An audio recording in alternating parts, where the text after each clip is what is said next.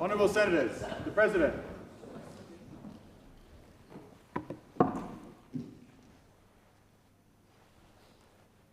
I acknowledge the Ngunnawal and Ngambri peoples who are the traditional custodians of the Canberra area and to pay respects to the elders past and present of all Australia's Indigenous peoples.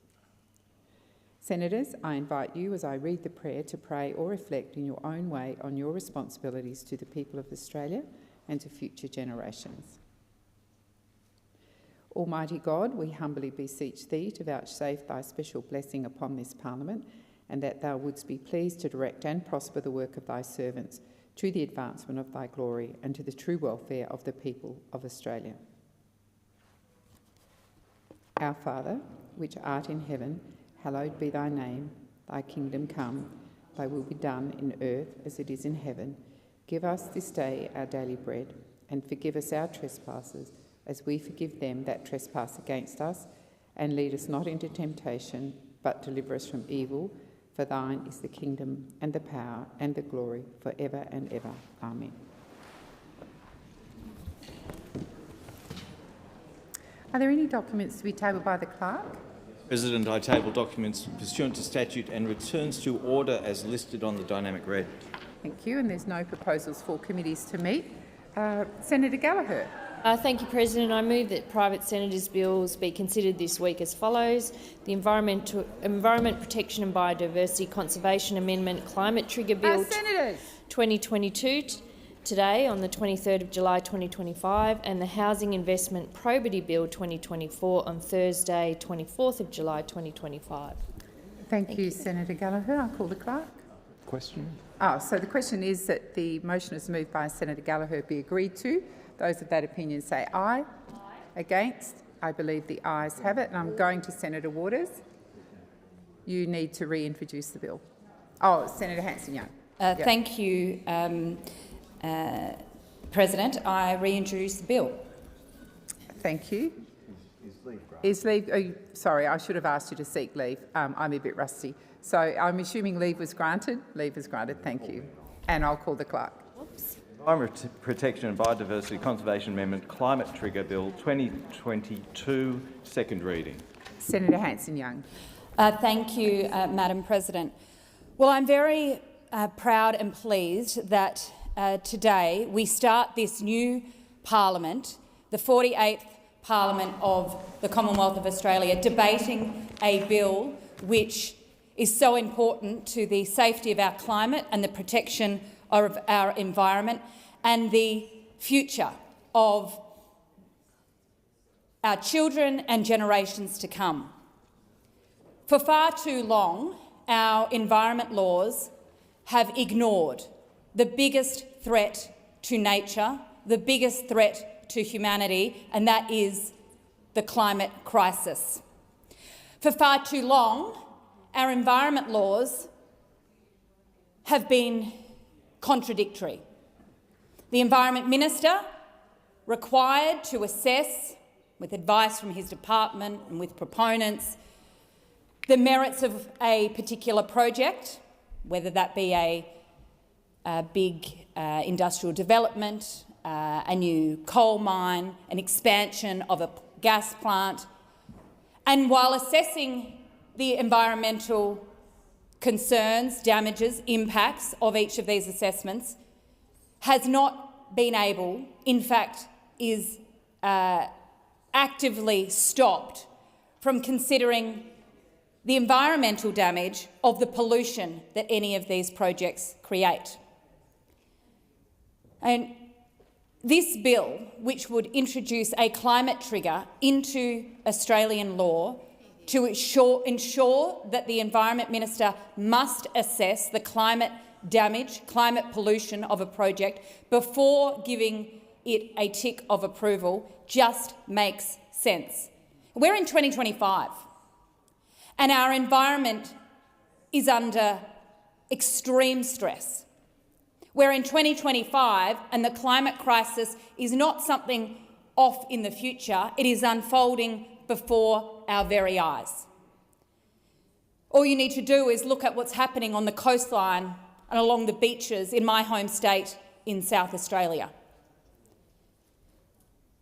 the deadly toxic algae that has engulfed our waters, that is killing our marine life and polluting our local beaches, is the direct result of the warming ocean. All the experts, the climate experts, the marine biologists, the government, state and federal owned departments all acknowledge that this deadly toxic algae is the result of climate change. And these scenes, these horrific scenes of death and destruction that we are seeing on a daily basis on the beaches in Adelaide and around our South Australian coast are not just a stark reminder of what is happening beneath the seas and the ocean's surface to our natural environment, but it is now having huge ramifications for the community at large. Our state economy is powered by our clean, green agriculture industry, our seafood exports, and our tourism trade. Our fishing industry has been smashed because of this deadly toxic algae. Our tourism industry is crippled because of this deadly toxic algae. And our community is anxious, is worried, is deeply distressed of the situation that is unfolding. And of course, nature is copping the brunt of it all. Only last week, we saw a dead dolphin just washed up outside the Seacliff Yacht Club. Only 2 days prior, we held a community forum in that yacht club of concerned locals, concerned members of the fishing industry and the tourism industry and scientists. 2 days later, the distressing scenes of a dead dolphin washed up right in front of that yacht club. It's shaken our community. South Australians are horrified and heartbroken, but they're scared. And they're scared because all of the warnings that the scientists gave of how crippling and disastrous the climate crisis would be is now unfolding and getting worse, day after day after day.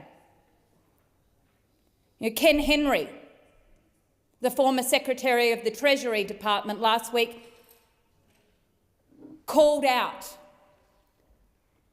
the nonsense of pretending you could have an economy without having a healthy environment.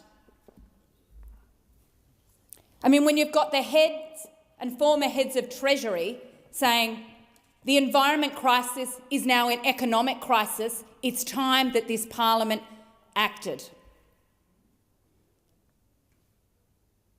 It's not the economy stupid, it's the environment stupid. The impact of the climate pollution that is being created from the fossil fuel production and expansion is now killing our oceans, crippling our industries, killing local jobs, and is creating a looming health crisis. So what do we do about it? Well, one of the things we could do is to stop making the problem worse.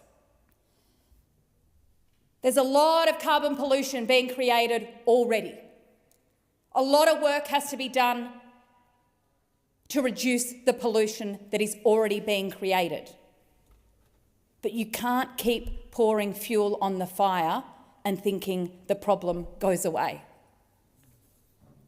This piece of legislation, for the first time, would put into law the requirement that the government and the responsible minister would have to consider, assess and take seriously the climate pollution, the carbon pollution, the damage that fossil fuels is doing before saying that something can be approved. I mean, it is absolute nonsense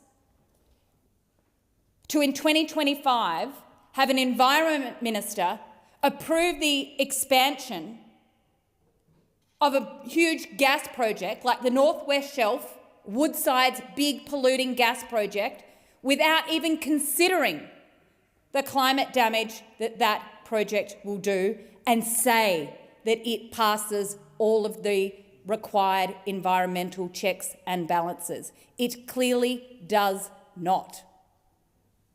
We don't have laws that are fit for purpose. And I understand. Science has become clearer. The urgency has become more acute. But it is time that we modernise our laws to make them fit for the challenges of the modern world. And the biggest challenge we have of all is how we respond to the climate crisis, deal with the pollution that already exists, and do everything we can to stop making the problem worse. Now, the Greens have been calling for a climate trigger in our national laws for a long time. But actually, we weren't the first ones to think of it. Even the Prime Minister himself, Anthony Albanese, in 2005, 20 years ago, introduced a bill into the other place calling for the exact same thing. 20 years ago, the Prime Minister was ahead of the curve. 20 years later, I ask him to stop playing catch-up.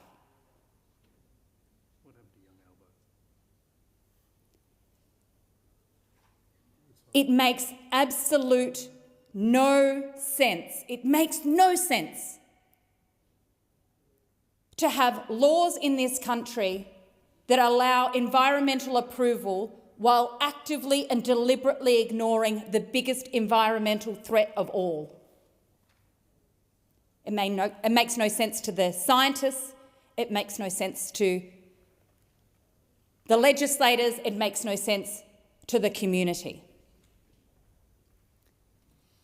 We've got to get serious about the crisis that is now unfolding on our shores, in our communities, that is crippling our economy and industries. A climate assessment, a climate trigger, would give the government of the day and the minister of the day the power to do what we all know is needed. To put a clamp down on making the problem worse. Now, I stand here and I advocate on behalf of my Greens colleagues for the urgency of this reform, because we can see that Mother Nature is at her wit's end. We can see that our animals, our marine life, our wildlife are suffocating. And we can see that our economy is crippled unless we get this right. And our communities deserve better. In such times of uncertainty, the role of Parliament and government is to act to help communities be safe, to provide assurance and comfort, to ensure that the community is listened to. And the government needs to act on this. But I say this and I advocate this from a position of knowledge, a position backed by science, a position that has been advocated by experts across the board, from your most conservative economic position through to those who just care about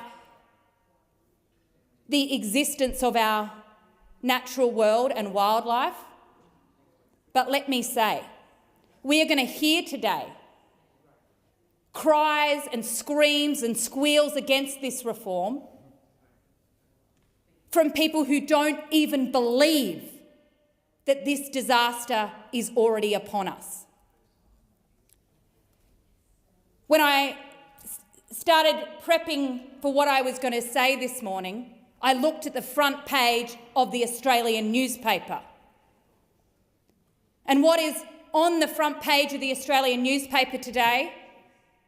Mr. Barnaby Joyce wanting to wreck climate action again in this country. The Liberal National Party have no idea what to do and what they should do for the good of this nation. They're more interested in tearing each other apart, plotting against their leaders, and using the climate crisis as their excuse. If there was ever a shrill for the fossil fuel industry in this place, it's the National Party.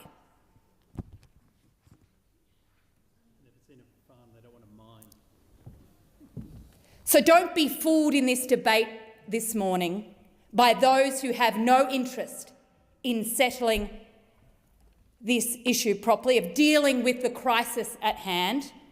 The only crisis the National Party are interested in is the crisis of their own leader.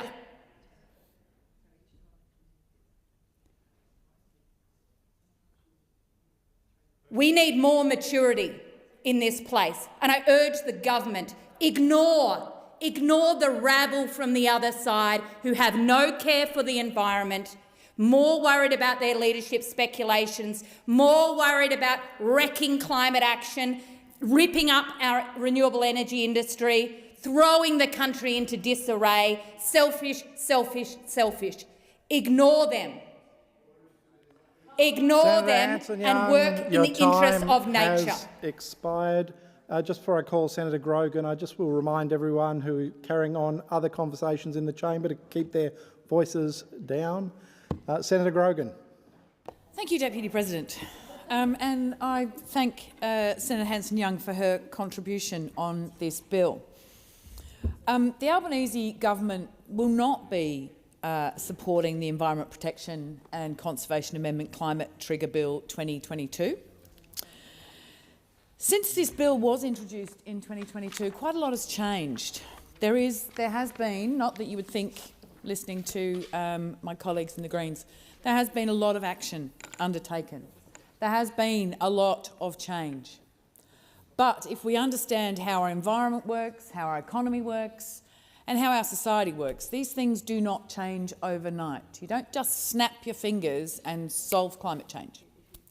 We all know that we spent a very, very long, painful, agonising decade with the coalition in charge, undoing any work that the previous Labor government had put together to address climate change, and working desperately while, as Senator Hanson-Young rightly points out, tearing each other apart in their own party room to take no action on climate change.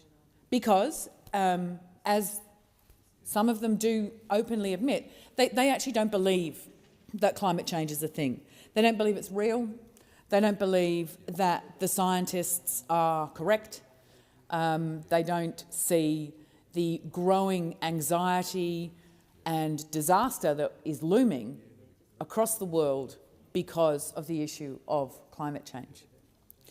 And not to leave our new colleagues on the crossbench over there out of the picture, they don't believe in climate change either. Welcome to you both.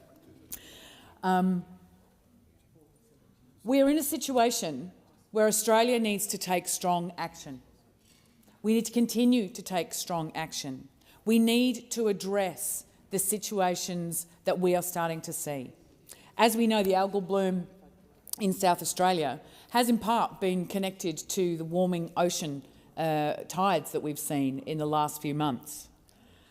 Now, that's not something you can't just as a government go and turn the regulator down. You can't just go, oh, it's a bit hot, let's turn the ocean down. You actually have to take real, sustainable, long-term action to reduce emissions. And that takes a lot of hard work. Transforming our economy takes a lot of hard work.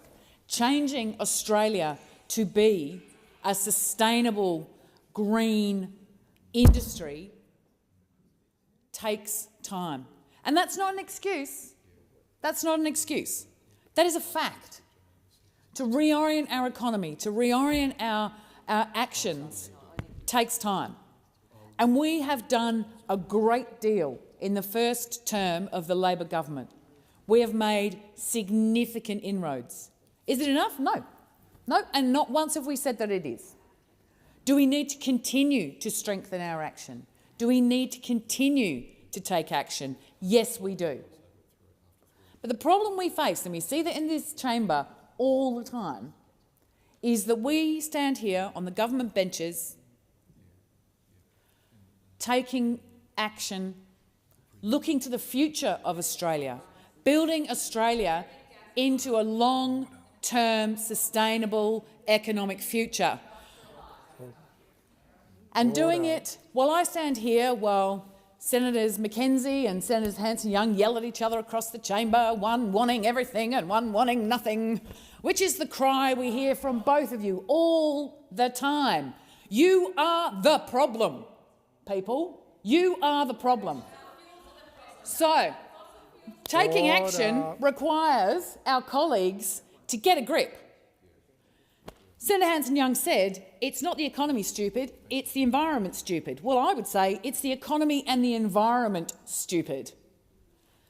You cannot just pick one. You say, right, everything for business and let's trash the environment. Everything for the environment and let's trash the economy. Come on. There is a pathway through the middle here. And if you guys would get on board, just get on board, we could make some fundamental changes. We could move quicker, Senator Hanson-Young, if your party was not so obstructional. So we have made significant inroads. We have a very strong policy agenda to reduce emissions by 43% on 2005 levels by 2030 and net zero by 2050. Yes, we know that there are those out there who would like those things to happen tomorrow. But that's not practical. That's not going to happen. It will happen. The transition will happen, but it will happen in a managed fashion that keeps this country moving forward to be stronger, to be more sustainable, to protect our environment, to reduce our emissions, and do what we can right now and plan for the future of a zero emissions future. We have got some of the world's best resources, wind, solar, some of the best technologies. We've made great inroads in renewables and battery storage, connecting it into the grid. We can make our systems more reliable, both in the grid and also in our household systems. Our solar panels, there's hundreds of thousands of them. We are leading the charge in putting solar panels on houses. And we are now, as of the more recent Labor policy and action on battery storage, providing opportunities for people to put batteries on their houses. This will make a difference to our emissions profile, but also, and significantly, to the cost of energy for households. We've got a Climate Change Act that has very clear emissions reduction targets in it. It is a strong, articulated pathway, not just an idea, not just a target, but a plan and a pathway to actually achieve it. Our capacity investment scheme, which is ensuring we have enough affordable and reliable electricity, will be brought into the grid to meet that demand from now through to 2030. This scheme has exceeded all of our expectations. We received bids that were 4.5 times what the actual tender was for. That sort of interest being shown is excellent to see. It shows that we have the capacity to ramp up. It shows we have the capacity to increase and improve what we're doing in these areas. And we know that our emissions for the year to December 2024 were 27% below our 2025 levels. And that's not nothing, I say to my colleagues on the Greens benches over there. That is not nothing. That's 27% reduction. That is a good step. And yes, of course, we know we need more, but that can't be the only thing you ever say. Seriously, you are the problem. If that is all you're ever going to say is that it's not enough, nothing's ever good enough, nothing's ever good enough. Well, we're actually taking action. We are making a fundamental difference here to the future of Australia. And what exactly does Senator Mackenzie think the farmers are going to do when the land is unfarmable due to climate change? What is she going to do then? Order. Now, Senator Mackenzie. Senator Grogan, could you please resume your seat? I will remind the chamber that interjections are disorderly, and Senator Grogan, please direct your comments through the chair. That may assist in others not interjecting. Senator Grogan, you have the call. Thank you, Deputy President. I will refrain from responding to my colleagues around the chamber. So,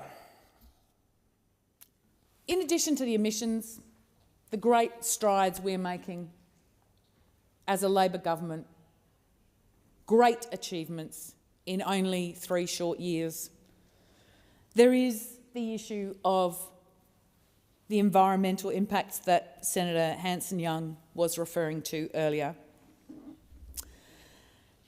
But we are doing more to protect the environment than has been done in an excruciatingly, painfully long time.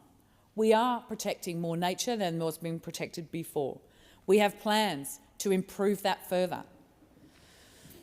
One of the things that many of us have been talking about, I know for myself since 2013, is the EPBC, the Environment Protection Act, which is, as cited by so many people, so many scientists, eminent people, a fantastic presentation from the amazing Ken Henry at the Press Club last week. Our environment laws don't suit anyone. They do not protect the environment. They do not assist us in any of our developments. Often in this chamber you would think that the EPBC Act only dealt with mining approvals, whereas that is very much a minor part of its work. A significant amount of the work that the EPBC does is in housing developments. And just in case anyone missed it, we've got a bit of a housing crisis going on. We need these laws to work.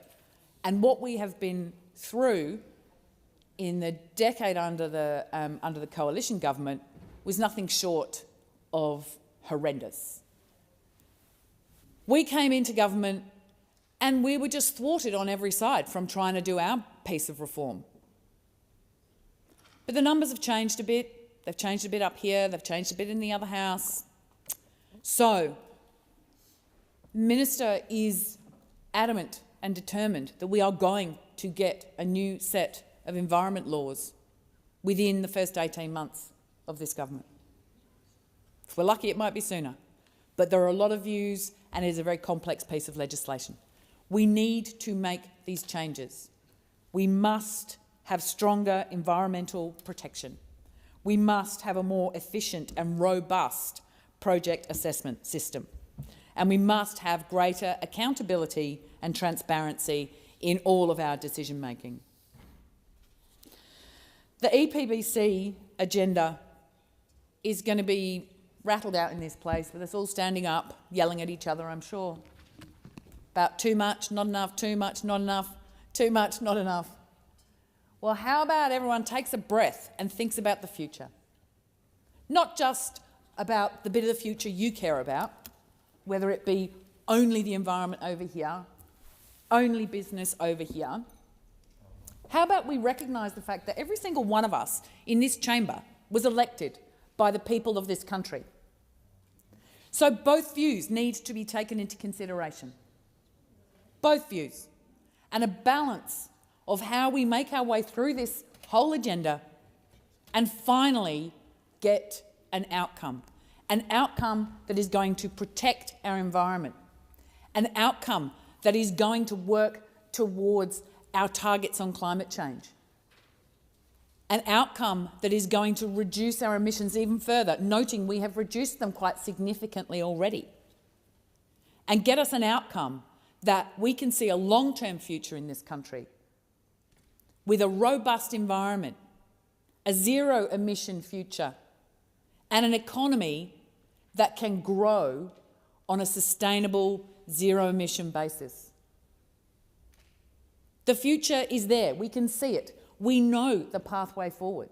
We know that there is perfect opportunity for us to build a manufacturing industry into the future that is not emissions intensive, that actually gives us things like green steel, that our manufacturing is built for a future that deals openly with climate change, that recognises the science, that recognises what's happening to our country and actually takes meaningful action that protects our society. And protecting our society means taking those things into consideration together. So no, we will not be supporting the bill. We will be working as hard as we can to try and find that pathway through for reformed EPBC, and we will continue to meaningfully reduce our emissions and transition our environment, transition our energy system, and build an Australia we can all be proud of that will be sustainable into the future. Thank you, Deputy President. Senator Canavan. Thank you, Mr Deputy President. Well, before I come to the bill, I might just quickly respond to some of the misleading claims that was just made by Senator Grogan. Senator Grogan's been saying or suggesting that the current government, the Labor government, has reduced Australia's emissions. I just checked their own accounts, their own greenhouse gas accounts on the Department of Environment's website, on their government's website. Emissions have actually gone up. They've gone up under this government. And so I'm not exactly sure what Senator Grogan, through you, Chair, was claiming in the last contribution we heard. She claimed that they were taking action and reducing carbon emissions. Well, in fact, when they got to power at the end of 2021, our carbon emissions were 440 million tonnes a year. By 2023, the last available year in their data set, they're at 453 million tonnes a year. They've gone up by 13 million tonnes a year. So we could just pretty much strike all of what Senator Grogan said just before, because basically her whole contribution was based on apparently them reducing carbon emissions, which they haven't actually done according to their own data. And just to take the broader point, Senator Grogan is right that Australia's carbon emissions as a whole have reduced, not under this government, but they have reduced since the mid-2000s. In 2005, which is the date set under the Kyoto Agreement, our emissions were 611 million tonnes a year. They are, as I said, 453. So they've gone down roughly 160 million tonnes a year. Almost all of that reduction, almost all of it, has occurred through putting greater restrictions on our nation's farmers to be able to develop their own land. The so-called land use change category in the carbon accounts have reduced by 150 million tonnes a year. That's 150 of the 160 that we have reduced as a country. And that land use change is because largely state governments have put massive restrictions on farmers being able to clear their own property and clear their own land, and through the vagaries of the pretty dodgy carbon accounting schemes we have, we're allowed to say that that's a credit and that's reducing our emissions because we're not clearing as much land as we used to. Work that out if you can at home. But look, bringing myself to the actual bill itself, I do support Senator Grogan in saying this bill is not needed. It is misdirected. It is trying to change the wrong piece of legislation to tackle this goal. I may get time later to come to the broader issues of climate change policy, but just to take the objective of what Senator Hanson-Young is trying to achieve at its face value, her own aims will not be achieved by this bill, and can't be, because this bill would seek to change the temperature of the globe, stop algal blooms in South Australia, apparently, by assessing the carbon emission impact on a project-by-project basis. Because the way the EPBC works is that projects come forward for approval through our environmental law system, and the Greens are suggesting that somehow we would stop a project on an individual basis because of its, I presume, its individual impact on global temperatures and global carbon emissions. Senator Hanson-Young herself said, Chair, that she pointed to the North West Shelf project that has been approved, well, conditionally approved by this government. I welcome that. It's not through completely yet, but it would have Scope 1 and 2 emissions, carbon emissions, of around 8 million tonnes a year. Some say a little bit less, but let's take the higher amount, 8 million tonnes a year. So let's say we get this legislation passed and we stop the North West Shelf project. Well, if you take the IPCC formulas based on carbon emission impact, on the impact on temperatures, stopping the North West Shelf project would lower global temperatures by a sum total of 0.000121 of a degree Celsius. I don't know if that's going to stop the algal blooms in South Australia, but it seems unlikely that a 0.0001 degree Celsius change in the temperature is going to have a material impact on any of us. But yet that is what, I mean, that was the premise of the whole contribution of Senator Hanson-Young. She is promising her people, the Australian people, that if we stop this one project, then the weather will change in this country. That is completely and utterly absurd. And it treats the Australian people like morons. They're not. And Senator Hanson-Young was saying, we're all stupid. No, I'm with stupid. I'm with stupid in this chamber. It is completely stupid here to sit here and say that stopping one project is going to have a material impact on the world's climate or weather. But that's what this whole bill is trying to do. So it should be rejected on that basis alone. We know that this is inconsistent with the original objects of the bill, of the EPBC Act, which has been around for a long time. It does have its problems, but we know it's inconsistent with the original objectives because this matter was spoken about in the second reading speech of the EPBC Act that then Senator Robert Hill introduced. And he said in that second reading speech that ultimately, of course, we need to do more than just the best possible environmental law regime to protect Australia's environment and promote ecologically sustainable development. He went on to say, reducing growth in greenhouse gas emissions is being achieved through a $180 million policy announced last year. Clearly, the intent of the government and the parliament that passed this Act was to say that, look, this Act is dealing with some elements of the need to protect our nation's environment, but it is not tackling issues. There were some others he mentioned, but is not precisely aimed at tackling greenhouse gas emissions. And it's not the vehicle to do that. It is just not set up to do this in a proper way. It would be completely absurd to stop projects like North West Shelf given their minimal impact alone on the climate. Now, we are led to believe by the move of this bill, Chair, Senator Hanson-Young, that somehow Australia would be getting left behind if we didn't pass this bill, and somehow the rest of the world is taking significant action on climate change. Again, very little evidence or facts provided to back that statement up. It is simply asserted, but all of that data is available. Indeed, there has been some new data released in the last few weeks by the eminent Statistical Review of World Energy. It is the Bible on all of these matters, now conducted by the Energy Institute. It's the best data source of all the different energy sources that are used around the world, and it has a very good series on greenhouse gas emissions as well.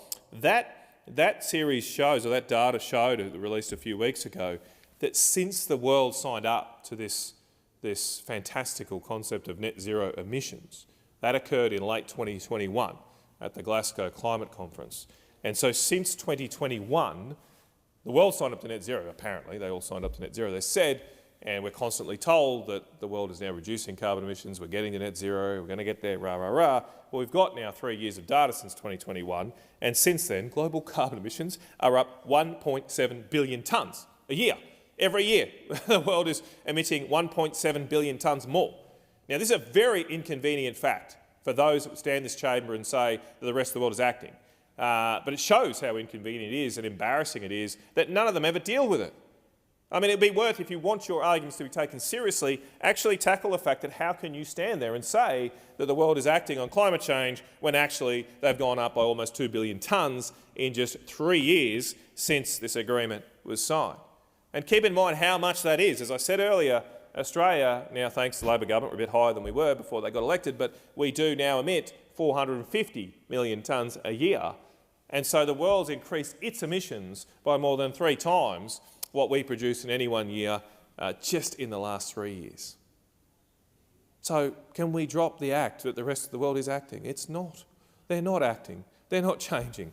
They're continuing to produce energy for people that often quite don't have access to the 24 hours of electricity that we are lucky to have. And all evidence points to the fact that countries are going to continue to do that.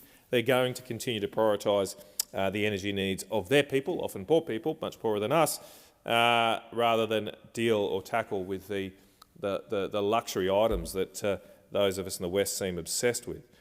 Now, it is true that some countries have reduced their emissions. They've largely lost their industry too, but it is, I think, instructive to focus a little bit on who is increasing their carbon emissions and why they might be doing that.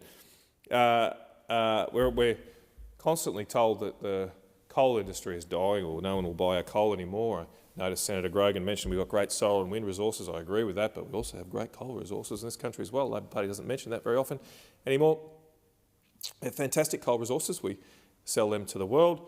And again, another inconvenient fact is that Energy Institute data showed that since net zero emissions was agreed to by the world is mining 1.2 billion tonnes more coal than it did beforehand. 1.2 billion tonnes. Again, putting that in context, we actually mine a similar amount of coal and carbon emissions, 450 odd million tonnes a year of coal from Australia, and the increase has been more than double what we mine just in the last 3 years. Now, another way to put this in context that I like to do is that, because I think still most people remember this thing called the Adani Carmichael coal mine. It was a little bit controversial there a few years ago. It was a thing. It was the Northwest Shelf of a few years ago. If Sarah Hetzel was giving this speech 5 or 6 years ago, no doubt Adani would have gotten a very liberal mention in her contribution. They don't mention it anymore. It is actually up and running. The mine is going. The planet hasn't blown up yet, but it is employing 1,200 people there in North Queensland. It produces about 10 million tonnes a year. It's been a little bit more than that lately, but it's a nice round figure of 10 million tonnes a year. That's basically the Adani Carmichael mine. And so China, actually I'll start at the bottom. Mongolia has increased its coal mining by 74 million tonnes per annum since net zero came into effect. That's 7 Adanis it's opened up. Indonesia, they've increased their coal mining by 222 million tonnes a year. So they've opened 22 Adanis in 3 years. Did you hear about it? Did anyone read about that in the newspaper? It was front page news in this country, opening up one Adani, one mine of 10 million tonnes a year. But when Indonesia opens up 22 of them, nary a mention. I might come back to that. I might come back to that stat if I've got time with the story in Indonesia. India have increased their coal mining by 273 million tonnes a year. So that's 27 Adanis. Good luck to them. They've got much lower electricity prices than we do. But let's wait for it, of course. We have to not forget our friend China. China has increased its coal mining by 654 million tonnes a year. So it's opened up 65 Adani Carmichael coal mines in just 3 years. China produces almost 6 billion tonnes of coal a year, right? But it's increased that by 654 just in the last 3 years. I have to give the Chinese government officials such respect that they can keep a straight face when they talk to us about green steel and reducing emissions. And meanwhile, I bet you the Prime Minister didn't mention the fact that they increased their coal mining by 654 million tonnes. If he really cared about climate change, would he mention that? Now, so little old Australia, we're signed up to net zeros. We haven't actually reduced our emissions, but we have destroyed our energy grid trying to. Since we signed up to net zero, electricity prices are up 30% if it weren't for the enormous government subsidies that are ending soon. Gas is up 39% in price, and that is why everybody is struggling in this country. And meanwhile, we're losing our industry. As I mentioned, I might come back to that Indonesian figure. It's increased coal mining by this much, a massive amount. Why has it done that? Why has it done that? Well, a big reason for its increase in coal mining, and it's increased its coal-fired power as well. We think there's about 20 new coal-fired power stations being built in Indonesia in the last 3 years. 20. It's more than we have in this country. They have fuelled a massive expansion in nickel smelting in Indonesia. There's a great documentary on Channel 7, give that credit recently in it. But again, it gets very little commentary here when we talk about this thing that one of our closest neighbours to us, not only increasing their carbon emissions, they're doing so to massively expand their nickel smelting, and the effect of that has been to shut Australia's nickel refinery and nickel smelter. We've lost the nickel industry, but for a couple of nickel mines left. We've lost 10,000 jobs in this country because of that, and it never gets mentioned. Never gets mentioned. And we've lost it because other countries are laughing at us while we destroy our energy competitiveness, and they just go on with gay abandon, expanding coal mining, building coal-fired power stations and taking our jobs. And I do note that yesterday I was trying to listen intently to the Governor-General's address. It became a bit of a laundry list for the Labor Party, but I was trying to listen intently, and one thing I did note that there was not a single mention from the Governor-General yesterday that the Labor Party would lower electricity prices. Anyone else notice that? I went back and had a look. In 2022, the then Governor-General David Hurley did say that his government, the then Labor government, will help give families and businesses hundreds of dollars a year, give families and businesses hundreds of dollars a year off their electricity bills. That's what he said. Now, did that happen? I don't think it did. They didn't live up to that commitment. Electricity bills went up, and yesterday the Labor Party flew the white flag on the cost of living crisis that is still afflicting Australians, because now they're not even mentioning it. They'll mention this clean energy stuff. Who cares? Okay, great, it's clean, but why am I paying $1,000 a year more for it? Why can't I have the same lower prices as other countries? Thank you, Senator Canavan. Senator Hodgins-May. I rise to support the Environment Protection and Biodiversity Conservation Amendment Climate Trigger Bill and thank my colleague Senator Hanson-Young for bringing this bill forward. Look, this bill is an important and vital step towards climate justice, a long overdue reform that recognises the climate crisis as the most significant threat to our natural environments and begins the work of aligning our environmental laws with the science and the lived reality of communities right across this country. The 48th Parliament convenes at a critical time. We are not on the precipice of the climate crisis, we are already in it. Across Australia and across the world, the canary in the coal mine is no longer singing, it is screaming. Floods, droughts, cyclones, toxic algal blooms. The climate impact scientists have long warned us about are no longer future risks. They are happening now, and the waves are literally lapping at our doors. So the question for the Parliament is simple. Will the Labor government finally act to protect people and planet, or will it continue to serve the dirty interests of the fossil fuel industry at the expense of our future? The record so far is deeply concerning. In the last term of Parliament, Labor approved over 30 new coal and gas projects. And just in its first month post-election, cynically, the government gave approval for the North West Shelf extension, a massive carbon bomb that locks Australia into pollution to 2070. My 7-year-old will be in his 50s when this climate bomb is still being mined and burned. That decision commits future generations to decades of carbon emissions, even as communities are facing escalating climate crises. And this pattern continues. Right now, multiple new coal and gas projects are under assessment through the EPBC Act. Yet there is still no requirement for the government to consider the climate change that these projects will cause over their lifespan. How many more dolphins, rays, sharks need to wash up on South Australia's beaches? How many more homes must become uninsurable because of flood or cyclone risk? And how many more communities must lose their livelihoods to bushfires before this government stops pretending climate change is an abstract problem that it can tackle with words and goodwill alone? Time and time again, the Labor government pats itself on the back for lofty climate promises and headline targets without meaningful policy action to back them up. You cannot solve the climate crisis through press releases or through a bid for COP. While communities are hit by fires, floods and food insecurity, Labor continues to approve new coal and gas that drives the crisis they claim to be addressing. This bill is a vital intervention. It would require the minister to take climate impacts of projects considered under environmental law into account, and it would prevent the approval of major polluting projects that undermine our national and global climate targets and responsibilities. That is the very least we owe to our communities, the very least we owe to our children.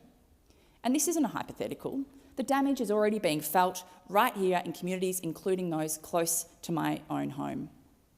Across Western Victoria and South Australia, farmers and regional communities are in the grip of a devastating drought. For the past 15 months, rainfall has been at record lows, with Western and Southwestern Victoria seeing the lowest average rainfall in 126 years. Feed for livestock has all but disappeared.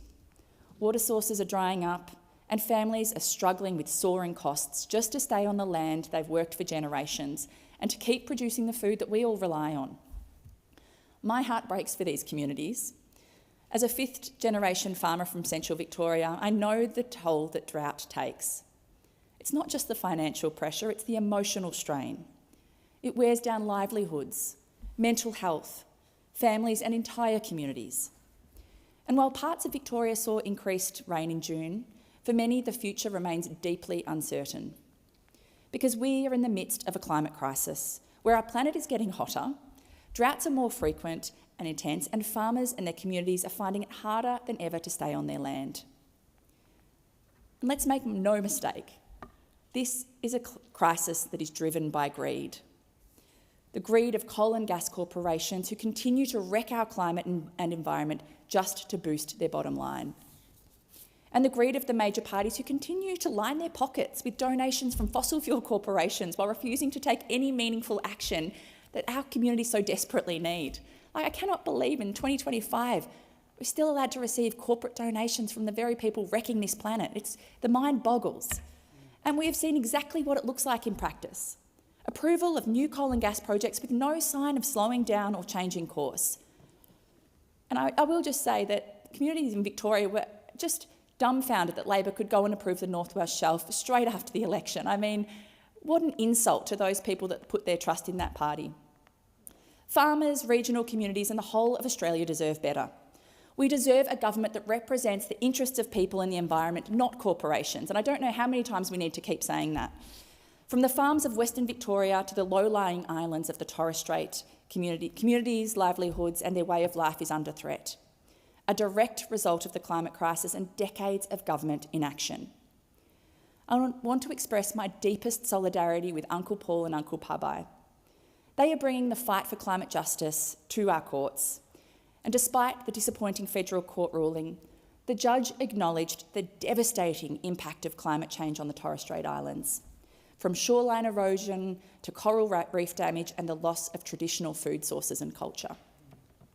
Communities like Sabai and Boigu are already living the crisis. Sea levels in the Torres Strait are rising 6 to 8 millimetres every year, more than double the global average, and have risen about 6 centimetres in the past decade. If temperatures rise above 1.5 as they're predicted to do, many islands will become uninhabitable. Without deep emission cuts, sea level rise could rise more than a metre by the end of the century, flooding irreplaceable sacred sites, including burial grounds. What the court could not do in law, Parliament must do in action. Customary ways of life and millennia of cultural heritage stand to disappear if we fail to slash emissions now. In court, the elder said, if Boigu was gone or I had to leave it because it was underwater, I will have nothing. I will become nobody. Further from home, within the next 24 hours, the International Court of Justice is expected to deliver its advisory opinion on states' legal obligations regarding climate change. A landmark case brought by Vanuatu and supported by over 100 countries. Young people across the Pacific Islands are taking the world's biggest issue, climate change, to the world's highest court. And the Greens stand with them in solidarity and are incredibly disappointed by the evidence that the Australian government put forward to that case, basically saying that Australia doesn't have a responsibility under global obligations to drive down emissions. Shame, shame on this government. This moment could reshape how international law holds major polluters accountable and strengthen the case for loss and damage funding for vulnerable nations.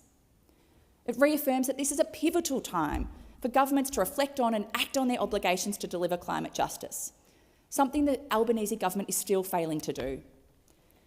And how did we get here?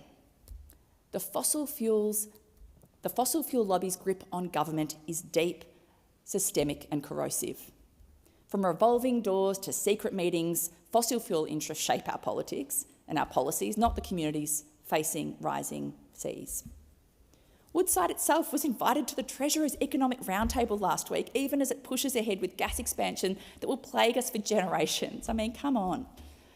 Meanwhile, the government continues to approve new gas fields, even though 80% of Australia's gas is exported offshore, delivering minimal public return. And I hear the Nats say, you know, one mine's not going to make a difference. But if we all think like that, of course it's not. We are in this place to lead, to show leadership, not to follow. This is not transparency or democracy. It's a state captured by corporate greed. Political access is clearly for sale, and lobbyists are literally writing the rules in this place. This influence is blocking action. It's why the government fast-tracked the North West Shelf extension, a 70-year carbon bomb, and why coal and gas projects continue to be signed off with no signs of slowing down.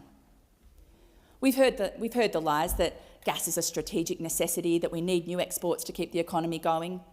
We're seeing the results: vulnerable communities stranded, ecosystems collapsing, and corporations profiting off the pollution and destruction.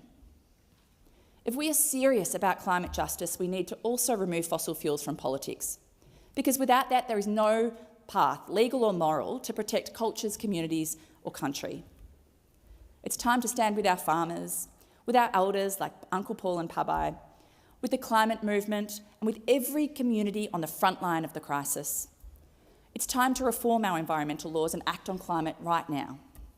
That's why this bill matters, because if we are serious about protecting nature, our forests, our farmland, our coasts and our communities, then we cannot keep pretending that climate change is separate to the environment. From the shorelines of South Australia, where my family spends our summers, swimming with the eagle rays, and to return there and to see the devastation, marine graveyards washing up on the beaches, to the low-lying islands of the Torres Strait, where culture is literally being swallowed by the sea. The climate crisis is already reshaping our environment in irreversible ways. And yet, our environmental laws are still silent on climate. Now that is a failure of leadership, if ever there was one. This bill would change that. It would force the minister to consider the climate impacts of every single new project. It would stop the biggest polluters, the mega coal and gas corporations that have no place in a climate-safe future, from ever getting approvals. And it would bring our outdated environmental laws into the 21st century. So the question for Labor and my colleagues across the bench is, what kind of legacy do you want to leave? You can keep choosing to do the bidding of Woodside and Santos, rubber stamping pollution and locking in climate collapse, or you can work with the Greens to fix our broken laws, to protect our environment and give our kids a fighting chance at a livable future. This place could be where we turn the tide on climate change. If Labor has the courage to break free from the fossil fuel lobby and stand with communities instead of corporations, together we can legislate a climate trigger and finally put the environment and the people who depend on it first. Thank you again to my colleague Senator Hanson-Young for bringing this critical bill to the Parliament. Thank you, Senator Hodgins-May. Senator Ghosh.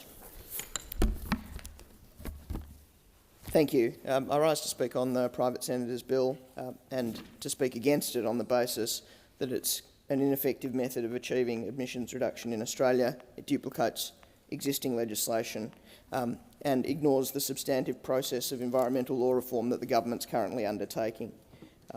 The goal of that law reform is to improve the approvals processes, reducing Australia's emissions and guiding this country through an energy transition, a complicated and difficult process. The work of reforming the Environmental Protection and Biodiversity Conservation Act is underway. The work of the energy transition and emissions reduction is underway, and the size of that task and the significance of it should not be underestimated. Dr. Henry, addressing the National Press Club last week, stated in some ways what is the obvious. He said, clearly this is not a small task. There have been 3 failed attempts in the past 15 years to get this reform done, but reform is essential, and it is time to get it done, and that is what the government is committed to. It is unlikely to be done, however, given the scope of the challenge and the significance of the consequence, through simplistic approaches. It is unlikely to be helped by this private senator's bill. And what are we really talking about here? I mean, at the core of it, of course, we should consider climate impacts, and of course, legislation should address the problems of climate change, and it does, including the government safeguard mechanism. Indeed, Graham Samuel's review of these laws, and referring specifically to recommendation 2, suggested that national environmental standards should require development proposals to explicitly consider the likely effectiveness of avoidance or mitigation measures on nationally protected matters under specified climate change scenarios, and transparently disclose the full emissions of the development. And that seems sensible. But the sting or the process proposed under this bill creates 2 thresholds. It creates a threshold based on a significant emissions impact that kicks in at 25 kilotonnes across 12 months, and a prohibited emissions impact which kicks in at 100 kilotonnes across 12 months, and then imposes penalties, including criminal sanctions, for failure to meet those or failure to, for taking actions in the absence of approvals in certain circumstances. And that's the mechanism we have a fundamental issue with here, and in the way it's been proposed, because it's unlikely to be effective as a part of environmental law reform in Australia. Professor Samuel, in his review of the EPBC Act, noted that it's a complex and outdated piece of legislation. It doesn't meet best practice for modern regulation, and one of the reasons it doesn't do so is because of the level of complexity involved. It's difficult, time-consuming and expensive for people to understand their legal rights and obligations. This leads to confusion and inconsistent decision-making, which creates unnecessary regulatory burdens for business and restricts access to justice. The policy areas covered by the EPBC Act are inherently complex, Professor Samuel said. The way the different areas of the Act work together to deliver environmental outcomes is not always clear, and many areas operate in a siloed way. And that, I think, is at the heart of our opposition to this private senator's bill. It is not an attempt to substantially reform Australia's environmental laws. It is a proposal for the addition of a climate trigger and criminal offences into a piece of legislation that is already complex and cumbersome to apply. It appears to have given little thought to how businesses or regulators would actually seek to implement these reforms and enforce compliance other than the penalties proposed. I come back to Dr. Henry's speech at the National Press Club last week and note that he observed that report after report tells the same story. The environment is not being protected, biodiversity is not being conserved, nature is in systemic decline. The government seeks to address this. But the observation made by Dr. Henry after that is important to consider when examining the mechanism by which we achieve that goal. And what Dr. Henry said is we cannot afford slow, opaque, duplicative and contested environmental planning decisions based on poor information mired in administrative complexity. This bill would add to the administrative complexity of an already complex and cumbersome act. It would not make the process of environmental protection in Australia either more effective or easier. And that approvals process hurts in perverse ways as well. So approvals and the lack of efficiency around approvals under this legislation also prevents environmentally beneficial projects coming online.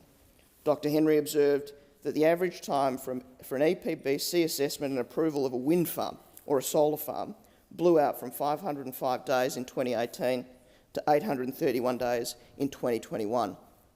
So for the goals that we're trying to achieve, we need to reform this Act to make it easier to use, to make it more efficient, and to make the approvals process something that can be negotiated and can quickly, easily, and we can get decisions on both projects that the economy requires, but also projects that will help our environmental transition and our transition to clean energy. According to the Clean Energy Investor Group, in the years 2018 to 2024, renewables projects in Queensland, New South Wales and Victoria that required assessment under the EPBC Act, of those, only 28 were actually approved and rejected. So there's a broken system here. And as Professor Samuel observed in his review, the current Act adds costs to businesses with often little benefit to the environment. And that, we say, is a problem that would be worsened by this private senator's bill. The second point I'd like to really address is the duplication of the emissions regulation framework that is contemplated under this legislation. One of the observations that Samuel made in his review was that climate change is a significant and increasing threat to Australia's environment. However, successive Commonwealth governments have elected to adopt specific mechanisms and laws to implement their commitments to reduce greenhouse gas emissions.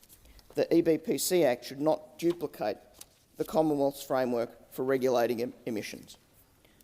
This bill would duplicate the Commonwealth's framework for regulating emissions. In 2023, the safeguard mechanism was reformed by this government to require facilities to reduce their emissions in line with Australia's climate targets.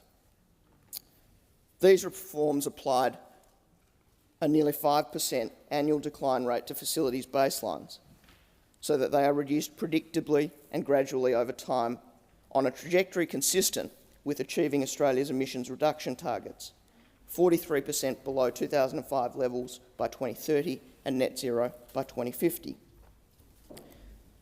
The baselines for these new facilities will then decline over time at the same rate as other facilities, and that mechanism came into place 1 July 2023.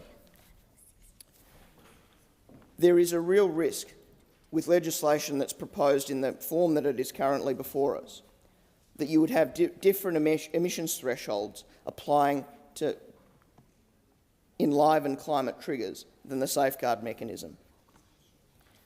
I outlined those standards before, but from a practical perspective, in terms of ensuring compliance with this legislation, in terms of actually getting the outcomes we need, if you have pieces of legislation that say two different things, it creates a kind of chaos. It creates a kind of administrative complexity for those people who have to try and comply with that legislation and those people who have to try and enforce that legislation.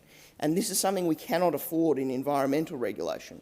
We need it simpler and more effective, not more complicated and potentially inconsistent. It's a recipe for confusion and it undermines our goals of ultimately reducing emissions in the long term, goals that this government has taken a number of steps in the right direction on.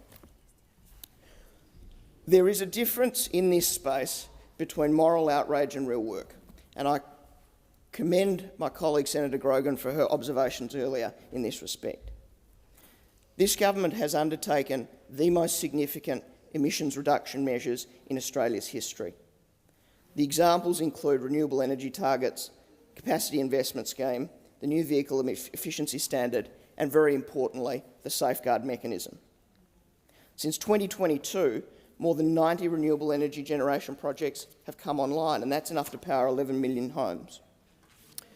Australia's 2024 emissions projections show that the policies that have been put in place will show Australia on track to reach 42.7% below 2005 emissions levels by 2030.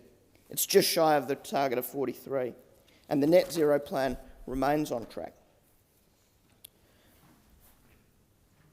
Turning now to government's environmental reforms.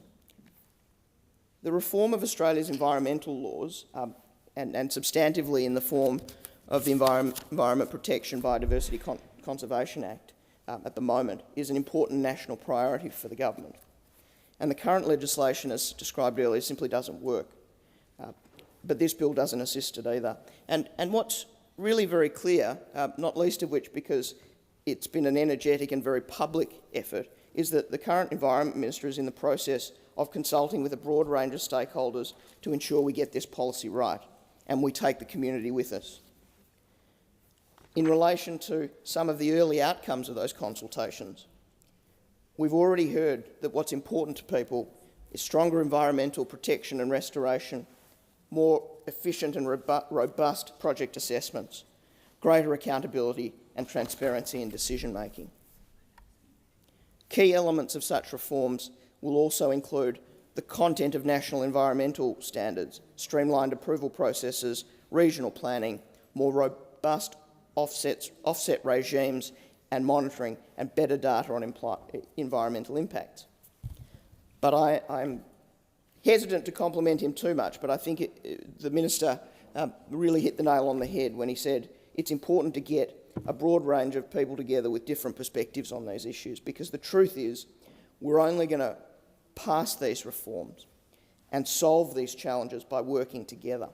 And real reform of this size and significance in this country requires the country to commit, because it comes with both benefits but also costs.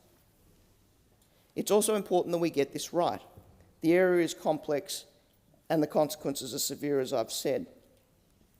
We need to get these reforms done at the appropriate level of care and rigour to ensure that they can stay in place. This is work that must stand for a long time. It must protect Australia's environment for generations. That was one of the final conclusions of Dr. Henry's report, Dr. Henry's speech to the National Press Club last week. The consequences of this are significant. If we breach too many of these laws, he said, then humanity ceases to exist. And that's a bleak message. The good news, according to Dr. Henry, is that we still have time to get this right. We can't have another failed attempt at reforming these laws. That's why the approach taken by the government is the responsible one. Dr. Henry observed that we should choose to do so, that is, tackle the task of reform. Thank you, Senator Ghosh. The time for this debate has now expired. You will be in continuation. Thank you very much.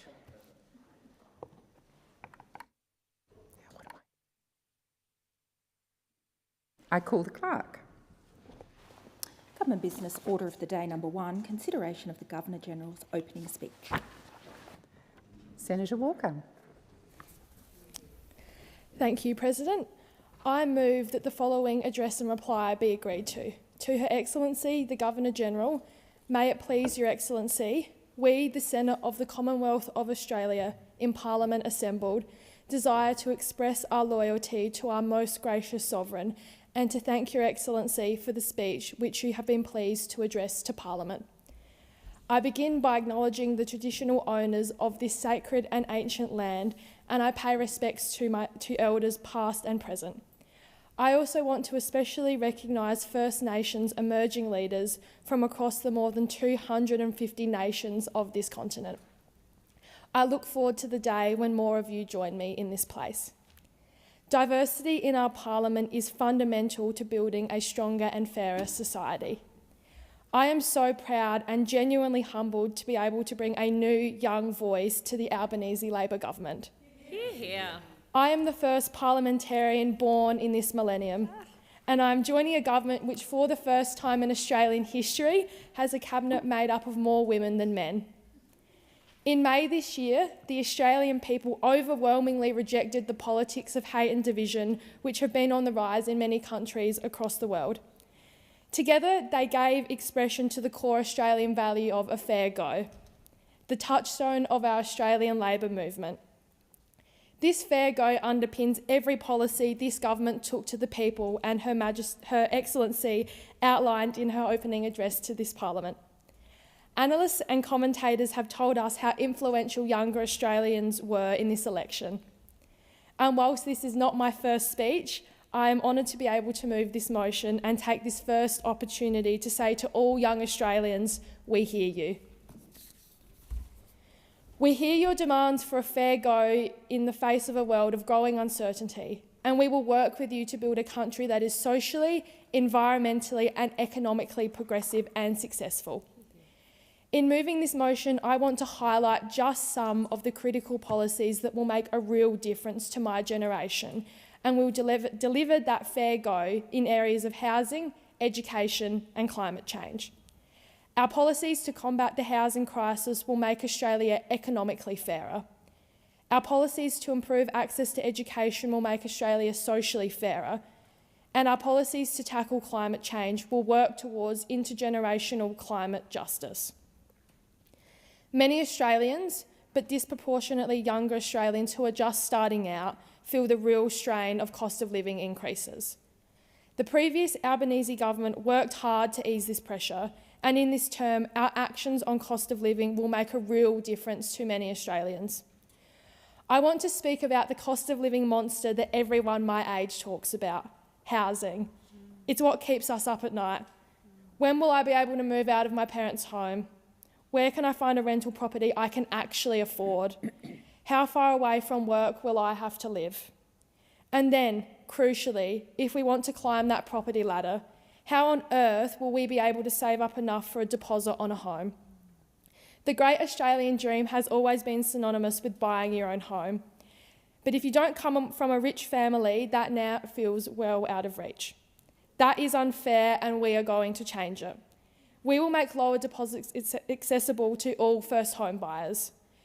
You'll be able to buy your first home with just a 5% deposit and the government will stand as guarantor, so you don't need to pay expensive lender's mortgage insurance. There will be no income caps on this scheme and no maximum number of guarantees. This will be a universal scheme. Saving a 20% deposit to get into home ownership whilst paying rent is an unscalable mountain for most of us. The median home price in Australia today is $820,000. 5% of that is $41,000. The last time $41,000 covered the 20% deposit for a median home was in 2002. I wasn't even born in 2002. The day this policy was announced before the election, my partner and I looked at each other and said, we might have a chance now. And for those on lower incomes, we will be implementing our Help to Buy scheme, where the government will provide up to 40% equity in a new home, so 40,000 Australian families can pay a lower mortgage. And we are tackling housing supply too, with a target of building 1.2 million new homes in the next 5 years. And as part of that target, we will put $10 billion into building 100,000 homes reserved just for first home buyers. We're partnering with state and territory governments to accelerate land release and planning approvals for these homes. My home state of South Australia is already running a similar program, and we know it's working. It has only been a dream for many in my generation to own their own home. Now it can become a reality once again. If we want to create a fair and equitable future for Australia, we need to be investing in young people today. Many of my colleagues in this chamber have benefited from policies introduced by past Labor governments. During your lives, you had the benefit of tertiary education that was free or had no upfront fees. You were able to see a doctor for free through the mighty Medicare. And soon, some of you will be reaping the benefits of the revolutionary superannuation guarantee scheme as well. These policies weren't just financial assistance. They unlocked real opportunities for generations of Australians. They placed trust in the potential of every Australian. They declared that this country believes in a fair go. But the benefits of some of these policies have been gradually eroded by those who did not share that same vision of equity. This government is working to fix that. Young Australians tell us that they are now struggling to take up vocational and educational opportunities because of the rising cost of living. We hear you and we want to relieve the pressure. We can't let the story of tertiary education be one of crippling debt. So the government's first bill in this term will slash 20% from HECS debts. We are declaring that the investment young people make in their education matters for the collective future of us all. Free TAFE is part of this declaration, Around 40% of jobs created in the next decade will need a vet qualification. Now you can get many qualifications for free. Our prospective new tradies must not be scared off by the cost of their training. These workers build our hard infrastructure. They build those new houses we so badly need. Apprentices in the home building trades now receive $10,000 of financial assistance while training. And we are increasing the living away from home allowance, so it's easy to take up an apprenticeship away from home. This is so important for young people from the regions like me. To get an apprenticeship, you might need to move away from home, but the wages apprentices earn often don't pay the bills. These policies will make that move so much easier. We are also supporting students who will work in our critical social infrastructure jobs. Our nurses, midwives, teachers and social workers are the people we trust to look after our children and care for us when we need it most. But these students are required to do their unpaid placement to qualify. Many simply can't afford it. Now those nursing, midwifery, teaching and social work students who need support while doing their placements will be able to get weekly financial assistance so they can get their qualifications and pay their rent at the same time. But truly fair access to education actually starts way earlier. It starts with great care and early learning. Our government will guarantee 3 full days of childcare each week. This creates flexible support for families while helping children build strong foundations in learning and social development. We will fully and fairly fund public schools. No parent should feel the pressure to live in the right area just to secure a good start for their child. I know people who are paying rent they really can't afford to get into a particular school zone.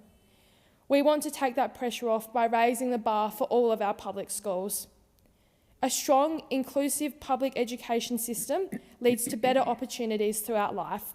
It gives young people more career choices.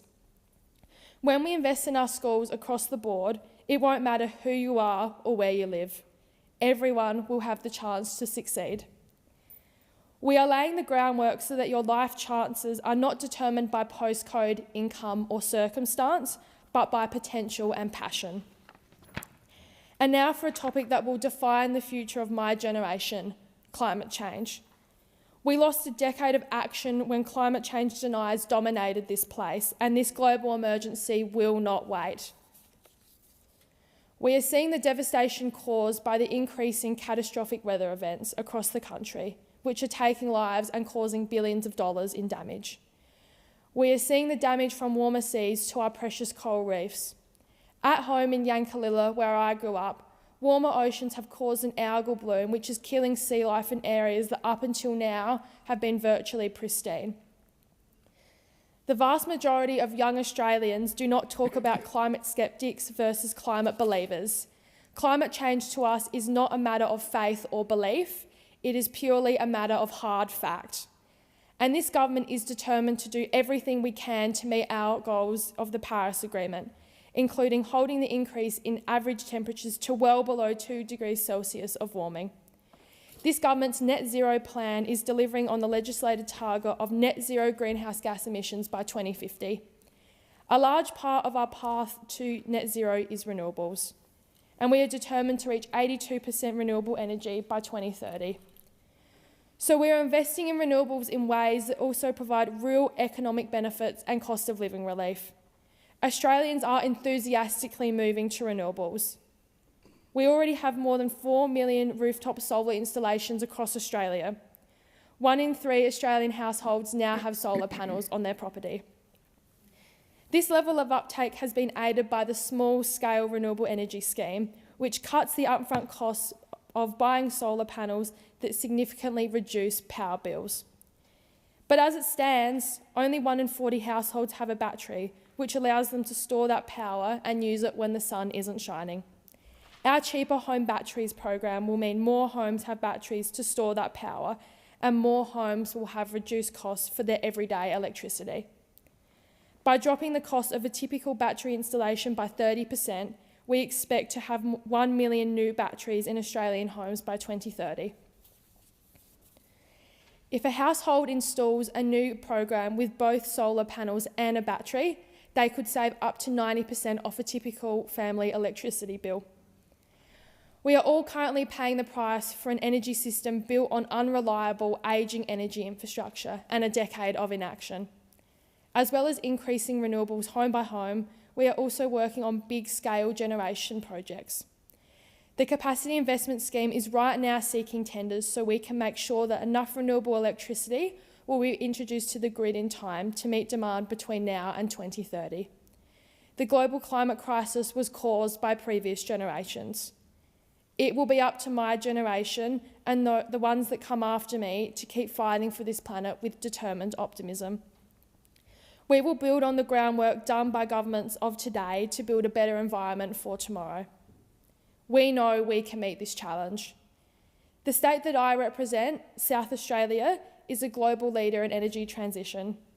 In the last 16 years, our state lifted its net electricity production from 1% renewables to more than 74%.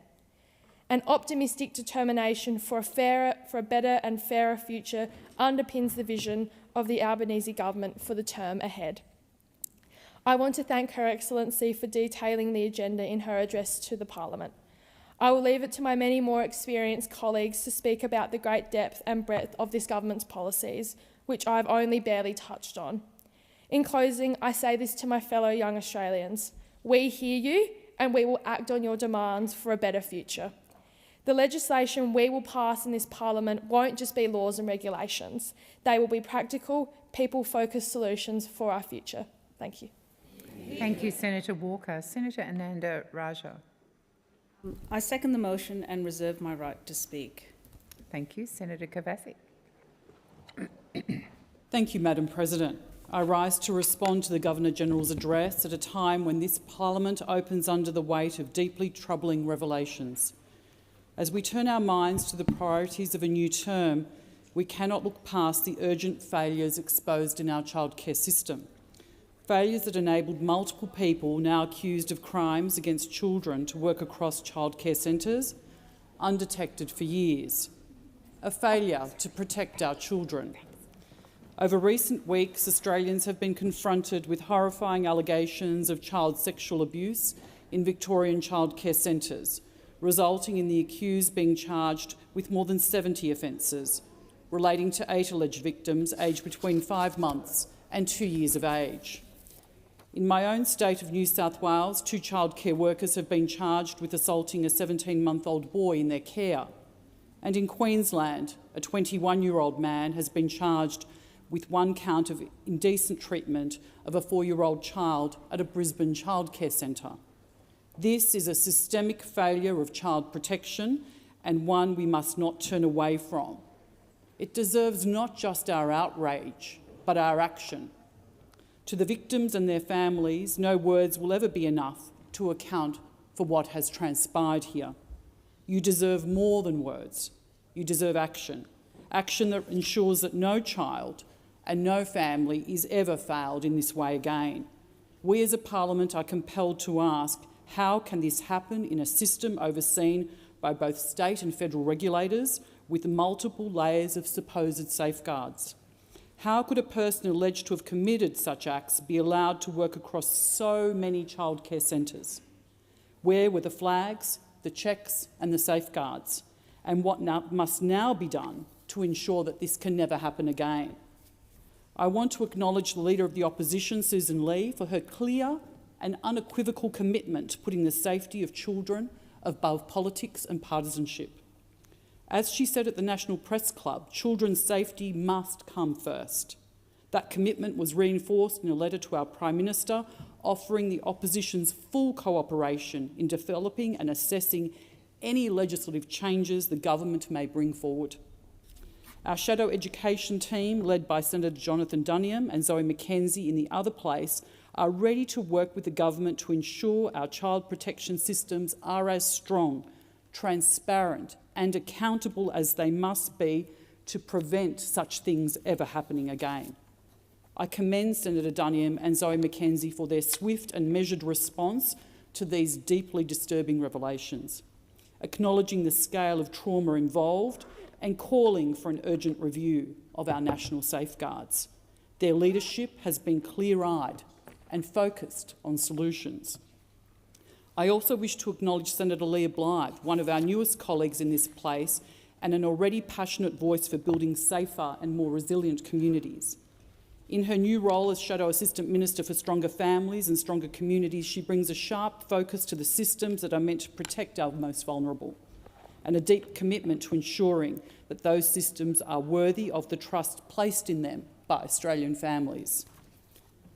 One of the most urgent questions before us is whether our current reliance on state-based working with children's checks is truly fit for purpose.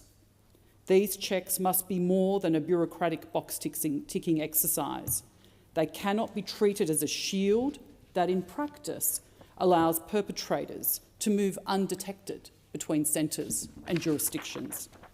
There is scope for government to consider these checks where they should form part of a nationally consistent framework, one that incorporates real-time alerts, mandatory prevention training and seamless interjurisdictional data sharing.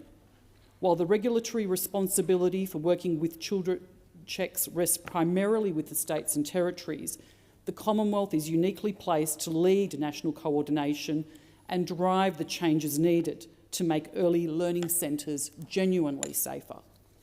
The Royal Commission into Institutional Responses to Child Sexual Abuse gave us a clear roadmap. It is time that we acted upon it. Government should also give serious consideration to the recommendations of the Australian Childhood Foundation, which has called for mandatory child abuse prevention education to be embedded in the Working with Children check itself. But child safety is not just about vetting workers. It is also about how our systems are structured and whether they are capable of identifying risk, responding to red flags, and prioritising the safety of children above all else. This moment demands a broader examination of how the current childcare model is functioning. The system as it stands channels government subsidies almost exclusively toward formal centre-based care, a model that has grown rapidly, but not always with sufficient oversight. An investigation by the ABC earlier this month revealed that the childcare worker now charged with serious offences was employed by one of Victoria's largest providers, despite previous incidents being reported. These were missed opportunities for intervention at an extraordinary cost to these children and to their families. This is not about casting blame on a provider. Many for-profit and not-for-profit providers do outstanding work, but it is a reminder that rapid growth, fragmented oversight and inconsistent enforcement can create gaps in which serious risks go unnoticed. It is the responsibility of state and federal governments to ensure that no provider, regardless of their structure, is able to operate without meeting the highest standards of safety and accountability.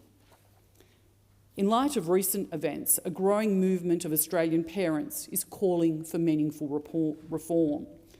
One such group, For Parents, has launched a petition now signed by more than 9,000 Australians, urging the government to expand the childcare subsidy to cover a broader range of childcare options, including nannies, au pairs, co-working spaces that support parents and even grandparents, because the current system forces families to fit the model rather than building a model that fits the realities of families.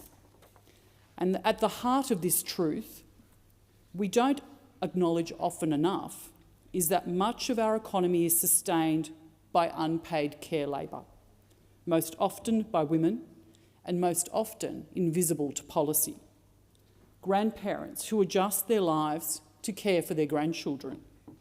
Parents who forego work because the only available childcare is so unaffordable or unsuitable. The sandwich generation who juggle their lives to care not only for their own children, but also for their ageing parents. These are contributions that our country relies on, but we rarely value them as we should. Expanding the subsidy in the way these families are calling for would not only deliver flexibility, it would begin to recognise in a tangible way the value of informal care and the unpaid labour that holds up our economy and our communities. This is not about tearing down formal childcare centres. It is about recognising that families deserve choices, that children deserve care arrangements that are safe, trusted and suited to their individual needs, and that policy should reflect the diversity of modern Australian households. It is a reform that deserves serious and urgent consideration by this government. And the evidence is clear. This is not just a call from advocacy groups. It reflects the real preferences of working parents and families who want change. Polling by YouGov, commissioned by the Centre for Independent Studies, found that 2/3 of working mothers would accept a lower childcare subsidy if it meant they could use it for informal care from a relative or perhaps a trusted nanny. Nearly half said childcare costs affect how many hours they are able to work, and 60% listed the warmth of caregiving among their top priorities, ranking well above early learning programs or staff credentials. It is worth asking whether our current policy settings reflect what parents truly value and what our children actually need. As it stands, the childcare subsidy is one size fits all, but Australian families are not. It is time we trusted parents to decide what is best for their children. It is time to recognise that childcare in all its forms plays a vital role in supporting workforce participation, especially for women. But for too many families, the current system is not just expensive, it's rigid. A more flexible approach to childcare funding wouldn't undermine workforce participation, it would empower women. Because women returning to work don't all follow the same path, and children don't all thrive in the same settings. We need a model that allows parents to choose the care that suits their working hours, their cultural context, and the individual needs of their family and their child. And as we discuss safety for children in childcare, we cannot forget the safety of children at home. Today, the ABC reported that homelessness rates, particularly for women and girls, have worsened under the Albanese government's first term due to service underfunding and the lack of affordable housing. The issue has reached its worst levels in living memory, Homelessness Australia said, with analysis of data from homelessness services across the country showing women and girls fleeing domestic violence are the most affected. The number of people accessing these services each month has increased by 10% since Labor was elected in May 2022. But for women and girls, the data shows that increase has been by 14%. A government that says it stands with women must deliver more than words. It must deliver homes, safe, secure, affordable housing. But for many women, the security of safety and a roof over their head is the first act of child protection.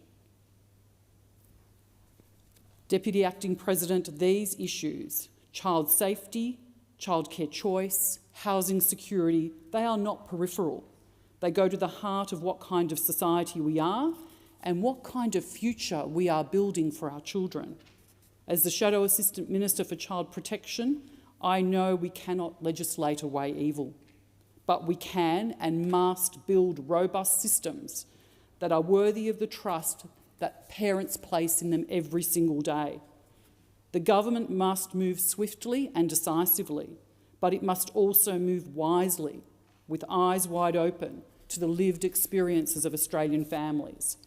The opposition stands ready to work constructively on these reforms, but we will not hesitate to speak when the government falls short or when it ignores the voices of parents crying out for change for their children.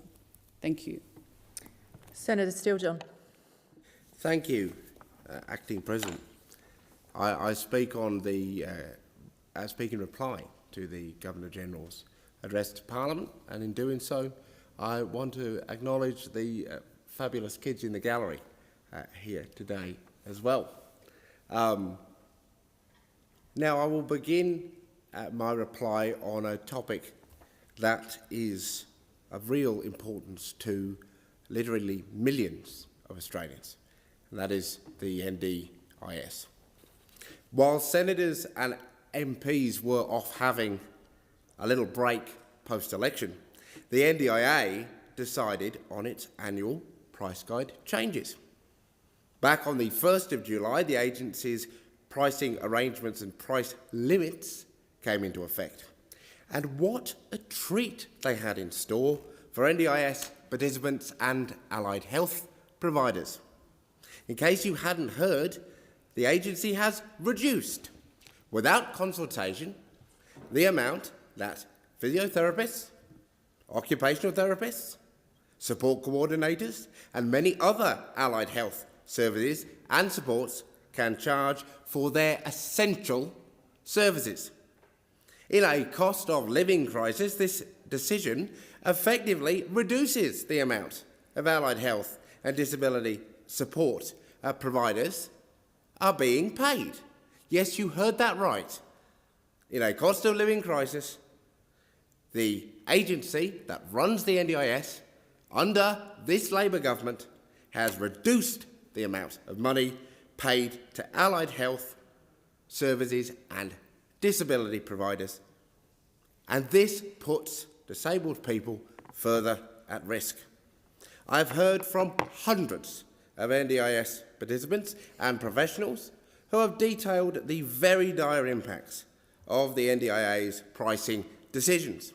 One person in WA shared, and I quote, "Almost all of my colleagues have reported unpaid work and unpaid overtime, trying to ensure a client is supported. The hardest thing is telling clients in need that we cannot see and we cannot help them.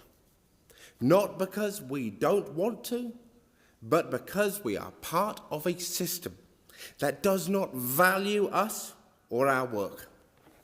People with disabilities are being abandoned."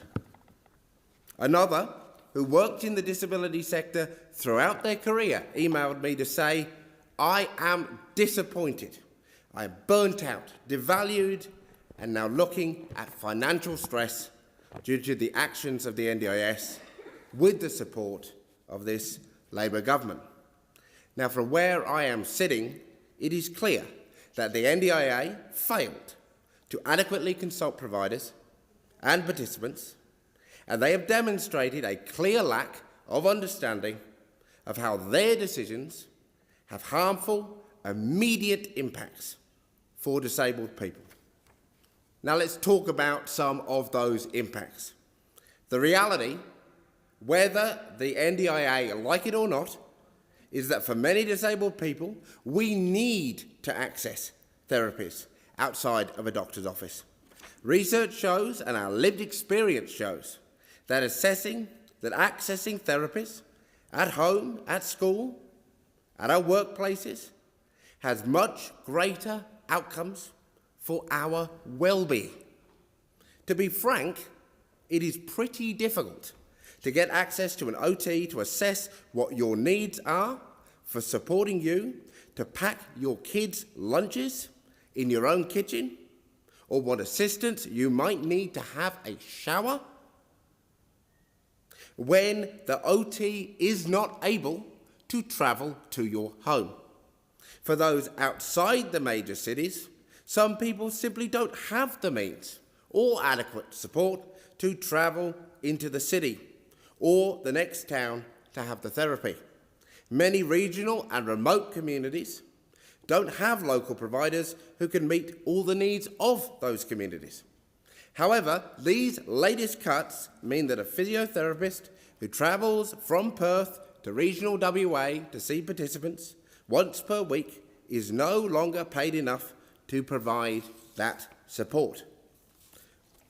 Rural, regional and remote loadings have been removed, and time travel has been cut to a maximum of 30 minutes, which is, I guess, in the agency's view, too bad for WA participants in beautiful Gingin, who are already, and this is just their reality, Gin Gin is over an hour from Perth by car. Their physiotherapist will no longer be able to provide weekly outreach services unless they do the travel for free, which in a cost of living crisis, nobody should be required to do. Telehealth to get physio isn't possible. And now we are hearing it is practically impossible, thanks to the NDIA, for a physio to travel from the city to your place. The outcome? No access to physio. Therapies like physio, occupational therapy, podiatry, and the like are critical for disabled people's daily functioning. But here we are, living in a world where the NDIS is no longer willing to put out a pricing agreement that enables access to this support locally. So now disabled people will either go without those supports altogether, or the NDIS will have to increase participant plans to cover more transport and support worker hours to make those appointments possible. Devastatingly, it'll cost the agency more when all of this comes out in the wash. The NDIA say it is committed to improving services for people in the bush, but in reality, the agency is putting up more and more barriers for participants to access support. Now, I've heard from many plan managers and support coordinators.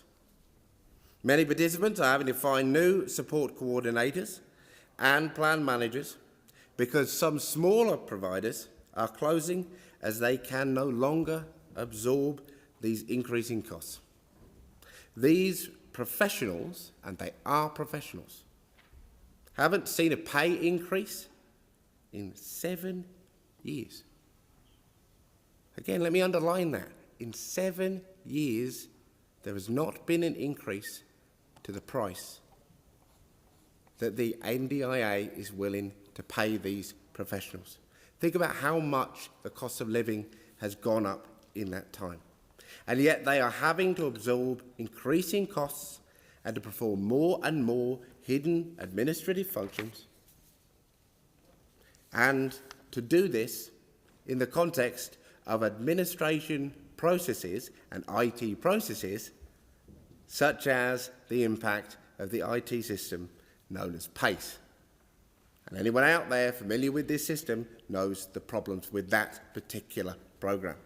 In a sector that is already under stress, we are very likely to see many highly qualified and compassionate people leave because they simply can't make ends meet as the NDIS changes so many of the goalposts and expectations over and over. We've already seen a report of one provider who has announced their closure in August, directly as a result of these pricing arrangements. Now, this will mean that over 100 NDIS participants will no longer have access to speech pathology services.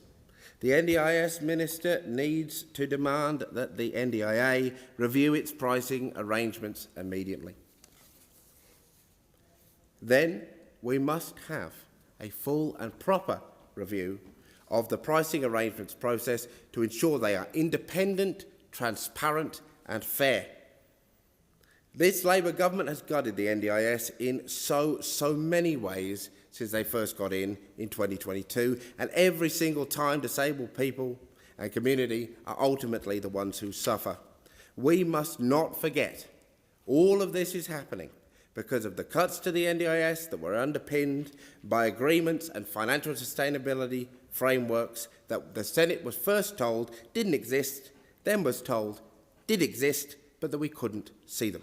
So again, in conclusion, I call for the government to release the financial sustainability framework which the Senate has been demanding. Now, I was only able to make that observation because of my re-election to this place.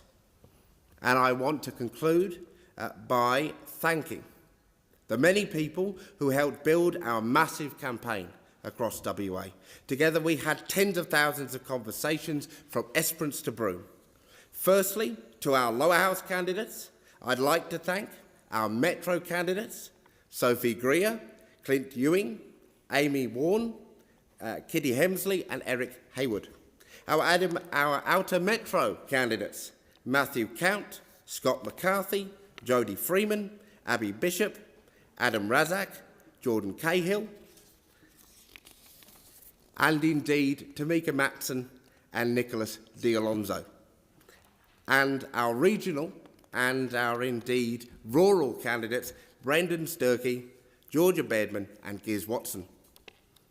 Additionally, I extend my thanks to the WA Senate ticket candidates and acknowledge the hard work undertaken by the Greens WA staff and volunteer team, who worked tirelessly to achieve such an amazing result. To my incredible staff team, you are intelligent, creative and compassionate.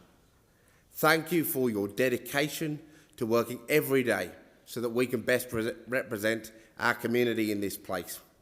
We are so committed to supporting people when they need it, and I am so grateful for the opportunity to work, learn and shake things up together.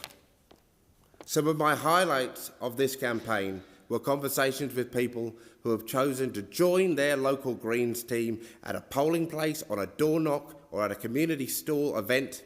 And I'd like to thank everyone who took the time, perhaps for the first time, to volunteer with the Greens this election. Together, we heard from the community that they are feeling let down by the major parties. Election campaigns take their toll. It would have been easy for cynicism to overcome hope, but our team of volunteers led a strong and joyful and hopeful election campaign that was focused on building links between different communities to make us all more powerful and capable of achieving what we want to see.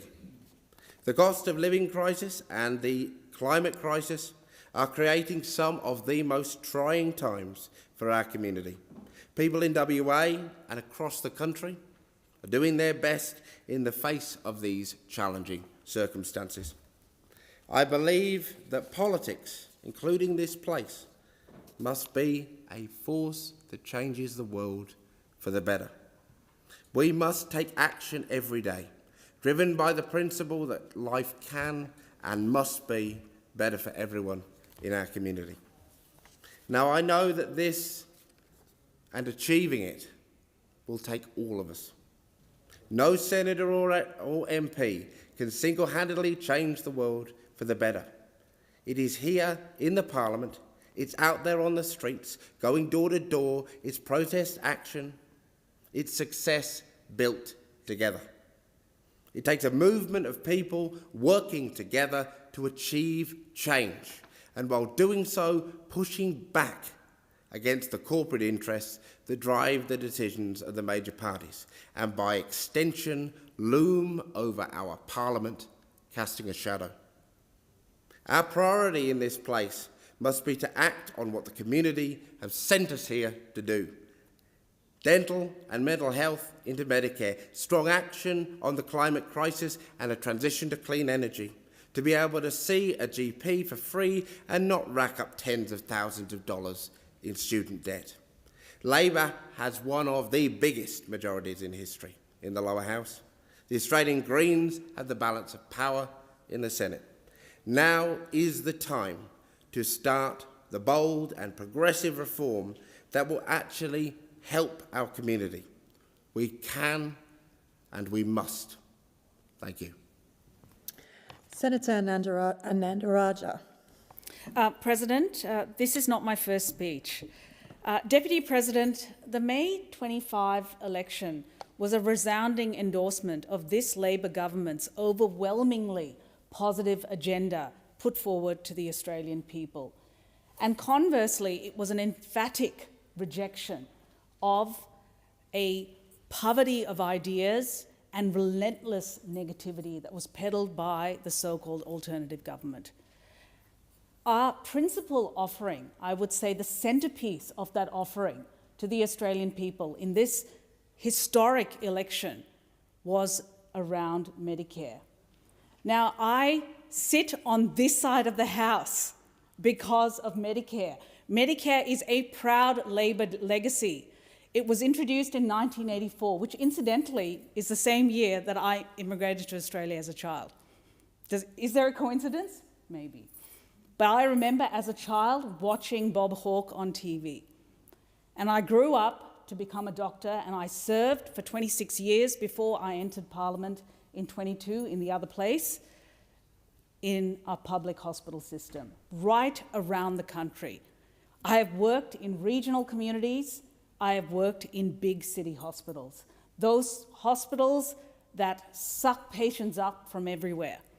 If it takes a village to raise a child, then it takes a city to treat a patient. That's what these places are like. And underpinning all of that is Medicare. But over the 26 years I worked, I saw increasingly worse outcomes in patients. I saw far too many patients with severe chronic diseases, diabetes that led to blindness, kidney disease, serial amputations. I saw patients with advanced heart failure who were literally drowning on dry land. I treated patients with severe mental health illnesses, suicidality in young people who had no business being in a major hospital. I also managed drug and alcohol dependency, perhaps the most stigmatized part of mental health, and one that we need to shine a light on in this Parliament and destigmatise. I dealt with homelessness every single day. I kept patients in hospital just so that they could have a feed and a wash and a bed, and they didn't feel threatened on the streets. And there wasn't a week that went by in that nearly 30-year career when I didn't make a cancer diagnosis. How easy do you think it is to tell a woman my age, who has children my age, that that pain in her hip is actually due to a cancer deposit and I don't know where the primary is? Why is it that I saw a Jewish Orthodox patient and I was told, Michelle, she's got cancer in her skull and we don't know where it's come from? And I went to the bedside and I examined her, I exposed her breasts, and I could see the lump on her breast. I could see the lump.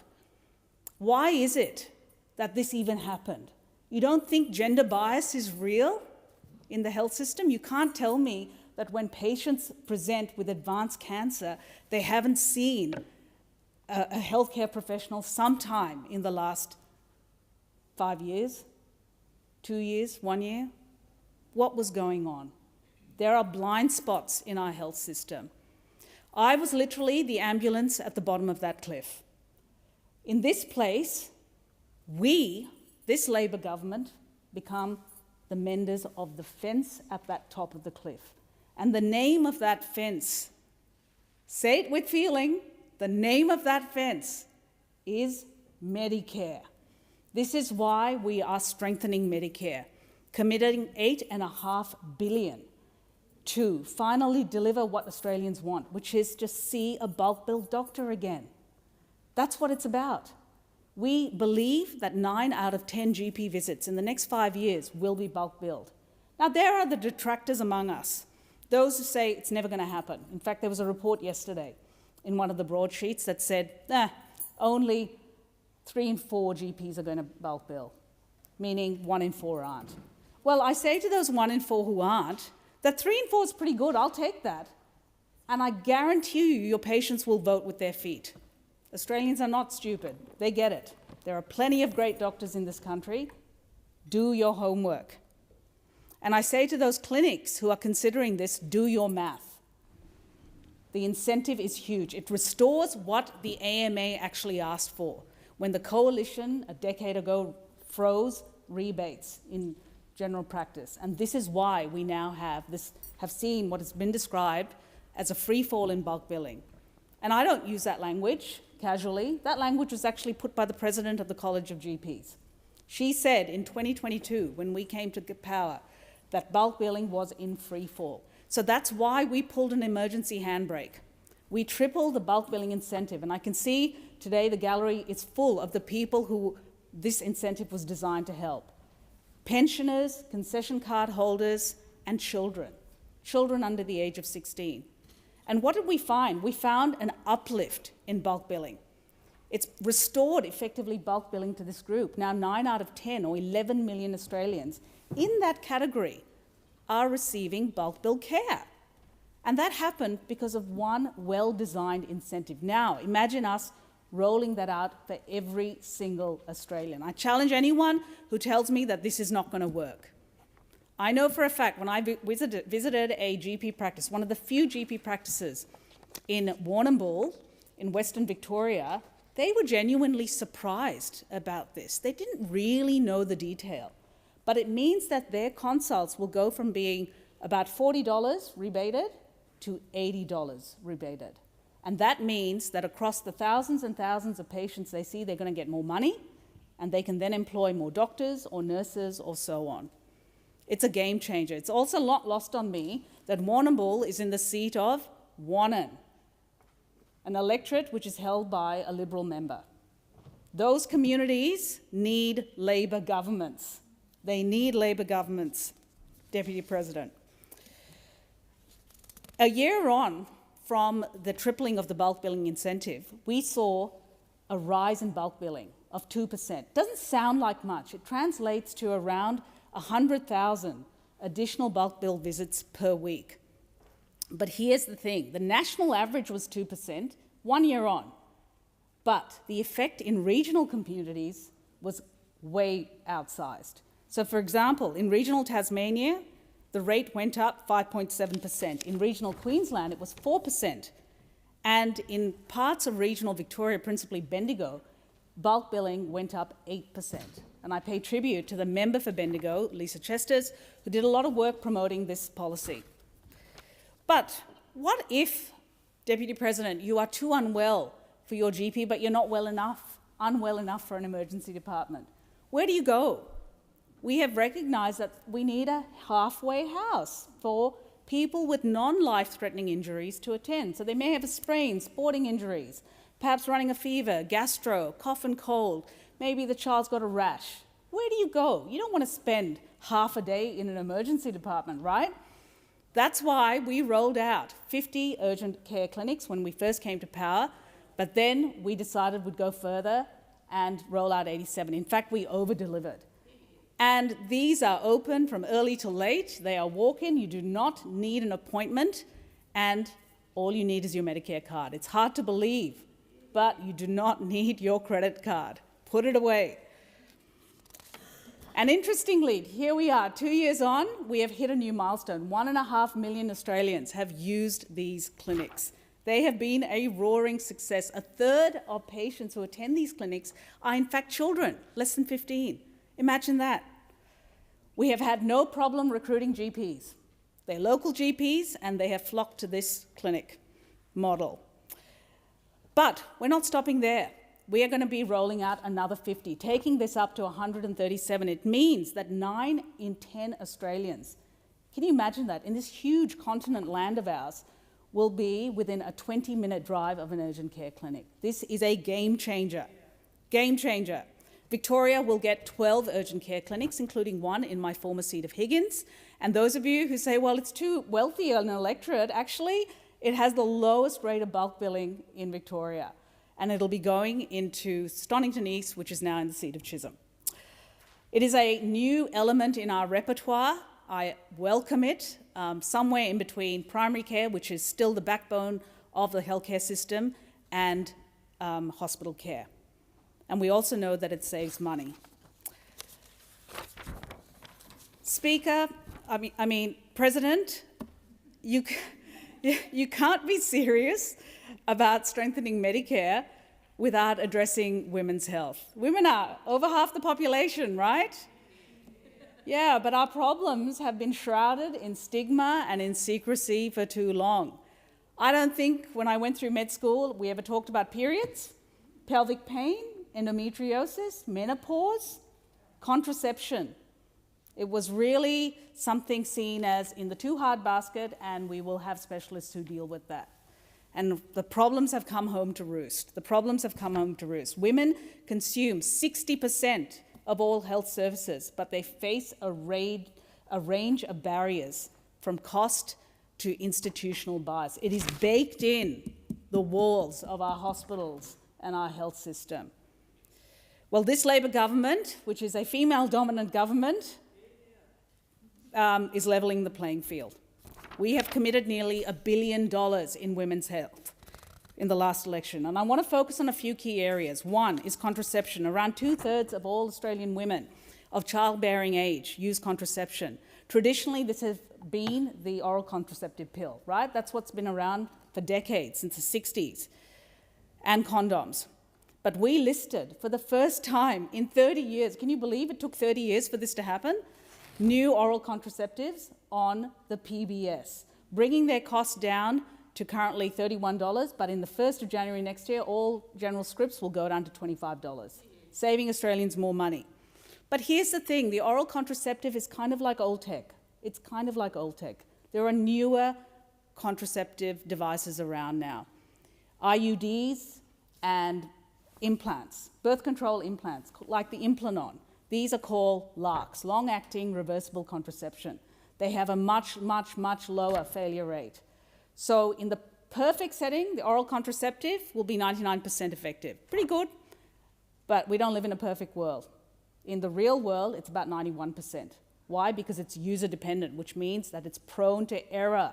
People forget. Things happen. You might be on meds that interact with the oral contraceptive. You may not absorb it if you've got diarrhea, something like that.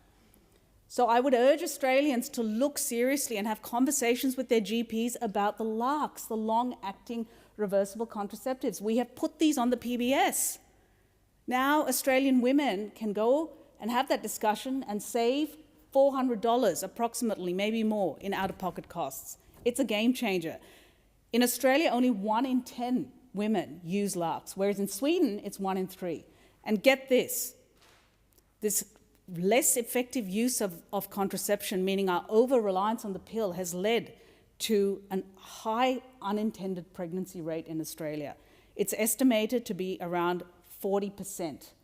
40% unintended pregnancy rate, and it is much higher in rural areas.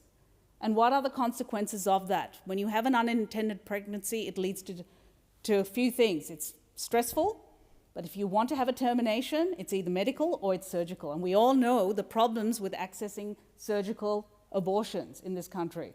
It's really, really hard. So why have this problem in the first place? Please, women of Australia, go and have this conversation with your GPs. We do know that there are barriers to care and that many GPs do not know how to insert them. We are working on that with $25 million towards centres of excellence around the country to basically train up our workforce, not just GPs, but nurse practitioners. Again, we have untethered them from GPs so that they can work to full scope of practice. That's what this means. It means women providing care to women anywhere in this country, and the most highly effective care, and it has taken a Labor government to deliver that. I could keep going, Deputy Speaker, and I might need to leave this for another day because I love this stuff. I was going to talk about menopause. I'll park that for another day. I was going to talk about endometriosis, but time is short. I'm just so proud to be part of a government that has pulled back the veil on some of the problems in health that have been in the too hard basket. And we understand that this is going to be a long road of reform, but Labor created Medicare. Labor will always defend Medicare. Thank you, President. You had me demoted there for a little while, but got there in the end. Thank you very much. Senator Bragg. Thank you very much, Deputy President, and congratulations to you on your election. And can I congratulate all returning senators who have been re-elected by their constituents. And it is good that we can acknowledge the skills and talents of other senators. And Senator Ananda Raja has just given us a very good example of someone that brings great expertise into the Senate and is able to speak in detail on matters of great importance to the Australian people. and I know that the Senator will give great service to the people of Victoria, as I'm sure that we all endeavour to in our roles here in this Parliament. And so it is a great tradition that the Governor-General is able to give an explanation of what the government is seeking to achieve over these next 3 years. It is an opportunity for us now to consider what exactly has been alleged or committed or promised, and that, of course, is an important part of our democracy. Now, it is no great surprise that the Liberal and National Coalition had a very disappointing and regrettable election result. And so this has been a period of some mix of perhaps humiliation, embarrassment, certainly character building, but ultimately, I think, reflection, Deputy President. And I guess what I would say at the outset is it's clear to me that we have to do a better job on being constructive. We have to be constructive, and we need to work with other members and senators to give the Australian people better value for the taxpayers. But it's also critical that we understand our constitutional role, which as the opposition, and that is that we must hold the government to account.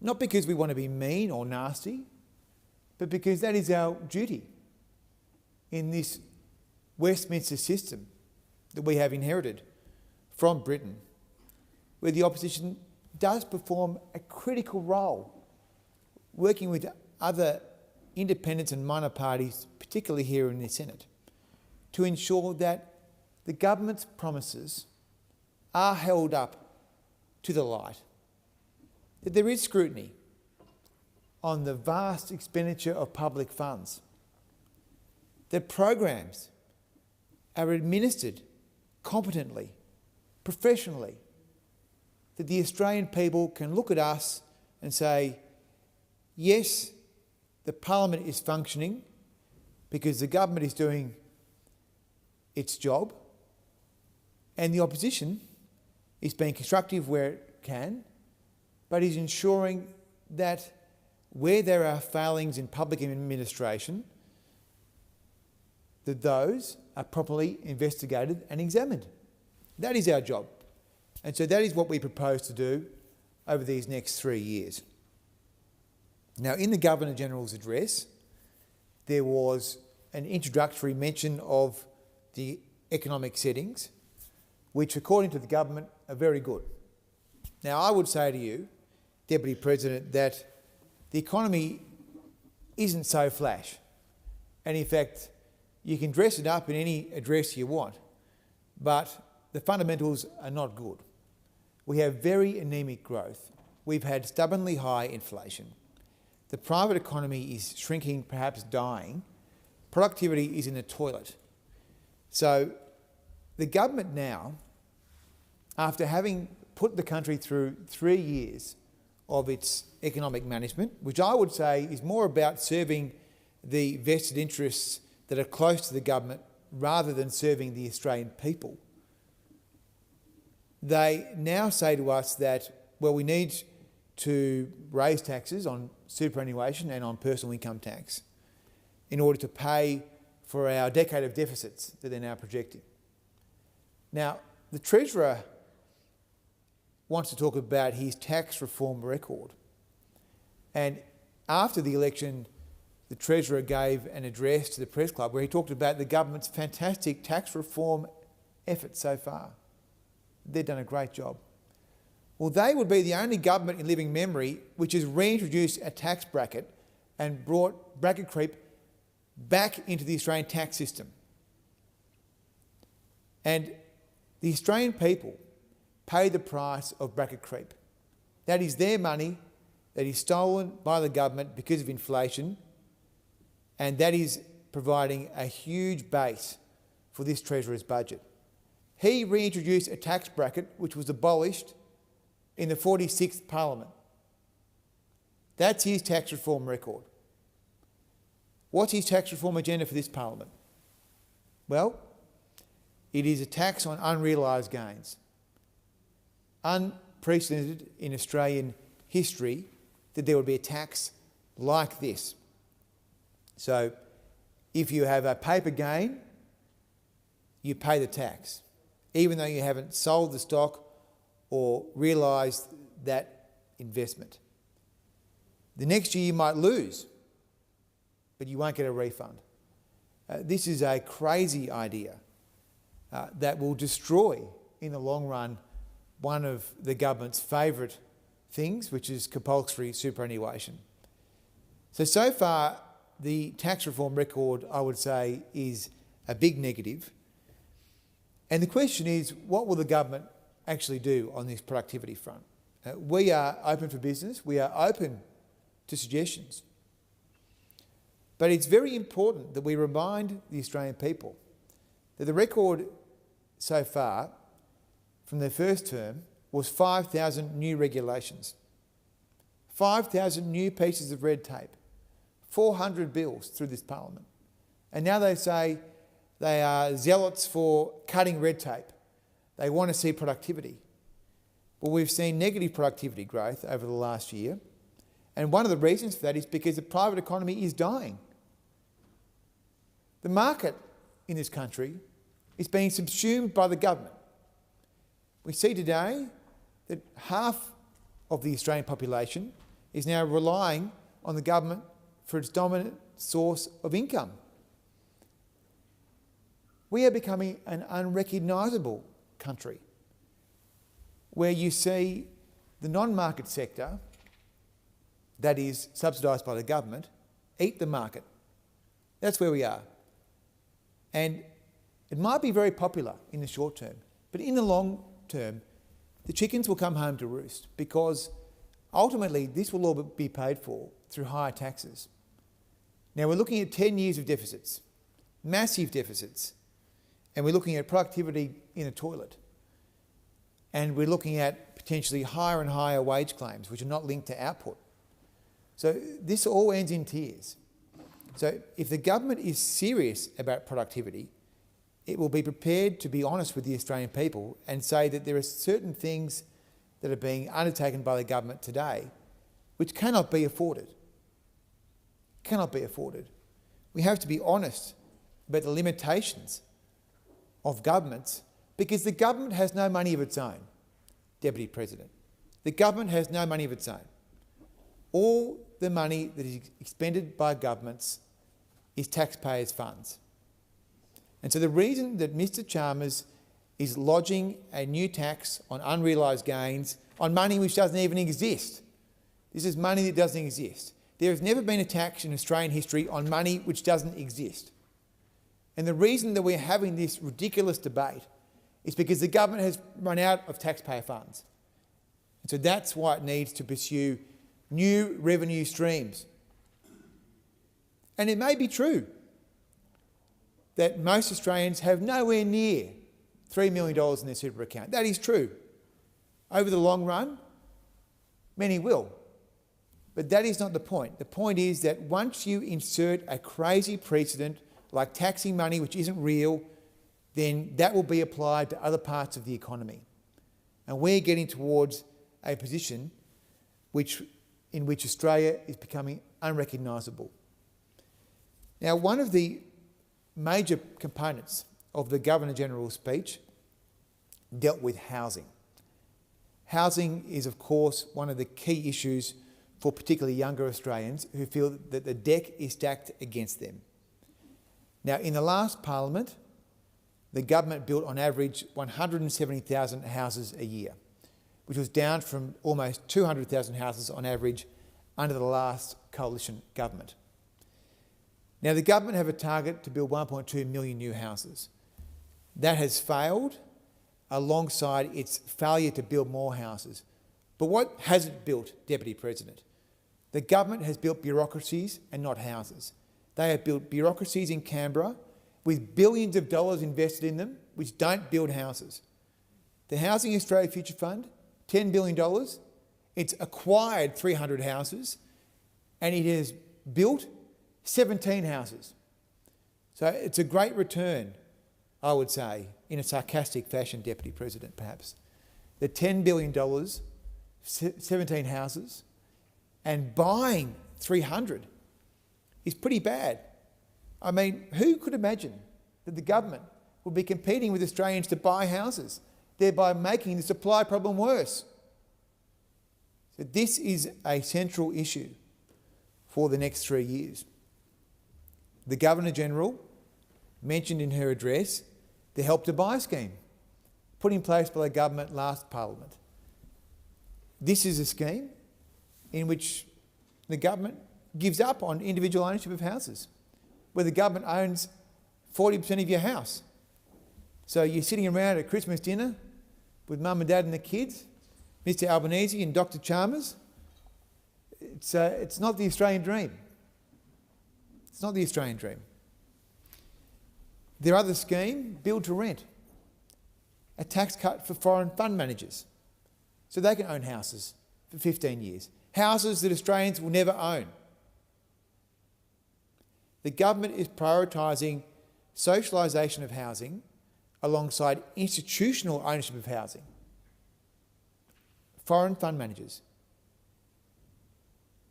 foreign governments, their sovereign wealth funds, superannuation funds. These are the people, these are the institutions the government thinks should own Australian houses. It's a pretty sick perversion of the Australian dream. But perhaps the key charge against the government is on competence. And during the election campaign, Mr Albanese announced 2 more housing policies. Policy to build 100,000 houses. 100,000. So a government that couldn't build more than 17 houses in 3 years with $10 billion now wants to build 100,000 houses. And it also wants to insure all the mortgages with lenders' mortgage insurance issued by Canberra. Canberra Insurance Company, Acme Insurance maybe. And this insurance company is not going to be subject to any means testing. So Clive Palmer's children could use the Labor Party's mortgage insurance scheme. This is the kind of country we're becoming, where the government is now so large and is doing so many things that it doesn't need to do, and charging taxpayers. So these are not points that I enjoy making, other than to make the point that the record on housing has been an embarrassment. The Housing Australia Future Fund would be probably the greatest failure of public policy in my lifetime. Who could imagine that you could have a $10 billion fund that would build 17 houses in the ACT and acquire 300 houses, thereby making the housing problem worse? So these are issues of great public interest over the next 3 years. I look forward to engaging in a constructive way which holds the government to account, even if it makes them squirm from time to time. That is a key role of this Senate. I look forward to working with the crossbench. They have an even more important role to play as we undertake our constitutional obligations. And I'd say from my own party and to the coalition, we need to do a better job to ensure that we look after all Australians. Australia is a diverse and wonderful country, and I think too often we have not done as well as we could in terms of protecting minority interests, and that is something that I look forward to working on with all other senators over these next 3 years as sensitive issues arise from time to time. Thank you very much. Senator Waters. Thanks very much, Deputy President. It's a great honour and a privilege to stand here today as a re-elected Green Senator for Queensland and as the 5th Parliamentary Leader of the Australian Greens. I'd like to start by acknowledging the First Nations owners of this land, the Ngunnawal and Ngambri people. And wherever we are in this nation, we're living and working on stolen land. It's unceded land, and we've got a long way to go before we can achieve any semblance of First Nations justice, which is sorely needed. It's been 34 years since the Royal Commission into Aboriginal Deaths in Custody, and we haven't seen all of the recommendations implemented.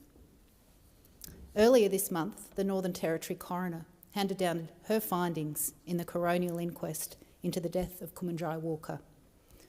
My heart remains with his family and with the community of Yundamu, who endured more than 5 years of pain and unanswered questions.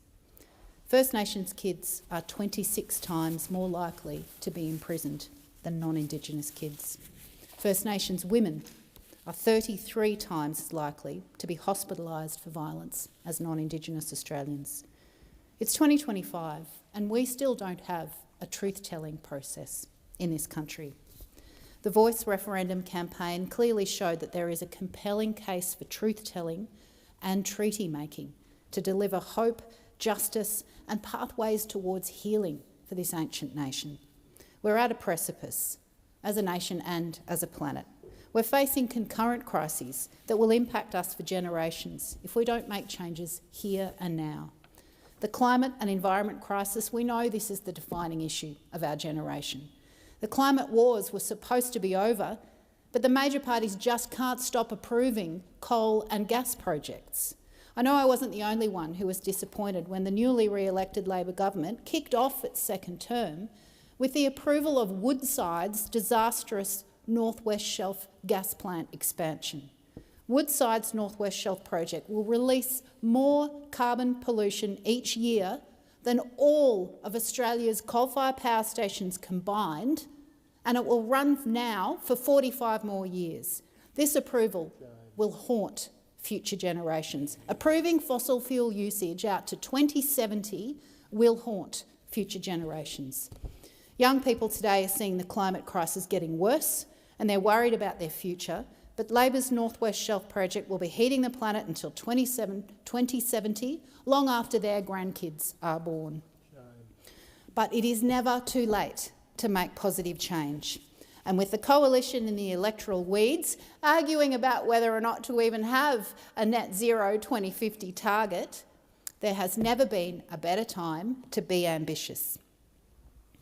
Labor's got a large majority in the other place, and they've got our support here in this chamber to take real action to protect the climate and protect the environment.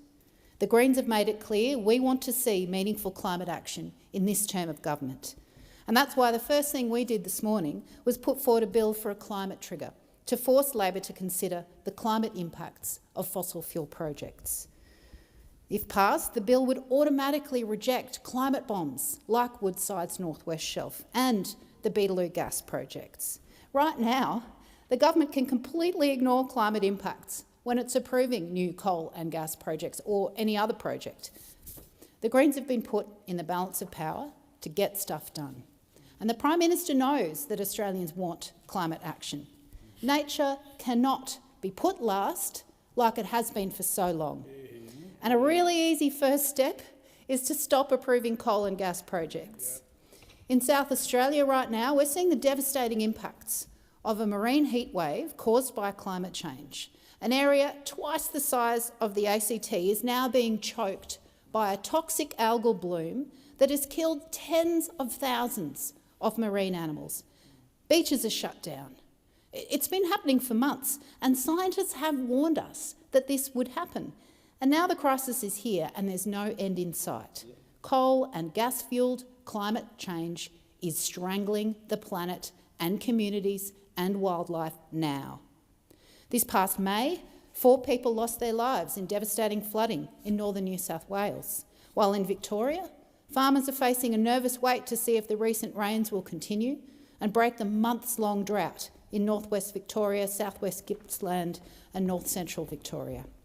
In Queensland, my home state, on the Great Barrier Reef, scientists from JCU and Griffith have found that 96% of Lizard Island's reefs were impacted by mass bleaching in 2024 and only 8% of the affected corals survived. At the end of the country, the Great Southern Reef's kelp forests are quickly disappearing. Once a vast and thick underwater forest, only 5% of giant kelp forests remain, again due to warmer waters, caused by the climate crisis, fuelled by coal and gas? How many canaries in the coal mine do we need before we start paying attention? Alongside the climate and environment crisis, we're witnessing a housing crisis that has turned home ownership into a money-making scheme for already wealthy investors. Housing is a human right. It is not a commodity. The housing and rental crisis is deeply unfair and needs serious action. Everyone should be able to have an affordable, quality and secure home, and it is deeply unfair that an entire generation is locked out. Young people are living in fear of their next rent increase. They're avoiding reporting maintenance issues because their landlords will end the lease or up the rent. And their only avenue to home ownership shouldn't have to rely on them asking the bank of mum and dad or an inheritance. This experience is particularly galling when we continue to hand out billions in perks to property investors, in negative gearing and capital gains tax discounts. It'd be a lot easier to buy your first home if the government wasn't giving massive tax discounts to wealthy property investors. There are now 150 billionaires in this country, and 1/3 of big corporations pay no tax. Why should a nurse pay more tax than a multinational gas company? By making big corporations and billionaires pay their fair share, we can bring down the cost of living, we can reduce inequality, and we can make life better for millions of people. In my very first speech to the Senate, I said, it is with a big heart and a passionate belief in the goodness of humanity that I undertake this journey. And that is still true. I want to see this become our most progressive parliament and show people that we can do politics with heart. People expect a parliament that works together to genuinely tackle the issues that we're all facing, because people need and deserve more than just tinkering. We're in an epidemic of violence against women, and yet frontline support services are still not fully funded to help everyone who seeks help. The government could readily fix that. Successive Australian governments have underfunded services, and those services could save lives.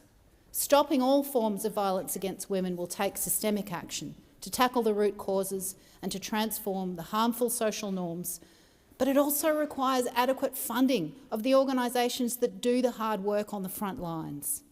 And while this government has made some progress, they are yet to commit to fully funding frontline prevention and response services that support women and children experiencing family, domestic and sexual violence.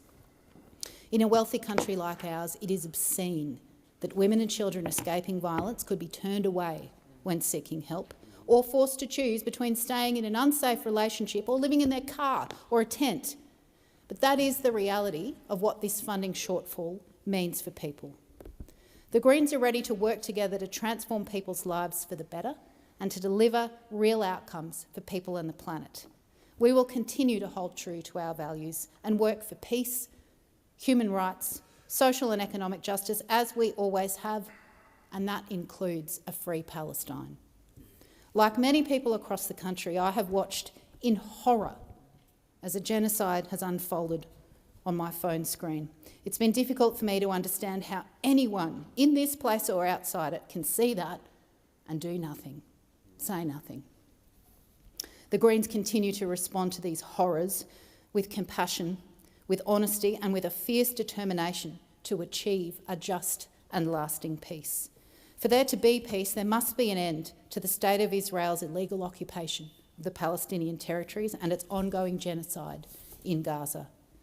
In recent weeks, we've seen repeated humanitarian outrage, including 93 people killed in Gaza trying to access food, as UNRWA warns that Israeli authorities are starving civilians, including 1 million children. Finally, after almost 2 years of this devastating conflict and continuing genocide, we saw our government join with other nations to demand an immediate end to the war in Gaza and for Israel to lift aid restrictions. That is a good thing, but the Israeli regime is not listening to stern words. We must sanction the Netanyahu government, end the two-way arms trade with Israel and get aid into Gaza immediately. Human rights matter They must be respected and protected in all countries and for all people. Our humanitarian obligations here in this place must also ensure that we're upholding our obligations to protect and promote the rights of refugees, asylum seekers and people who are stateless. In a country like ours that has been built on immigration, we should take pride in our multicultural and migrant communities. But in the last parliament, we saw both of the major parties demonise migrants and use them to distract from their own failings. The Greens remain steadfast in our calls for the elimination of mandatory and indefinite detention, the abolition of offshore processing and other forms of punitive and discriminatory treatment. This is our time to make it happen. At this election, like the one before it, people elected a balance of power Senate. It also continued the long-term trend of a collapse in support for the major parties. This Senate has been given a mandate by the Australian people to carefully scrutinise legislation, and that is what we intend to do. We need to address the inequality and cost of living crisis with real investment in world-class health, education and social services to make sure that no one lives in poverty or insecurity. And I know, as a mum to two marvellous children, that this would make life better for millions of people. And I want to leave this place knowing that I did everything possible to make that happen, to know that I'm leaving the world a better place for them. In this parliament, Labor can't pass any legislation without working either with the Greens or with the Liberals. And we know that the coalition will drag us backwards. We want Labor to be bold and to take this opportunity to make changes that really help people. I fear they won't do this without us pushing them, but I do come into this new parliament hopeful. This is a huge opportunity. Voters across this country have delivered the Greens the sole balance of power in the Senate, which gives the government a clear pathway to pass truly progressive reforms. We can make positive change. We can pass progressive reform to make this a kinder, a fairer, a more equitable, a more sustainable place to live. We are urging the government to take this opportunity to be brave.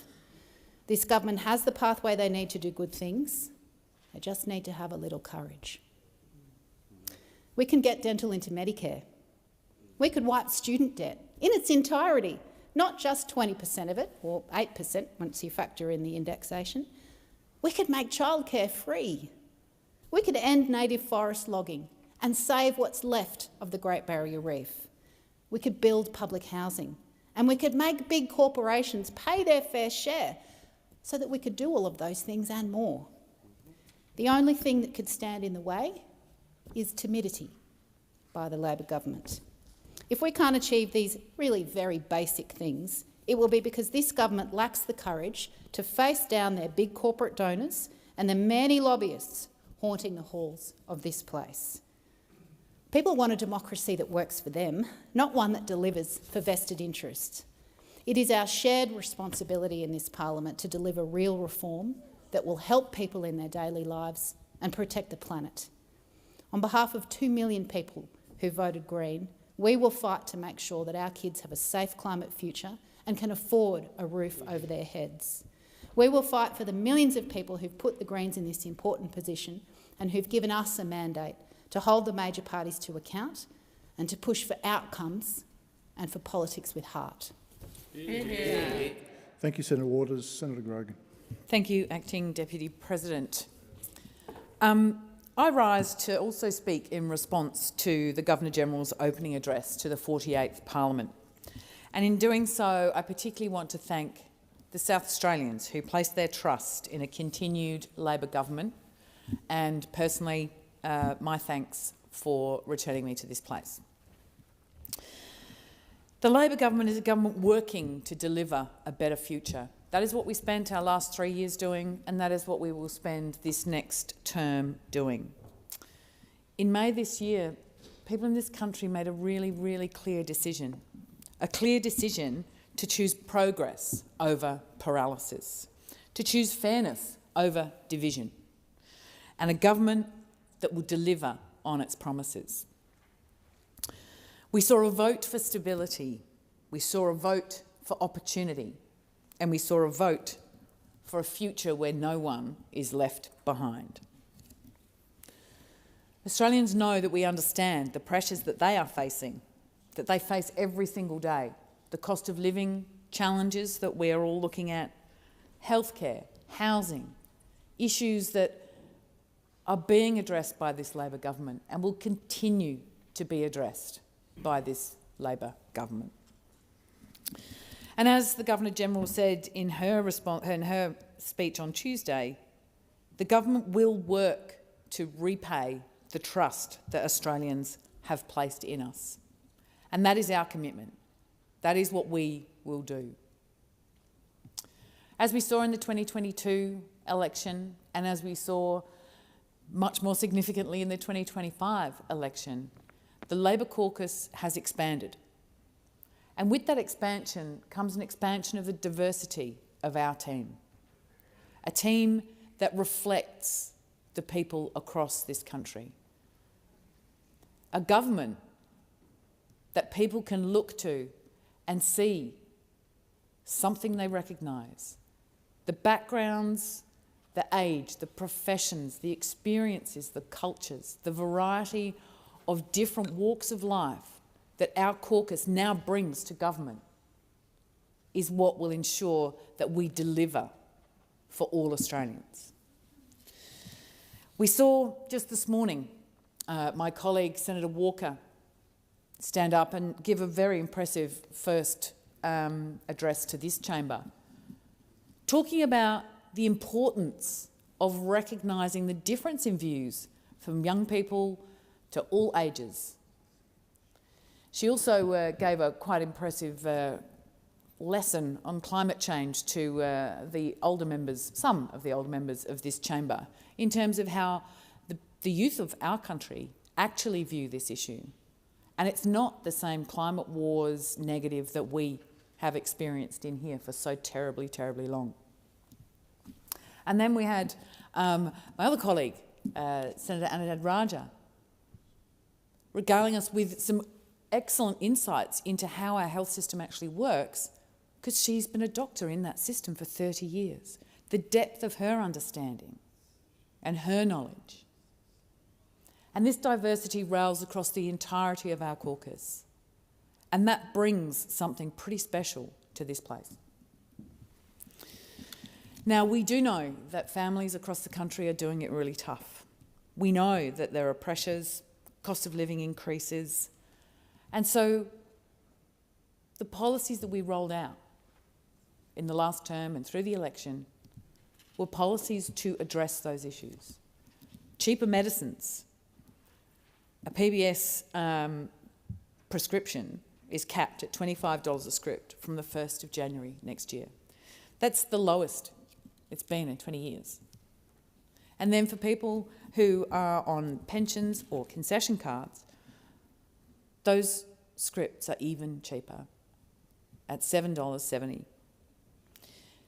These are the kind of things that make a difference every single day to how much money people have in their pockets, to how they actually manage the pressures, many of which are global pressures that we are facing in cost of living.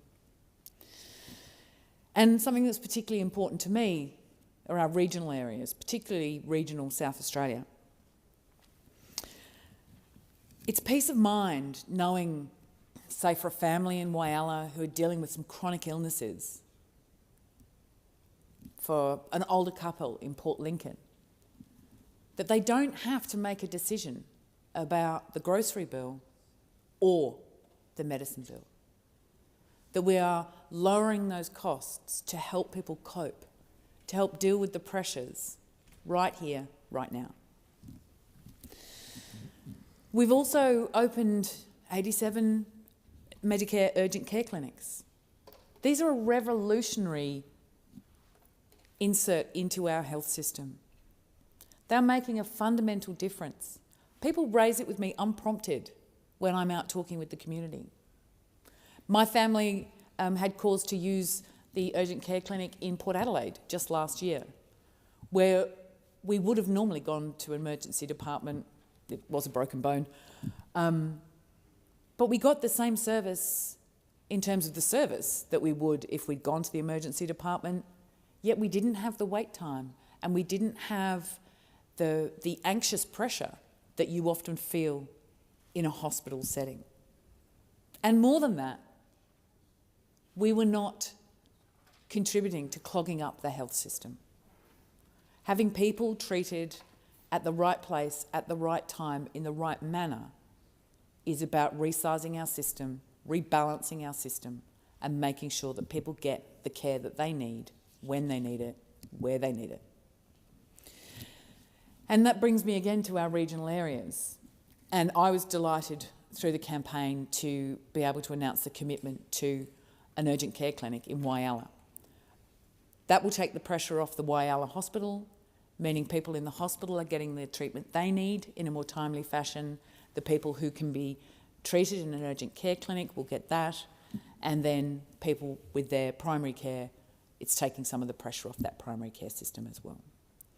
Our regional areas are really important because the services that they have access to are so often much less available and accessible than we see in our capital cities. So one of the other things that we did announce, which I think is going to make a big difference, and I've had some really, really excellent feedback from, is the 1-800 Medicare, free 24/7 health advice. So it doesn't matter if the closest hospital is 2 hours away, 3 hours away. It doesn't matter if your doctor has a full list and you can't see them for a week and you can't drive to an urgent care clinic, that you can actually pick up the phone and get some advice. And that advice may well be all you need.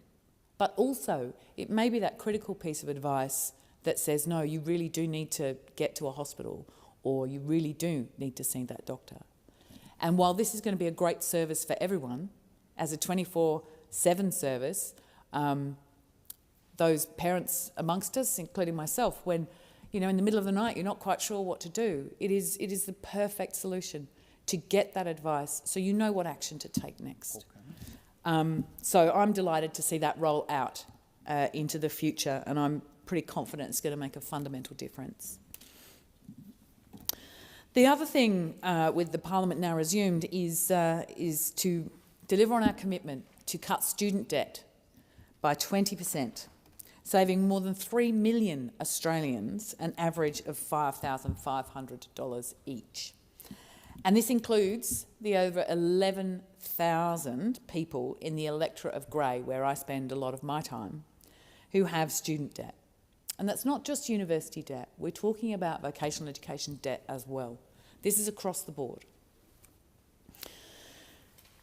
The education system that we're seeing grow and develop across that regional area is a delight to watch. I recently visited TAFE in Whyalla and saw some of the amazing things that are rolling out there through our fee-free TAFE.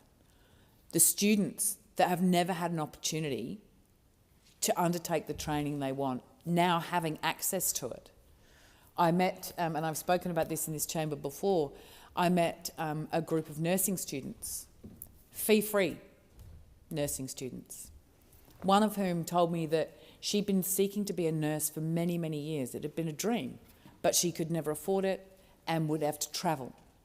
Putting these services on the ground where they're needed, where people genuinely are so keen to fill the vacancies we have in these industries of need, but they need the support to do it. And that's what this government is doing. That is what the Albanese Labor government is doing. It's providing that support, be it in early childhood, be it in primary school, secondary school, TAFE, university. Our university hubs across the Seat of Grey are going gangbusters. They are doing such a great job bringing university education to those regions, helping those people study at home where they want to live, not having to move to the city. The expansion of our TAFE campuses, the technical colleges, the stuff that we are doing hand in hand with the state Labor government is showing green shoots of really, really excellent development for the future. And of course we know that South Australia is at the heart of some of the manufacturing future of this country. Green, sustainable manufacturing future of this country.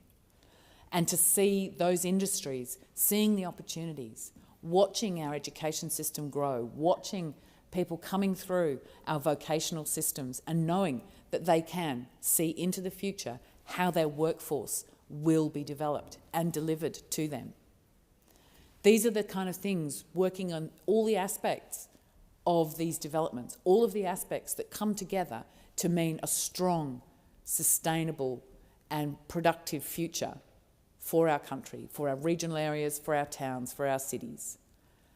To encourage businesses to invest in these areas, knowing that those services are going to be there to support their workforce, knowing that investing in Australia is a valuable thing to do, that they will find the workforce, that there will be health services, that there will be housing.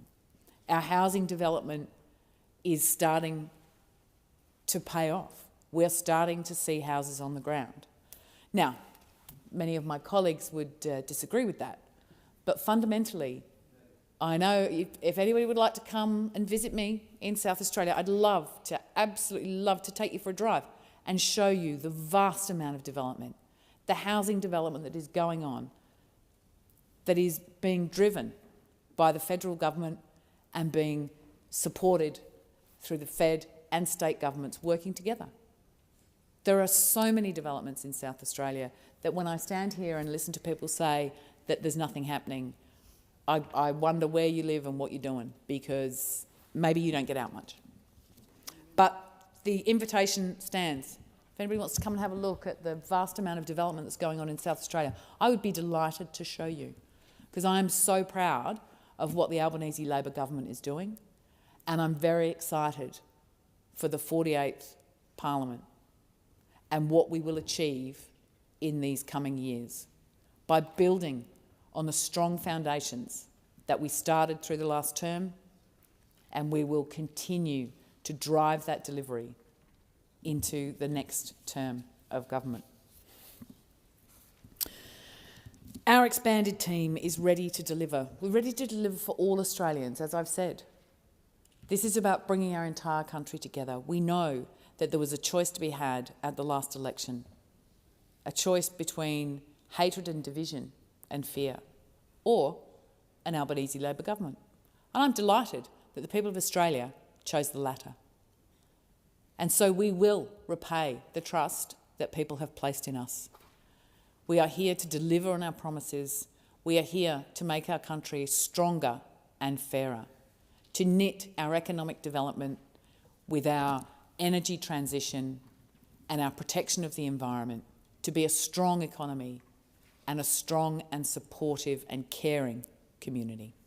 Thank you, Acting Deputy President. Thank you, Senator Grogan. Senator Polley. Thank you, Acting Deputy President. I rise to speak in reply to the Governor-General's speech in what is a very historic time in our national political history. The federal election result on the 3rd of May was historic for many reasons. It was historic for the Australian Labor Party and the Coalition. It was a landslide victory for the Albanese Labor government and for the Labor Party and its members. It was the worst loss of seats for the Coalition since 1944. The election result also means a Prime Minister was returned to office after a full term, the first Prime Minister to be elected under those circumstances since John Howard. The opposition leader, Peter Dutton, lost his seat for the first time since John Howard. A leader of the opposition lost their seat. So did the leader of the Australian Greens, Adam Brandt, proving the utopia vision of the Greens was denied by the Australian people. I could not be prouder of the Australian Labor Party, the Labor movement, the Tasmanian branch of the Australian Labor Party, and every Labor Party member, our volunteers, all the union members who campaigned at this election because they knew how critical it was for this Labor government to be re-elected. The good work that we had done during the first term, we had to ensure that we were re-elected to be able to continue to build on that. The Albanese Labor government wants a country where no one is held back and no one is left behind. A country of compassion and enthusiasm for our fellow Australians. It was an election to build our future and future-proof our nation during global uncertainty. The Australian people voted for certainty.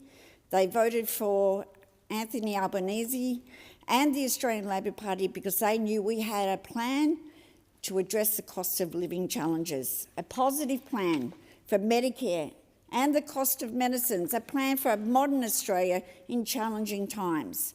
As the Prime Minister declared on election night, the Australian people voted for Australian values, for fairness, for aspiration and for opportunity for all.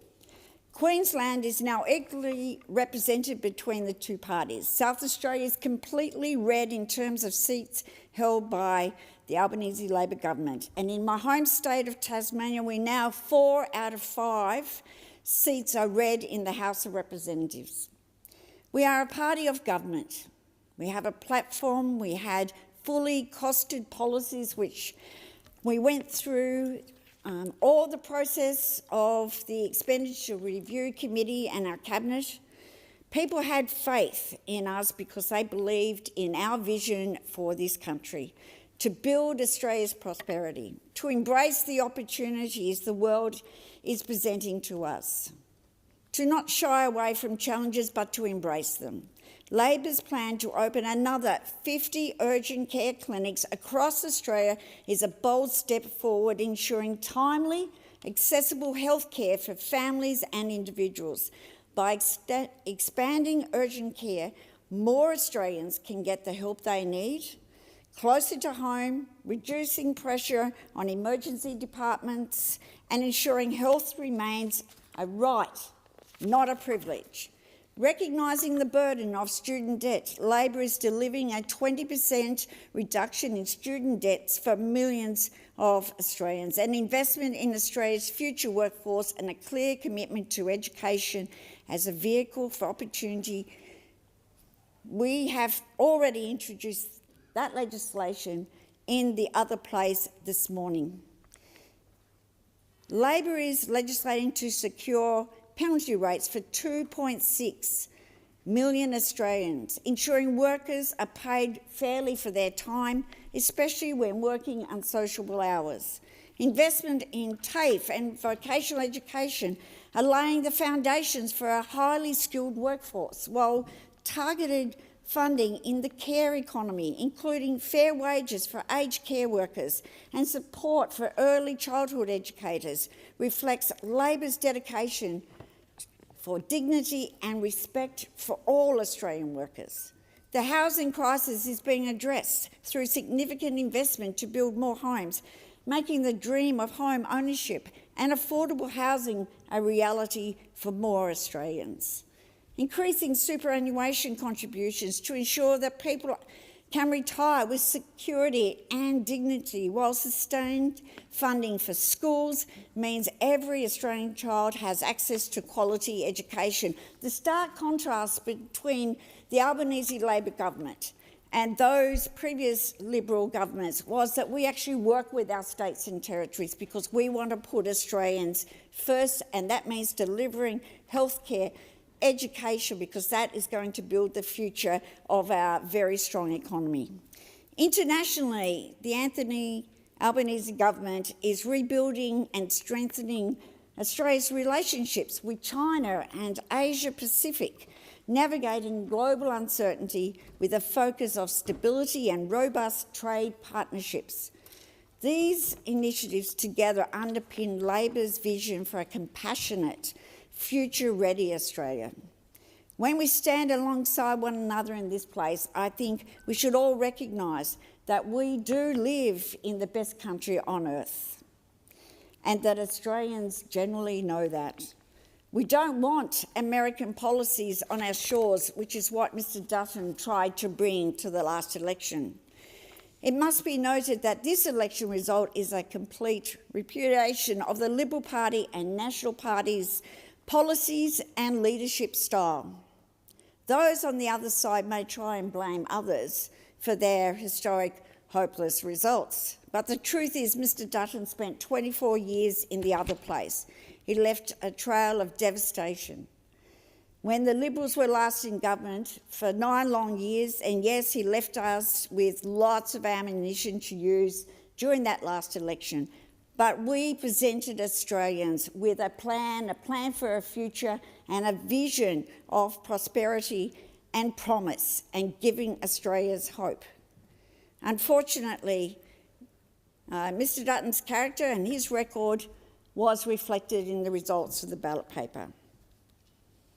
Now, Australians, we like Americans and we admire much about Americans, but we don't want American-style politics brought into this country.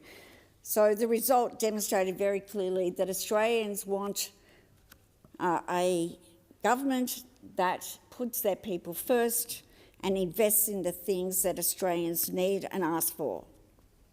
A person who fanned the flames of division during this last election period, we saw an historic victory, with Mr Dutton losing his seat, and I wanted to pay my congratulations and also just say how inspiring Ali France, who was elected and took Mr Dutton's seat, how she's inspired all of us during that campaign to never give up in what you believe in. My congratulations to the new member for Dickson, and I know that Ali will be a wonderful representative, not only for the people of Dickson, but for our country as a whole. Now, there's lots of questions, and I'm sure there's lots of discussions going on in those rooms from those on the opposite side of the chamber. But there is a stark contrast. You can either put a positive economic plan forward, you can invest in your people by investing in education, by investing in health, by investing in aged care, and giving hope to young people by ensuring that we have the best education system anywhere in the world, or you can be negative and try and pull people down, which was the alternative policies that were actually talked about by those opposite leading up to the last election. But the reality is there was really no policies put up by those opposite because they had no vision. What they did was they offered the Australian people 25 cents a litre off their petrol, as if that alone was going to help with the challenges of the cost of living. But what we should be focused on now is ensuring that as a government, that we continue to listen to the Australian people and we build on the investment that we made into our communities during our first term, and we continue to build on that now in the second term of government. But I think it's important to remember that when the Australian people vote, I've never known them yet to get it wrong, and that's even when they've put Labor into opposition. So it's a lesson that every politician and aspiring politician should actually learn, and that is you have to listen to your community and listen to what's important to them and reflect that in your policies. But I must admit, this was a victory that I was not expecting, and I'm quite open to admit that going into that election campaign, I knew that we had good policies, I knew we had a lot to defend, but I did not expect the result that we had. That gives us a lot of responsibility. We have a lot of new members in the House of Representatives, and fortunately on our side we have additional senators which I welcome each and every one of them, because it just means we can share the workload and they can be part of what I consider to be a fantastic Labor government under the leadership of Anthony Albanese, and Jim Chalmers and their fellow cabinet members and ministers.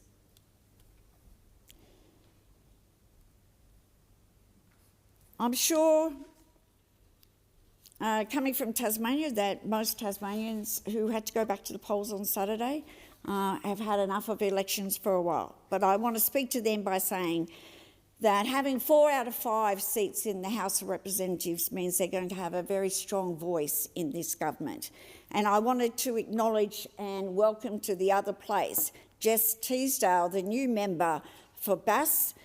What a triumphant victory with an extraordinary 9% swing to Jess.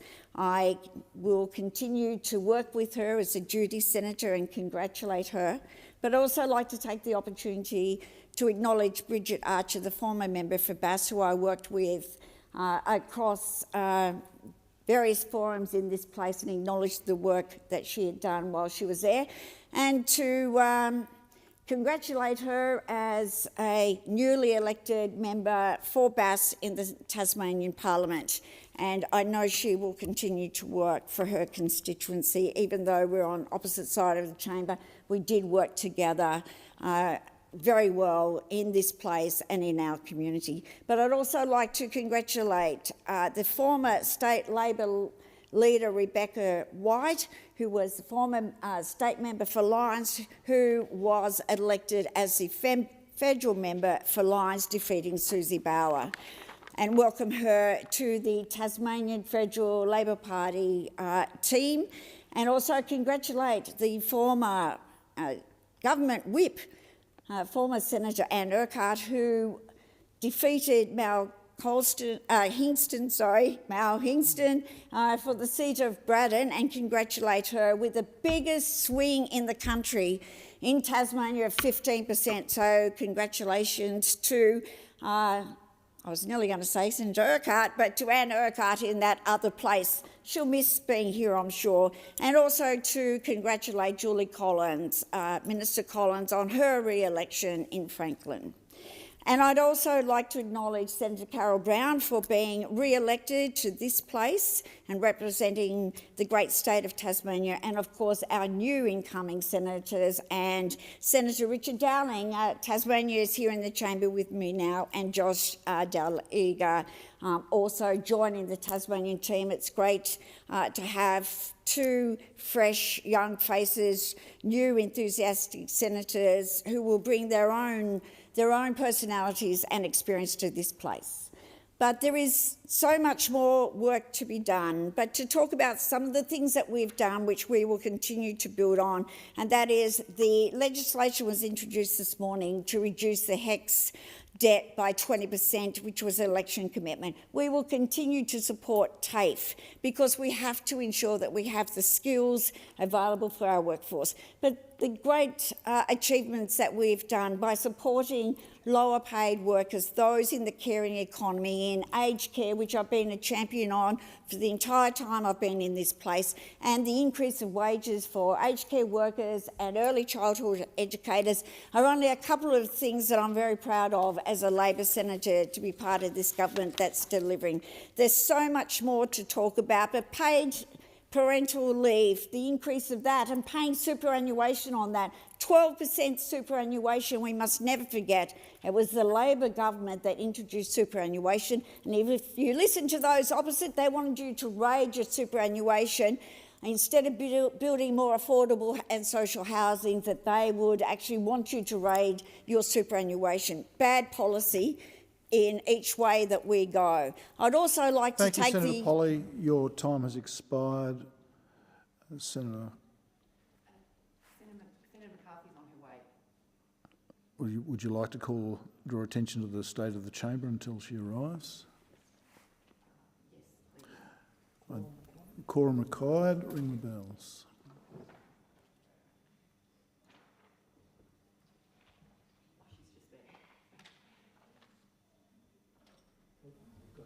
You need to get a quorum now.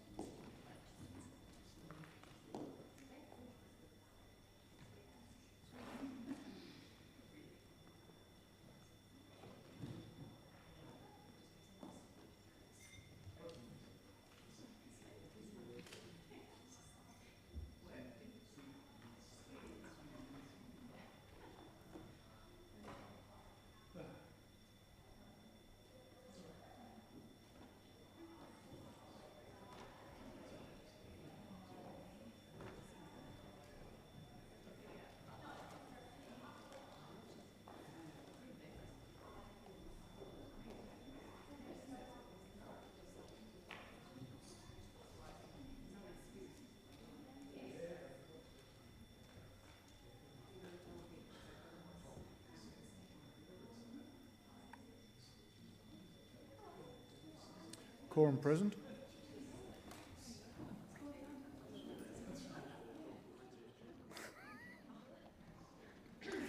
Senator McCarthy. Thank you, Mr Acting Deputy President. I rise to respond to the Governor-General, Her Excellency the Honourable Ms Sam Mostyn's address to mark the opening of the 48th Parliament of Australia. No one left behind and no one held back. This is what the Albanese government is all about. It's what the Prime Minister took to the election, and it's what each of us as members of the Albanese government took to our constituents. It's what guides us in a second-term Albanese government. Our number one focus is continuing to deliver cost of living relief for all Australians. We promised cutting student debt would be the first thing we did in the 48th Parliament, and that's exactly what we're doing. Because getting an education shouldn't mean a mountain of debt. No one left behind and no one held back is also what guides me in my role as the Minister for Indigenous Australians. I'm focused on delivering on our substantial commitments for First Nations people. We're delivering remote housing, we're delivering remote jobs, and we're delivering remote food security. We are focused on economic empowerment and we are focused on closing the gap. Working in partnership with First Nations people, communities and organisations, as well as governments right across Australia, because closing the gap is everyone's responsibility. Improving outcomes in remote communities is one of our biggest challenges, which is why I'm so pleased that the Prime Minister has created a new role of Special Envoy for Remote Communities. I'm thrilled that that position has been given to the member for Lingiari, whose electorate includes all of the Northern Territory's remote First Nations communities. I know that the member's fierce advocacy and commitment will make a difference for remote communities across Australia. It's an absolute pleasure to work with the member for Lingiari, Marion Scrimgeour. One of the ways we're investing in remote communities is our new low-cost essential subsidy scheme, which began on the 1st of July, Mr Acting Deputy President, reducing the cost of 30 essential items in remote communities, delivering important cost of living relief.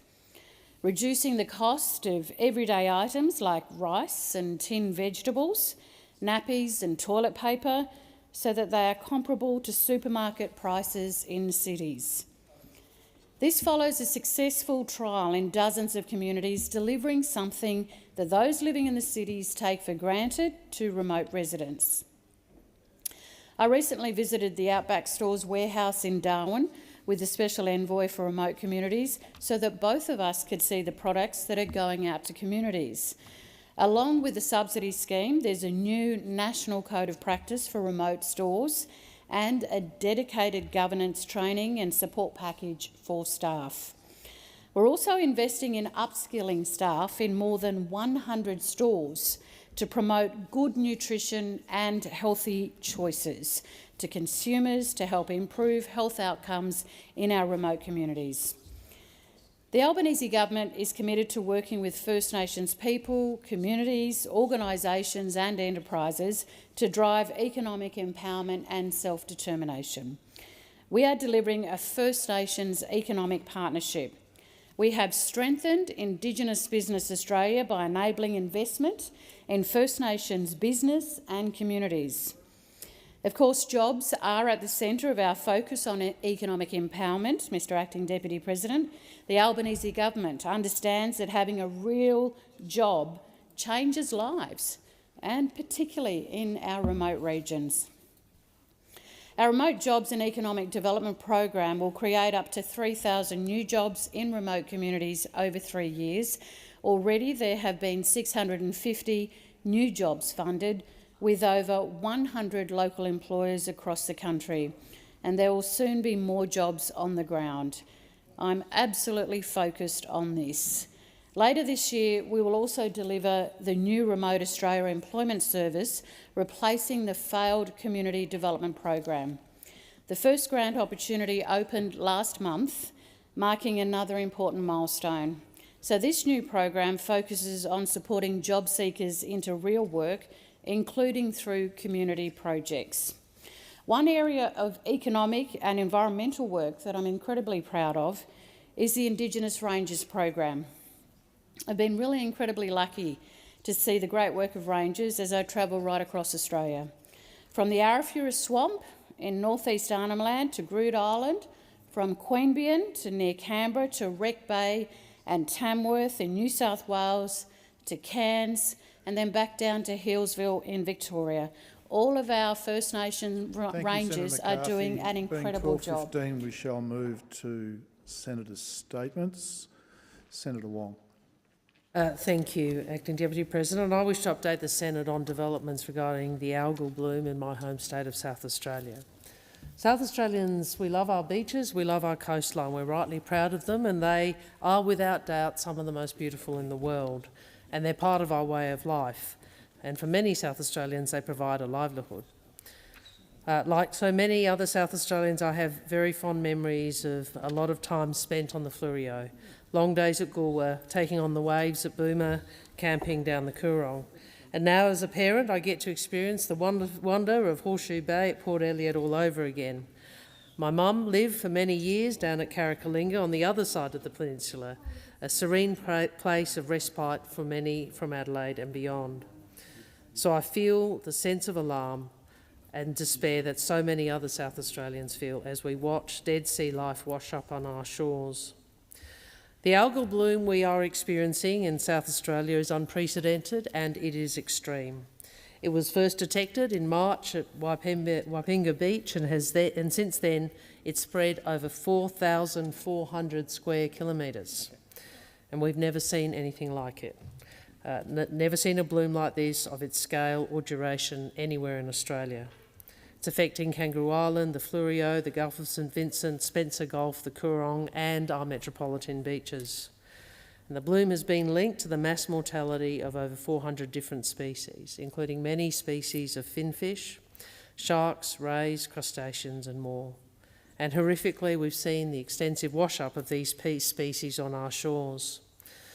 On Monday, the Minister for Environment and Water travelled to Adelaide and announced the federal government will invest $14 million in support, acting on a request from the state government for assistance. And on Tuesday, Premier Malinowskis announced the next stage of the South Australian government's response, indicating they will match our investment. And together, this funding is going towards science and research, including the development of a dedicated harmful algal bloom response plan for future blooms, a public communication strategy to include weekly media updates for the public forums for those communities impacted and public information campaigns. Industry assistance in the form of small business support grants of $10,000, building on the licence fee relief for affected fishers announced earlier this month, and $4 million towards community support and clean-up efforts along our beaches and coastline. Earlier this month, before some of my overseas travels, I was briefed on the situation by Deputy Premier of South Australia and the Minister for the Environment, Dr Susan Close. And she told me then what scientists have said publicly, that unfortunately there's no quick fix for the algal bloom. So I want to assure South Australians that the federal government will continue to support the South Australian government in their response. And that is why we are supporting a bipartisan Senate inquiry to examine the causes, frequency, scale and duration of events such as algal blooms to better understand the current situation and inform preparations for future outbreaks. Because whilst Australia has always faced damaging natural weather and environmental events, we have all long been warned that their intensity, their frequency and their unpredictability would increase due to climate change.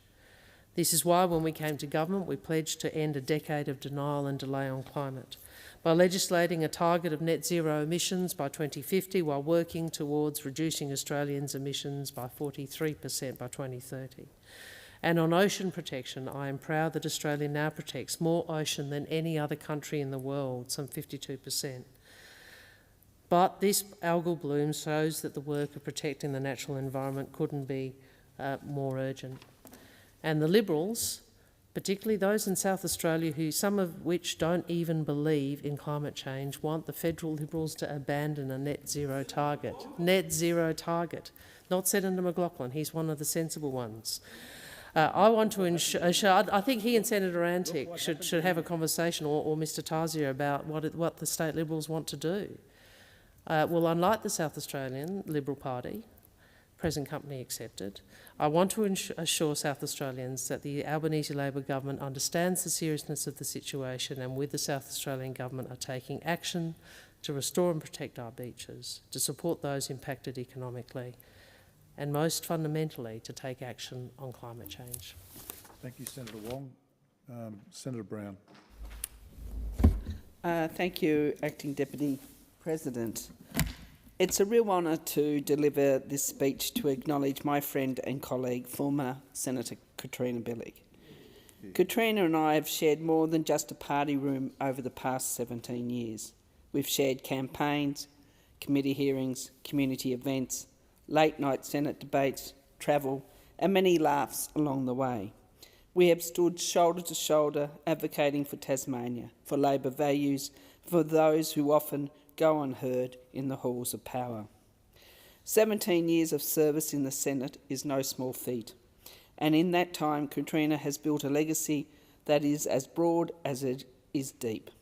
Whether it was championing low survival rate cancers, especially brain cancer research, standing up for children's safety, fighting for fairer wages, or helping families navigate palliative care and disability support.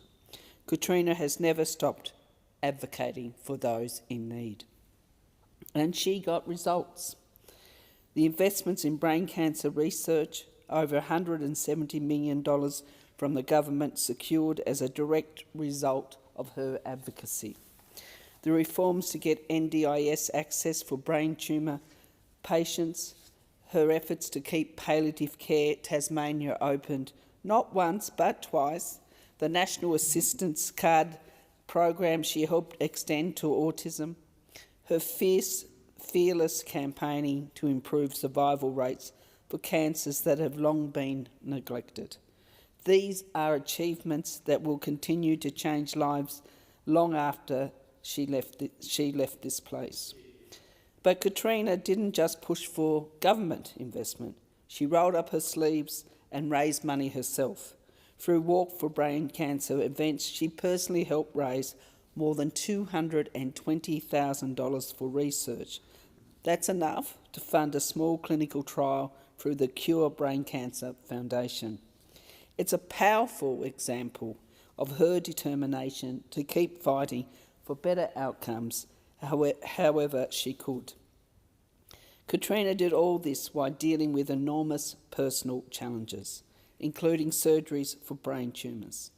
I think most of us in this chamber will never forget the strength and resilience she showed during those times, not just in facing those challenges, but in coming to this chamber and working hard just 10 weeks after, driven by that same fierce determination to make a difference. Katrina never let her own battles stop her fighting for others. That is the kind of person she is. She's as tough as they come, but leads with kindness.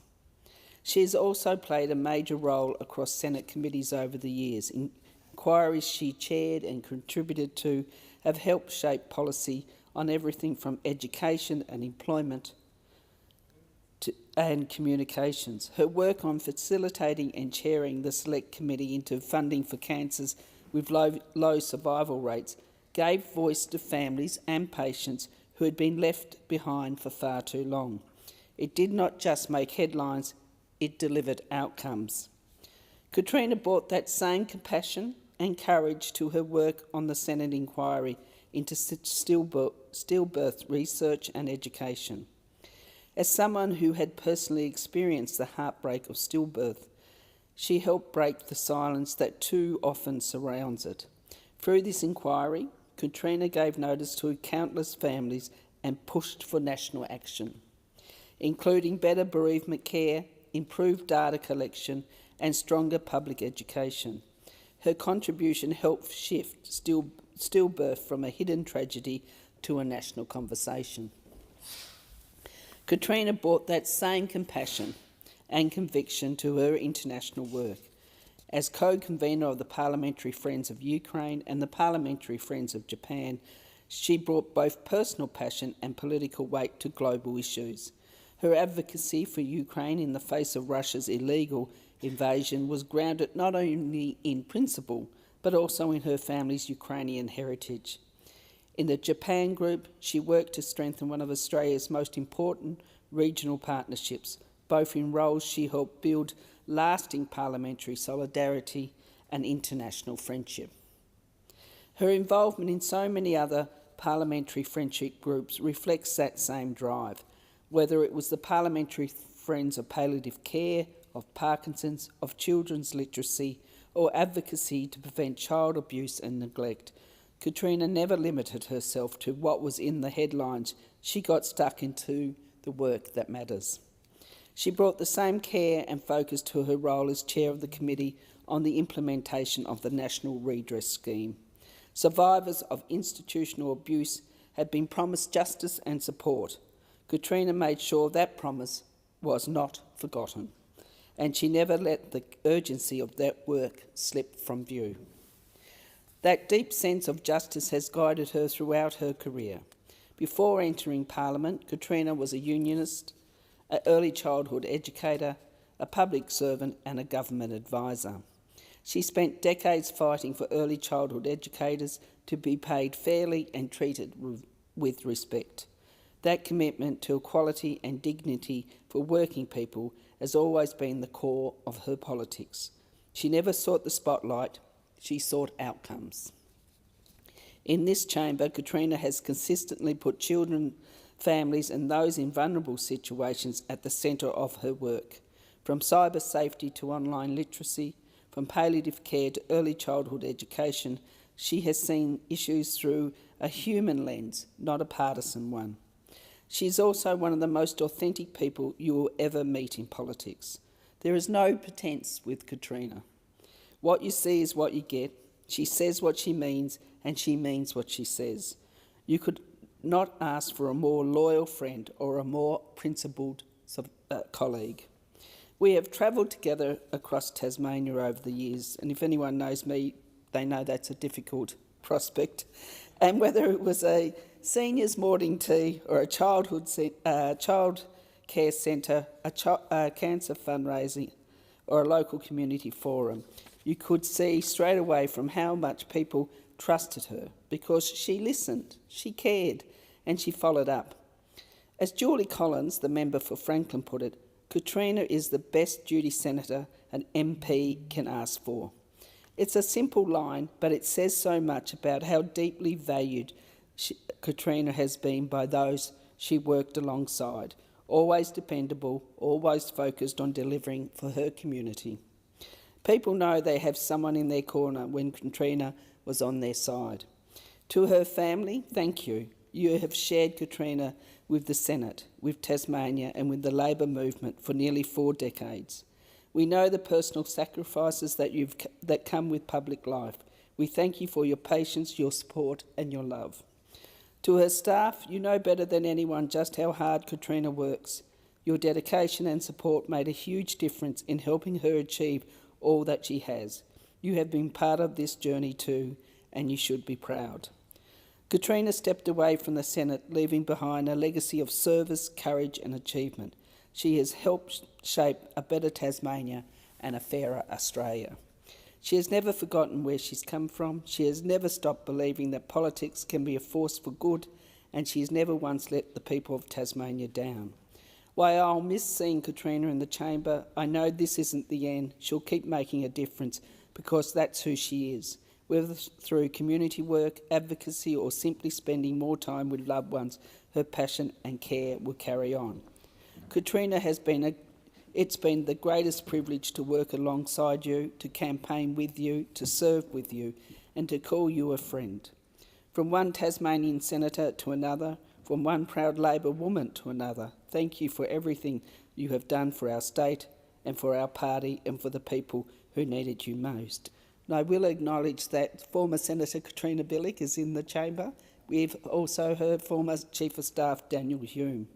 So on behalf of the ALP caucus, you left this place with the respect of your colleagues, the love of your community, and a legacy that will endure. Enjoy this next chapter. You have more than earned it. Thank you. And on behalf of the chamber, I'll just also add my welcome back, Senator Billick, and congratulations on your career. Senator Scarr. Thank you, Deputy President. Senator Billick, don't leave yet. I'm about to say something nice about you as well.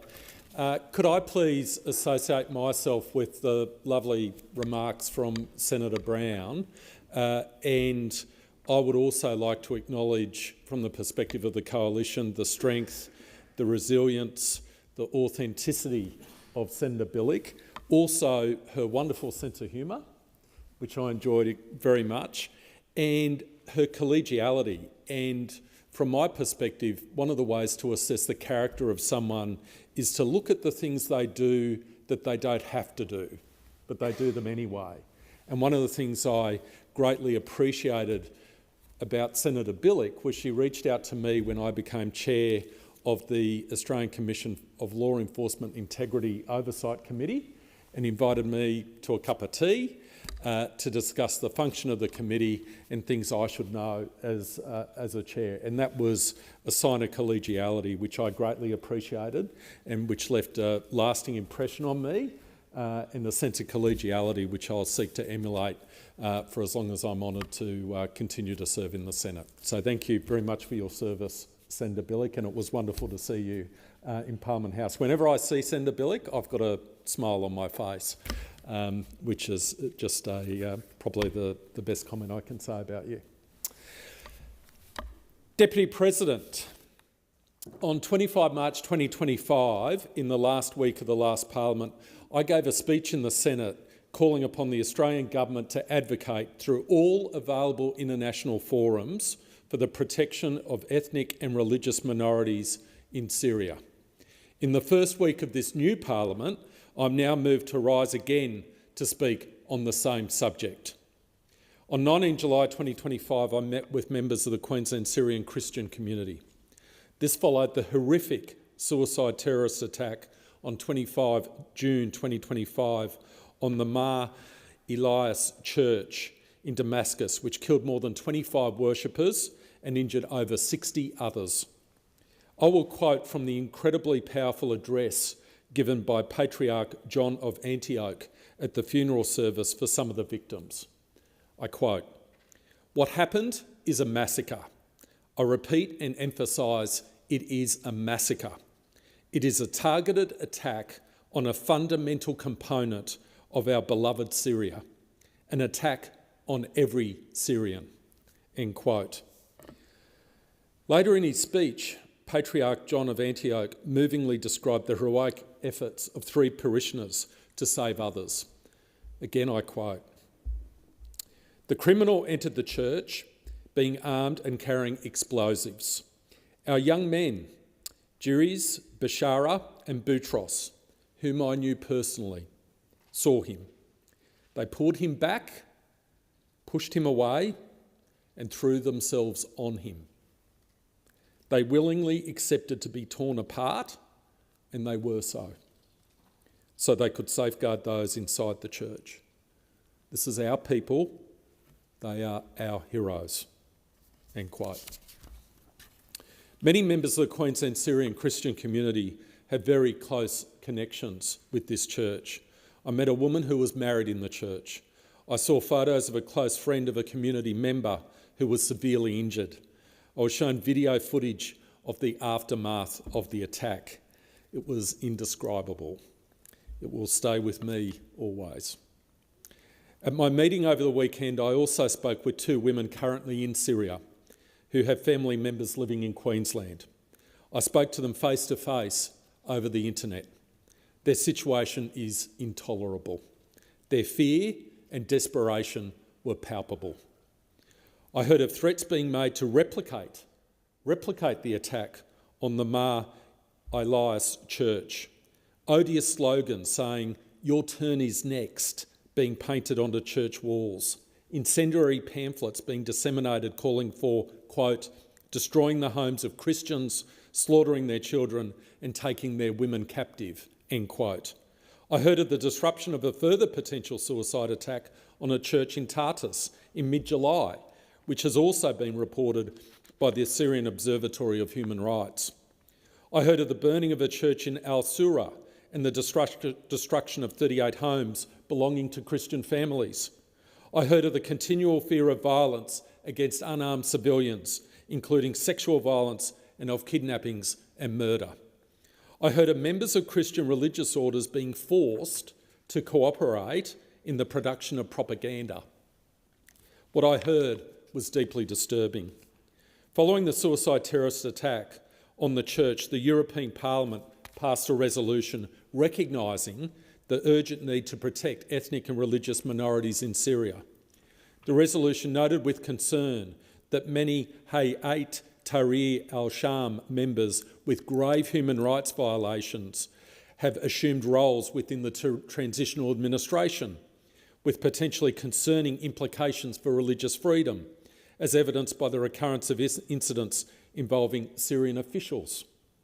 The resolution urged the Syrian transitional government to, and I quote, facilitate swift, transparent and independent investigations into these acts and to take all necessary actions to quell sectarian violence, ensure accountability, including by prosecuting perpetrators and enablers of human rights violations, such as in the case of the Mar Elias Church, uphold freedom of religion and protect all communities.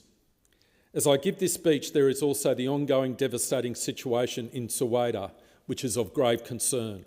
At my meeting on the weekend, I was shown a video of 3 men being forced at gunpoint by militia to jump off a balcony to their deaths.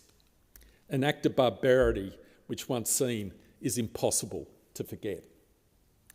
To give voice to the concerns of the community, I can do no better than to once again quote from the address given by Patriarch John of Antioch during the funeral service of some of the victims of the suicide bombing. I quote, "What our people want is security and peace. The primary duty is to ensure safety for all citizens without exception or discrimination," end quote. In the service, Patriarch John of Antioch then courageously and powerfully directed comments to the President. He said, "Mr. President, we congratulated the revolution and its victory in all our speeches. We also congratulated you personally. And when you became President of the country, we congratulated you and did everything necessary because we are true citizens of this land. We are Syrians, proud and genuine. Our country is our land and our dignity. I've said it before and I will say it again. We have extended our hands to you to build the new Syria, and we still, sadly, wait to see a hand extended back to us," end quote. Those are the words of Patriarch John of Antioch at the funeral service for victims of the Mar Elias suicide bombing, which has traumatised our Syrian Australian Christian community. Deputy President, I call upon the Australian Government to do all it can, through all international forums, to advocate for the protection of ethnic and religious minorities in Syria. I call upon the Australian Government to listen and respond to the concerns of the Syrian Australian Christian community with respect to access for loved ones to Australia's humanitarian program, including for vulnerable women and children trapped in Syria who have close family links in Australia.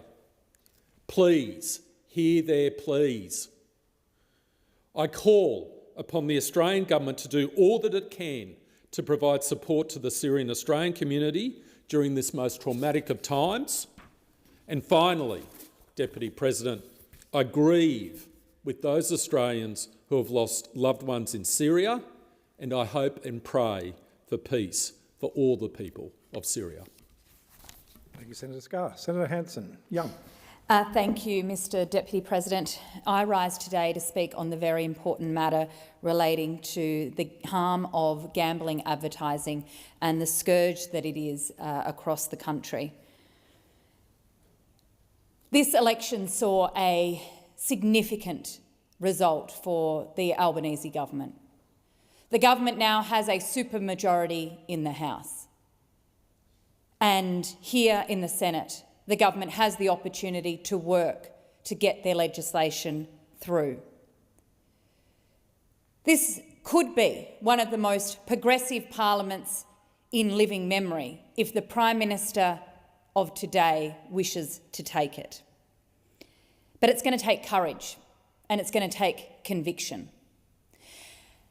And I say all this because what we need in order to deal with the scourge of gambling addiction and the advertising of gambling products to Australians, many young, many gambling addicted individuals, is we need political courage to deal with this, to take it head on. Of course, the last term of government, the Labor Party had promised to move and to act on gambling reform. And they fell well short of what was expected by the community, what was required of the issue and what had been promised. The Albanese government now has a second term. They've got a second shot at it, and it's time they acted. Of course, in the last term of government, there was that incredible report handed down by the late Peter Murphy that had unanimous support from across the parliamentary chamber. Members of the Coalition, members of the Crossbench, members of the Greens, members of the Labor Party, all agreeing that there needed to be something done seriously and fully to combat gambling addiction and the harm of gambling, particularly that being targeted to our young people, particularly young men, and that needed to happen in the form of banning gambling advertising. Promises were made, but nothing was delivered. And we know, we've heard all the ins and outs of the stories of what happened and who went weak and who met with what lobbyists within the gambling industry and the advertising industry and the broadcasting television companies and the big sports codes. But the truth of the matter is that Labor went weak and they couldn't stare down the vested interests who have been making massive profits and money off the harm and addiction of vulnerable Australians. Well, Labor has a second shot at it, and I urge them to take it. We need courage and conviction, because gambling in Australia is out of control.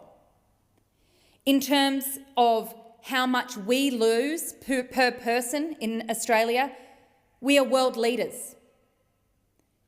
Australians lose more money in gambling than other people right around the world. We have very little controls on the advertising that this insidious industry has. We have our young people and our children being targeted on their mobile phones, on their TVs, when they're watching YouTube, when they're watching their favourite sporting heroes. Australia's young people are being targeted by gambling companies to get addicted. And not for anything other than the profits of the gambling industry. Australians lost more than $32 billion in the financial years 2022-23. Imagine what could happen with that amount of money being invested in other parts of our economy and our community. But instead, tens of billions of dollars per year coming straight out of the pockets of regular Australians into the hands of the gambling companies. It's obscene. Just like we banned advertising of tobacco because we knew that it was a health disaster, we should be doing the same when it comes to gambling. We have the opportunity for genuine reform that is good for the community, good for public health, and good for people's budgets.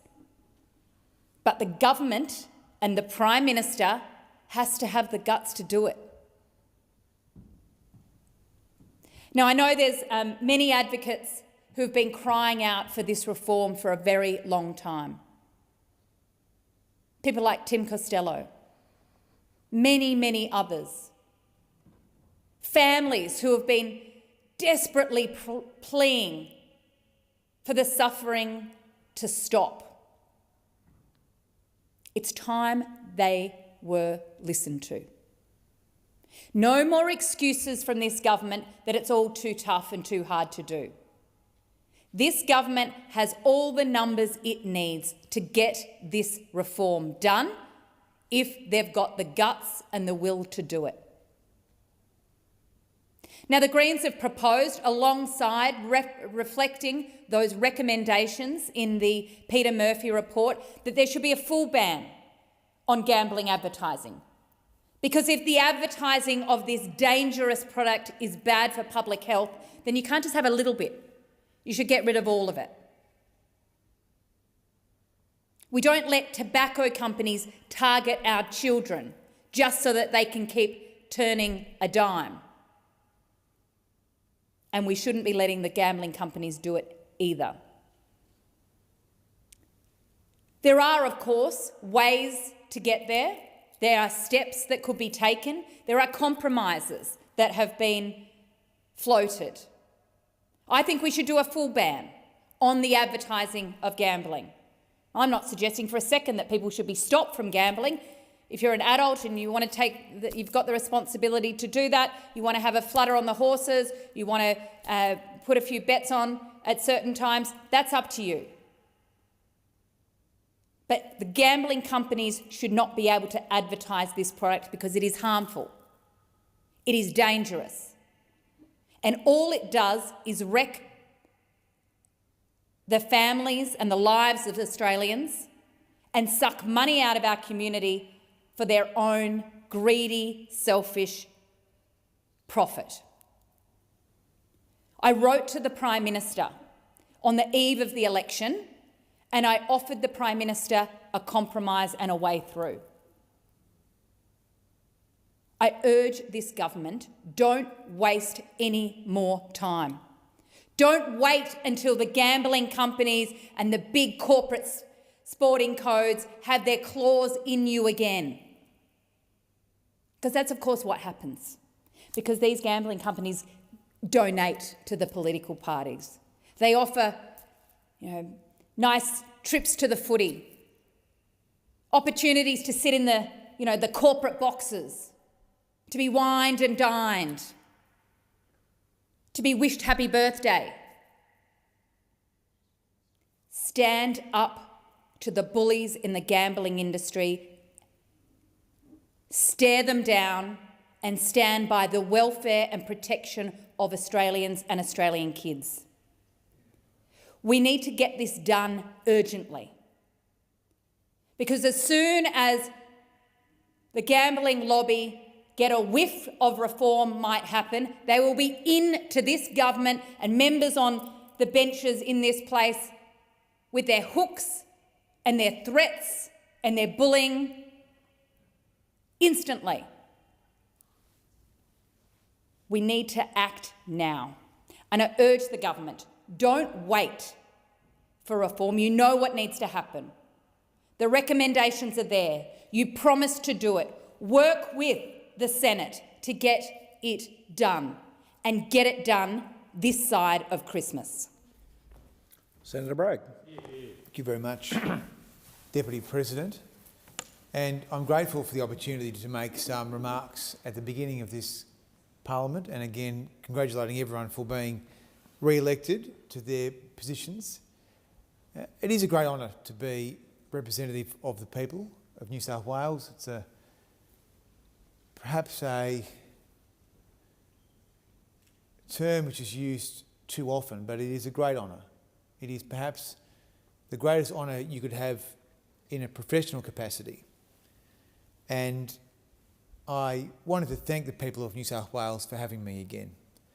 Of course, I want to also thank my party, the Liberal Party, for putting up with me again. I'm sure I've tested at times the patience of certain members, but I'm grateful that the members of my party decided that I was worth another go. And in these last 6 years, a lot has happened, and I think it's a healthy thing to consider whether or not you have in fact done your best, whether you have made the type of policy contribution that you could make.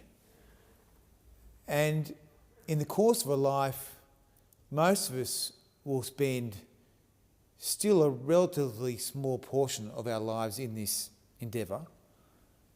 And I think it is a healthy thing for people to consider whether they are always doing everything they can do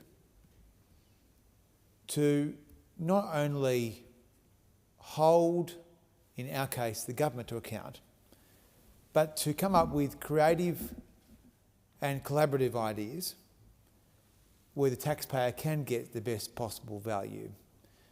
I would say to you that, Deputy President, that the best work of the Senate happens in the committees. I think most senators would agree with that, that a lot of the work that we undertake here in this chamber is sometimes embarrassing, and I think we do revert to a form of political war too often, but it is genuinely an opportunity to collaborate, and I regret very much that the public don't see the collegial nature of a lot of the Senate's best work through its committees. I think that is a great shame. And so I wanted to take the opportunity to thank the good people of my state for having me again. But I wanted to acknowledge that in the spirit of humility and perhaps embarrassment, this was a very disappointing result for my party, and some good personal friends have been lost to this place. Jenny Ware, Bridget Archer, James Stevens, Keith Wallahan and others, and I will miss them very much in this next 3 years. But I want to recommit myself to do the best I can, and my leader, Susan Lee, has given me a great opportunity to work on productivity, deregulation, housing and homelessness, and I will do that with vigour. But I will also do what I promised I would do at the commencement of my term 6 years ago, when given an opportunity to talk about the broader agenda in a first speech. I referred to at the time the former President of the United States, Theodore Roosevelt, who famously, after a significant coal strike in 1902, said that he was not going to intervene to support the workers or the capitalists, that he was going to intervene to support the people, as a representative of the people. And he later told a friend, and I have to say I do like this quote, "Now I believe in rich people who act squarely and in labour unions which are managed with wisdom and justice. But when either employee or employer, labouring man or capitalist goes wrong, I have to clinch him, and that's all there is to it." And I like that quote because I think it's important that we don't get bogged into our trenches too often, and that we're able to see the bigger picture here. And I think what Roosevelt was getting at was that we all are stewards of the public interest. And in this particular endeavour here in the Senate, it is going to be debated a lot across this chamber over the next 3 years, what is going to be the best policy prescription. Now, everything is polluted with vested interests. That is the reality. And particularly as the state gets bigger and bigger, and there is a blurring of the line between what is the real private economy and what is the subsidised economy, the non-market economy, we've got to be very clear about what it is we're trying to achieve here in this country. And I would say to you that we're all here to support the people. We're all here to support enterprise. I'm sure we're all here to support individuals and small businesses. I'm sure we all agree with that. We want to support good unions. I mean, Senator Sheldon spent a large part of his professional career in a union, and I know that he would have done that with a pure heart. And there are a lot of good unions, a lot of good people in the trade unions. But we want to get the best outcome for people. And I think this scourge of vested interests, which is always going to be part of a political system like ours, needs to be properly understood for what it is, because the nature of the debates we're going to have about the NDIS, about healthcare, superannuation, childcare, there are many laudable objectives, Deputy President, many laudable objectives. And it's very important that we have a country which supports people that need government support. It's very important for our cohesion, and it's important for our sense of who we are. But it is important that we are aware of the risks to the taxpayer. And so that's what I hope for this Parliament, that we're able to have a more nuanced, more sophisticated debate about the role of the state in our country, and that we all strive to protect people who are vulnerable and that need assistance. I think it is disappointing that we didn't have, in my party, a homelessness policy at the last election. That is a matter of embarrassment and regret, but it's not a mistake we'll make again. And I say, again, in closing, that we will be looking for opportunities, and I'll be looking for opportunities to work with everyone in this Senate. The government is the government. There is a conflict inherent in the Senate that members of the Senate are also members of the government, and I respect and I understand that, and there are provisions for that. But the crossbench at large and the opposition, which is officially us, the Liberal National Coalition, have a very important constitutional role here to hold the government to account, to make sure they can be the best government they can be, to make sure they're administering programs properly and spending taxpayer funds wisely. So once again, I'm very grateful to do this job. I'm not sure how long I'll be doing it for, but certainly I look forward to serving it these 6 years. And I will do my absolute best for the people who've given me this job, and I hope not to let people down too many times.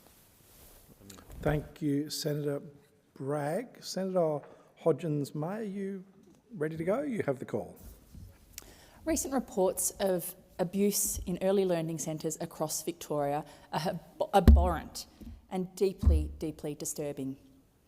These are places where children should feel safe, be educated and nurtured, not put in harm's way.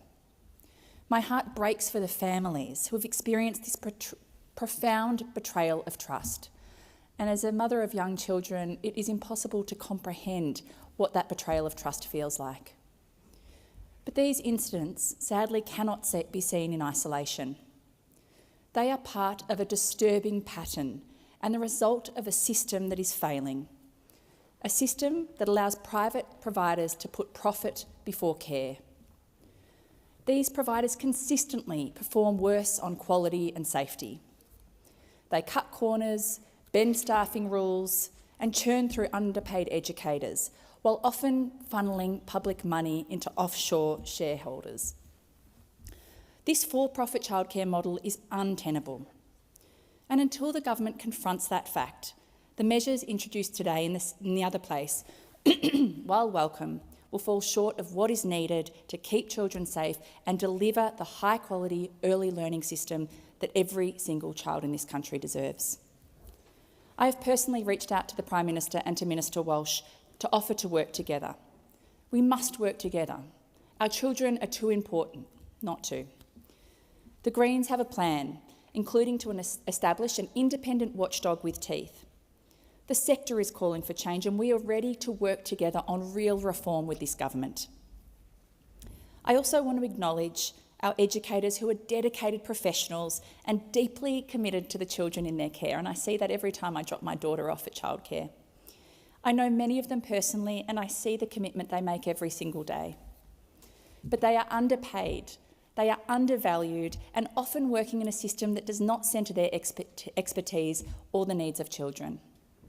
To those educators, we see you, and we will keep fighting for better pay, for better working conditions and an early learning system that puts people ahead of profit. I also stand before this Parliament carrying the stories of too many Australians who should be safe to love, to exist and to be, yet find themselves under attack once again. Two queer businesses in Melbourne, long established as safe havens for gay men and wider queer community, were defaced with slurs and Nazi hate symbols less than 3 weeks ago. Disturbingly, these aren't isolated acts. We also know of reports of assaults and robberies targeting the users of gay dating apps. Police have made 35 arrests in connection with these attacks in Victoria alone, and advocates have stressed that in many cases victims are unable to come forward, meaning that we don't likely know the true extent and the prevalence of this horrific violence. These attacks aren't new, but are the most recent in a wave of targeted violence against queer people. While the broader community has made strides towards greater equality and inclusion, within the far-right fringe there is a crisis of dangerous anti-queer hatred, and I must call out what has been a failure of successive governments to adequately recognise it. The rise of the far-right and its success in radicalising young people online has been a driving force of this crisis for years. We saw it in 2023 when anti-trans hate culminated in the shutdown of drag storytime events across Victoria. And I can see the same deranged rhetoric being repackaged and repurposed to vilify the LGBTIQA+ community in 2025. The Greens have recommended reforms aimed at stopping the proliferation of hate online and the deep harm that it causes. Stronger measures like a digital duty of care, tighter data protections and a ban on profiting from extreme content could help make online spaces safer, especially for young queer people who are far too often the targets of abuse, hate and violence. The community is also calling for urgent action in our schools, including inclusive curriculums, the removal of laws that allow discrimination against queer teachers and students, and a national education campaign to promote acceptance of trans and gender diverse people. These reforms are about creating a future where the community can live, work and learn in safety, dignity and pride. It is unacceptable that trans, queer and gender non-conforming people are time and time again having to rally together to create safety when the government should be guaranteeing their safety. Queer people deserve to lead safe, respected and valued lives, free from discrimination and hate. Equality is non-negotiable. The Greens are here with you and we will be unrelenting in our fight for your rights. Has expired. Senator Pocock. Thank you, Acting President. It's been nearly 3 months since the 47th Parliament rose. And in that time, I've met Canberrans here at Parliament House, where 1,000 people turned up to listen to Dr. Moe talk about his experiences as an emergency doctor in Gaza, at town halls, round tables, mobile offices, and in the community. And from every conversation, one message is clear.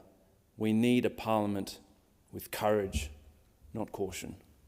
We need a Parliament tackling the hard reform, not just chasing a headline. But in this place, I'm concerned that urgency is lacking, that the big vision is missing. Canberrans aren't asking for miracles. We're asking for a government that matches the magnitude of the challenges with the strength of its response. And the first issue Canberrans raise again and again is housing, because without a safe, affordable place to live, nothing else works for people. More than 3,100 Canberrans are languishing on the waiting list for public housing. That's not a waiting list, it's a warning sign. And if we're not treating housing as a human right, what kind of society are we building? And when it comes to urgency, you just have to look at the CSI Road Ginninderra site. This is well-located, previously used land that's been sitting idle for a decade. We heard so much about federal and territory Labor working together on these sorts of issues, and after 3 years, nothing. It's time to get on with this and other projects to make housing more affordable. Just as urgent as the need for shelter is the need for a livable planet. We're part of nature. We cannot lose sight of that. We are part of nature, and if nature goes down, we are going down with her. And the very first act of the Albanese government was to approve the expansion of the biggest fossil fuel project in this country. Had they taken that to the election, places like Bean, where they won by 350 votes, could have been a very different story. We need better from our elected representatives. The Parliament has an opportunity to deliver reform that measures up to the scale of the crisis. Just look at what's happening in South Australia. We can start with an ambitious 75% floor on our 2035 emissions reduction target. And Canberrans know that climate action is good economics. In all of this is an opportunity when it comes to electrification and the democratisation of an energy system, to actually make it work for households, to be saving thousands of dollars every year if we get it right. What we need is political courage. And there are the numbers in this Parliament to do exactly that. On health, Canberrans have very high hopes from the very welcome announcements from the Labor government about affordable and accessible healthcare. We have the lowest bulk billing rate in the country. It's cheaper to drive to Goulburn to get an MRI if you live in the ACT.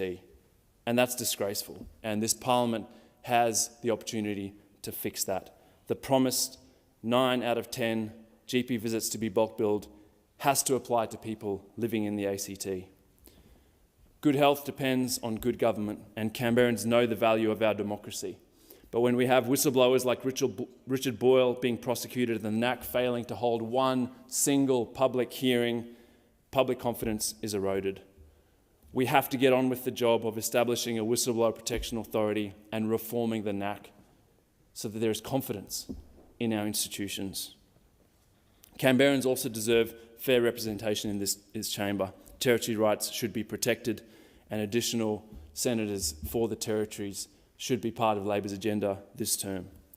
Gambling advertising. This is where community good butts up against vested interests, and almost 2 years from the landmark Murphy report. Silence. That's not good enough from a Labor government that has such a whopping majority. Use your political capital for something. Leave a legacy when it comes to gambling advertising in this country, where you have more people under the age of 18 betting than playing basketball. That's the country we live in. Let's change that. On AI, we've got to be clear-eyed about productivity gains, but also the real risks to jobs, privacy, and democracy. We have an opportunity to harness the potential of AI, but we have to safeguard against its risks. These are all things that this Parliament can and should do, and at every turn I'll be pushing the government for more ambition and putting forward good ideas from the people I represent. Senator Darmanin.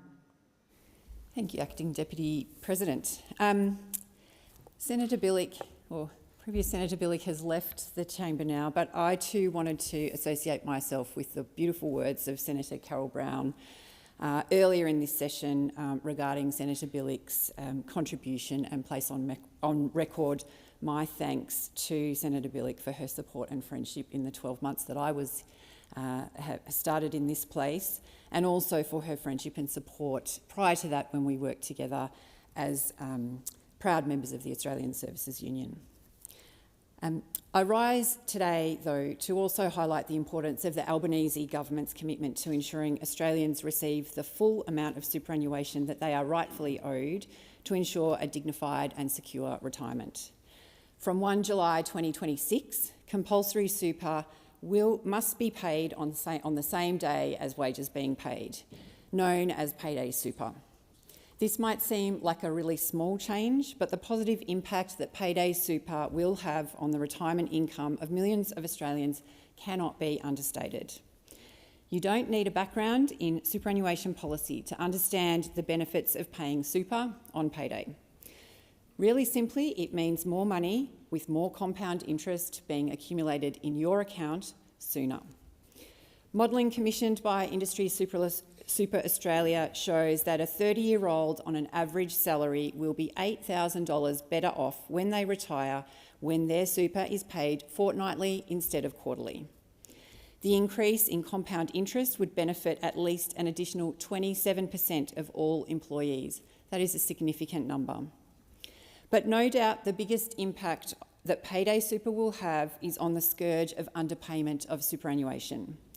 And it is a scourge. While most employers do play by the rules, the Australian Tax Office estimates that in 2019-2020, employees were owed but not paid $3.4 billion worth of superannuation. That is $3.4 billion that didn't make it into the pockets of Australians to grow their retirement savings and owed to them. Paying super on payday will also address many of the causes of unpaid super. It will streamline the processes for businesses, reducing the likelihood of error and minimising the administrative burden. It will also make super contributions, or lack thereof, much more visible to employees. And this is important. We know that workers who are paid superannuation quarterly are less likely to notice that they have been underpaid, and it makes sense. Life gets busy. And I challenge everyone who might be listening today to think about the last time that you checked your contributions on your statement. While we often talk about the gender pay gap, much less is made of the gender super gap, but this is just as troubling. Currently, women retire with a third less super than men. Simply because women have less super, it is women who are disadvantaged from most of the unpaid and delayed super payments.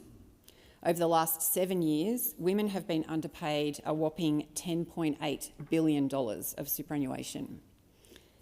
And I want to repeat that figure, $10.8 billion. It is staggering. Over the last 7 years that Australian women earned but were denied retirement savings. It probably doesn't come as a surprise that the picture is worse for women who are both young and on lower incomes.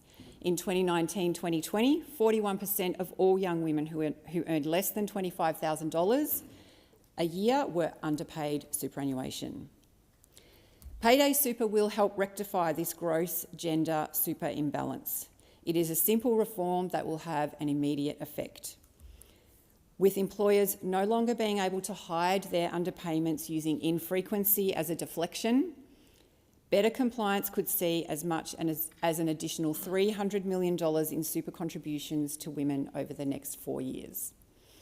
Our current system of quarterly super payments is nothing more than a hangover from the olden days of analogue bookkeeping. This change is bringing workplaces and superannuation into the 21st century. Electronic payroll systems and payroll methods mean that paying super with wages rarely involves any extra work for businesses. In fact, it will actually save businesses the hassle of the time-consuming quarterly reconciliations and mitigate the risk of getting stuck with hefty unpaid super liabilities. It is a win that should be celebrated, and I'm proud to be a part of a government that is delivering Australians a more dignified retirement. Thank you. Thank you. Senator Still. Thank you, Madam Acting Deputy President. Many of you would be aware of the mattress run I do up to the Kimberley region in Western Australia with my partners from Centurion Transport, Bedshed, Midland and Osborne Park, and of course my old mates, Nick D'Adamo, Keys Moving Solutions. So Bedshed has a 60-night comfort guarantee, which allows customers to return their mattresses if it wasn't what they were looking for. As the mattresses returned via this guarantee, some have only been slept on one night, some may have been slept on 59 nights, but they can't be sold again. So my very, very dear friend Don Bantock from Bedshed over the last 4 years has donated those mattresses free of charge so they can go to people in need in the Kimberley. My great mate Justin Kadachi from Centurion Transport donates a prime mover, 3 trailers, a couple of dollies and a fuel card to me and my team. And I'm assisted by my old mate Nick D'Adamo and his crew from Keys that said to load the mattresses with Don's crew, and then I drive the mattresses up to the Kimberley. Since we started this project in 2021, over 1,000 mattresses have been donated and delivered to families in need across the Kimberley region. And on my recent trip of just a couple of weeks ago, we delivered another further 164 mattresses to associations including a Mamanuda and Aboriginal Corporation and the Nunga Women's Group in Derby, Naringanara Women's Safe House and the Community Projects arms of Job Pathways in Halls Creek and the Noa Awa Aboriginal Corporation, along with assistance from the Wyndham Youth Aboriginal Corporation and Job Pathways in Wyndham. I'd like to thank all of the community leaders who are involved in supporting this important community project, including the teams who helped us unload at each stop and those involved in making sure that the mattresses got to who desperately needed them. I was also pleased to learn that the crew at Noa Aboriginal Corporation in Wyndham, under the leadership, the fine leadership of CEO Elaine McLean, had already identified homes for most of the mattresses to be delivered based on hardship and the need in women fleeing domestic violence situation, which sadly is way too many in that part of Australia. One of the more touching moments was when we got to meet Fiona and Edna in Wyndham. Now, I'll paint the picture for you. Fiona was not far off my age, so you can imagine Edna would have been close, if not well into her 80s. And as the boys pulled up the front with the mattresses that we just unloaded out the back of the Centurion trailers, I said I'd like to go meet with Edna and Fiona. And I was joined on that run by my partners in this, Don Bantock, as I'd said, and Carl Kadachi, the founder of Centurion Transport, had come up as well, as they do many times to help with the unloading and the distribution, to see where their generosity goes. And I can tell you, when I said to Edna, I said, Edna, when is the last time you had a new mattress? And she started crying. She teared up. And this crusty old truckie, tell you what, got a little bit watery too, when she said to me, I've never had a bed. 2025, never had a bed. And her daughter Fiona said, Glenn, none of us have had a bed. And I said, what do you sleep on? She said, we had a piece of foam that we used to share. And in Aboriginal culture, they do share. They all sleep together with the grandkids. So you have to be there to believe it, to see it on the face of these people when they are given a king-size mattress and they actually think for the first time in their life they get to do what we expect every day. They don't get a bed under it, they just have a mattress on the floor. And it was so moving for me, who's been doing this for so long, and my partners, to actually meet someone that something as simple as saving a mattress from going to the tip because it couldn't be sold again, even though it may have only been slept on one night to 59 nights. I tell you what, if that doesn't move you, nothing will. I just want to send out once again a sincere, heartfelt thank you so much, Don, for what you do with me and help me to do this in the Kimberley. Thank you so much, Justin Kadachi and Carl Kadachi from Centurion Transport. You make a world of difference, and they never whinge about the cost. They can't wait to do it. We do this twice a year. And if we can do that one little bit in the Kimberley, it darn well ain't closing the gap. By crikey, it leaves a very warm feeling in your heart. So thank you, guys, and I continue to look forward to the next run at the end of this year. Senator Hanson. Thank you. We live in an increasingly fractured, polarised world where principles and values we took once for granted in Australia are being undermined. Today, the Albanese Labor government gets away with doing things that would simply not have been acceptable in Australia a generation or two ago. Labor may have won the 2022 and the 25 election with only approximately 35% of the primary vote, but that hasn't made the problems Labor created go away. We still have a cost of living crisis, we still have a housing crisis, we still have record immigration, increasing debt, huge budget deficits and declining economic productivity. The Prime Minister's so-called productivity roundtable of his sycophants won't change things at all unless it includes people who understand productivity in business, people like Gina Reinhart, Solomon Lew, Jerry Harvey and Dick Smith. Taxpayers are still forced to foot the bill for subsidising renewable projects in the pursuit of net zero, coupled with rises in our electricity bills of more than 300% over the past 20 years or so. And more recently, Labor has gambled with our national security. For decades, Australia's defence has mainly been funded by American taxpayers. America's nuclear deterrence has prevented global war between major powers. America supplies us with our military platforms and our advanced weapons. And under AUKUS, America will hand over to Australia the most closely guarded military technology on the planet, nuclear propulsion. Yet our current Labor government is publicly appearing less than grateful for this generous support from the arsenal of democracy. Labor is ghosting our most important ally, the United States, and to all appearances is sucking up to Communist China, Australia's most potent adversary. China routinely commits acts of aggression against Australia, and as if it's entitled to do so, and is not hiding its intentions to militarily and economically dominate our region. America simply wants the countries with which it shares close alliances and democratic values to step up and do some of the heavy lifting by increasing their defence spending. It's called growing a backbone and taking responsibility to defend yourself instead of relying on Americans to fund your battles with their money and lives. The Prime Minister is gambling that he won't have to, and that is a big mistake. It's a purely political mistake based on arrogance. It's not principled. Labor hates everything about Trump and the Republicans. Labor has failed to appreciate the importance of America to our security, and that our relationship with the world's most powerful nation must endure beyond the current occupants of the Lodge and the White House. It's impossible to imagine Bob Hawke, Labor's most successful and longest-serving Prime Minister, supporting this. He was a noted champion of the US alliance despite the very conservative Reagan and Bush administrations being in the White House.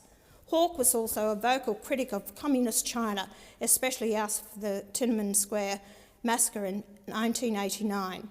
Hawke understood Australian principles.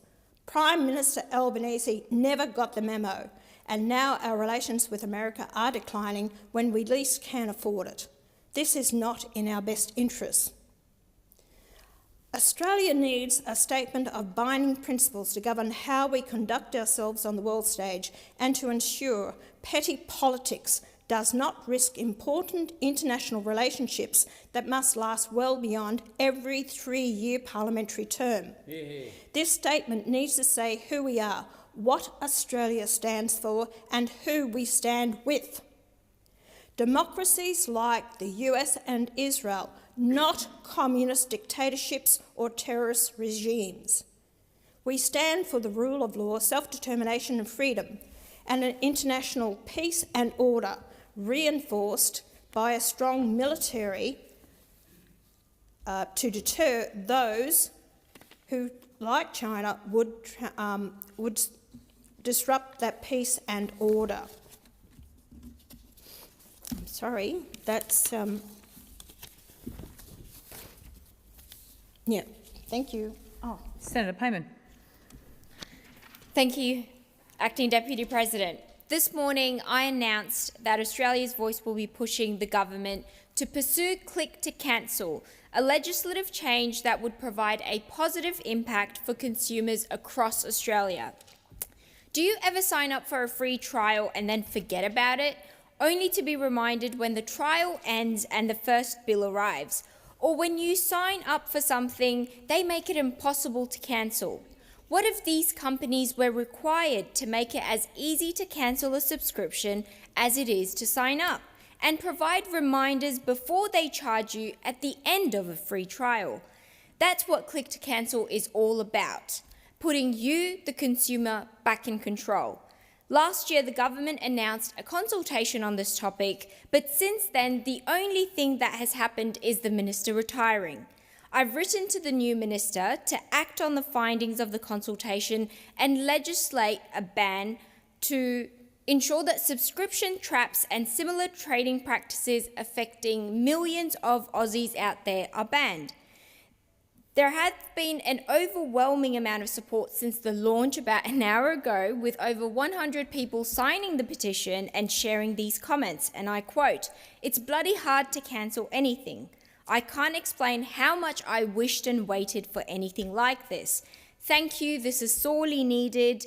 Good on you, it's very annoying not being able to unsubscribe. I got locked into a subscription. They made it very difficult to back out, but I got there. Great initiative." I've heard from time-poor mums and dads who have no idea what games and apps their children are downloading on their phones until they see the transaction on their bank statement. Now, speaking of mothers, I do want to reflect on the strength of women and my greatest role model, my mum. When I was 22, my dad passed away from cancer. And just like that, everything changed.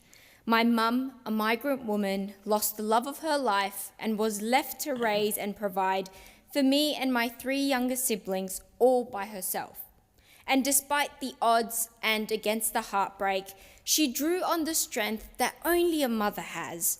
To provide for her children, she started her own business. She became a driving instructor, teaching other migrant women how to drive. She worked constantly, teaching during the day, cleaning and cooking at night. She made sure we ate well, that we studied, and we stayed true to our faith and our values. I was the eldest, so I stepped up, I packed the school lunches, I helped with homework, I paid the bills while I studied pharmacy at uni and worked at a pizza shop. But really, it was all Mum. She sacrificed everything, her time, her health, her mental health. But she did it. She raised a family she can be proud of.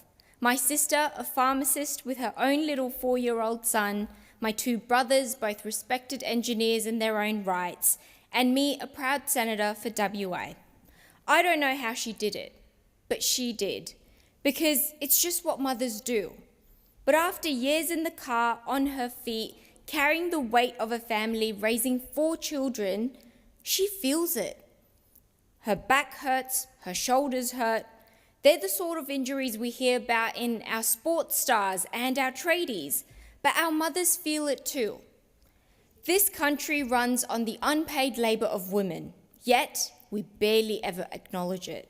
That's why I'm here, because no women should retire into poverty after a lifetime of sacrifice, because no mother should suffer in silence with a broken body and no support.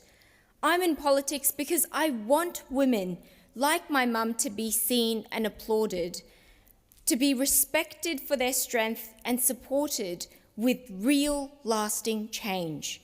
We must close the gender pay gap, tackle family and domestic violence, and increase access to specialist support for women's health, because this is the least that women deserve. Some people say to do all this is impossible. To them I say, every single day I woke up and I saw my mum do the impossible. Well, I want to be like my mum, and I want to do the impossible. Thank you. Senator Sheldon. Thank you, Acting Deputy President. It's a great deal of pleasure actually saying a few words just this tail end of Senator statements, because for those that were here earlier, Senator Katrina Billick joined us earlier today, and it was a wonderful words said by Senator Carol Brown on about a person who's been a great person dedicated to her community, to giving the voice to the people that don't have a voice, and speaking out when sometimes it's not always fashionable. And I've also had the luck of sitting next to Senator Billick for a large period of my coming into the Senate, so I heard a lot of that firsthand. She'd never stay quiet about if she thought I was on the wrong track. She'd never stay quiet about thinking that somebody else was on the wrong track, because she always felt that it was really important to make sure that there was a clear expression of views, opportunity for the people that she represented and the people that she had spent her life representing. If you look back in her wonderful career as an early childhood educator, as an industrial officer for the Australian Services Union, she came through the early childhood area to take up that role. An advocate that took her also to the roles of the advisor to the Tasmanian Labor Ministers, David Crean, Ken Bacon and David Lewin. And she's also been the National Vice President of the Australian Labor Party. All those roles have demonstrated and moulded a person. Well, I think she moulded those roles rather than those roles moulded her. Because one thing about Katrina, and for all of us here that have had the pleasure of dealing with Katrina on a personal level, but also on a professional level and a senatorial level, that Katrina is a person that does reach out, does attempt and achieve people listening to her particular view as expressed from what she's experienced from her life experience. As being a researcher, being a representative, being an advocate for people in various roles in community services, being on a number of committees right across this Senate, Katrina has countlessly cross-examined. She's cross-examined me a few times, sitting quietly in the, not so quietly, in sitting in next to her in the Senate here. But she's cross-examined a large number of people right across the community spectrum, making sure she gets to the heart of what needs to be done and what needs to be heard, to make sure that the facts are brought out and the accountability is there for all to see. I think Senator Billick is a great example of those working hard, dedicated and determined Senate individuals that have made such a difference to so many of us. Thank you, mate. You've made a difference for me as well. Thank you. I will now proceed to 2-minute statements, and I call Senator Antic. Thank you. I rise to indicate that I intend to introduce a private senator's bill to amend the Sex Discrimination Act by removing the references to gender identity and restoring the Act to its original purpose. In 2013, the Gillard government introduced gender identity as a protected attribute of the Act, and this changed the Act's intent, creating a situation where the safety, privacy and opportunities of women are now challenged pursuant to the very law that was designed to protect them. Sex is not a social construct. It's a core biological reality that underpins human nature and the protections the Act was meant to provide. And the 2013 amendments made discrimination based on one's appearance or mannerisms with reference to gender identity an offence. It is this approach that has led to outcomes which one suspects were not actually properly considered at the time of the amendment in 2013. If we really care about those who are suffering from gender dysphoria, we should be speaking this truth, not amplifying the issue. And the confusion, it must be said, needs to end. My bill would remove the references to gender identity and restore the Act's clear definitions of man and woman as members of the male and female sex, respectively, ensuring that the Act once again protects women, upholds fairness and respects the truth. Thank you. Senator Polley. I rise today with deep sadness to pay tribute to a very special man. It is with great sadness and a heavy heart that some months ago we farewelled John Philip Oliver, husband to Geraldine, father and father-in-law to Natalie and Adrian, Madeline, Diane and Drew, grandfather to Casey, Eliza, Millen and Keely, and long-time Labor Party stalwart. John was a loving husband to the now late Geraldine. They had been reunited. He was a devoted father and doting grandfather, hard-working, was involved in the agriculture sector, and my thoughts and my branch's thoughts go out to his family. Now, he was a man of salt of the earth, as they say, could turn his hand to anything. His work ethic was truly inspiration to me and to everyone else. He was working still into his 80s. And John imparted his wisdom and knowledge of just about every subject to his family and to our branch members on a regular basis. His knowledge and history of Tasmania was extraordinary.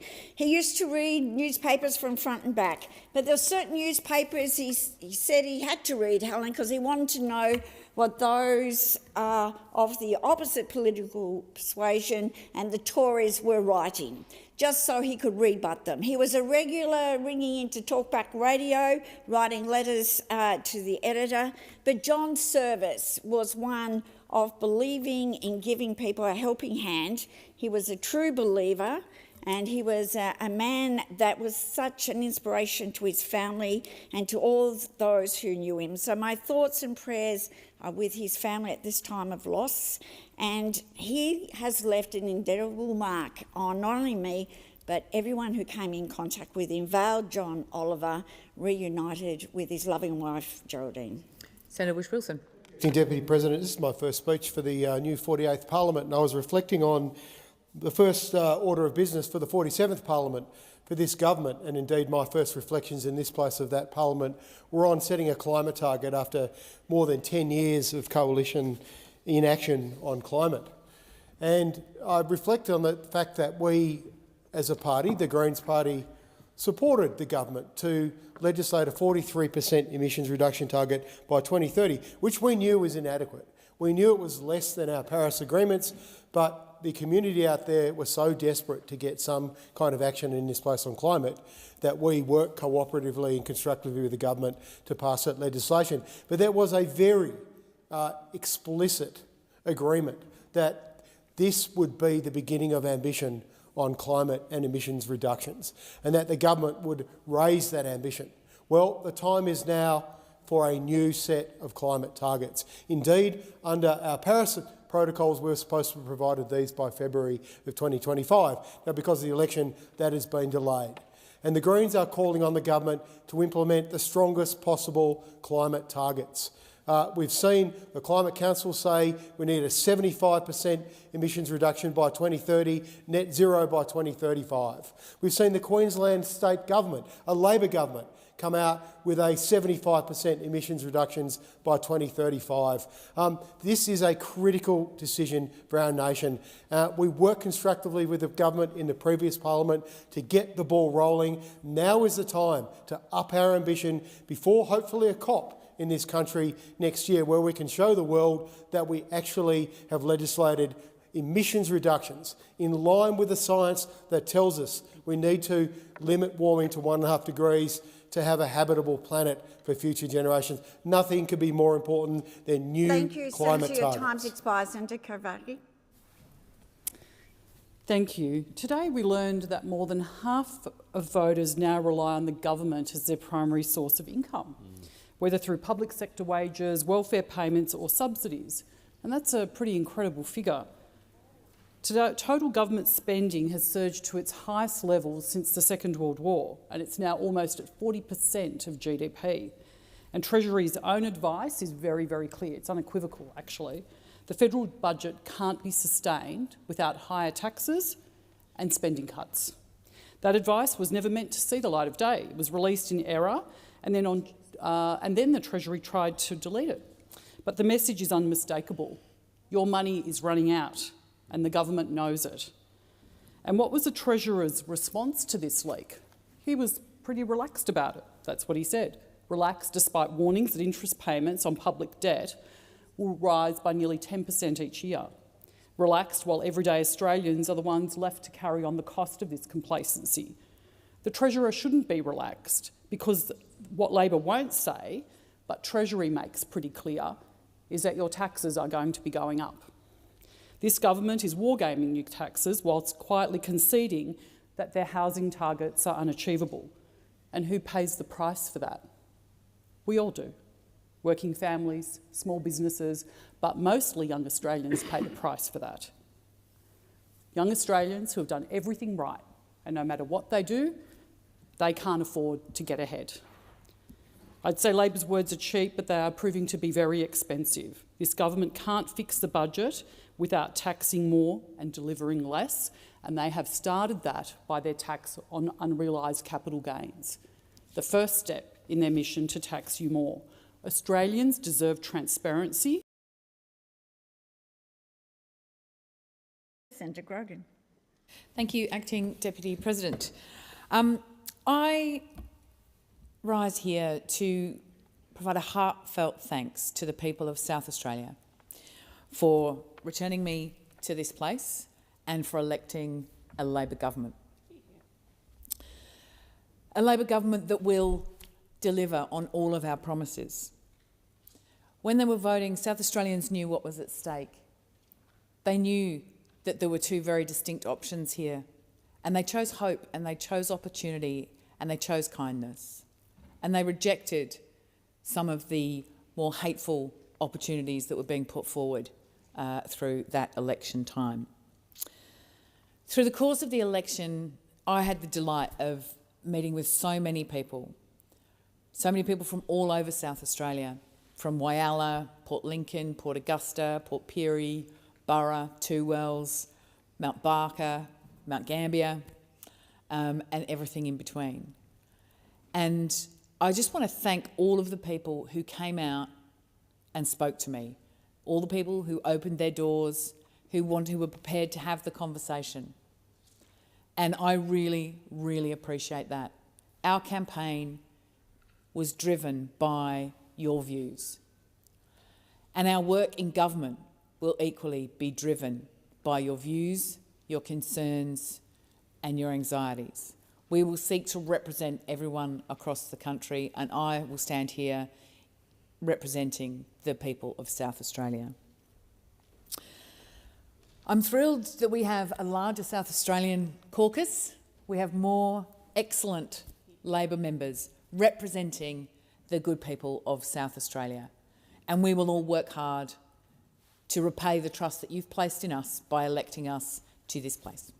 Thank you. Thank you. Senator Stacey. Thank you, Acting Deputy President.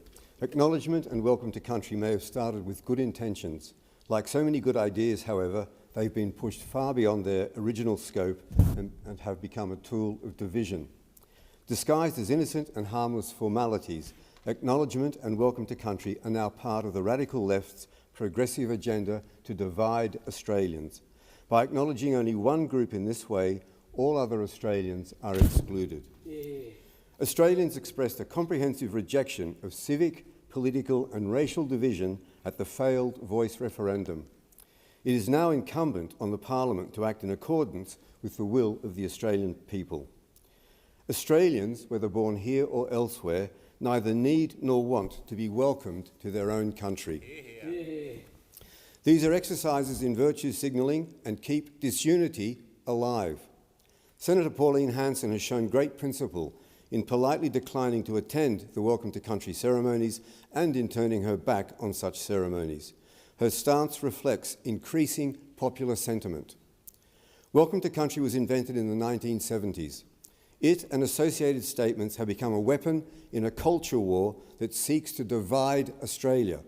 They imply the Australian nation is illegitimate. Australians are sick of these divisive culture wars from the radical left. The Western tradition has given us and the world the highest levels of human flourishing in history. This is based on our Judeo-Christian beginnings, representative democracy, the separation of church and state, free market economics, freedom of speech, freedom of religion, freedom of movement, and freedom of association. Our challenge now is to unite behind our foundational Western values and traditions and abandon the hollow and divisive acknowledgement and welcome to country. Thank you, Senator. Your time's expired. Senator Sharman. Thanks, Acting Deputy President. The idea of paying a fee in order to spend your own money sounds like a bizarre one. The notion that someone who's taking a payment from you will also then be able to charge you for taking that payment sounds like something that should belong in a Kafka novel, not in real life. But that is what's happening in Australia with card surcharges on transactions. What started off as a small number of transactions that were performed electronically each year has grown in large volumes, and these days about 3/4 of all transactions, online and in real life, are paid for with a card. And increasingly we see the practice of merchants or businesses charging you a fee for using your card. That is, charging you a fee for accepting your own payment. Now, we would never accept this with cash. The idea that if you would go into a business and offer to pay them cash and they would charge you a cash management fee or a cash processing fee, most of us would walk out and say that's ridiculous. But increasingly it's become normalised in the card sector, and we see more and more merchants adding that to charges in a way that's often not transparent and often not visible. I point out here that the cost of managing cash in an economy is at least double that of managing an electronic transaction, because you need to physically move the cash from the place of sale to the banking venue and whatnot. So that's why I wanted to commend the work that the Reserve Bank of Australia has done in looking at this issue through now 2 discussion papers and their outlined attempts to address it, to help firstly lower the wholesale fees in the system so merchants are not forced to recoup it from consumers, to increase transparency around the fees that are paid, and to give merchants and consumers better choice. Because the idea that you should be paying for the privilege of spending your own money is preposterous, and I'm glad the Reserve Bank is looking into this. Thank you, Senator. Senator Smith, Marielle. Thank you, Acting Deputy President.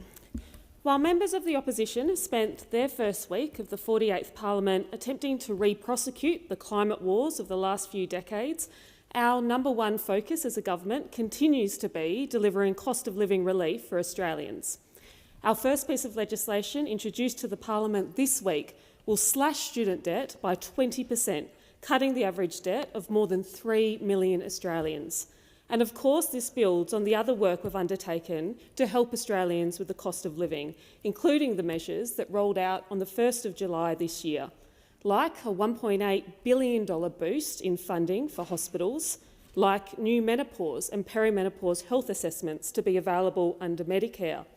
We've invested in longer consultation times and higher rebates for complex gynecological care for women. We've added 2 weeks of paid parental leave to the government scheme, and we're adding superannuation to it as well. We've increased the superannuation guarantee and extended the $20,000 instant asset write-off for another year. We've invested $150 in energy bill relief for every household, and we're providing 30% off home batteries for solar, because we know these measures not only help with the cost of living, but help with the climate challenges we face. We've supported a 3.5% pay rise for all minimum and award wage workers, and are investing in paid pracs for nursing, teaching, social work and midwifery students. Tradies who apprentice in residential construction are receiving $10,000 in bonus payments.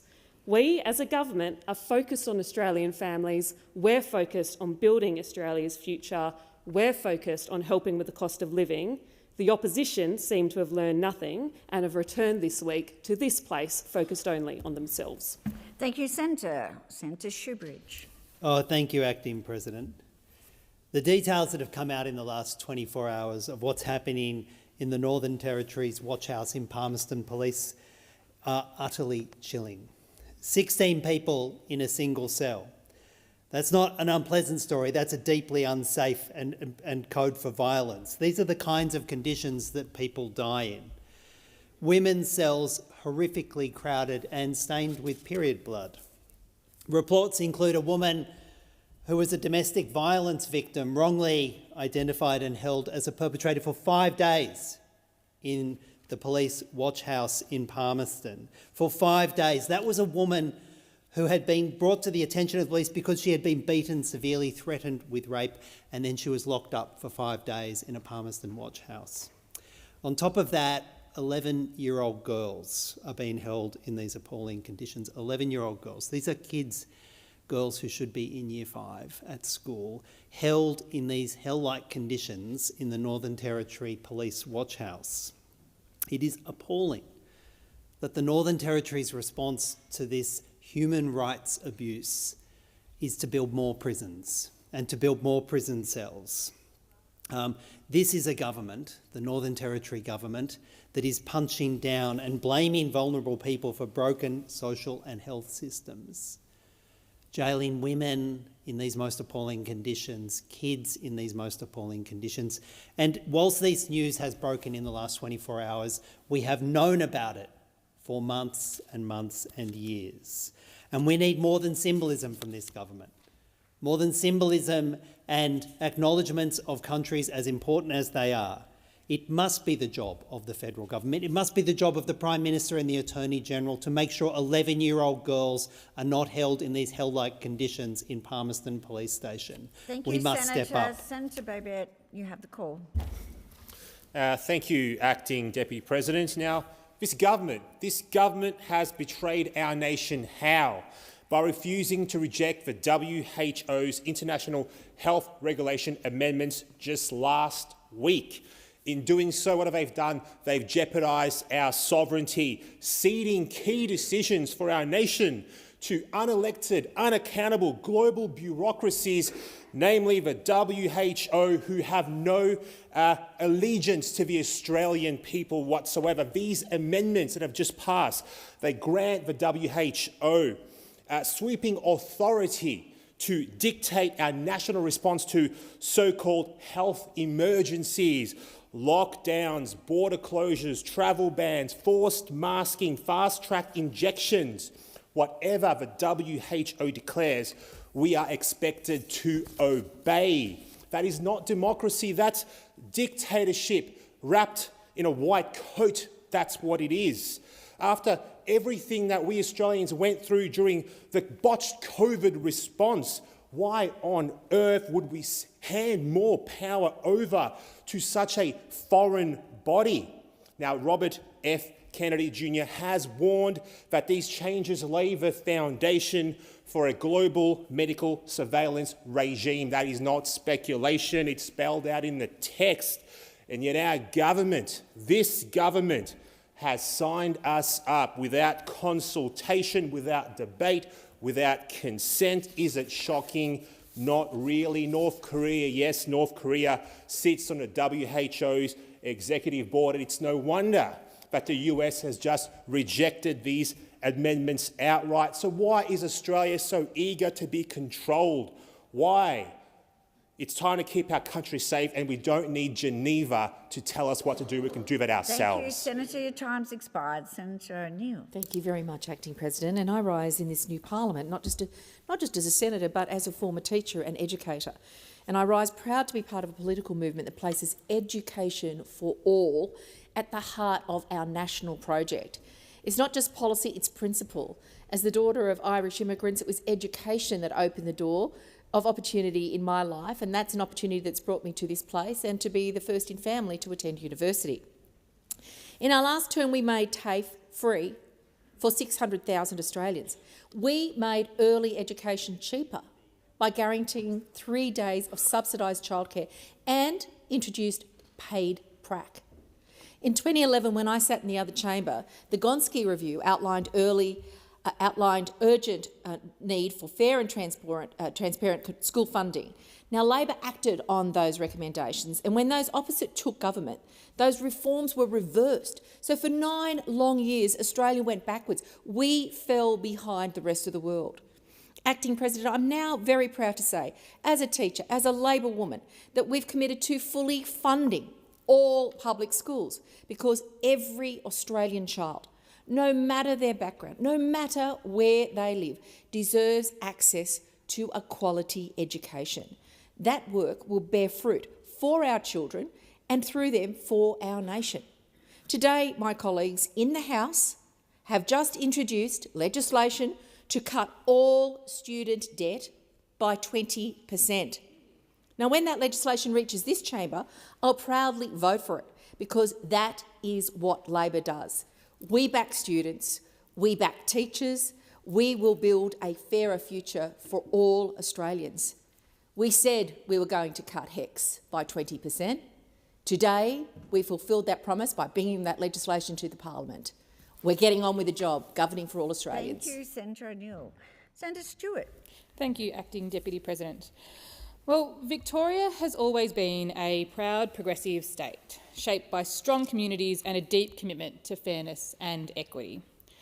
It's a real honour to represent this place and to work for better outcomes for First Nations people right across our great state. Earlier this month, I had the chance to spend time with some of the people who have been making a difference for decades. I visited ACES, the Aboriginal Community Elders Service in East Brunswick, alongside my colleague, Minister for Aged Care and Seniors, Sam Ray. And congratulations to Sam for his new appointment too. But ACES is more than just a service.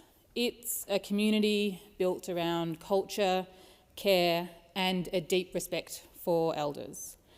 As an Aboriginal community-controlled organisation, ACES is governed by a board elected by the local community, ensuring that the voices of elders are not only heard but drive decisions that shape their care.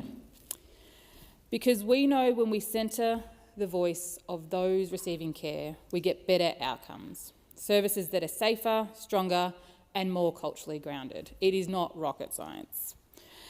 ACE's reputation across the Aboriginal community and aged care sector has been earned through genuine care and cultural understanding and an unwavering commitment to quality. It's a place where mob can age strong, surrounded by community, in a place that reflects who they are and where they come from. ACES is just one of 2 services in Victoria delivering aged care that is truly led by mob. Demand is rising because it works. Better care, better health, better outcomes for mob. But growth brings pressure, and caring for elders who've borne the brunt of systemic racism can't fall on community alone. Government must do more. Senator Payman. Thank you. Yesterday, the ABC reported that the University of Technology Sydney spent $140,000 on an alumni trip to the United States. The Vice-Chancellor who joined this trip earned over $900,000 in 2023 alone. This comes at a time when institutions like UTS and ANU are undergoing intense cuts. The salaries and expenses of university leadership, about $1 million a year, are an insult to both staff losing their jobs and students paying thousands of dollars for a degree only to receive recycled lectures recorded years ago. For students who've attended uni since COVID, this is all too familiar. Pre-recorded content, minimal engagement and escalating fees. I've received far too many horror stories from students, tutors, lecturers in Western Australia. No wonder our global university rankings are in a decline, with over 70% of our tertiary institutions impacted. For the tutors and lecturers who aren't let go, many are forced to work unpaid hours and others are fighting just to be paid for the work they've earned. It's a far cry from the university experience of some people in this place, where you would not only get live lectures every time, but it was for free. Now, the government's plan to cut HECS debts by 20% is not a bad move, but it is a band-aid that fails to address the problems affecting the entire industry that has turned places of learning into degree factories. The people who should be the focus of university sector's investment are the students and teachers, not the leadership. Thank you. Senator Brockman. Thank you, Madam Acting Deputy President. I rise today to speak on the Great West Australian gas industry, in particular the North West Shelf project. The life cycle extension of the North West Shelf is an absolute no-brainer, and it is a great shame on this government, this Labor government, that when given the opportunity to make a rapid decision, they chose for political reasons to kick the can down the road, to delay it past the election. In sum total now, the approval of a life cycle extension, not a new project, a life cycle extension, has taken years under state and federal Labor governments. This project was always going to be extended, not merely for economic reasons, though they are very, very important, also for geostrategic reasons. This is an essential supplier to key strategic partners like Japan and South Korea. The North West Shelf project is a key part of the Western Australian economy, and that doesn't just benefit my home state of Western Australia, but actually benefits all of us. For example, one of the key players in that North West Shelf, Woodside, a great West Australian success story, alone paid $5 billion in taxes and levies in 2023 alone. The North West Shelf project has returned over $40 billion in royalties and excise since 1984. And as we have heard in this place today, that is, sadly not myself, but that is longer than many new entrants to this place have been alive. This is a generational project, essential to West Australia's energy supplies, essential for international security. Thank you. Senator Chisholm. Thanks, Acting Deputy President. And this week is National Farm Safety Week. Every year, and especially this year, National Farm Safety Week is an important and timely reminder of the everyday dangers out there for farmers and workers on Australian farms. Just last year alone, 72 people lost their lives and 133 people were seriously injured in on-farm incidents. These are not just abstract numbers, they represent someone's parent, partner, child or loved one who never came home or whose life may never be the same. Agriculture continues to be one of the most dangerous industries to work in. While the sector only represents a small proportion of the workforce, it is the highest rate of workplace fatalities per worker compared to any other industry in Australia. That's why I want to recognise the work of Farm Safe Australia for putting together this year's Farm Safety Week campaign. This year's theme is Second Chances, who knows how many you'll get. The campaign encourages farmers and farm workers to stop and think about the near misses that happen every day, because it's those same near misses that could have ended very differently. We know that fatigue, familiarity, time constraints and the demands of the job can all contribute to accidents on a farm. That's why this campaign is a reminder to farmers and farm workers to stay vigilant and prioritise their safety. Our government is committed to bringing the number of farm accidents and fatalities on Australian farms down to zero. That's why we have committed an additional $2.5 million over 3 years to Farm Safe Australia through the National Farm Safety Education Fund. I met Farm Safe Australia's Chair Felicity Richards at her own farm in Launceston last year. I acknowledge the incredible work that Felicity and her team do to improve safety on Australian farms. All workers deserve to come home safe, no matter what their workplace and the industry that they're involved with. Thank you, Senator Chisholm. We'll move to question time, the first question time of the 48th Parliament, and Senator Cash. Thank you very much, albeit from opposition, but my question is to the Minister representing the Prime Minister, Senator Wong. Can the Albanese government rule out any new or increased taxes on Australian taxpayers or businesses in this term of Parliament? Thank you, Senator Cash. Minister Wong. Thank you. Well, and I thank the honourable senator, the leader of the opposition in the Senate, for the first question in this place of the 48th Parliament. I'm very pleased to receive it. And what I would observe is that it does demonstrate that the coalition haven't listened and haven't learnt. Haven't listened to the message of the Australian people, haven't learnt from the message that was sent to them at the last election, that the negativity and scare campaigns and obstruction from those opposite didn't get a great response in the Australian community, and I would have hoped. Senator Wong, please resume your seat. Senator Cash. Thank you, President. Point of order in relation to relevance. It's very obvious. The answer to the question is you're not going to rule it out. There are going to be more taxes, and I would ask you to draw the minister to the question. Senator Cash, I remind the Senate. Order. I remind the Senate. We all might be a bit rusty. I accept your point of order, but there's no need to go into what was a response. And I believe Senator Wong was getting to the point, but I'll remind her again of the question. Senator Wong. Thank you, President. And you would know that our economic plan, Senator Cash, and I would say to you, Senator Cash, it's a very early point to take an interjection. Very early point. 40 seconds. Yes, I know you're very keen. I'm sure you're very keen to have a fight. We're very keen to govern. We're very keen to pass legislation that matters to the Australian people. So you can keep wanting to have a fight. We're going to deliver the agenda we were elected to. Our economic plan is about Australians earning more and keeping more of what they earn.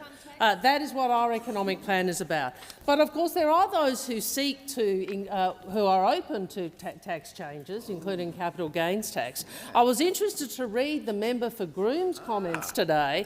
I think there are some real issues we need to address. I'm open to a discussion on CGT. I'm open to a discussion. I'm surprised you're interrupting me, Senator Please resume your seat. Senator Cash. For the second time today in relation to the first question of the 48th Parliament, I hope this is not going to be how Senator Wong treats us. It is a point of order on relevance. Senator Cash. The senator is not being relevant. Thank you, Senator Cash. Minister Wong is being relevant to the question, and I will ask her to continue.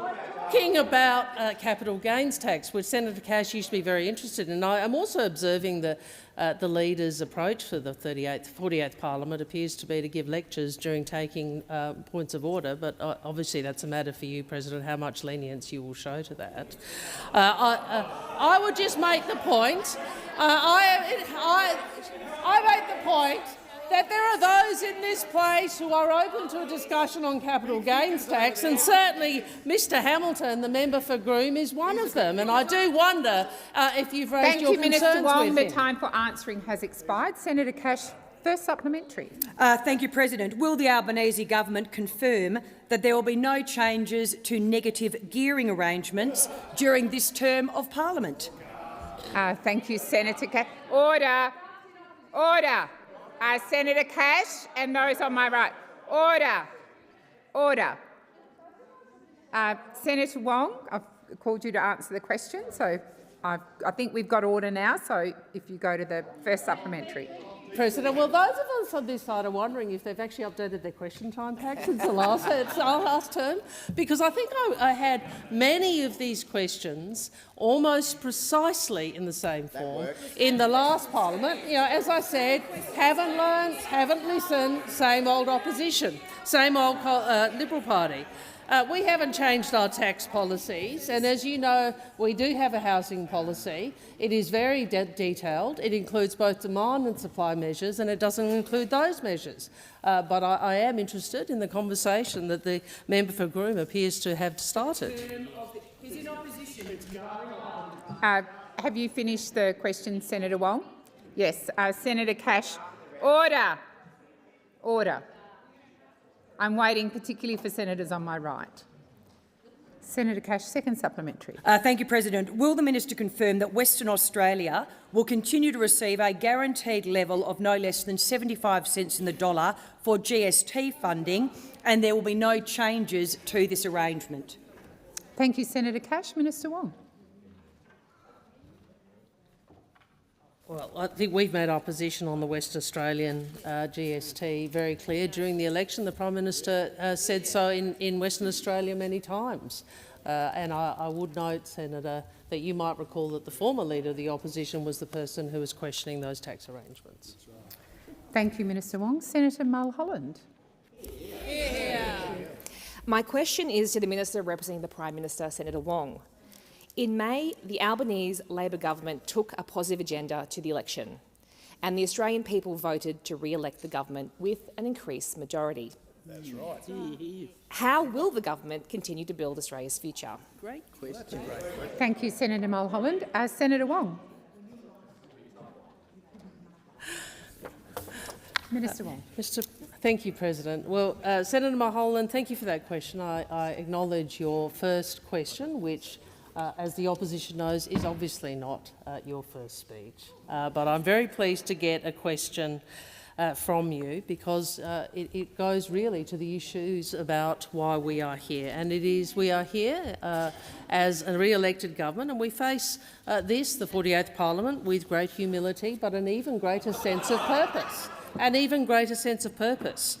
We were entrusted on the 3rd of May with a great opportunity, and that opportunity was to continue to build our country's future, to continue the work of making Australia a fairer country, where Australians from every background, every walk of life have the opportunity to achieve their aspirations. We do live in a time of great uncertainty and challenging strategic circumstances, so it is really important to recognise that on May 3rd, Australians voted for Australian values, for fairness, for aspiration, for opportunity, for all. Values that have held us in good stead, and I am confident will continue to as we face the challenges to come. And Australians voted for strong, stable democracy and an orderly and sensible government. Australians voted for fair wages and conditions, and to strengthen Medicare, to build even more urgent care clinics, to protect our world-leading pharmaceutical benefits scheme, and to continue to seize the opportunities of cleaner, cheaper, renewable energy.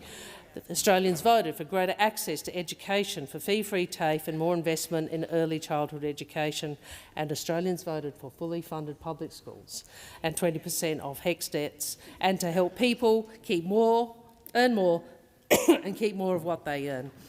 Australians voted to enable more Australians to build a better future for themselves and for their families. Thank you, Minister Wong. Senator Mulholland, first supplementary. The Albanese Labor government focused on easing cost of living pressures in its first term, delivering tax cuts for every Australian, cheaper medicines and energy bill relief, amongst other measures. How is the government building on the progress Australians have made over the last 3 years? Thank you, Senator Mulholland. Minister Wong.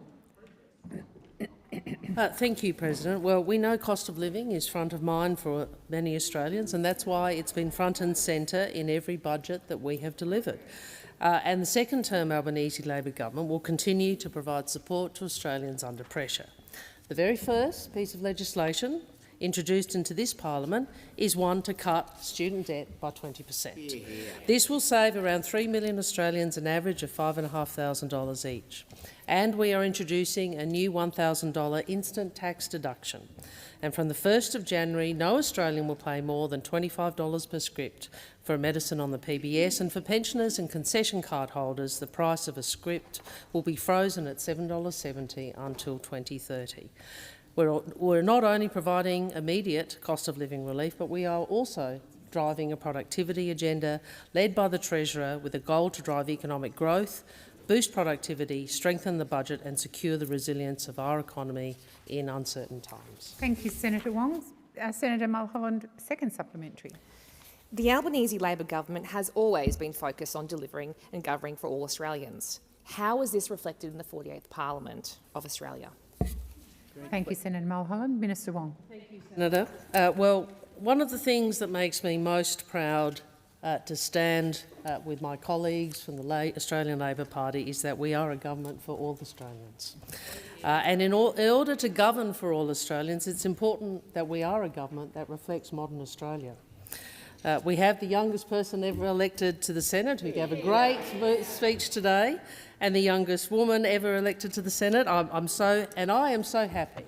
I'm so privileged as I watch the first speeches, particularly in the other place to date, that I am part of the most diverse parliament and government in the nation's history. A caucus, once again, with a majority of women, more culturally and ethnically diverse members so we can better reflect our nation as it is. We are a government of all Australians, for all Australians. And while some sought to use the heat of a political campaign to sow division and conflict, we will bring people together the Australian way. The time for answering has expired. Senator Ruston. Thank you, President. My question is to the Minister representing the Prime Minister, Senator Wong. During the election campaign, the Prime Minister promised Australians, when they visited the doctor, and I quote, "Under Labor, all you'll need is your Medicare card, not your credit card." The Health Department estimates 23% of GP clinics will not take up the bulk billing incentive. Can the Minister confirm whether the Prime Minister still stands by his promise that every Australian will only need their Medicare card when they visit the GP? Thank you, Senator Ruston. Minister Wong. Well, it's very clear that during the election, the Australian people voted for the only party that they trust to deliver stronger Medicare. Exactly. Stronger Medicare. And that is, of course, the party that created Medicare. We are the party that created Medicare and had to do so against the wishes of the coalition. It was built once by a Labor government, torn down by a coalition government and then rebuilt. And for many years we know that the Liberals sought to tear it down. Then they changed tactics and pretended that they actually supported it. But we all know what their real agenda is, and we saw it again, for example, in the 2014 budget when the former Leader of the Opposition— Minister Wong, please resume a seat. Senator Ruston. President, on a matter of relevance, I don't believe that the Minister is going anywhere near answering the very simple question that I asked in relation to the Prime Minister standing by a promise that he made. Thank you, Senator Ruston. I will draw Minister Wong to that part of your question. Minister Wong. Thank you. Thank you. I think the Prime Minister made very clear what our position was, that we were expanding very substantially the tripling of the bulk billing incentive, which was put in place in November of 2023, the largest investment in bulk billing in history, which has worked. More than 9 in 10 visits to the GP were free for people eligible for the incentive. Since we've tripled the investment, we've seen a turnaround in bulk billing, and we have seen bulk billing increase in every state. This was... Minister Wong, please resume your seat. Senator Ruston. Very much, President. Once again, on relevance, I was very clear in my question about the Prime Minister's promise that Australians would only need their Medicare card when they went to the doctor. She has not gone anywhere near addressing that question. Thank you, Senator Ruston. Order. Order. I did draw the minister to your question, and the minister is being relevant to your question. Minister Wong. In relation to the modelling of the program, which I think is really the nub of what you are asking, on page 1 of the media release of the election, during the election, or prior to the election campaign, announcing the policy, the modelling shows that 3/4 of practices will be fully bulk billing, and that will take us to 9 in 10 visits to the GP being bulk billed. That was the clear position that was put out. As I recall, Senator Ruston, you sought to match the policy. Unfortunately, Australians didn't trust you with it. Thank you, Minister. Senator Ruston, first supplementary. Thank you very much, President. Once again, the Prime Minister promised Australians during the campaign, when they went to see the GP, all you will need is your Medicare card, not your credit card. Could the Minister please advise how many people in the last quarter had an out-of-pocket cost when they visited their GP? Thank you, Senator Ruston. Minister Wong. Senator Ruston, you would know that that data is published. You would also know that the government has progressively, as I explained, in November of 2023 increased the bulk billing rate and made an additional commitment prior to, or in the context of the last budget, in relation to additional bulk billing incentives. I would say to you that the government's modelling estimates lead us to be confident that 9 in 10 GP visits will be free by the end of the decade, which is what the Prime Minister was very clear about during the campaign. Thank you, Minister Wong. Senator Ruston, second supplementary. Thank you. I'd be keen to understand from the Minister what the average out-of-pocket cost for visiting a GP was in the last 12 months. And I was wondering whether the Minister could explain her comment in her previous answer that the government increased the bulk billing rate. Thank you, Senator Ruston. Minister Wong. We have... I probably should have used the term incentive, if that's what you're referencing, but thank you for picking me up on that. I'm very grateful. We tripled the bulk billing incentive, and then we extended the tripling of the bulk billing incentive to more Australians, because we are the party that actually wants to ensure that Medicare is strengthened for Australians. If you have an issue with that, Senator Ruston, that is unfortunate. Minister Wong, please resume your seat. Senator Ruston. I was wondering whether the Minister might come to the question, which is what the average out-of-pocket costs were for Australians. Thank you. That was part of your question. Order. Senator Ruston, you've just called a point of order. Senator Watt. You just called a point of order. I'm responding to that point of order. That was part of your question, that the minister is being relevant to the whole of your question. Minister Wong, please continue. Thank you. As I said, as the senator would be aware that the government is transparent about those figures. Those figures are released regularly, and the senator spends a lot of time in Senate estimates asking questions about them. I would also make the point that this is the same senator who described Medicare as unsustainable. We on this side believe that it is important for governments, it is imperative for governments to continue Minister to Wong. invest in bulk billing. I'm sorry, Senator Ruston, if you have an issue with that. Thank you, Senator Ruston. Senator Waters. Thanks, President. My question is to the new Minister for the Environment, Senator Watt. Peter Dutton promised to approve Woodside's mega gas plant in the Burrup Peninsula within 30 days of the election.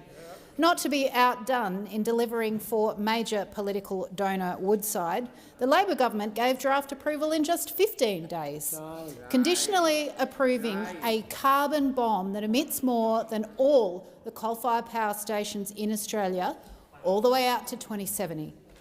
Minister, will you cancel the conditional approval? Thank you, Senator Waters. Minister Watt. Thank you, Senator Waters, and can I publicly congratulate you on your election as the leader of the Greens. I do look forward to you delivering on your commitment to work more constructively with the government in this term. I very much welcome those remarks that you made.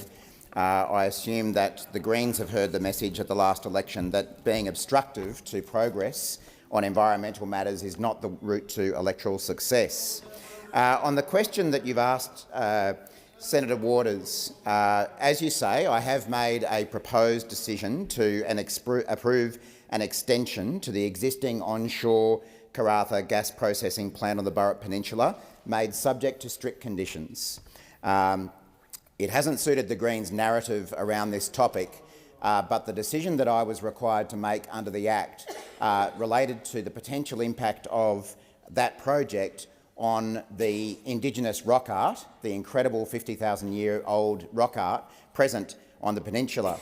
And what I said in the statement that I issued on the day of my proposed decision was that the strict conditions that I had applied to the proposed decision particularly related to air emissions levels and their potential impact on the rock art. So the Greens have tried to conflate the issue of climate change with this decision, which was about the potential impact of this project on the rock art.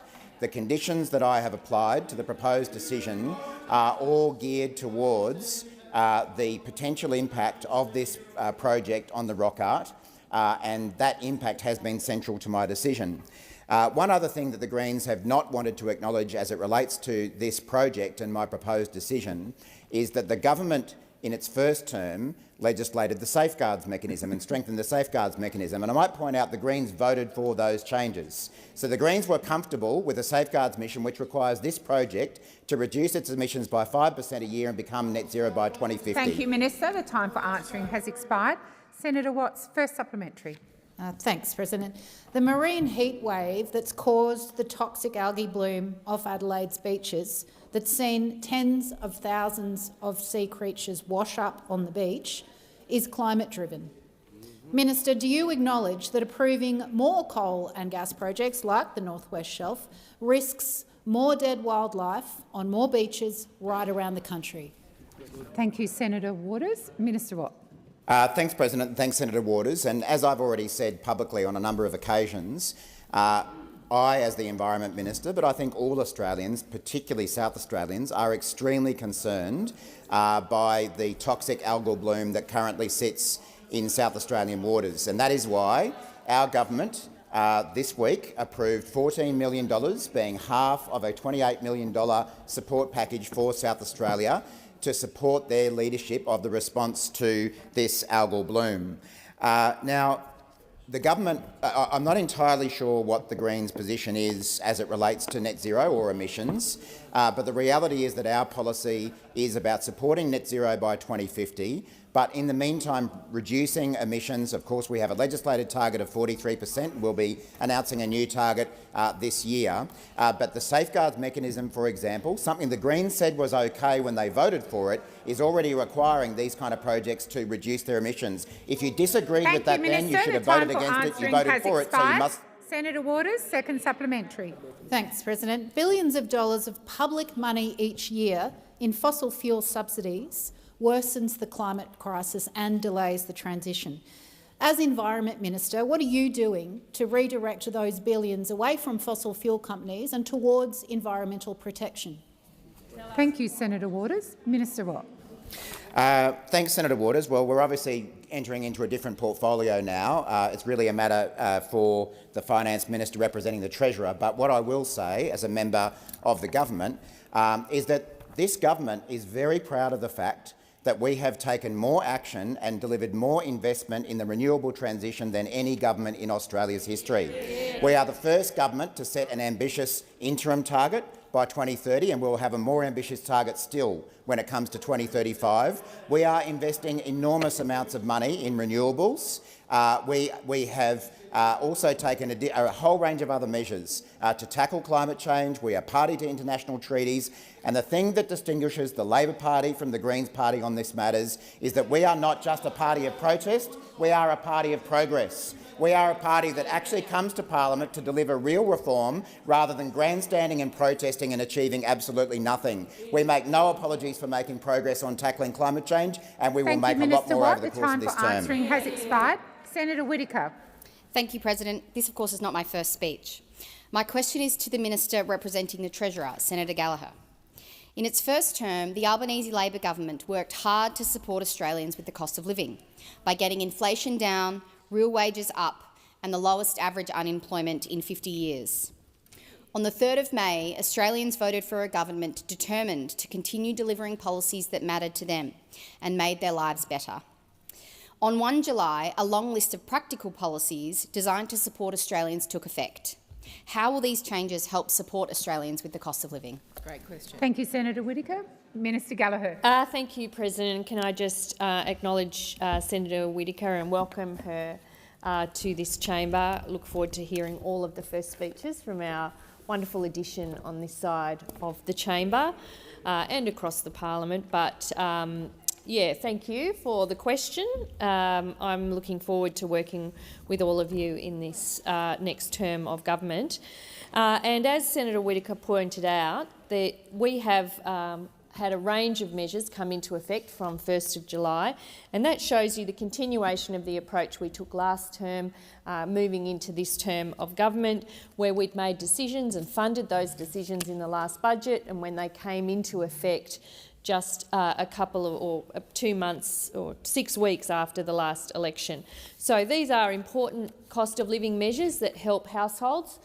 We have seen a welcome reduction in inflation, which was a challenge of the former term in office, and the government had taken a range of steps to support households through that. But from the 1st of July, we've seen a 3.5% increase in minimum wage for minimum wage workers, which would benefit over 2.9 million workers nationwide. The additional energy bill rebate, so $150 off energy bills, which is on top of the $300 wiped from energy bills last year, will come into effect, and also support small business. The new incentive for housing apprentices, the cheaper home batteries, the helping small business grow with the instant asset write-off, super guarantee going to 12%, and of course our commitment to slash student debt by 20% with the introduction of the legislation in the other place today. These are all measures that we put in place last term that we are seeing come into effect from the 1st of July, and the government will continue to focus on how we help Australians deal with cost of living pressures over the next term in government. Thank you, Minister. Senator Whittaker, first supplementary. The Albanese Labor government is committed to building on the foundations laid in our first term by strengthening the role of women in the economy. What government policies that came into effect on 1 July will provide cost of living support to women across the country? Thank you, Senator Whittaker. Minister Gallagher. Thank you, President. And again, thank Senator Whittaker for that excellent question. And it is probably appropriate to note that here in the Senate, 56.6% of senators are women. And on our side, 65% of our senators are women. We strongly believe in representation of gender equality and representation and leadership. We're seeing that across our caucus, and that's influencing some of the decisions that we took in the last term, and will continue to have women and women's economic equality and addressing gender inequality as a core and central priority for the Albanese Labor government. Since the 1st of July, on top of the measures that I outlined before, including the increase to the minimum wage, we're seeing the increase in paid parental leave to 24 weeks. We're now having super paid on government on PPL, which is for the first time ever, which will again help women with some of the pressures they've been getting there. The Commonwealth placements, and of course the time for the answering HECS has debts where expired. women have. Senator Whittaker, second supplementary. The Albanese Labor government got straight back to work after the election on the 3rd of May, because we know there isn't a day to waste when it comes to building a better future and supporting Australians with the cost of living.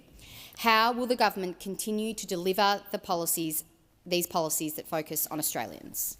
Thank you, Senator Whittaker. Minister Gallagher. Thank you. Well, as Senator Whittaker outlined in her question, we haven't wasted a day since the election. The election result was very clear. Well, you may not have been working, but we were. Yeah. You may only work when you come here.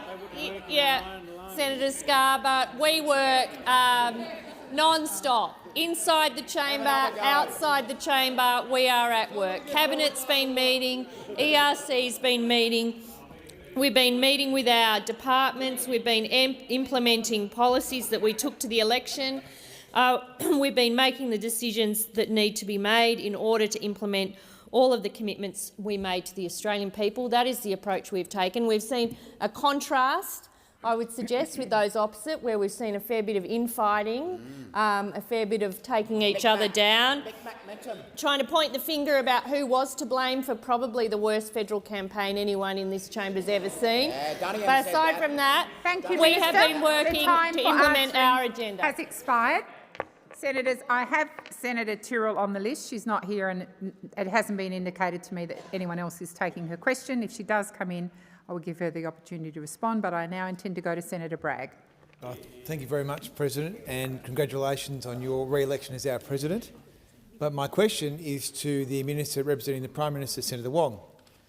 Can the Minister please advise the Senate if the government will meet its housing target of 1.2 million new houses?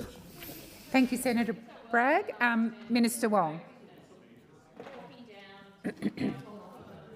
Thank you, President. I'm trying to find the tab. Here we go. We do have an ambitious target, Senator Bragg, and we make no apology for that. We have an ambitious target because we want to add to housing supply, and I know that those opposite forget that there are two sides to reducing housing prices. One, obviously, is to provide assistance, as we are, through to first home buyers, through the Help to Buy scheme and so forth, but the other is to add to supply. So obviously this is an ambitious target, but Australia needs an ambitious target, and we need to all work together towards that ambitious target. We need to train more tradies. We need to cut red tape. We need to ensure that we build more local infrastructure. We need to make investments in social housing. Minister Wong, please resume your seat. Senator Cash. Point of order in relation to relevance. Great explanation on your aspirations. Will you meet your housing target of 1.2 million homes? Thank you, Senator Cash. I'll draw the minister back to the question. Minister Wong. I started with an answer to that. Yes, this is an ambitious target. Yes, it is an ambitious target. But you know what, Senator Bragg? We're going to keep working to meet it. How about you stop blocking it? How about you stop blocking it? Because Australia would have been a long way further down the path to building more homes if you hadn't have teamed up with the Australian Greens to stop to prevent passage of legislation that would have enabled more supply. I mean, I do find it remarkable, Senator Bragg, that you ask questions, that you block one of the key measures to deliver more supply, and then you come in here and say, oh, you're not going to meet your target. I mean, really? Is anybody wonder why? The Australian people so comprehensively rejected those kind of tactics, Senator? Now, I invite you. You are someone about whom I have a great deal of regard. I think you're one of the Thank you, Minister much Wong. more intelligent people on that side. Order. Order. Order. Order. When the chamber has come to order, I will invite Senator Bragg to ask his first supplementary. Order. Order, particularly on my right. Order. Senator Bragg, first supplementary. Thank you very much. Thank you, Minister. Advice from the Independent Department of the Treasury has stated that the government's housing target, and I quote simply, will not be met. Minister, is the Treasury's advice incorrect? Thank you, Senator Bragg. Minister Wong.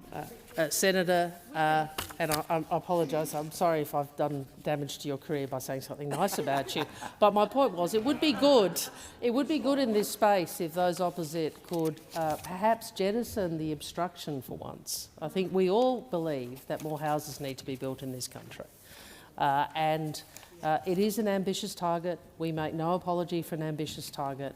You need an ambitious target if you're actually going to make a measurable difference in terms of Australia's housing supply. Now, I appreciate that. I think we all appreciate the level of ambition, but we are also committed. Minister Wong, please resume your seat. Senator Bragg. Point of order, President. The question was very clear. I'm seeking advice as to whether the Treasury's official advice is incorrect or not. Hear, hear. Yes, and I believe the minister is being relevant. You're talking about the targets, and that's how the minister is responding. Minister Wong. Well, Senator, I've explained to you it is an ambitious target and that we make no apology for that. Now, well, I'm sure that you can spend a lot of time talking to Treasury about their advice. You can spend a lot of time trying to tell everyone that this is Thank you, Minister. This is a the dreadful time for idea. answering has expired. We want to get. Minister Wong, I'm going to invite Senator Bragg to ask his second supplementary. Well, thanks very much. Okay, Minister, maybe we'll just try and change tack a little bit. So how many homes have been completed under the Housing Australia Future Fund agenda as at today? Great question. Thank you, Senator Bragg. Order. Order. Order. I'm not calling Senator Wong until there is silence. Order. Order. Senator Cash, I've called order. Minister Wong. Yep, Minister Wong.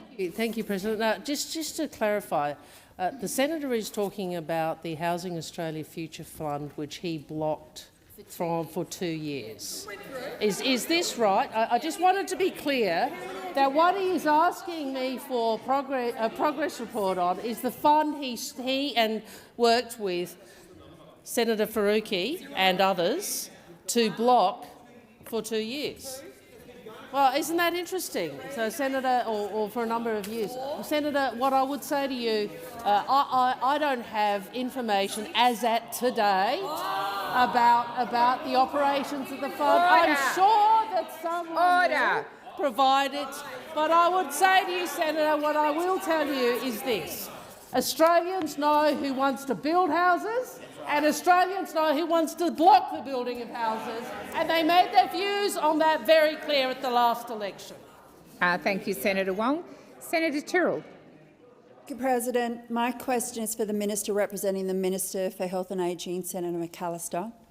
A Roy Morgan survey from July 2025 found that smoking rates have increased since the federal government's vaping sales ban was introduced in mid-2024.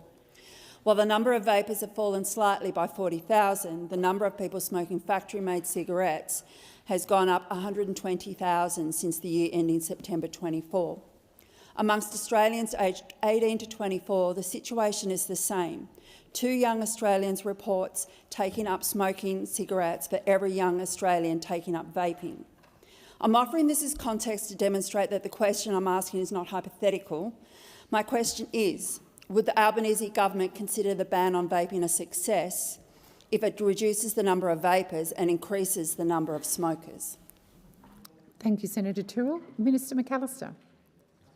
Well, President, I thank Senator Tyrrell for her question, and I can be very clear about this. Our objective is to protect people, and in particular young people, but all people, from the harms that arise from both smoking and from vaping. And it is why our vaping reforms are so significant, because as you will know, I'm sure, in the community in which you live, many parents were deeply worried about the rates of vaping and the levels of vaping that were appearing in young people, in children and in young adults. And some of the evidence was suggesting that the promise that vaping, in fact, would be a pathway for people to cease smoking was, in fact, not being realised, and instead what was occurring was that vaping, in some instances, was leading to children taking up smoking, or young people taking up smoking. And it's why we placed such an emphasis on these reforms. We acknowledge that it will take time to see significant decreases in vaping and smoking, but we're here for the long haul. We want a healthier Australia for future generations. We're working against 2 big opponents. We are up against big tobacco and we are up against organised crime. And so, to date, the Therapeutic Goods Administration, Australian Border Force have seized more than 10 million illicit vapes, with a current street value of almost $500 million since January 2024. And the evidence that we rely upon is the most significant body of evidence comes from the Generation Vape project. And it actually shows that the rate of vaping is dropping from 20 to 18% among 18 to 24-year-olds between 2023 and now. Thank you, Senator McAllister. Senator Tyrrell, first supplementary. Thank you, President. The Department of Health describes the Cochrane Review as high-quality independent evidence. The Australian Pregnancy Care Guidelines reference Cochrane every fourth page. In fact, Australian taxpayers fund it every year by the National Health and Medical Research Council. Yet the academics handpicked by the Albanese government to review vaping health impacts, who drew the opposite conclusion to the Cochrane Review, argued the Cochrane Review was unreliable. Does the Albanese government agree with Cochrane that there is high certainty evidence that electronic cigarettes— Senator Tyrrell, the time for asking has expired. Minister McAllister. President, in the absence of a question, I'm trying to think about useful information that I may provide to Senator Tyrrell. But I will say this, and I made reference to this in my answer to your primary question. 1 in 3 people who vape are likely to take up smoking. And that is why we see these two issues as interlinked. It's why it is now unlawful to supply, manufacture, import or sell a vape outside of a pharmacy setting. And it's also why at the same time we are cracking down on illicit tobacco, and we're putting the people who profit from this black market on notice. So we recently announced an additional sum of money, $156 million, to help tackle the tobacco black market, and that comes on top of an existing investment of $188.5 million that we made in January 2024 that provided resources for a major border force crackdown and strengthened cooperation between the Commonwealth states and territories. Thank you, Minister. The time for answering has expired. Senator Tyrrell, second supplementary. Thank you, President. You know, if you ban the sale of vapes but you permit the sale of cigarettes, isn't it completely predictable that nicotine-addicted people would start smoking cigarettes? When you make the best way to quit cigarettes illegal, and cigarettes the only legal consumer product that kills up to half of its users, when used exactly as intended by the manufacturer, you keep cigarettes legal, then really the question is, what else did you think was going to happen? Thank you, Senator Tyrrell. Minister McAllister. I think, Senator Tyrrell, our objective is to see less people using either tobacco or vaping. And the reason that we pursue these interventions, as I'm sure you understand, are because these substances have really, really negative impacts on people's health. So if a person has an addiction to nicotine, then we would really strongly encourage them to consult their GP and obtain advice about the options for treating nicotine addiction.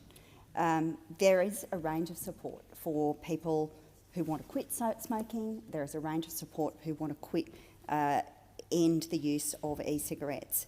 You can approach the Quit line, it's 137848, and it's also the case that there are some smoking cessation products that are subsidised on the PBS to provide financial support to help people quit smoking. Thank you, Minister. Senator Payman. Thank you, President. My question is to the Minister representing the Assistant Treasurer and Minister for Financial Services, Senator Gallagher. Last year, the then Minister released a consultation paper relating to unfair trading practices and committed to banning subscription traps, dynamic pricing and drip pricing. These reforms would provide an immediate benefit to Australians who find themselves trapped paying for subscription services that seem impossible to cancel. Submissions for the consultation closed in December. Minister, since then, what work has been done by the government in this area?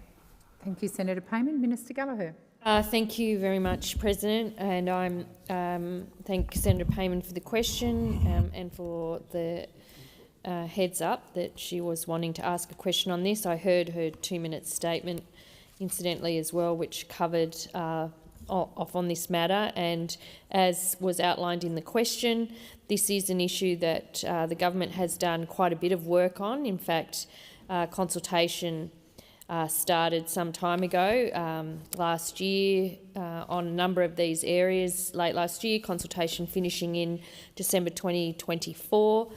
On the, this is an area that the Prime Minister's been very clear about, as has the Treasurer and the Assistant to the Assistant Minister to the Treasurer, who's been leading this work in the other place, Dr. Lee, I should say.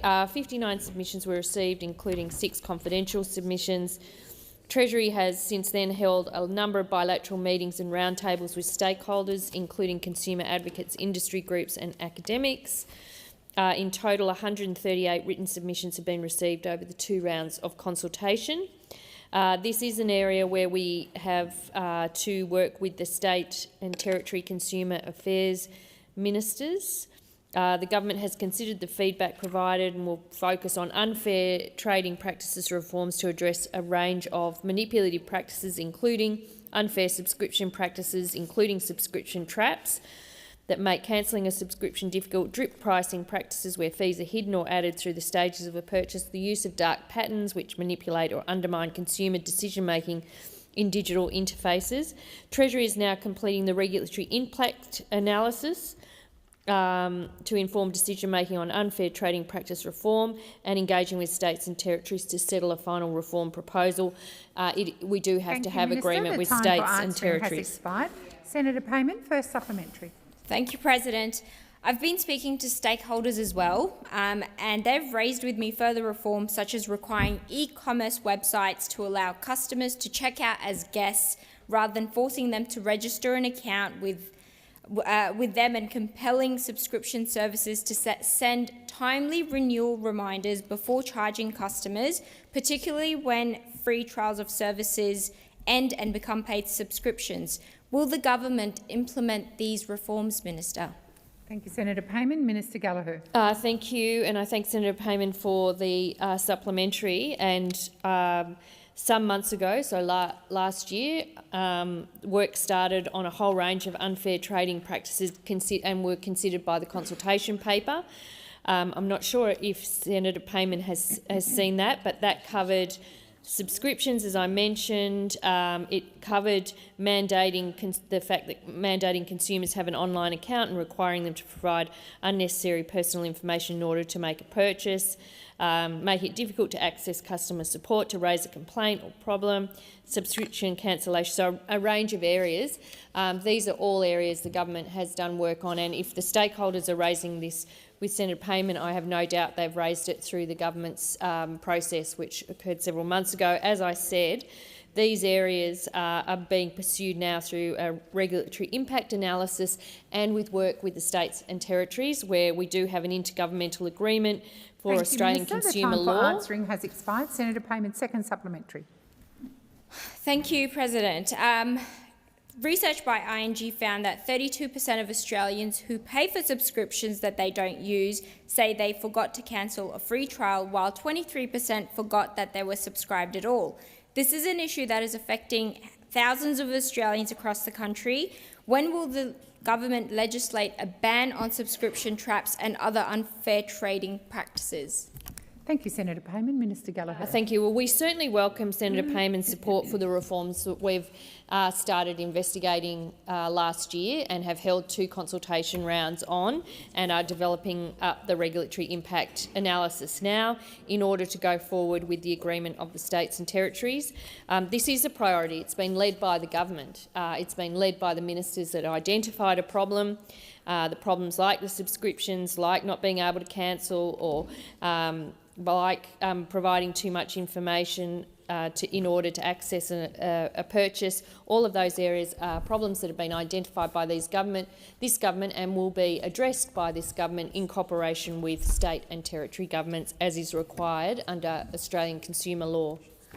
Thank you, Minister Gallagher. Senator Marielle Smith. Thank you, President, and congratulations on your re-election.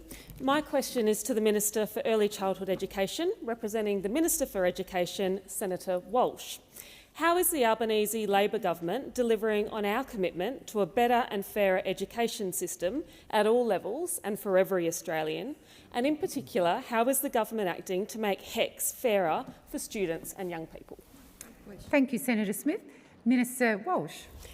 Thank you, President, and I thank my friend Senator Smith for her question. And my first question, we promised Australians that the first legislation a re-elected Albanese Labor government introduced would be to wipe 20% off the HECS debt of every Australian.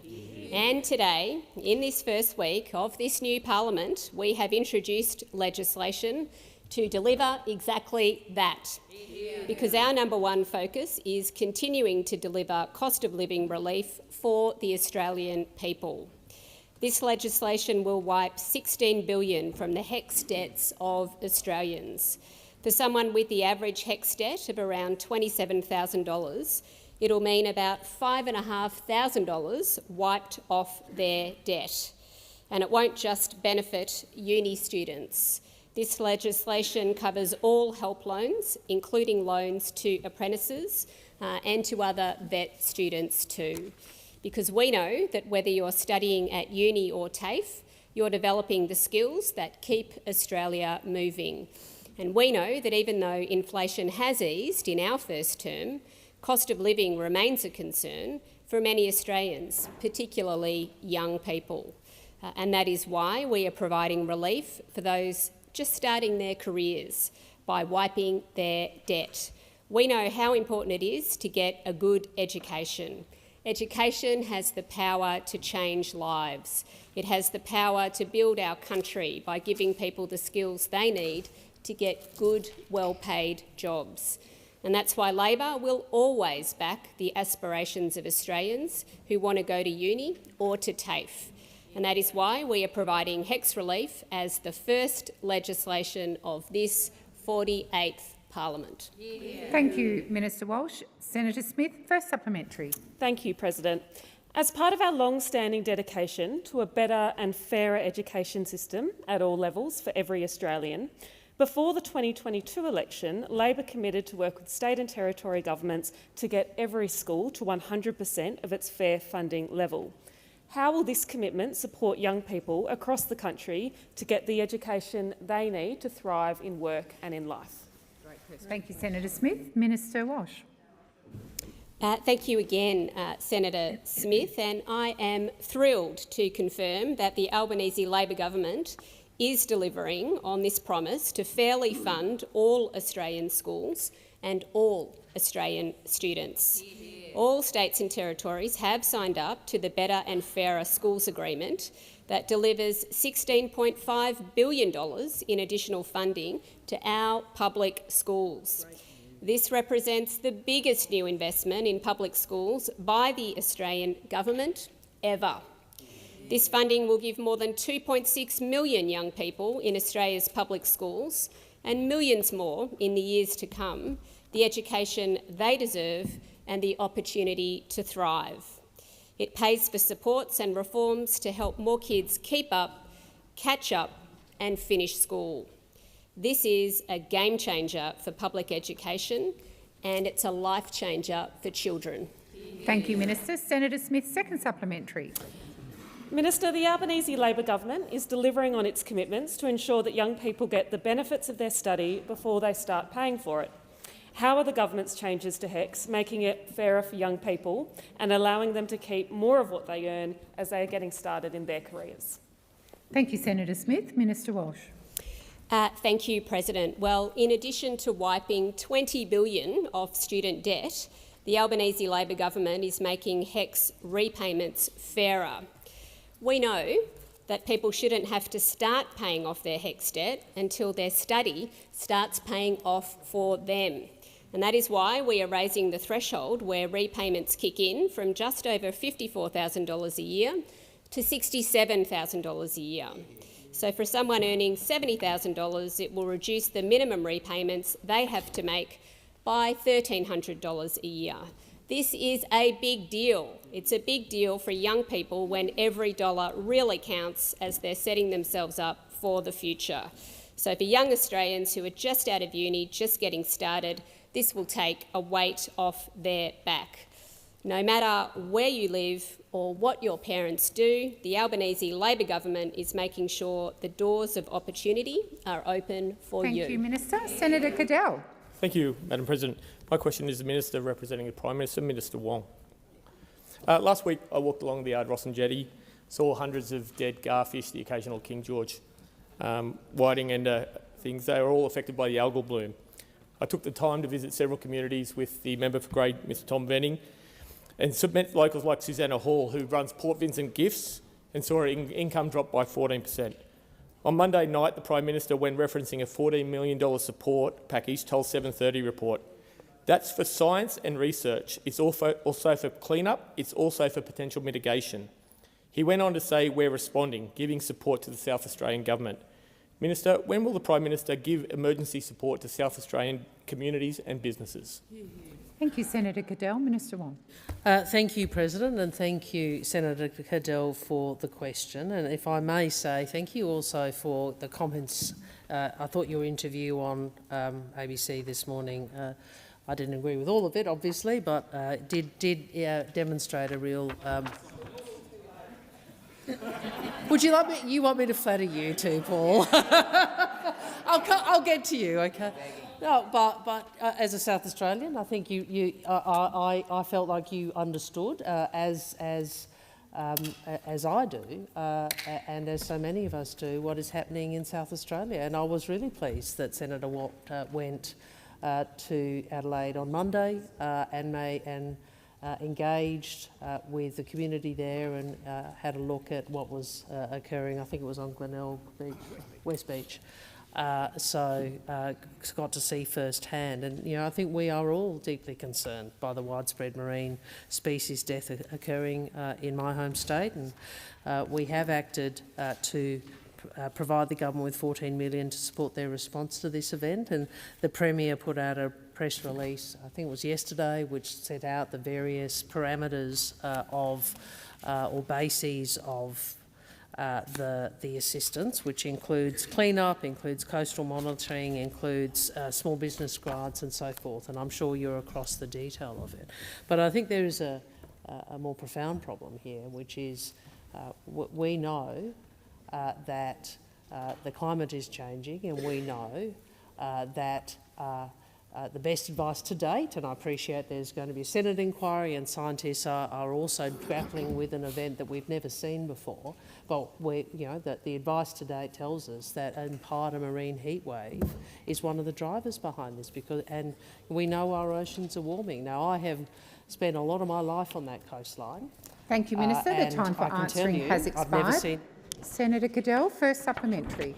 Minister, when we went down to the local caravan park at Stansbury, run by the Stansbury Progress Association, they told me in the 48 hours prior to arriving there, they've had 10 cancellations for November holiday season. That's 10 families choosing already not to spend their holidays down there. Right. How much of the $14 million that the federal government has given will go to supporting regional tourism operators and other businesses who are going to be out of money for some time into the future? Thank you, Senator Cadell. Minister Wong. Well, as I understand it, Senator, and the comments of the Prime Minister and the Premier reflect this, this is a jointly funded $28 million package which is intended to assist with science and research, and intended to assist with industry assistance in the form of small business support grants. That's obviously a South Australian program, but we've contributed $14 million to this package. And there is, of course, also as part of that package, additional funding for $4 million towards clean-up efforts along the beaches and coastline. I think, Senator, one of the differences between Senator Cadell and you, Senator McKenzie, is he hasn't sought to play politics with this. We know what Senator McKenzie is like, don't we? We know what Senator McKenzie is like. You're always having a go about anything, and thank you, you Minister. always the want time to play for answering politics has expired. Senator Cadell, second supplementary. Thank you. Mr. Steve Bally was an oyster grower from Stansbury region who told me he's been unable to sell a single oyster at the time for 79 days because of the infection. That's now 84 days. And Bart Butson told me about a Port Wakefield fisherman, fellow fisherman, a guy who in 2008 swam 6 hours after his boat sunk, whose catch quota is 7.5 tonnes of calamari, but is able to catch 9. How much of this money is going to the fishing industry and commercial fishers in South Australia? Thank you, Senator Cadell. Minister Wong. Well, first, I am very aware of the impact on our fishers. It's obviously The gentleman you described represents one of a number in the industry, and there are many, well, because this toxic bloom is lethal for finfish. That's obviously affected a lot of commercial fishing as well. And there is, of course, the concern about aquaculture, depending on how far it spreads. I'm not in a position to go through the detail of the grants because we don't administer them, Senator, but I would say I think we all recognise this is unprecedented in scale. It is caused the destruction of marine life. It is an environmental or ecological disaster, and it is affecting key industries. And obviously we want to work out why this happens and how we can avert it happening again. Thank you, Minister. Senator Sterle. Well, thank you, President, and congratulations on your re-election. My question is to the Minister for Industry and Innovation, none other than Senator Ayres. Many Australian smelters are in negotiations with the Commonwealth state governments about their future. Can the Minister update the Senate on these negotiations? Thank you, Senator Sterle. Senator Ayres. Thank you. I'd add my congratulations, President, on your election. There are indeed several industrial smelters around Australia that are facing significant challenges. From the first day of my appointment, I've been very focused on working through the challenges at each of these facilities with a view to Australia's national interest. They include the Whyalla Steelworks, of course, Tomago Aluminium, the Old Mount Isa Mines facility, which is currently operated by Glencore, Near-Star's Port Pirie and Hobart smelters, and the Liberty Bell Bay manganese smelter. They all face different markets, different cost pressures and distinct challenges at each site. But they do have some things in common. They all add value to Australian minerals to turn them into Australian metals, to strengthen our economic resilience and to create good jobs in regional Australian communities. Think of Liberty Bell Bay. Manganese ore mined in Groot Island in the far north is shipped south, where a smelter powered by clean hydropower turns it into ferromanganese and silicomanganese. From there it goes into steel, made everywhere from Port Kembla to the United States. It's a historically profitable operation with strong medium to long-term prospects. Each of these smelters are facing industrial and mining subsidies and non-market practices in global trade. It's a challenge that's been faced by many of our partner economies. I'll have more to say over coming months on our national approach to developing Australia's industrial capability, but I do want to make a few observations about the Albanese Labor government's response, probably in response to your supplementary question, Senator Sterle. Thank you, Minister Ayres. Senator Sterle, first supplementary. I reckon you can, Minister. Minister, can you provide further detail about the causes of the challenges facing the smelting sector? What is the Albanese Labor government doing to address these, and why is the government taking this approach? Oh, just a moment. Lovely that you are so keen to answer, but please wait for the call, Minister Ayres. I am, as you know, President, always enthusiastic, and of course, in my first question, learning how many words it is I can fit into a 2-minute response, and indeed, time is rapidly drifting away on this one. Thank God there's a time limit, Senator Watt says. Well, the Whyalla intervention demonstrated that effective action, coordinated between federal and state governments and focused on the national interest, delivers a long-term pathway for industry. Firms in this sector should learn the right lessons from that intervention. They should expect me and the government to act consistent with our broader Future Made in Australia national interest framework to protect domestic capabilities that are in the national interest. That is not a blank cheque. I'll be respectful of firms that operate these facilities, but I expect firms to deliver investment, sound business practices and good governance. Thank you, Minister Ayres. Senator Sterle, second supplementary. Thank you, President. This is so exciting. Beyond short-term challenges, can the minister explain the Albanese Labor government's future Made in Australia vision for the smelting sector, Minister? And how will the government ensure it delivers for the Australian people and the economy? Thank you, Senator Sterle. Minister Ayres. Well, the smelting sector is a pathway to our vision for a future made in Australia, a more resilient, prosperous economy where all Australians, particularly Australians in our regions and outer suburbs, can get good jobs.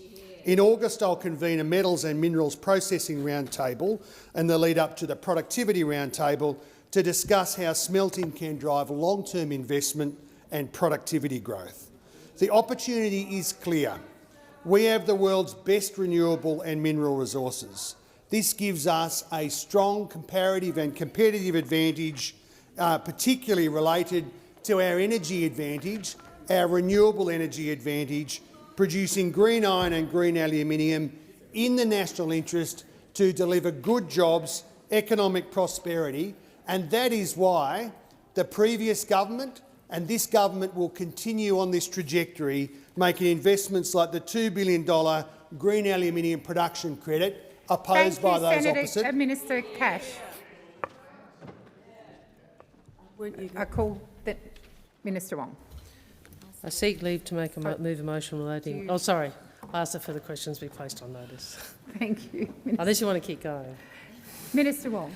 I seek leave to move a motion relating to the conduct of a senator. Yes, is leave granted? Leave is granted, Minister Wong. I move that a motion relating to the conduct of a senator may be moved immediately and debated for up to 30 minutes.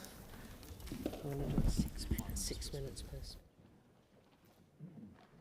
minutes per speaker. And I think I understand the motion has been circulated already to the chamber. Senator, I move the motion standing in my name.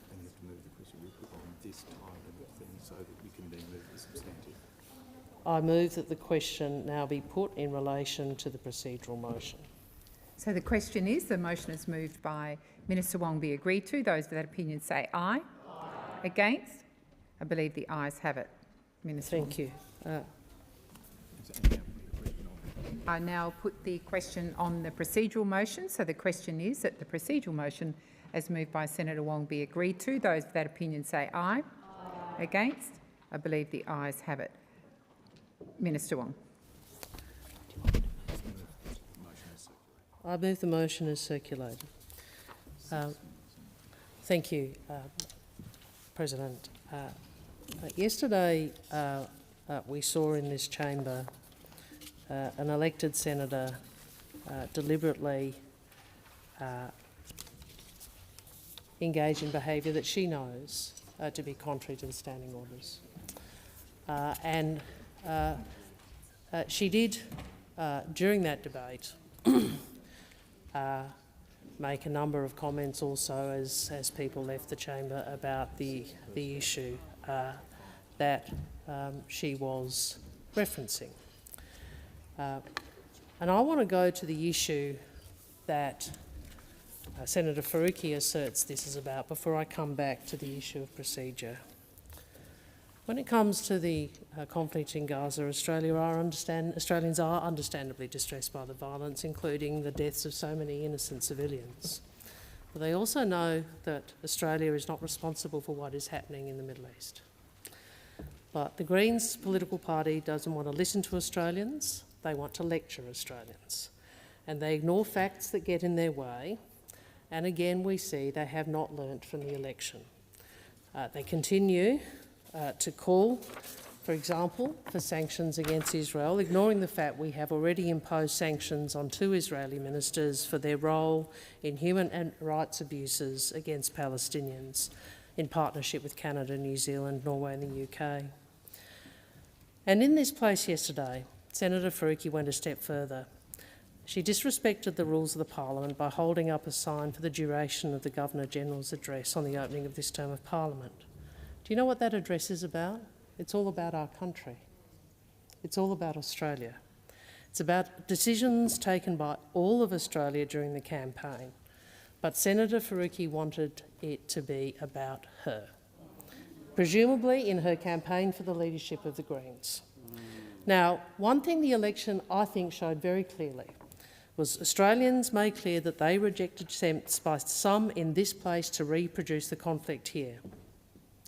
Australians want a country that is democratic, a country that operates by rules and laws, and Australians expect us as their elected representatives to uphold our democratic institutions, to demonstrate a degree of respect for each other, as they do, and a respect for our institutions. And you know what they don't expect? They don't expect any of us to place ourselves above the institution that operates in their name, which is the Parliament of Australia. Now, what we saw this week is what we have seen before from Senator Faruqi. Senator Faruqi demands respect, but she does not offer it. She denigrates anyone who doesn't agree with her on everything regularly, including personally. I don't think this is the leadership Australians expect. I don't believe this is what Australian democracy is about.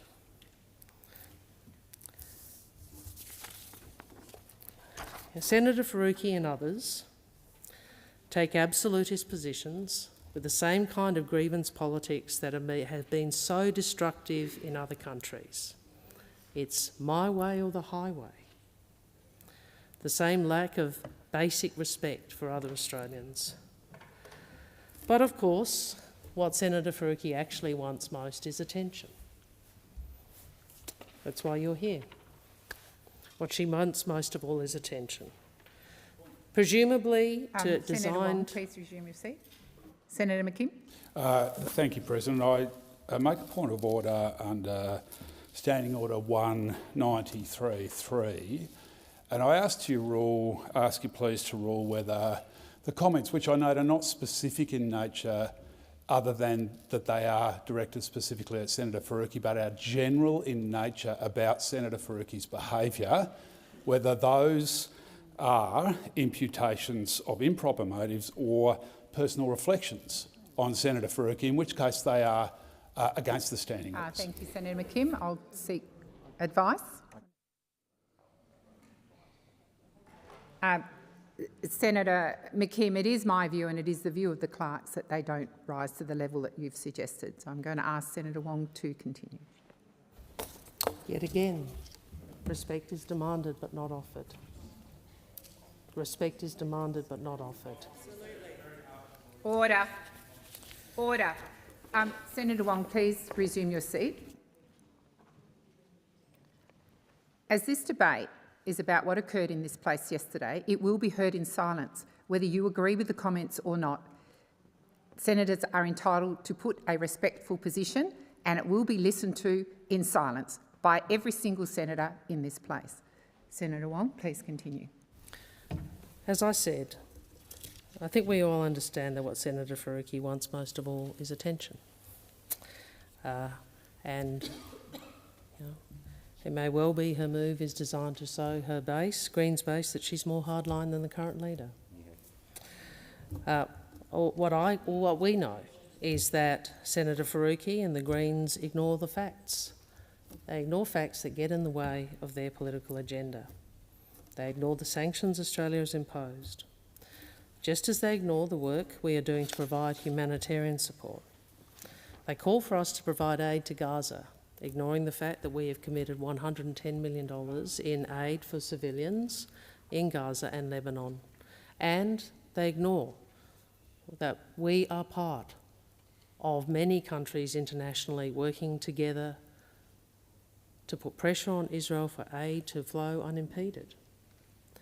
Senator Faruqi demands that we airdrop aid into Gaza, ignoring that we did contribute to airdrops in the past, but she also ignores that many aid organisations have since made clear this isn't an efficient way or a safe way to deliver aid to people in need. The reality is this is a very difficult conflict. I have often spoken in this place about the need for all of us to be responsible about how we deal with it here. And I also would say to the Senate, we have moved this motion because we do not believe that this institution should be denigrated in the way that it was. All of us have a personal responsibility and a collective responsibility to uphold standards. Thank you, Senator It's not Wong. as if The Senator time for Faruqi debate doesn't has have a expired. voice. Senator Cash. Thank you. And I rise today on behalf of the opposition to speak to the motion and indicate that whilst the opposition appreciates the government moving the motion, we do not believe that it goes far enough given the circumstances that occurred yesterday, and amendments on behalf of the opposition have been circulated in the chamber. As I said, we appreciate that the government expresses its profound disapproval of Senator Faruqi's disrespectful protest and the actions. However, we believe that the ultimate punishment fails to meet the gravity of what occurred during yesterday's joint sitting of Parliament. It falls short of what Australians rightly expect of their elected representatives. What we witnessed yesterday was not simply a breach of standing orders. It was a breach of respect for the institution of the Senate. It was a breach of our rules for our history, but most importantly, the people that we serve. All senators here now know what occurred. During the entirety of the Governor-General's 35-minute address, a speech that formally opens the Parliament and reflects the sovereign authority of His Majesty the King, Senator Faruqi chose to hold up a political protest sign. Let us be clear. The act was not incidental, it was not momentary, and it certainly was not spontaneous. It was deliberate, prolonged, and clearly intended to politicise a solemn and ceremonial event. It was conducted in full view of the Governor-General, of members of both houses of the Australian Parliament, and of the public, both in the galleries and those watching from home. President, the opening of Parliament is not just a formality. It is a foundational moment. It represents the continuity of our democratic traditions, the legitimacy of our institutions and the unity of our nation. It is not a time for political stunts. It is a time for dignity, for restraint, and for honouring the trust placed in us as senators by the Australian people. Senator Faruqi's behaviour, by any measure, was in breach of standing order. And we must all ask ourselves when considering this motion, what message does Senator Faruqi's behaviour and her conduct send? What message does it send to the Australians watching at home, many of whom who look to this place still today with hope and expectation? What message does it send to young Australians learning about our democracy? And importantly, what message does it send to our international partners and our diplomatic allies who rightly expect that our Parliament conducts itself with seriousness and with respect? President, this was not a protest in the street. This was not a media appearance. This was the formal opening of the 48th Parliament of Australia. There are many opportunities, and we are afforded the great privilege to raise political concerns in speeches, in debates, in committee hearings, in question time, in press conferences, and yes, even at peaceful protests outside of this building. But this chamber must remain a place where rules matter, where order and not opportunism prevails. Let me be crystal clear. The issue here is not whether a senator or senators hold dissenting views. Of course they can. That is their right, and I would even say, based on their party, it is their duty. But with that right comes a responsibility. The responsibility to act in accordance with the rules of this place and to exercise judgment about how and when that dissent is to be expressed. Senator Faruqi, like any one of us, has had ample opportunity to raise her concerns within this chamber, outside of this chamber, through the media, through statements, or even, should she choose, through peaceful protest. What she chose instead was to use one of the most important moments on the parliamentary calendar to stage a protest that was entirely inappropriate in both setting and manner. The opposition firmly believes, and it's reflected in our amendment, that Senator Faruqi's actions deserve formal recognition under Standing Order 203. We believe that she should be called upon to explain herself and apologise, and if she fails to do so, we believe that the Senate should be given the opportunity to suspend her from this place. As the rules allow, and I would argue the gravity of what occurred yesterday at the official opening of the 48th Parliament of Australia, quite frankly deserves. And to those who may argue that such a response, given the motion in particular, does not address this, is heavy-handed, let me say this. Rules without enforcement are meaningless. Standards without accountability are hollow, and institutions without discipline become irrelevant. The Senate is not a forum for street theatre. It is not. Senator Cash, remove your seat. Remove the interjector and turn the broadcasting off. Remove the interjector and turn broadcasting off.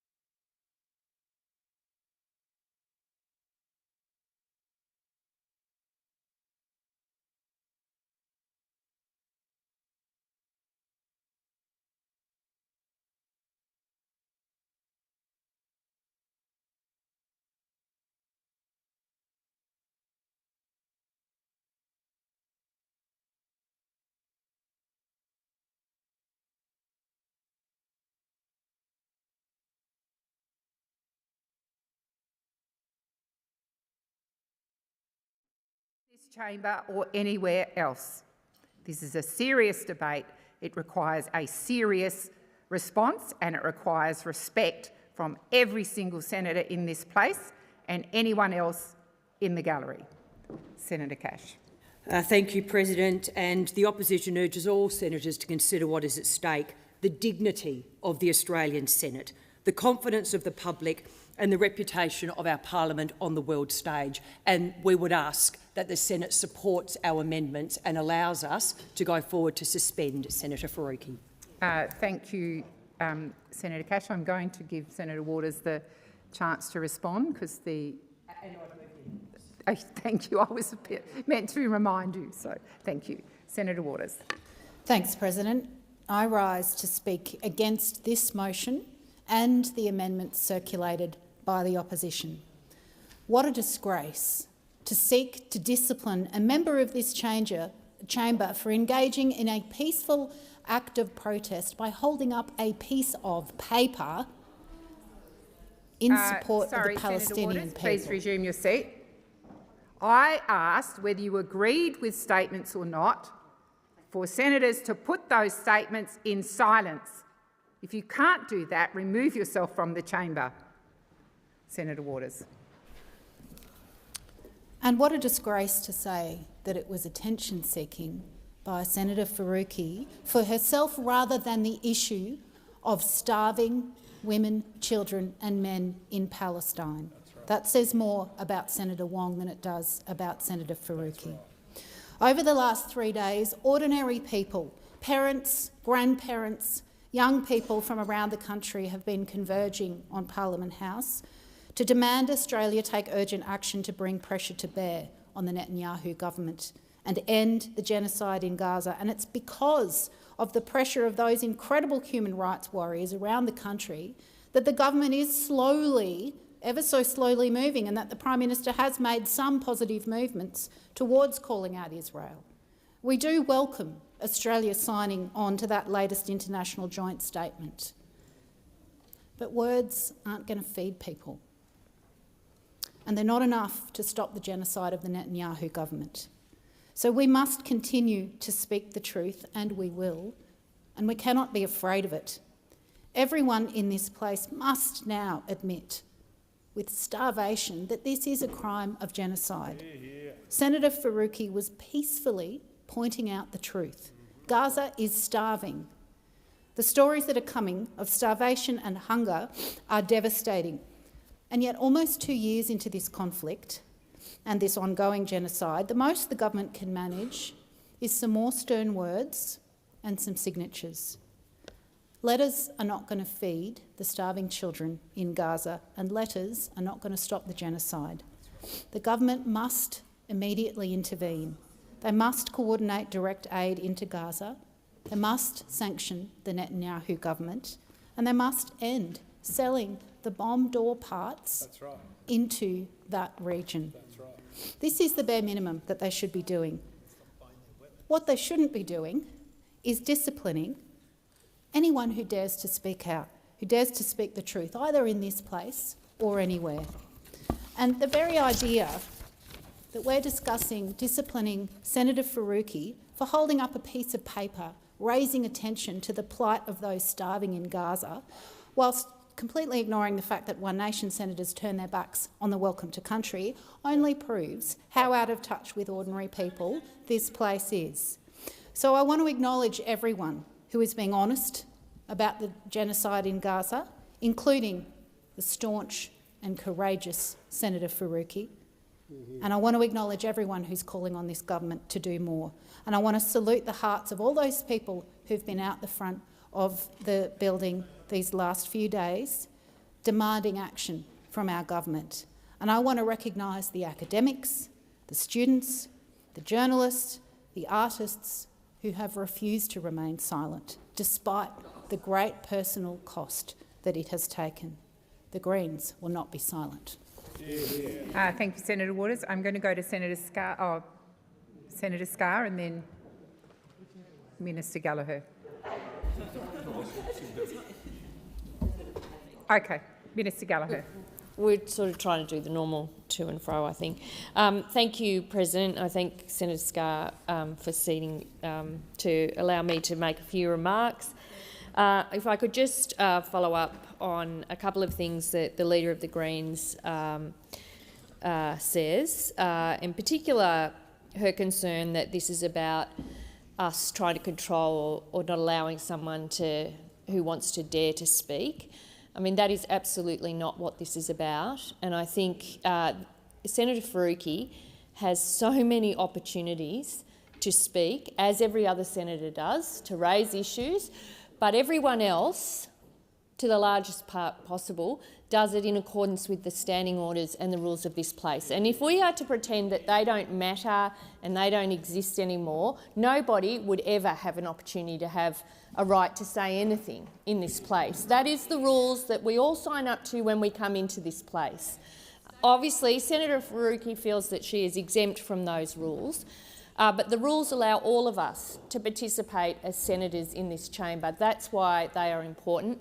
And that's why I think on the first day of the 48th Parliament, the fact that the opening of Parliament, where we had the Governor-General, Her Excellency in the chair, the Chief Justice and others in this chamber to recognise, that most important day in our democratic system, to represent the will of the Australian people through our formal processes, to have that used as an opportunity to be disorderly, I think disappointed everybody, because of the importance of that day. Now, Senator Faruqi has and will no doubt continue to make her points, as she is able to do as a senator in this place. But what happened yesterday was disorderly, and there has to be a consequence for that, or there are no point to our standing orders at all. Senator Waters also incorrectly, and I think if she'd listened to Senator Wong's contribution, tries to minimise the position that the Australian government has taken and our concern for the conflict in the Middle East. She failed to recognise, when she called for aid, that we have provided over $110 million for aid in recognition of our responsibilities. And, you know, that's disingenuous. I mean, to present this as some mechanism where the Greens are the only people that can raise issues and raise it in the way that they choose to, and fail to recognise the ongoing commitment the Australian government has and the leadership that's been shown through international forum as appropriate to raise concerns about the conflict in the Middle East is unfair and by not being recognised by Senator Waters. And Senator Waters is the leader of the Greens, and she is a new leader of the Greens. But there are times when you need to lead, and you need to lead your senators. And I would say that response from Senator Waters indicates that she's not prepared to do that. On the issue of One Nation senators who have chosen, it appears, to turn their back on the opening of the day, the acknowledgement of country, we are concerned about that, and we have raised that, and we want the opportunity to speak with First Nation caucus members before we take further steps on that. But we are concerned about that. Senator Faruqi has, as I said, lots of opportunities to make the points that she wants to make, but to do so, as she chose to do yesterday, was deliberate, and it was about attention-seeking, I think. There is no other reason why you would choose to do it in the way that you did, and in a way that reflects so poorly on the Senate and the opening of the Parliament. And in a way when the Governor-General, Her Excellency, who is a non-partisan figure in our political system, to choose to do that whilst she was in charge and chairing the chamber, was incredibly disrespectful to the role that she plays, the Chief Justice and others in our democratic system.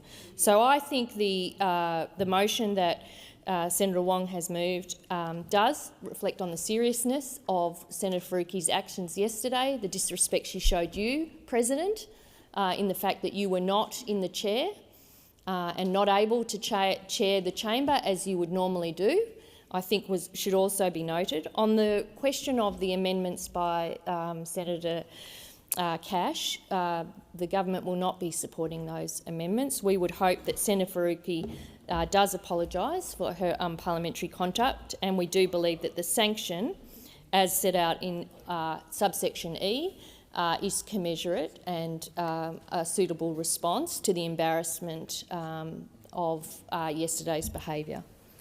Thank you, Minister Gallagher. Senator Scarr. President, I felt for you yesterday.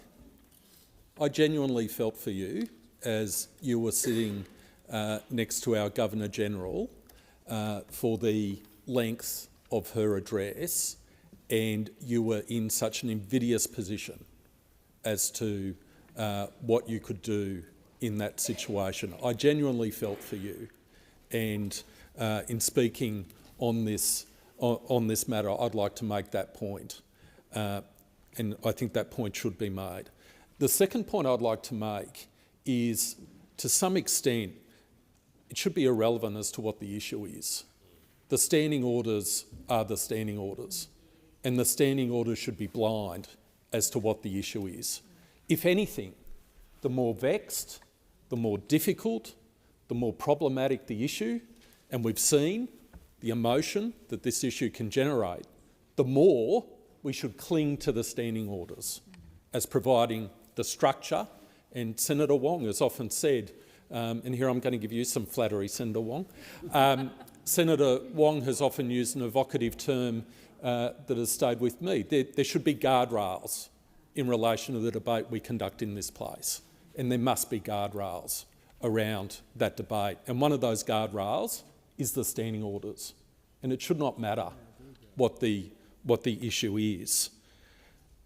The other point I'd like to make, through you, President, Senator Waters managed to give quite a passionate contribution to this debate, but she managed to do that without breaching the standing orders, without using props, showing respect and due regard with respect to the sensitivity of the debate and the issues, and managed to do that entirely within the standing orders. And I recognise that. And in relation to the responsibility of leaders, I would just like to make this point.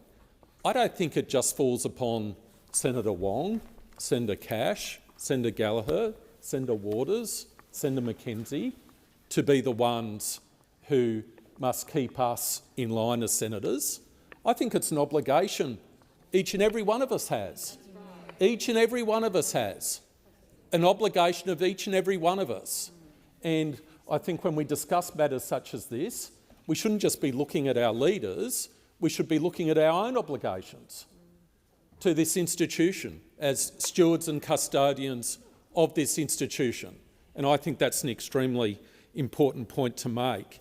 And lastly, I'd say in relation to Senator Gallagher's contribution about whether or not the motion as it was originally presented deals adequately with this matter, if you're not going to trigger Standing Order 203 in relation to such an egregious breach on the first day of convening the Parliament, when we have the Governor-General, the Chief Justice, our colleagues from the other place, when are you going to use Standing Order 203?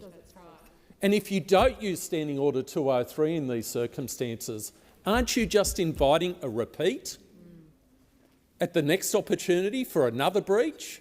When would you actually invoke Standing Order 203?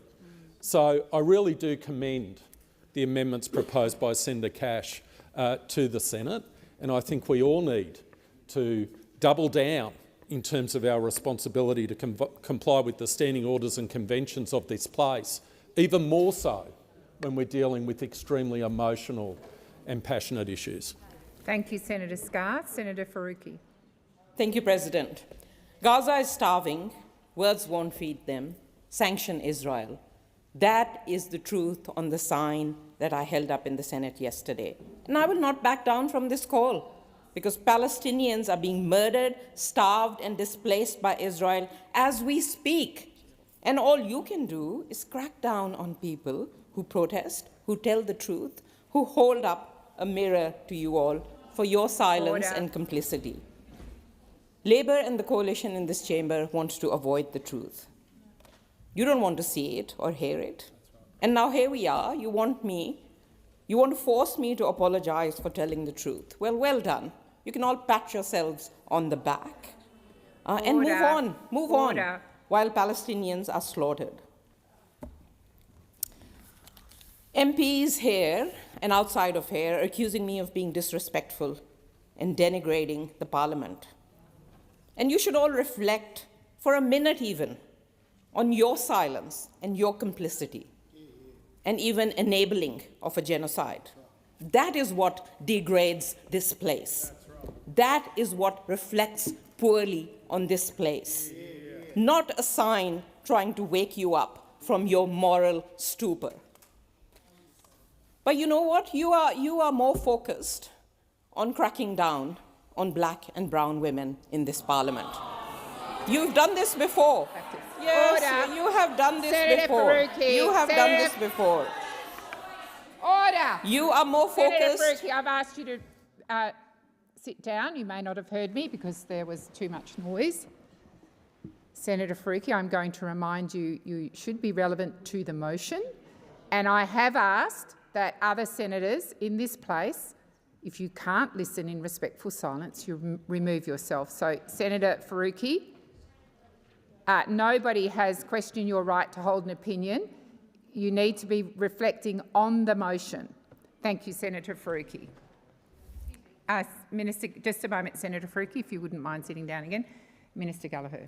So, point of order, President. I would seek that Senator Faruqi withdraw the allegation that senators are being racist in this chamber. That is the obvious imputation from what she just said about all of us.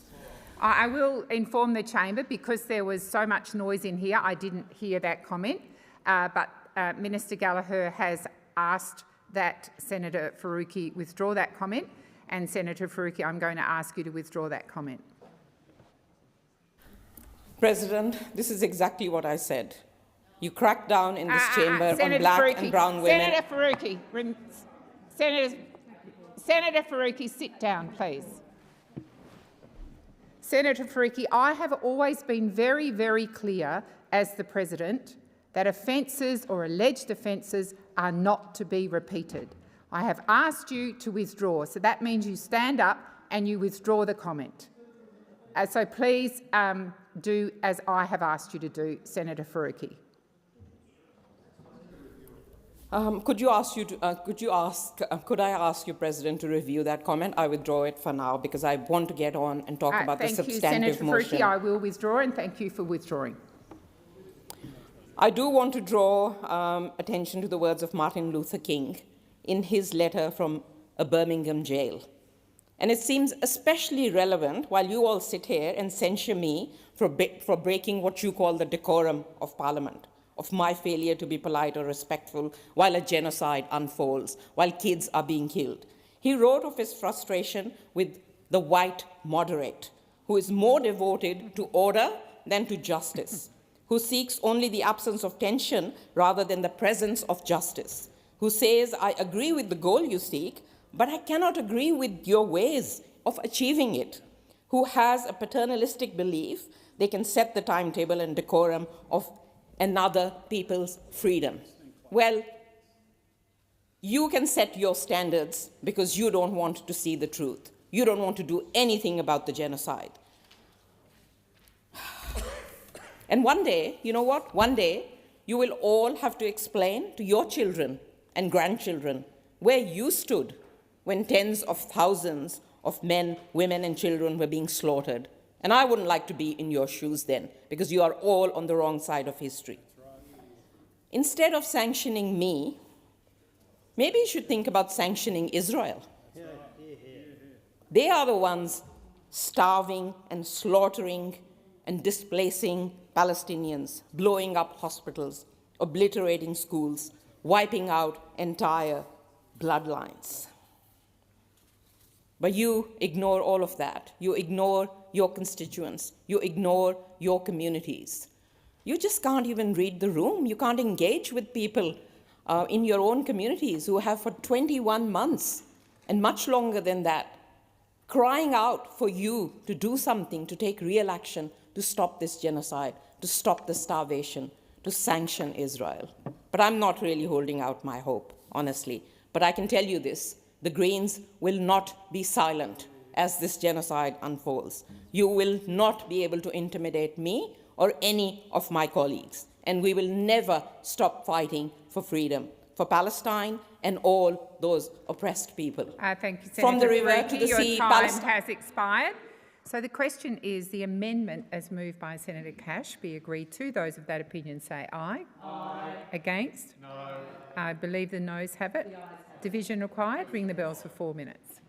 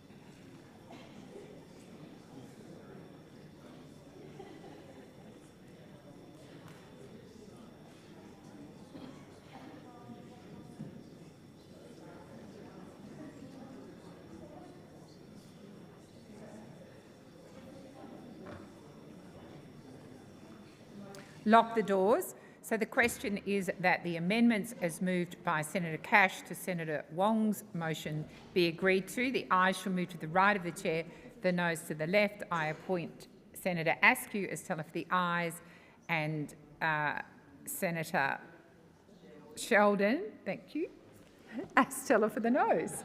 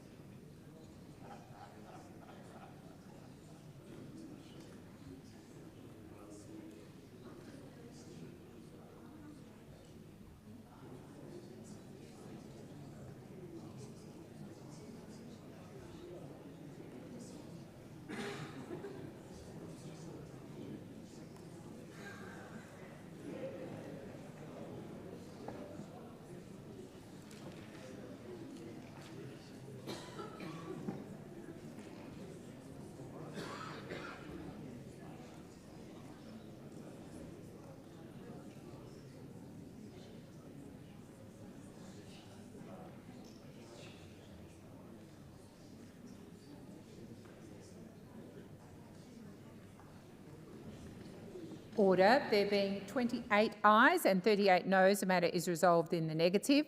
I now intend to put Senator Wong's main motion. So the question is that the motion as moved by Senator Wong be agreed to. Those of that opinion say aye. Against? I believe the ayes have it. Division required. Ring the bells for 1 minute.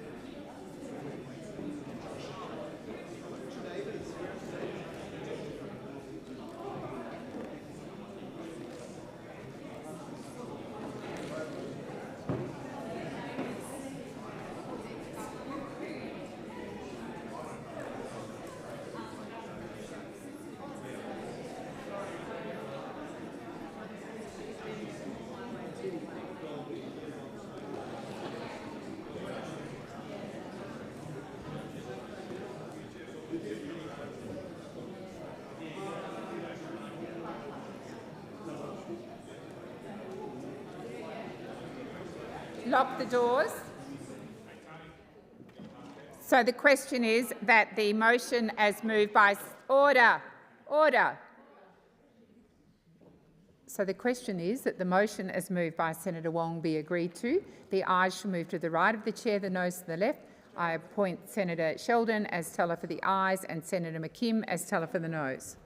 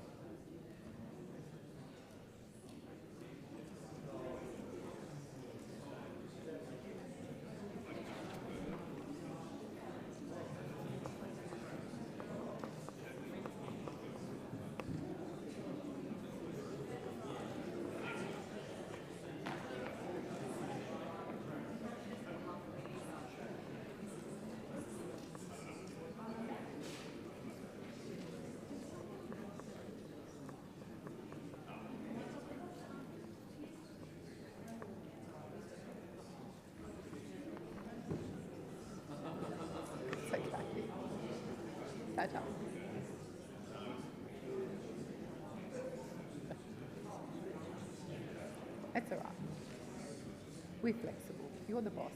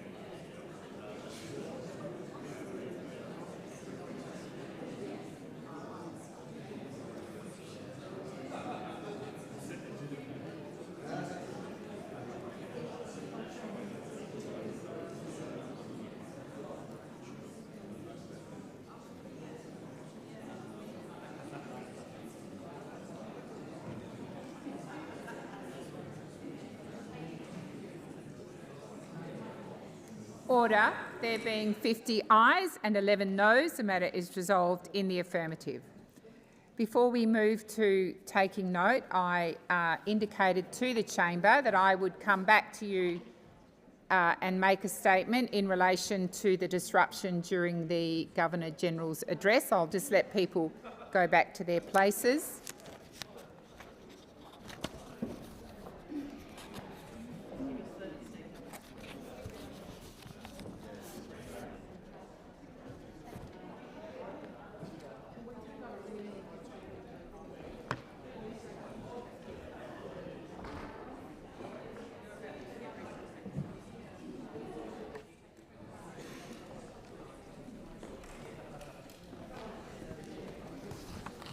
Senators, yesterday the eyes of the Australian people were on our chamber for the opening of the 48th Parliament. We had in attendance Her Excellency Sam Mostyn, AC, Governor-General, the Prime Minister, the Chief Justice, the Deputy Justice and the members of the House of Representatives. This occasion is steeped in Australian parliamentary history and links back to Westminster traditions. This occasion should be respected. When the Governor-General is in the Senate, she presides over proceedings. I am not in the chair and I do not have my usual powers or authority to manage the chamber as I would on a typical sitting day. The actions by Senator Faruqi using a political sign as a prop, knowing this to be a breach of the standing orders, drew the Governor-General and the Chief Justice and the Deputy Justice into political debate, which is highly inappropriate. Senator Faruqi, you are a champion in this chamber for respectful debate and behaviour. You have used the processes of the Senate and its committees to reinforce the expectations of behaviour standards. These standards and expectations that you expect also apply to you. Your actions during the Governor-General's address were utterly disrespectful and showed a complete disregard for the rules, the traditions and the customs of this place. These actions are in direct contradiction of what you expect from others. There is ample opportunity for you to express your views with a contribution at an appropriate time, but your actions yesterday were out of order. When I was re-elected as Senate President, I assured the chamber that I took our rules and procedures seriously and that I would apply them with consistency, clarity and integrity. It has also been suggested to me that your conduct warranted suspension from the Senate for disorderly conduct. I am always reluctant to invoke the standing orders about infringement of order. My approach, like that of previous presidents, has been to try and find ways to bring senators back to order, rather than moving and naming them. This was not possible in the circumstances of yesterday's proceedings. Ultimately, it was a matter for the chamber to determine its response, and the chamber has responded. Further, I will not allow the public gallery in the Senate to be used to make political points, and that is why I called for the removal of the interjector. I have acted entirely in line with how I have managed the gallery in the previous Parliament. Sanctions for disruption by guests are determined by the Black Rod and the Sergeant-at-Arms and have nothing to do with me. A sanction has been applied in order with our custom. Thank you, Senators. I now move to taking note. Oh, sorry, Senator Chisholm. I don't think your microphone is on. I'll just ask you to go again. Senator Chisholm. I seek leave to move government business notice of motion number 8 relating to first speeches. Is leave granted? Leave is granted. Thank you. I move the motion. So the question is that the motion is moved by Senator Chisholm be agreed to. Those of that opinion say aye. Against? I believe the ayes have it. Thank you.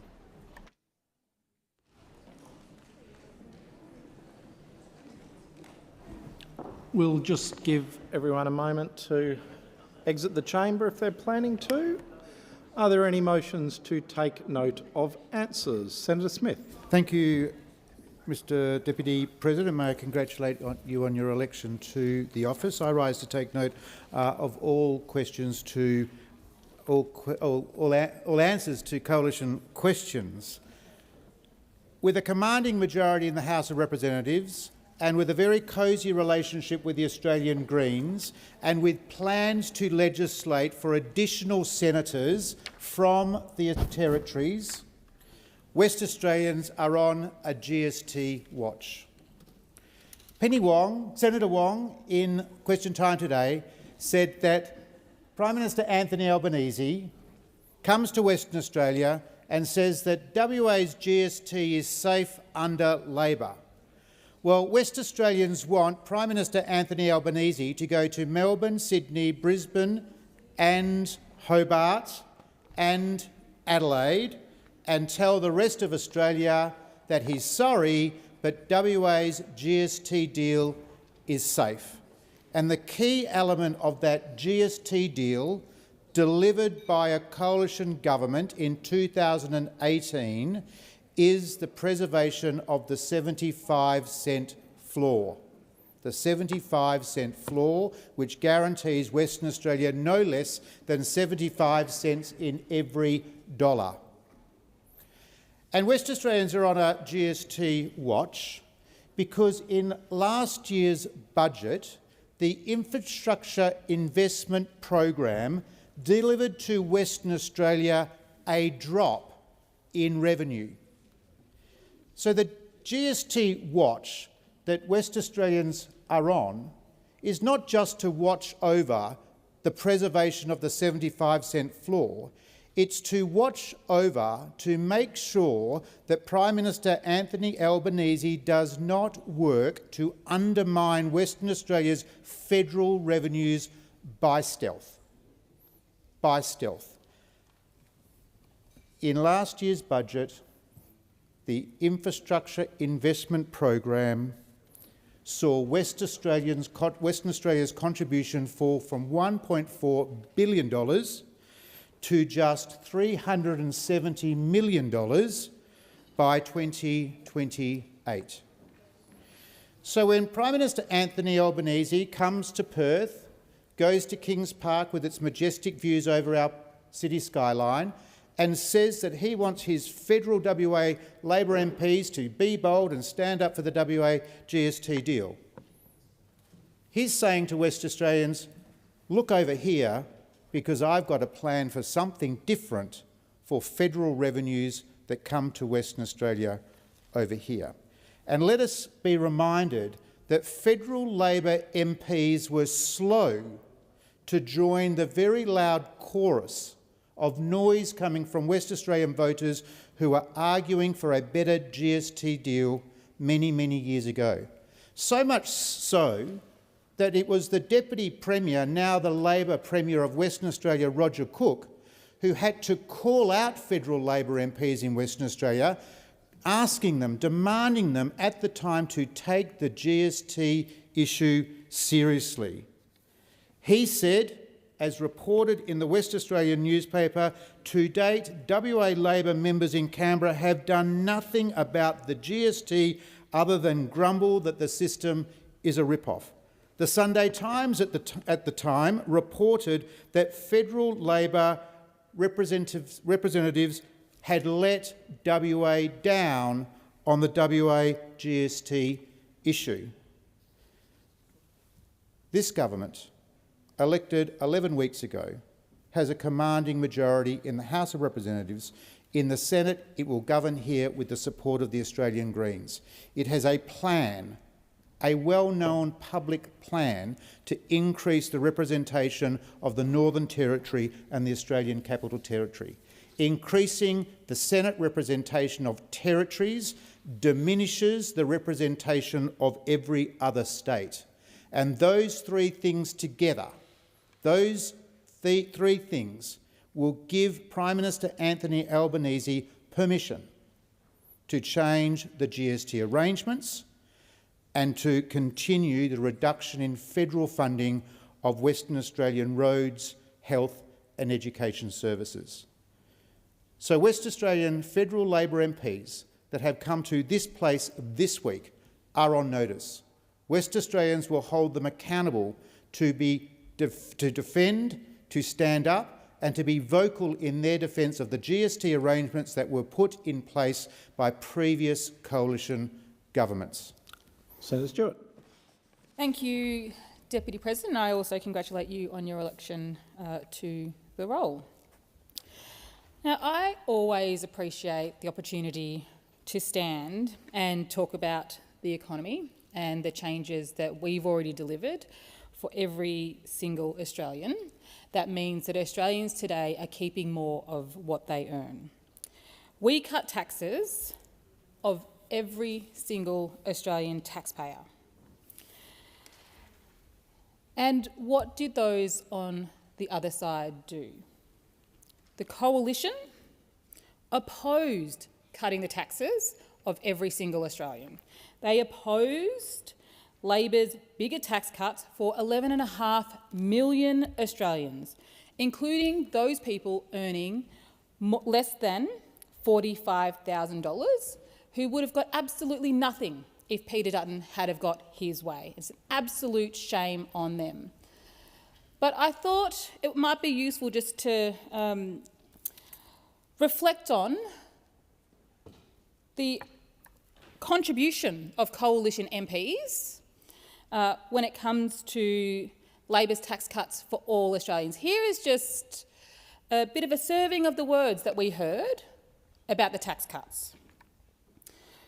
Coalition MPs said that tax cuts for all Australians was an egregious error.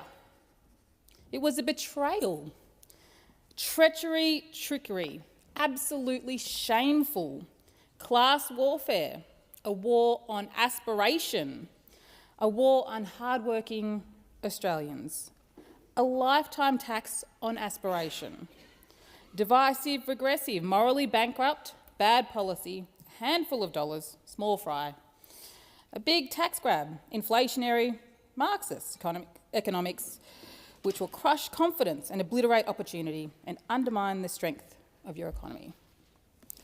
I'm keen to hear from everyday Australians about the extra money that they've got in their pay packet now, whether they associate those words with keeping more of what they earn. I don't think that they will.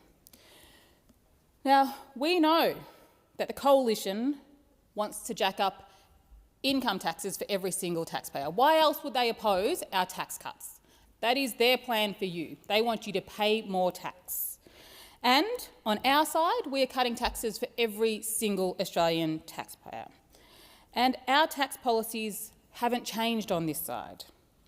Our focus when it comes to tax is delivering tax cuts for every taxpayer, improving tax compliance, ensuring multinationals pay a fairer share of tax, our changes to high balance super, changes to the PRRT, incentives to support small business and encourage investment in areas like housing and clean energy. So we are absolutely putting more money back in the pockets of everyday Australians like you. We know that people are feeling it. They're feeling it in the grocery aisle, at the petrol station and when their bills come in. And we know that it's real help that makes a difference. And I want to take a moment with this brief time that I've got left to talk about our new cost of living measures that were introduced on the 1st of July and what it actually means for people. Because these changes aren't abstract, they're not numbers on a spreadsheet, they are real. They benefit all Australians. From 1 July, more than 3 million workers got a pay rise, finally above inflation. For so many families, that extra bit in their pay packet makes a real difference. It's around $1,670 a year for full-time workers on the minimum wage. That's groceries, that's uniforms, and it's one less thing to worry about. It means parents working on night shifts or young people starting out are seeing more in their bank accounts, and that is a good thing. They're not just getting by, they're starting to get ahead. These Australians are now getting more in their pay and paying a bit less on their bills. It's funny what happens when you have a government that actually cares about what is happening for Australians. On top of that, as the icing on the cake, we've also knocked $150 off your energy bills. Senator Chandler. Thank you, Mr Deputy President, and likewise I congratulate you in your election to that role. It's wonderful to see you back in the chair. This is the first opportunity I've had to speak in the new Parliament, and I think Australians were watching very closely what happened during question time today, and indeed I was listening very carefully to what happened during question time today. When Australians switch on the television to watch question time, they want to know whether their government is standing up for what's important to them, standing up for our national interests, for our values, for our future, making sure that they have a good control on the economy, that they are doing everything they can to make their lives easier. They want to see leadership. And right now, at least based on the display that we saw in question time today, I don't think that Australians would have seen the leadership that they deserve. We know that Labor has won the election, and now it is time for us to see whether they are going to keep their promises and whether they can actually deliver better outcomes for Australians. And frankly, Mr Deputy President, based on what I've heard here in question time today, based on the 3 years of Labor government prior to this, my hopes are not high. Labor can't handle the economy. Labor can't build more houses, despite the fact that that's what they promised Australians they would do. My fear is that this government will continue to let Australians down at every turn. Because you certainly weren't getting a straight answer to the questions that the opposition asked of the government today. Not a straight answer at all. There were no facts. It was all spin. Well, here are some of the facts, particularly in relation to questions about housing and questions about the economy. The Labor government's Housing Australia Future Fund has been one of the greatest failures in public policy in recent history. The government promised to build 1.2 million new homes by 2030, and now we know, because of advice that has been produced by the Treasury Department, this promise will be broken. For the government to build 1.2 million new homes by 2030, the math says they need to build 250,000 homes a year. So far, they are barely hitting 170,000 homes a year. Now, that number is significantly down, I should say, Mr Deputy President, from the 190 new homes that were built on average every year under the previous coalition government. And that's something that I know that many people on this side of the chamber, on the opposition benches, are incredibly proud of. But it is saddening and disappointing for Australians to see that a government that promised so much in this regard, like I say, they promised to build 1.2 million new homes by 2030, and it doesn't look like they're going to get there. Now, we talked a lot about home ownership during the election campaign and during the 3 years prior to that, and we in the coalition want to see Australians achieving the dream of owning their own home. Indeed, we had plenty of election policies that addressed that very issue. But all we have from Labor is a promise for something that we now know they are not going to achieve. Australians deserve honesty, Mr Deputy President. They don't deserve spin. And as I said earlier, there was an awful lot of spinning going on from the government here in question time today. Again, some more facts about the economy. Under Labor, the economy is stalling and households have gone backwards. Households are in recession, business investment is falling, and productivity has flatlined. The economy only grew by a lacklustre 0.2% in the March quarter, while annual growth is stuck at 1.3%, which is less than half the long-term average. Now, these figures from the ABS have completely obliterated Labor's pre-election claim that the economy had turned a corner. Now, the Treasurer, Jim Chalmers' response is that any growth is a good outcome. Well, it is clear that this Labor government has a very low ambition for Australia's economy, and we will continue to ask questions about that ambition throughout this Senator Parliament. Chandler, your time's expired. Senator Ananda Raja. Thank you, Deputy President.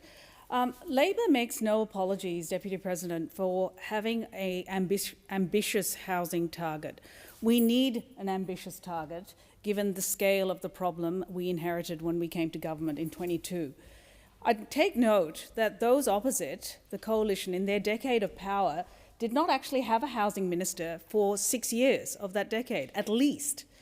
And when we came to government, we found absolutely no movement in social and affordable housing, no plan to increase housing supply. And so we had a situation where we had demand chasing an ever-shrinking pool of housing right across the country. And of course, that just drove up rents and that drove up house prices, putting the great Australian dream further and further out of reach of young people.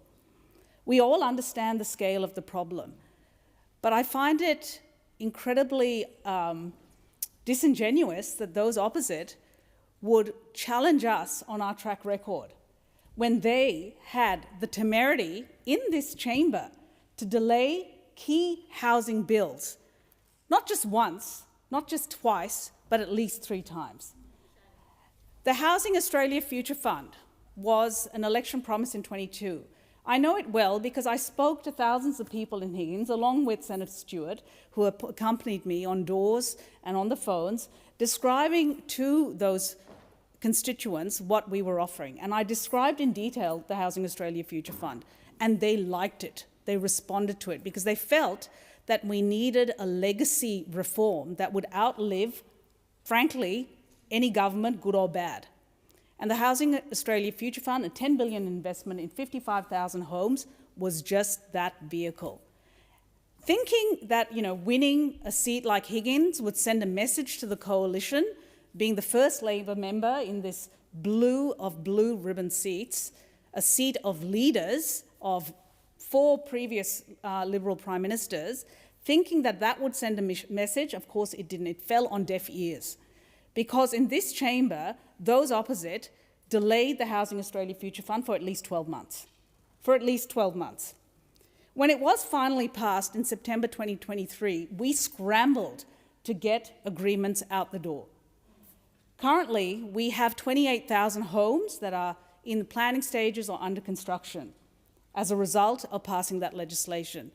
And full credit to the Minister for Housing on the other side, who has done her level best to get these deals done and signed and out the door. We have invested as a government $43 billion in Homes for Australia. That is the most any Commonwealth government has invested in living memory. And it's not just the Housing Australia Future Fund. There is also the Home Guarantee Scheme. This was a coalition legacy. And because it was a good policy, we retained it, we improved on it. It allows entrants a 5% deposit, eliminating lenders' mortgage insurance. And what we found was that it was taken up, and we expanded the remit of it. So we allowed not just first homeowners, but their relatives, for example, to like parents or guardians or friends, de facto, so on, to help the first home buyer enter the housing market. So expanded its eligibility. And what we found was, in a relatively short period of time, over 100,000 Australians entered the housing market through the Home Guarantee Scheme. As a result, we went to the May election, expanding that even further. We increased the income caps, increased the price caps on the homes people could buy, and essentially have said to first home buyers that you can enter the housing market with a 5% deposit, as little as a 5% deposit, and we are also ring-fencing 100,000 homes at a cost of $10 billion just for you, for first home buyers and not anyone else. And Australians responded to that policy. But that was not all. We've also got the Bill to Rent reforms. These were delayed by several months in this chamber. Unconscionable in a housing crisis. Bill to Rent is another housing model. It will increase housing supply by about 80,000. 10% of those homes, 8,000, will be social and affordable homes. And build to rent is different. It has security of tenure, 5-year leases. Senator Anandaraja, your time has expired. Senator Colbeck. Thank you, Deputy President, and I have my congratulations to your election to this important role, supporting the chamber. And Senator, Deputy President, it hasn't taken Labor all that long to slip back into their old habits. And we see the same again and again and again. Rather than taking responsibility for their policy failures, rather than taking responsibility for the things that they have claimed that they were going to do, they simply try to fob it off and blame somebody else or deflect it to somebody or talk about something else. I mean, we've had, even in taking note, talking about something completely separate from what the questions that were put to the government by coalition senators. I will give Senator Anandaraja credit for actually addressing the housing issue, but what she failed to do, and what the government is failing to do, is to acknowledge what Treasury has done when it belled the cat. That they are not going to build the 1.2 million homes that they promised, and they can talk all they like about their aspiration. But there are some practical realities out there in the market that they are not going to meet. In fact, what they're going to do is to build less houses than were built in the previous 5 years, up to 2025. They will build less houses. They will build less houses than the coalition built in its last 5 years in government. So they can talk all they like about what we did or didn't do, but one thing we did do is manage to get new houses built. And it's not just me saying that, Deputy President. It's not just me saying that. The leader of the Labor Party in Tasmania said last Saturday night, during his post-election speech, that new builds are at some of the lowest levels they've been for many years. This is the Labor leader in Tasmania in his speech on election night. New builds are at the lowest levels they've been for many years, which verifies what Treasury said, verifies what we've been saying, is that this government will build less houses in the 5 years to 2030 than we did in our last 5 years. And they spent 2 or 3 years faffing around with their policy. But you just cannot believe what this government says. You cannot believe what this government says. We've seen it before. We remember the $275 reduction in energy bills that were promised by the Labor Party. Never delivered, never will be. Never will be. We just see an increase in prices. They promised a lower cost of living. Well, the cost of living crisis is still with us. Cost of living crisis is still with us. And they live in this fantasy world of their talking points, where if they think that they get up and they trot out the talking points, everything will be fine. But that's not what the Australian people want. The Australian people want the government to deliver on its promises. And they need to have sensible promises, and they need to have policy that they will do, that will deliver those promises. And not do what they did in the last parliament, which is to put in place a whole range of reforms which are working against the economy and working against the promises that they've made. I talk to people in the construction industry, the industry that I spent 25 years in before coming to this place, and they lament what this government has done to them, inhibiting their capacity to build houses, which is what the government wants. It is about time this government actually started telling the Australian people the truth. It's about time this government started keeping its promises to the Australian people. The Australian people cannot believe a thing that this government tells them. They make all these promises. They come in here with their spin, their deflection, they're blaming somebody else. But this government was re-elected on the basis of a whole range of promises of the things that they were going to do. They didn't deliver their key promises in the last parliament. And what we will continue to do is to make sure that they keep the promises that they've made in the lead up to this parliament. Because that's the least that they could do for the Australian people. I'll just put the motion as moved by Senator Smith. All those in favour say aye. Those against say no. The ayes have it. Are there any further motions? Senator Whish-Wilson. Thank you, Deputy President. I rise to take note of response to Senator Waters' question. This government's just been given a significant electoral majority in the lower house by the Australian people. And I know a lot of people who voted for the Labor Party in the House would have been progressive voters, and many of them would have expected the government to tackle the big challenges of our time, like climate change. And what is the first thing they did when they got in government? They approved the biggest, dirtiest fossil fuel project in our nation's history out to 2070, Woodside's Northwest Shelf extension. And it wasn't just an election that was happening at the same time that the government approved this. And may I say, Mr Peter Dutton said he would approve it within a month if he was made Prime Minister. Yet Minister Watt and the Prime Minister were able to beat him by 2 weeks and approve this within 16 days of forming government. It wasn't just an election that happened. We were witnessing a climate breakdown on both the west and east coasts at the same time. Now, I know where Woodside's plant is. I know where Murrayjugga is. I grew up near there as a child. It's beautiful country. This summer, in your home state, Deputy President, the water temperature off that coastline, as far out to places like the Montebello Islands, got to 38 degrees Celsius. We have witnessed mass coral bleaching on the west coast of Australia that has never been seen before. Places like Ningaloo, World Heritage. At the same time on the east coast, we were witnessing an 8th mass coral bleaching on the Great Barrier Reef. 8 since 1998, when we had the first recorded marine heatwave.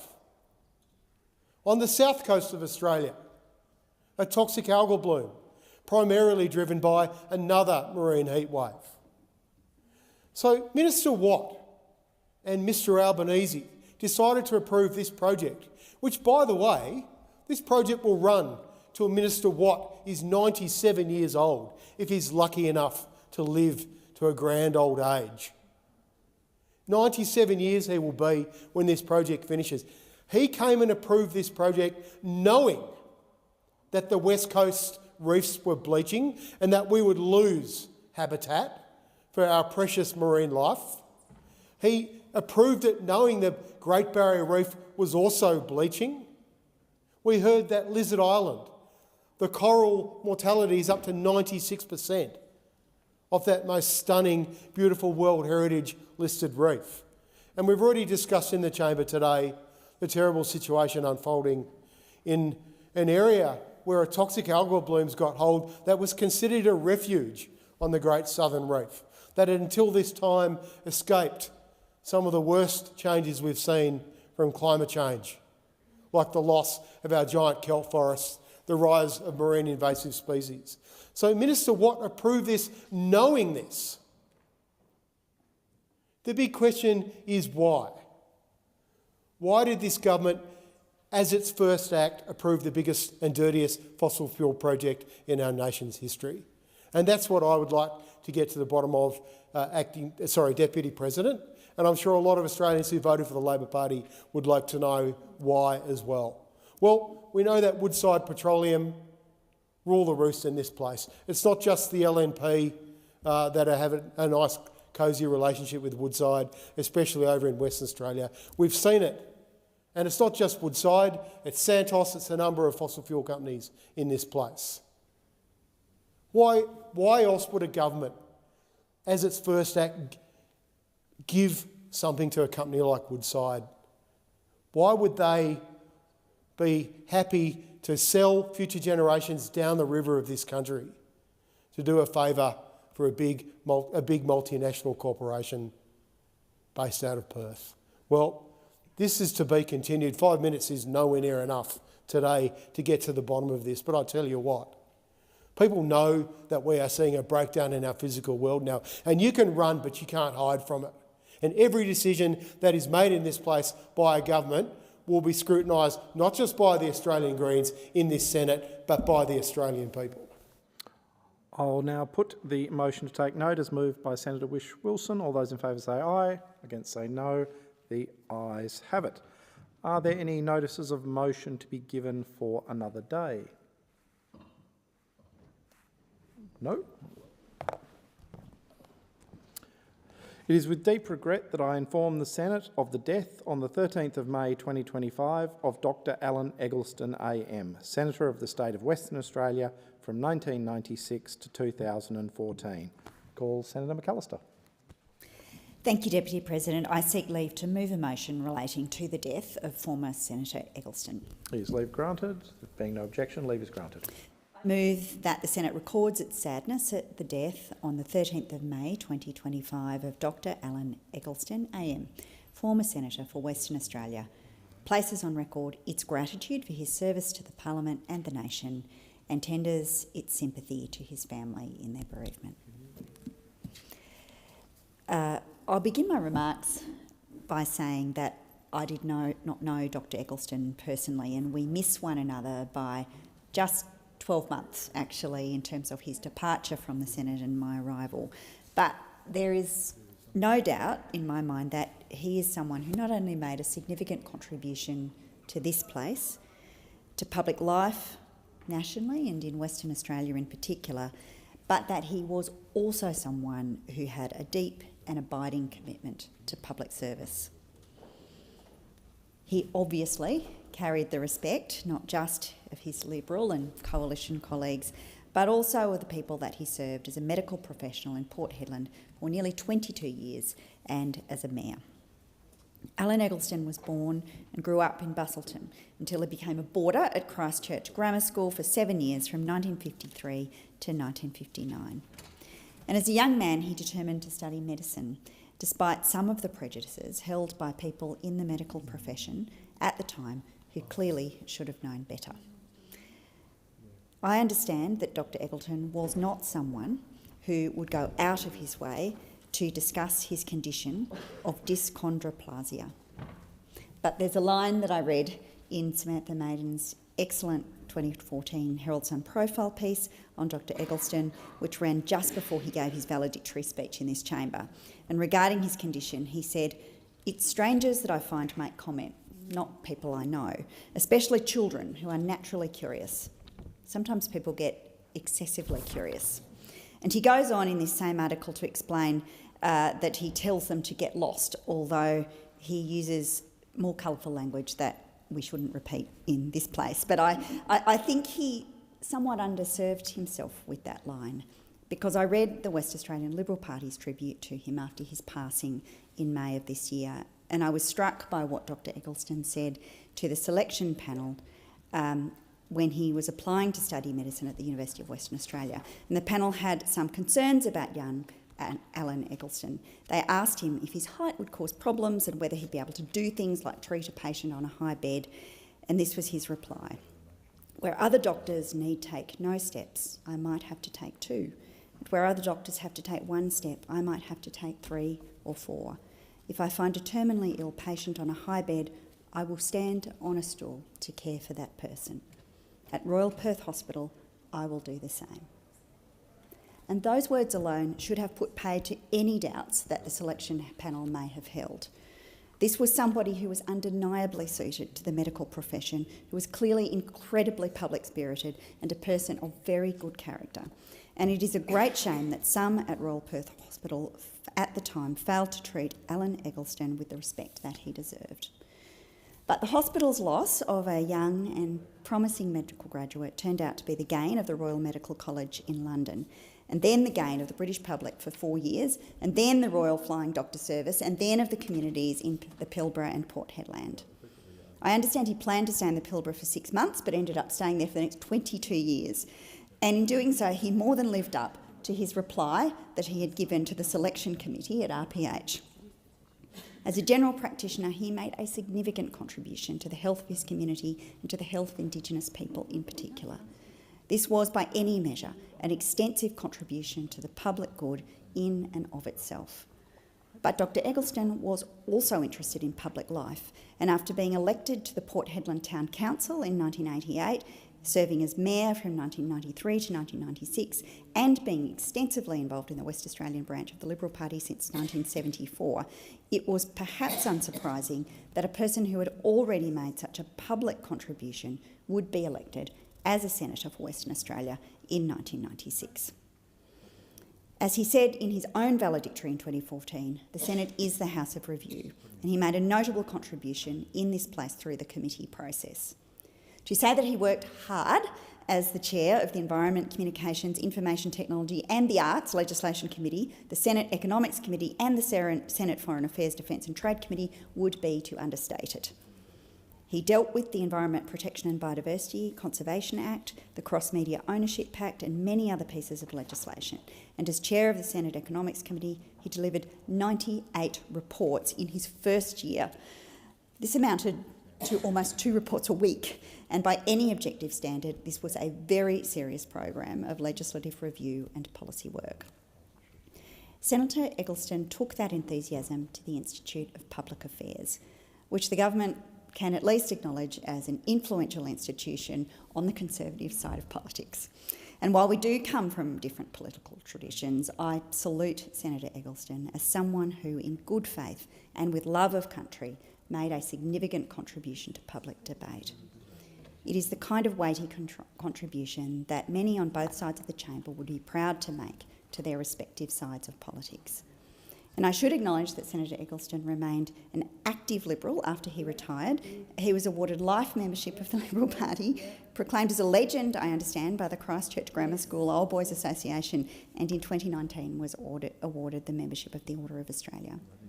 But I would like to finish by drawing attention to a former member of this place, Senator Mitch Fifield, and his touching tribute to Dr Eggleston as a friend and a colleague. And he said this: "Eggie was a great, thoughtful and generous colleague in the Senate. One thing I loved was that after about 8 p.m. in the Senate, he would change into a dark turtleneck under his jacket. And when asked why, he replied, 'I always live in hope of a jazz band.'" Madam President, I echo Senator Fifield's sentiments. I don't think Senator Eggleston was alone in the hope of a jazz bar popping up somewhere in this place after 8 p.m. And on behalf of the government, I recognise Senator Alan Eggleston's significant contribution to public health, to public life, to policy thinking and development. And as the Minister for the NDIS, I particularly want to pay tribute to him as someone who refused to allow others to define him by his condition and who rose above petty prejudice to make a real and a meaningful contribution to the lives of others. My heartfelt condolences and those of all of us on this side of the House go out to his family, to his friends, to his former colleagues in this place and to the wider Liberal Party who admired him very deeply. Senator Cash. Thank you, and I rise on behalf of the opposition to pay tribute to the life and, without a doubt, the distinguished service of former Senator Dr Alan Eggleston. He was, as we have just heard, and Senator McAllister, thank you. Those words really do mean a lot to the Western Australian Liberal, including Senator McKenzie, who is here in the chamber, Senator Dean Smith, who served with Alan Eggleston. He was fondly known as Eggie. Nothing more and nothing said. He is really, and I'm going to paraphrase you here, he's actually from the old school of doing things. And for those who've been here for a very long time, they will know what that means. It was never about personality. It was only ever about policy, about standing up for what you believed in, about representing the state that sent you here, but more than that, working across the aisle to achieve the best outcome for the people of Australia. So again, Senator McAllister, we do really appreciate those words on behalf of the government. He was a remarkable Western Australian, and as I go through his journey, I hope that does become incredibly evident to the people who may be listening in or who will read this speech in the years ahead. He was a proud Liberal. He was without a doubt, and I think from a very early age, because of his small stature, he did have a form of dwarfism, achondroplasia, but he was a man of principle, very much so. That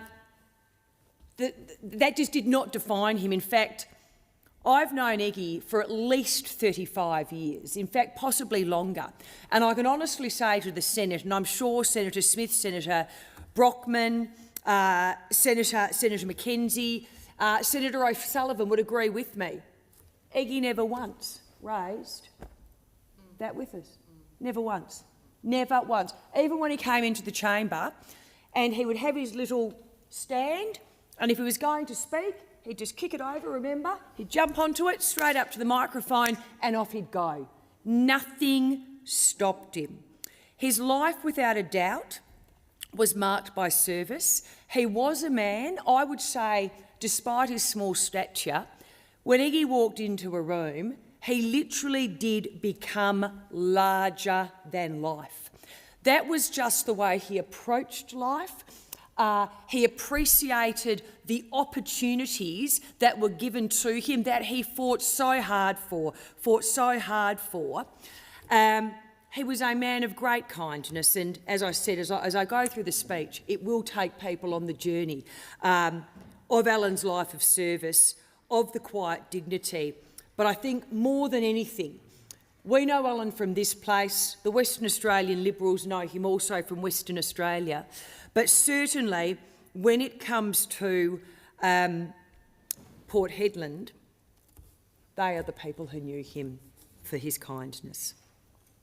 Over the course of his 18 years in the Senate, and indeed throughout his entire life, Alan, without a doubt, demonstrated a commitment to the values of fairness, opportunity and duty. In fact, we were lucky enough in Western Australia. Alan's family, because many of them are overseas, decided to have a private funeral. And obviously that is always the choice of the family. But what they then offered to those who wanted to be part of a celebration of Alan's life was just that.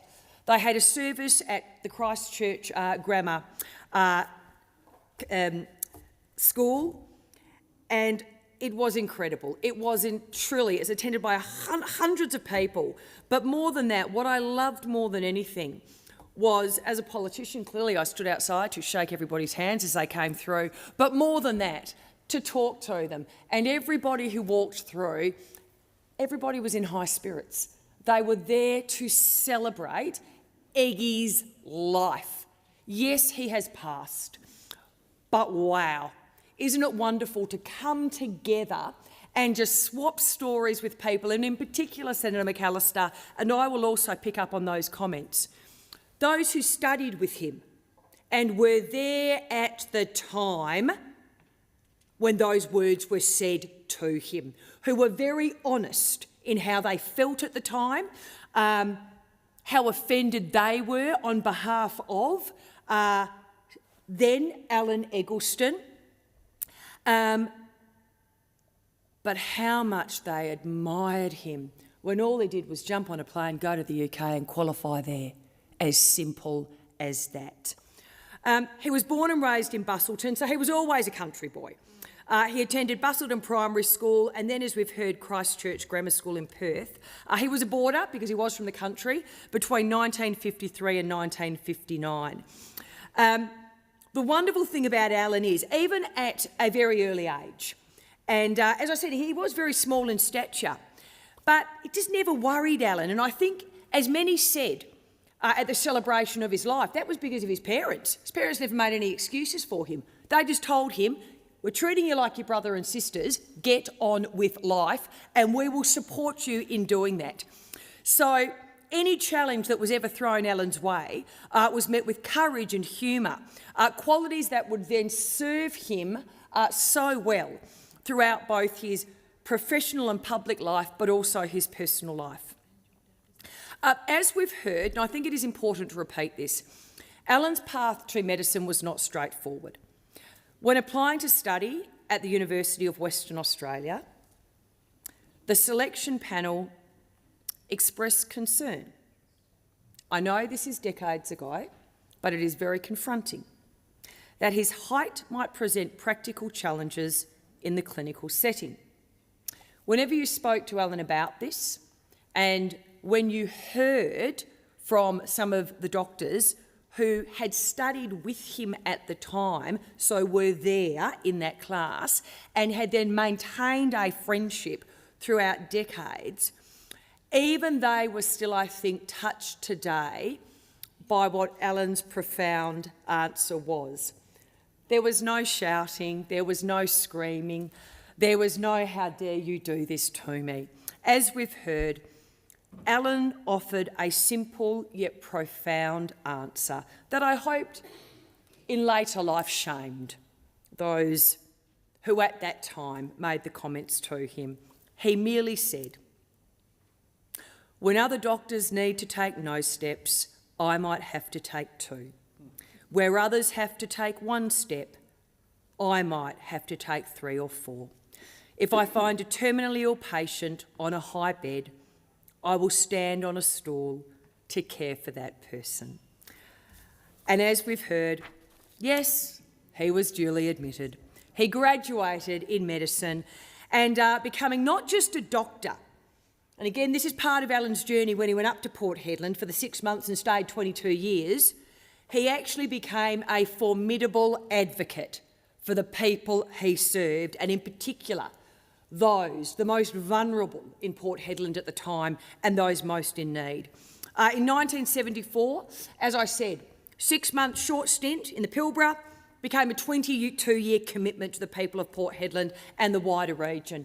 In fact, so many were touched by Alan's passing. I mean, the WA Liberal Party, we were absolutely devastated because we loved him and we appreciated him. But I have to say the response from the people in Port Hedland was incredible, because many probably don't know. Alan basically, as we used to joke, delivered every baby ever had in Port Hedland. And so throughout Alan's life, he'd walk down the streets of Port Hedland, he'd meet a mum. "Hi Alan, you delivered small Johnny." Years later, small Johnny would work down the road. "Alan, how are you going? You delivered me. And by the way, you just delivered my daughter." That is the Alan Eggleston that we all knew. His medical practice, and this is just a well-known fact, became an anchor in the community. His contribution particularly to Indigenous health, that was actually where Alan found his passion and excelled, left a lasting and positive legacy. He also didn't limit his service to the consulting room. His deep concern for his community led him into local government, serving on the Port Hedland Town Council from 1988 and as mayor from 1993 to 1996. His broader commitment then to regional development saw him serve on the board of the Pilbara Development Commission. He very much was someone who understood the unique challenges and the opportunities of regional Australia. He dedicated his efforts, and they were absolutely his lifelong passion, to advocating for those communities that he felt were so overlooked. Parallel to his professional and civic life was, of course, Alan's unwavering dedication to the Liberal Party. From 1974, he was a stalwart of the party's Kalgoorlie North Division, representing the Pilbara and Kimberley regions. His leadership within the party spanned decades. A member of the State Council from 1976, Divisional President from 1980 to 1984, and again from 1992 to 1996, a State Vice President between 1983 and 1987. His long service to our Policy Committee, 1988 to 2008, I think actually speaks to his enduring influence on the party's direction and priorities. His first time as a Senate candidate was at the 1987 double dissolution, standing in what was then considered an unwinnable sixth position on the Liberal ticket. His election to the Senate came in 1996, when after two competitive pre-selection processes, he emerged as a unifying candidate in third position. He was comfortably elected, and so began the 18-year career that Alan Eggleston had in this place. Again, his pre-selection victories and his record in office are a testament to the respect he commanded within the Liberal family and the broader Western Australian community. Alan's Senate career reflected his deep-seated convictions: a proud Western Australian federalist, long may that reign, a champion of regional communities and a principled Liberal. As a team player through the years of the Howard government and in opposition thereafter, Alan, as we've heard, brought his characteristic diligence and thoroughness to his parliamentary work. He served with distinction on numerous Senate committees, including chair of the Legislation Committee for 8 years. His long-term membership of the Joint Standing Committee on Defence, Foreign Affairs and Trade reflected his broader policy interests and his commitment to Australia's security and place in the world. Go back to the humility. He never, ever sought the spotlight. He never spoke, unlike perhaps some of us today, for the sake of speaking. But when he spoke, and in particular in this place, it didn't matter who you are or where you were from, you listened, because people knew that his words were considered, grounded in experience, but it was just Alan. They were delivered without malice. He continued to engage with the Liberal Party at all levels, attending divisional conferences, state council meetings and party events. In fact, after his retirement from this place in 2014, Alan remained a valued source of wise counsel and a dedicated supporter of the party he served so well. In recognition of these contributions, Alan was awarded life membership of the Liberal Party.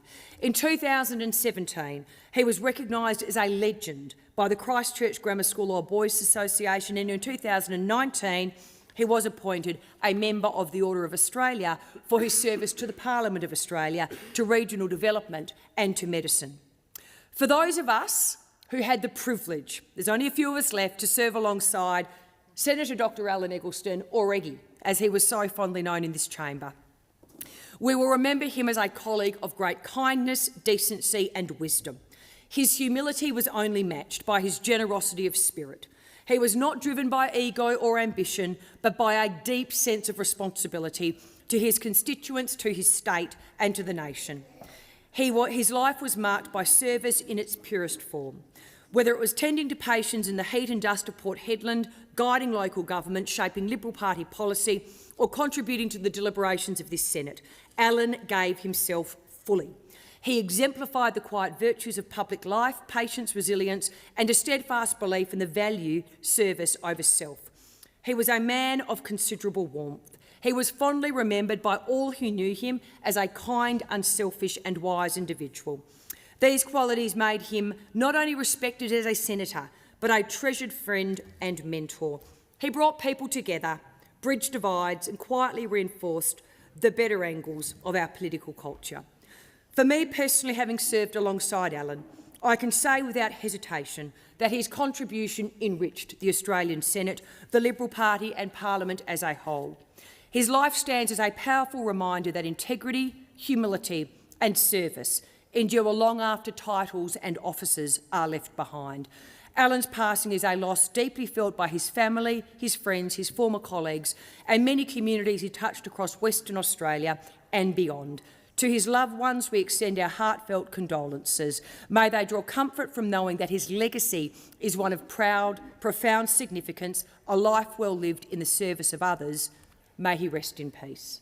Senator Mackenzie. Thank you very much, and I'd like to associate the National Party with the comments of both the government and the opposition leader on the condolence motion before the Senate chamber today. Well, I do rise on behalf of the National Party to honour and pay tribute to the late Dr Alan Eggleston AM, a distinguished Western Australian and a champion for regional communities and a former colleague of mine in this chamber.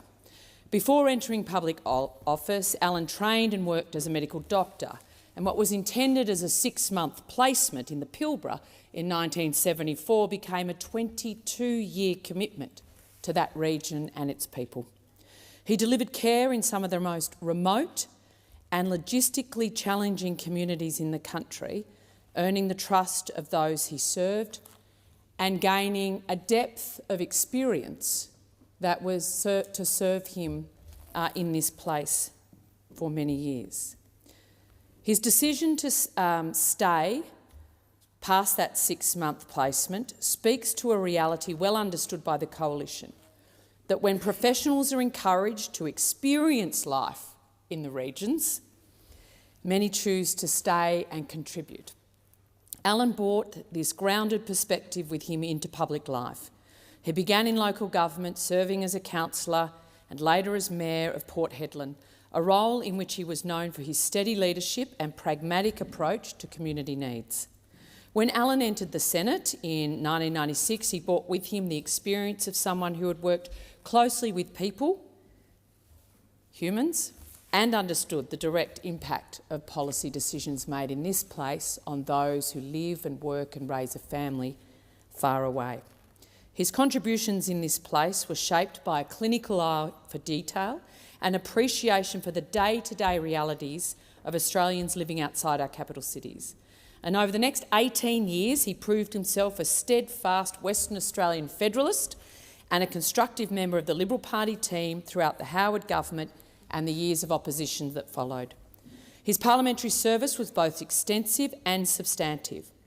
Eggie served on a wide range of Senate committees, most notably on the Procedures Committee for the entirety of the Howard years, where he played a key role in upholding the Senate's procedural integrity and ensuring its operations remained fair, orderly and effective, something I hope we all would aspire to continue to do today. He was also a long-serving member of the Joint Standing Committee on Foreign Affairs, Defence and Trade, contributing to Australia's strategic and international policy deliberations with a measured and thoughtful voice. I had the great privilege to serve alongside Eggie on Senate committees and in this chamber. And he was always a very staunch constitutional champion, old school, and was actually one of 5 senators who crossed the floor in the Abbott government years to stand up for our constitution and vote against the recognition of local governments. And I know Senator Smith in the chamber today, myself and a few others, a handful of others, were in protection of our founding document on that day, and Eggie was with us. He was a colleague marked by discipline, humility and conviction. He brought a clinician's clarity, methodical, focus and always concerns with outcomes, not theatrics. He'd be quite challenged, I'd say, by this week. Alan also overcame personal challenges that shaped but never defined his public life.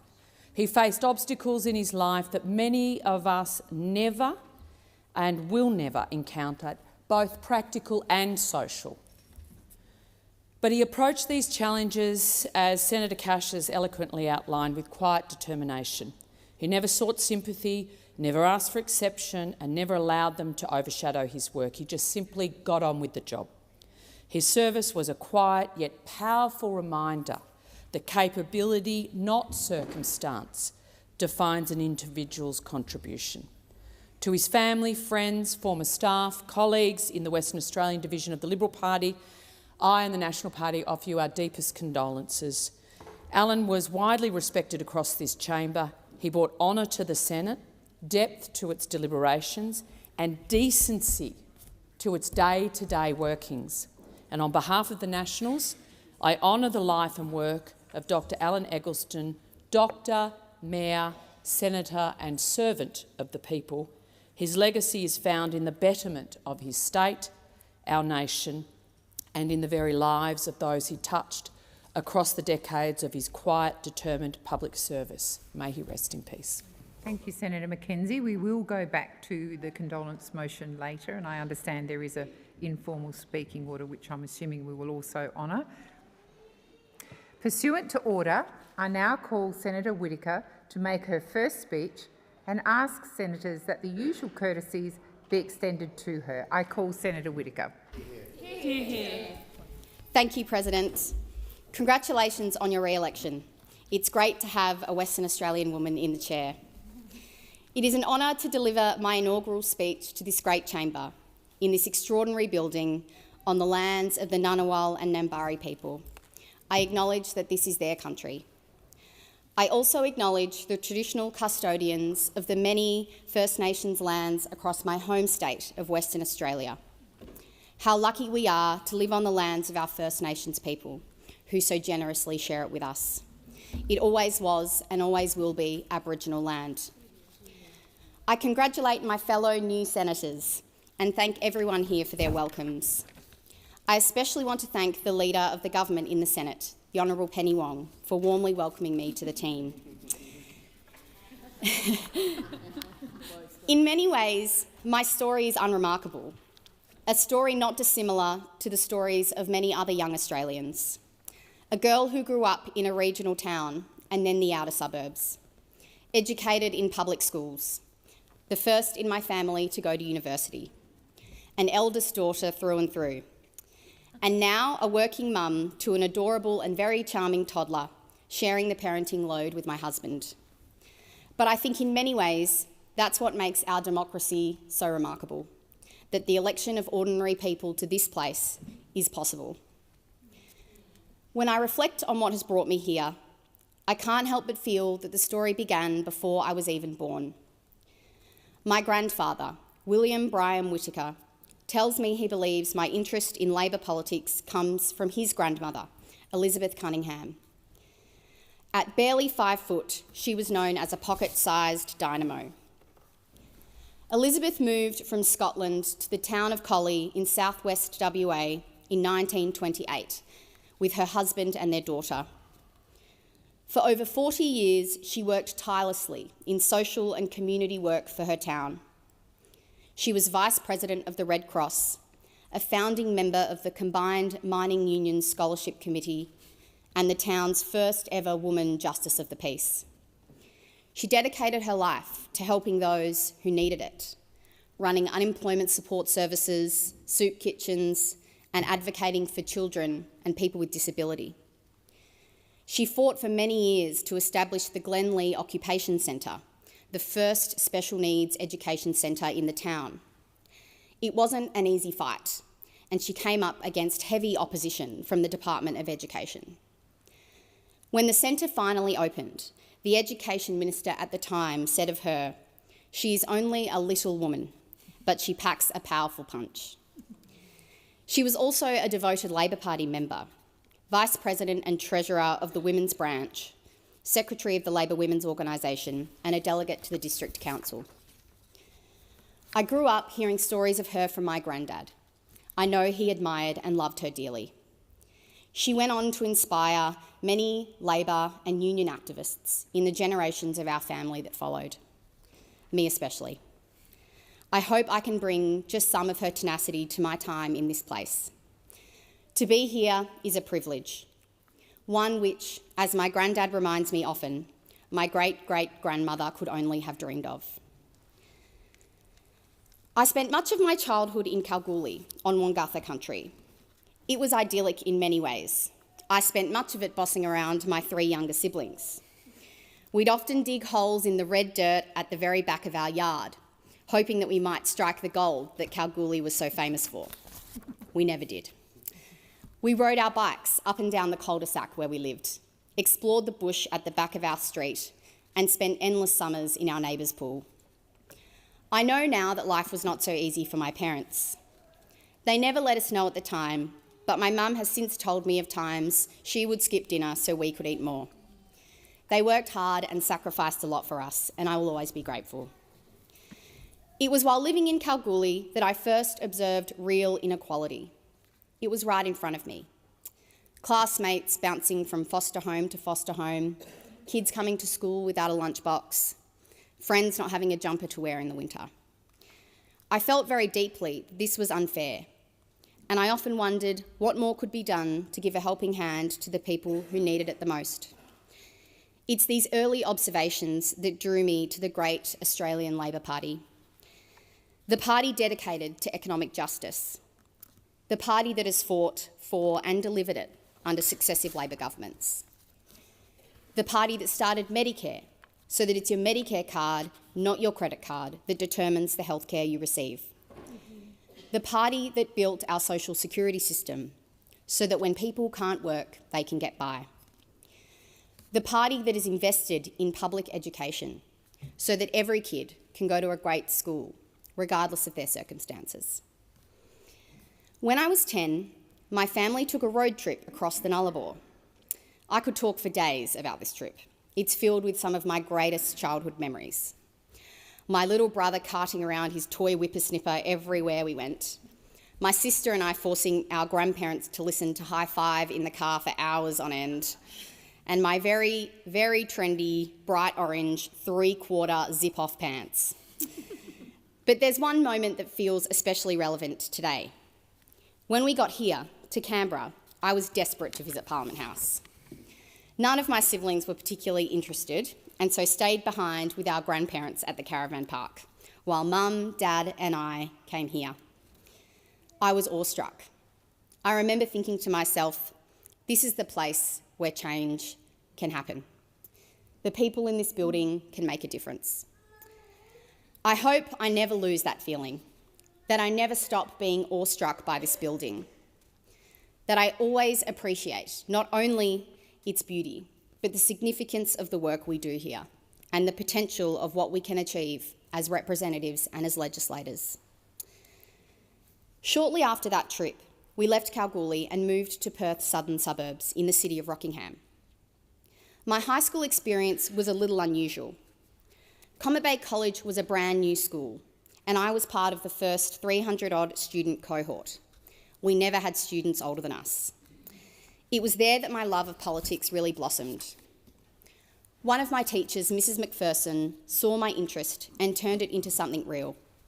She introduced me to my then local Member of Parliament and now Minister in the WA Government, the Honourable Paul Papalia. To Paul, thank you for giving me my first real glimpse into the Labor Party. My time at Comet Bay is filled with brilliant memories, and I'm so proud to have been the first head girl and the first in line to graduate from the school in 2010. It felt like an obvious choice to go on to study law at the University of Western Australia, so I was thrilled when I was accepted. But to be honest, I struggled at university. I was the only student from my school to go to UWA. I had few friends. The trip in each day was long, 3 buses and a train. And I had gone from being a big fish in a small pond to a tiny fish in a giant pond. I ended up horribly depressed and I dropped out. It was then that I applied for the Labor Movement internship run out of the office of former Senator, then Leader of the Government, the Honourable Chris Evans. From the very first day, I knew I had found my home in the Labor Movement. To Chris, thank you for taking a chance on me all those years ago, for welcoming me as one of the Chris Evans kids, and for setting me on this path. Shortly after, I found my political family in the Australian Manufacturing Workers Union when Steve McCartney offered me the job of my dreams. He took a chance on me, a very young, very inexperienced, but very keen campaigner with a passion for justice and a fire in the belly. Steve, you have backed me in every day since then, and without you, I would not be here. Thank you. It's safe to say that my time as an organiser at the AMWU was a steep learning curve. Organising in new shops is hard, and it was slow progress. But it taught me how to be an advocate, how to organise, and the power of collective action. It opened my eyes to some of the frankly quite evil stuff that goes on in small workshops to vulnerable workers with no union representation.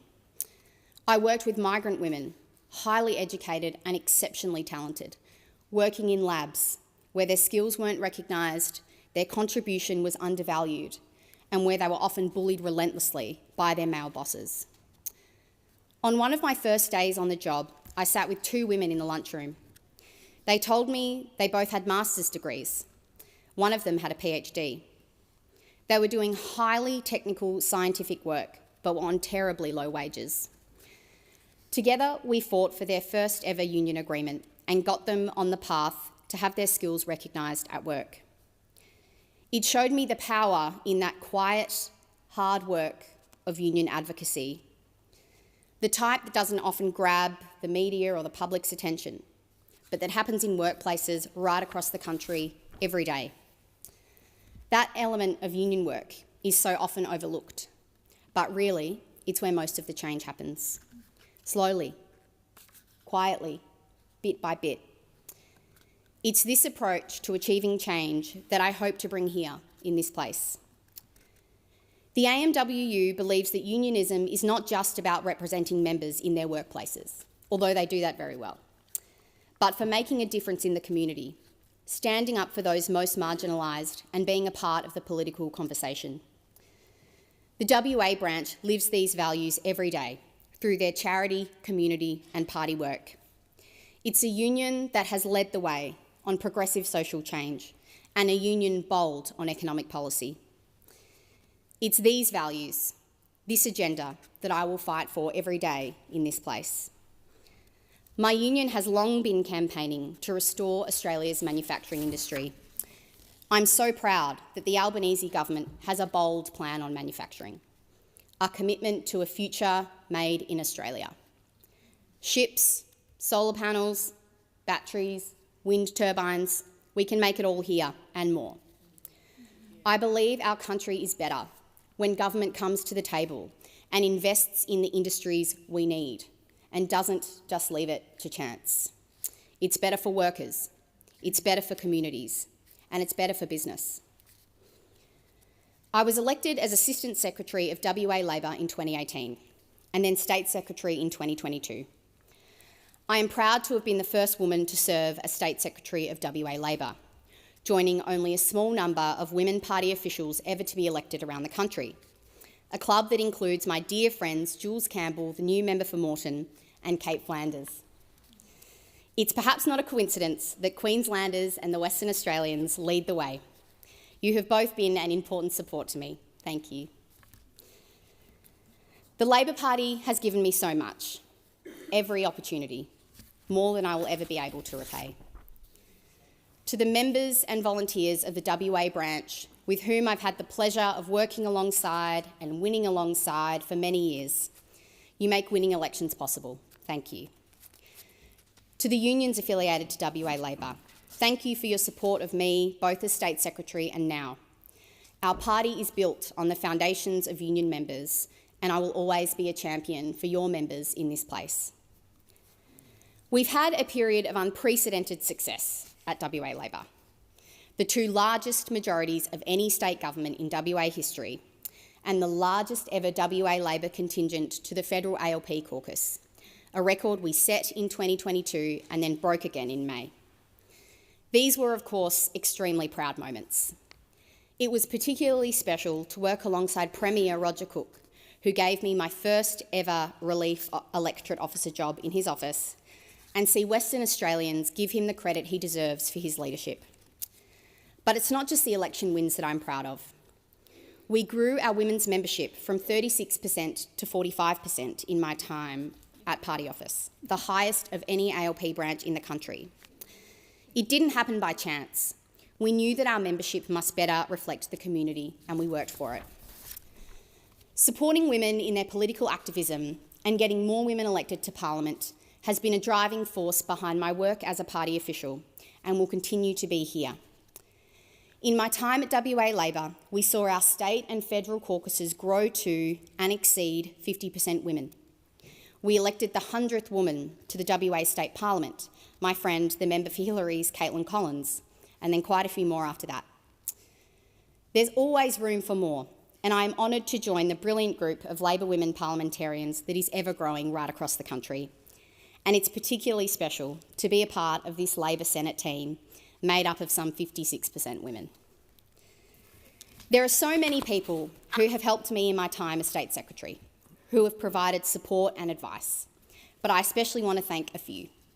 Paul Erickson, Jen Light, Bill Johnston, Patrick Gorman, the member for Perth, the Honourable Amber Jade Sanderson, Minister in the WA Government, Mark Reid, Luke Clark, Darren Moss, David Talbot, Rosa Satil, Ben Hubbard, Michael Cooney, James Booth, Rebecca Tompkinson, Faz Pollard, Stephen Meyer, Kevin Brown, John Peary, Masood Absar. Thank you all. I've worked alongside so many wonderful team members at Party Office over the years. Thank you to all of you for our dedication to our great party. I especially want to thank Tim Picton, Henny Smith, David Cann, Tom Byer, the now member for Rockingham, Magenta Marshall, Laura Rowe, Mark Fay, Ebony Short, Ali White, Danny Samatos, Shaq Sterling, Daniela Pasarik, Julie Bogle, and Lisa Tibbs. You are all brilliant, hard-working, and endlessly loyal. And an especially big thank you to the 3 now former Party Office stars that have taken the leap and joined me on this next adventure: Brock Oswald, Shudia Forgal, and Lexi Moore. I'm very lucky to have you on my team. To Lauren Kayoon, the now Honourable Lauren Kayoon, MLC, thank you for being there every day on the wild ride that is being a party official. I wish Mark Reid and Adelaide Kidson all the best as they take on the leadership of the mighty WA branch. I live now in Belia, in the city of Coburn, with my husband David, who also happens to be the local state member of Parliament, and our son William. Belia is a Noongar word meaning river or water running through. It's an apt description of our part of the world, surrounded by lakes, wetlands, and a stunning coastline. It's a place we are lucky to call home. It's also home to the world-class defence and industrial hub on the Henderson Strip, a place that has an important role to play in the future of our country, a place at the centre of the Albanese government's agenda. This focus brings so much opportunity right on our doorstep. The opportunity to be at the heart of our nation's strategic defence future and to support security and stability in our region. The Albanese government sees this potential and is investing in it. There will be billions of dollars invested into the precinct and thousands of jobs created over the next decade. With those opportunities, of course, come challenges: critical infrastructure, skills, housing, accommodating the defence and non-defence industries on the Strip.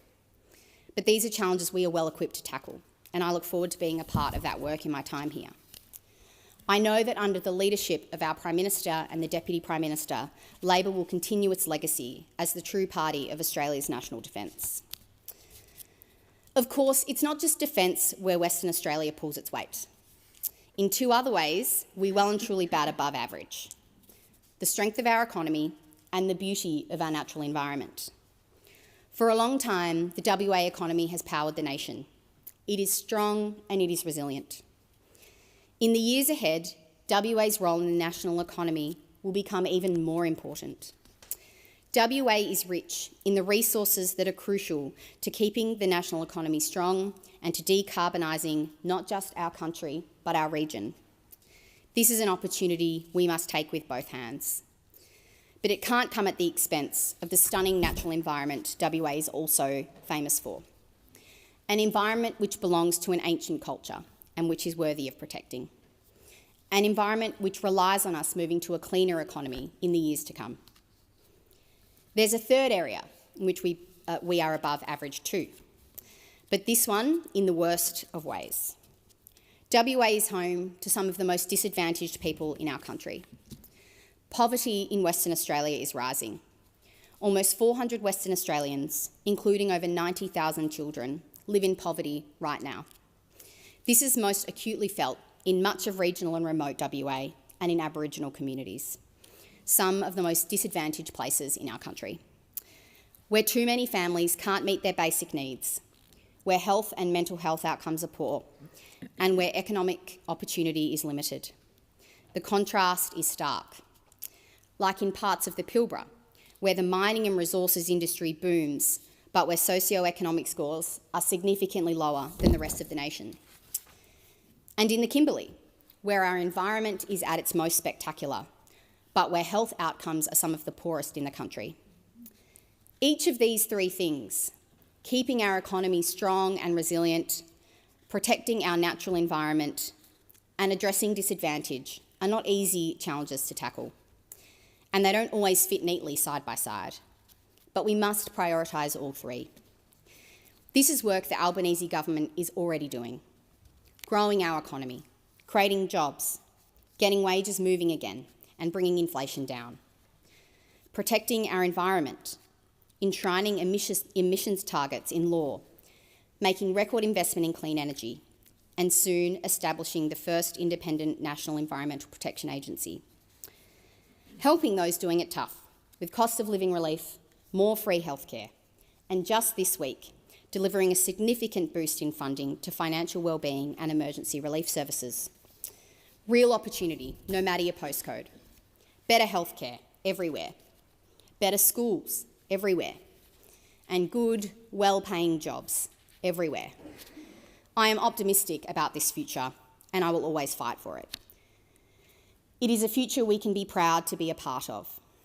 For the kids who are now riding their bikes up and down the cul-de-sac in Kalgoorlie, to the kids finding their feet and persevering through hardship in the Pilbara or the Kimberley. Finally, there are so many people who deserve thanks, to whom I owe a great deal. I'm sure one of the things we in this chamber have in common is that none of us got here on our own. My predecessor, Louise Pratt. Louise gave her heart and soul to this place, and I thank her for supporting me for many years. Thank you to my dear friends who have made the long trip to be here today, who also happen to be AMWU comrades. Ashley Buck, Claire Comrie, Katrina Stratton, Stuart Aubrey, and to my two new team members, Leandro Stewart Usher and Tanya McCartney. To Darcy Gunning, thank you for your support in getting me here. Sally Talbot, thank you for being a mentor and friend, for always taking my calls and being a voice of sound advice and reason. And to John, for your delicious cooking and for always being an ear. Senator Nita Green, to be here with one of my dearest friends feels almost too good to be true. Thank you for your wisdom and friendship. The Eldest Daughters Club, Amy and Steph, who have also made the long trip to be here today. Your friendship means the world to me. The glorious matriarchy, Beck, Amy, Laura, Alex, Steph, Abby, Rex and Beck. In times when political advocacy and activism is hard, you make it bearable. My grandparents, Shirley and Brian, who I know wish they could be here today, but are watching from home. You are my biggest cheerleaders and I love you. David and I very much rely on the support of our families. We often worry unfairly to do the work we've chosen to do. For us, it really does take a village. Our son William is lucky to be surrounded by cousins who adore him and who he adores right back. Keaton, Alfie, Lily, Lana and Mateo. I love you all very much. My mother-in-law Kathy, my sister and brother-in-law Elizabeth and Jonathan, thank you for your love and support. My brothers Thomas and Isaac, thank you for never letting me get too big for my boots and for always cheering me on. My sister-in-law Leah, thank you for joining our big, crazy family. My sister Madeline, I've always felt a little sad for women who don't have a sister. You've always been my best friend. Thank you for always being there for me. Dad, thank you for always believing in me and encouraging me to believe in myself. Mum, you sacrificed a lot for us, and still you will, and often do, drop anything for your kids and grandkids. None of us would be where we are without you. Thank you. And finally, to the two most important people in my life, my husband, David Scaife. Today marks 13 years since our very first date, so happy anniversary. Early in our relationship, David wrote in a postcard to me from Hawaii, I think at the end of every bad day, there should be a Hawaiian rainbow. That postcard still sits on my desk. David, you are my Hawaiian rainbow. On bad days and good days, knowing you're in my corner is everything. I'm proud of the life we have together, as crazy as two politicians in one household might be. And to my son, my darling William. Firstly, I'm very impressed you've sat through this whole speech. In an early draft of this speech, I wrote that I hope one day when you grow up, you might come to understand that the reason your mum spent so much time on the other side of the country from you was to be a part of shaping a better future for you and other kids like you. But that's not really true, because you're one of the lucky ones. And so instead, I hope one day when you grow up, you might come to understand that the reason your mum spent so much time on the other side of the country from you was to be a voice for the kids who are not as lucky as you, for the families without the opportunities that our family has. Your late grandfather, Roy Scaife, wore a little pin on his lapel every day. It was the light on the hill. Your dad now wears that pin, and I wear it on a pendant. It reminds us, as Ben Chifley said, it is the duty and responsibility of the community, and particularly those who are more fortunately placed, to see that our less fortunate fellow citizens are protected from those shafts of fate which leave them helpless and without hope. That's why I'm here. Thank you.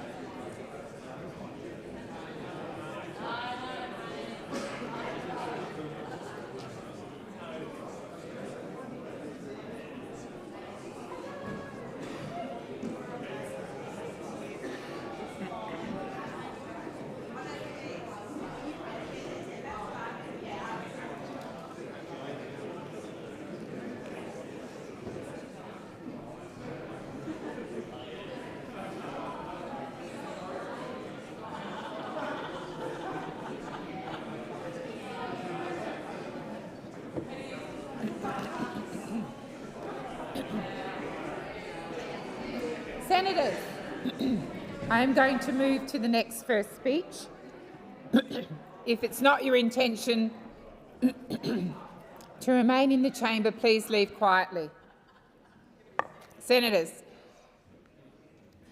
pursuant to order, I now call Senator Blythe to make her first speech and ask senators that the usual courtesy be extended to her. I call Senator Blythe. Thank you, Madam President.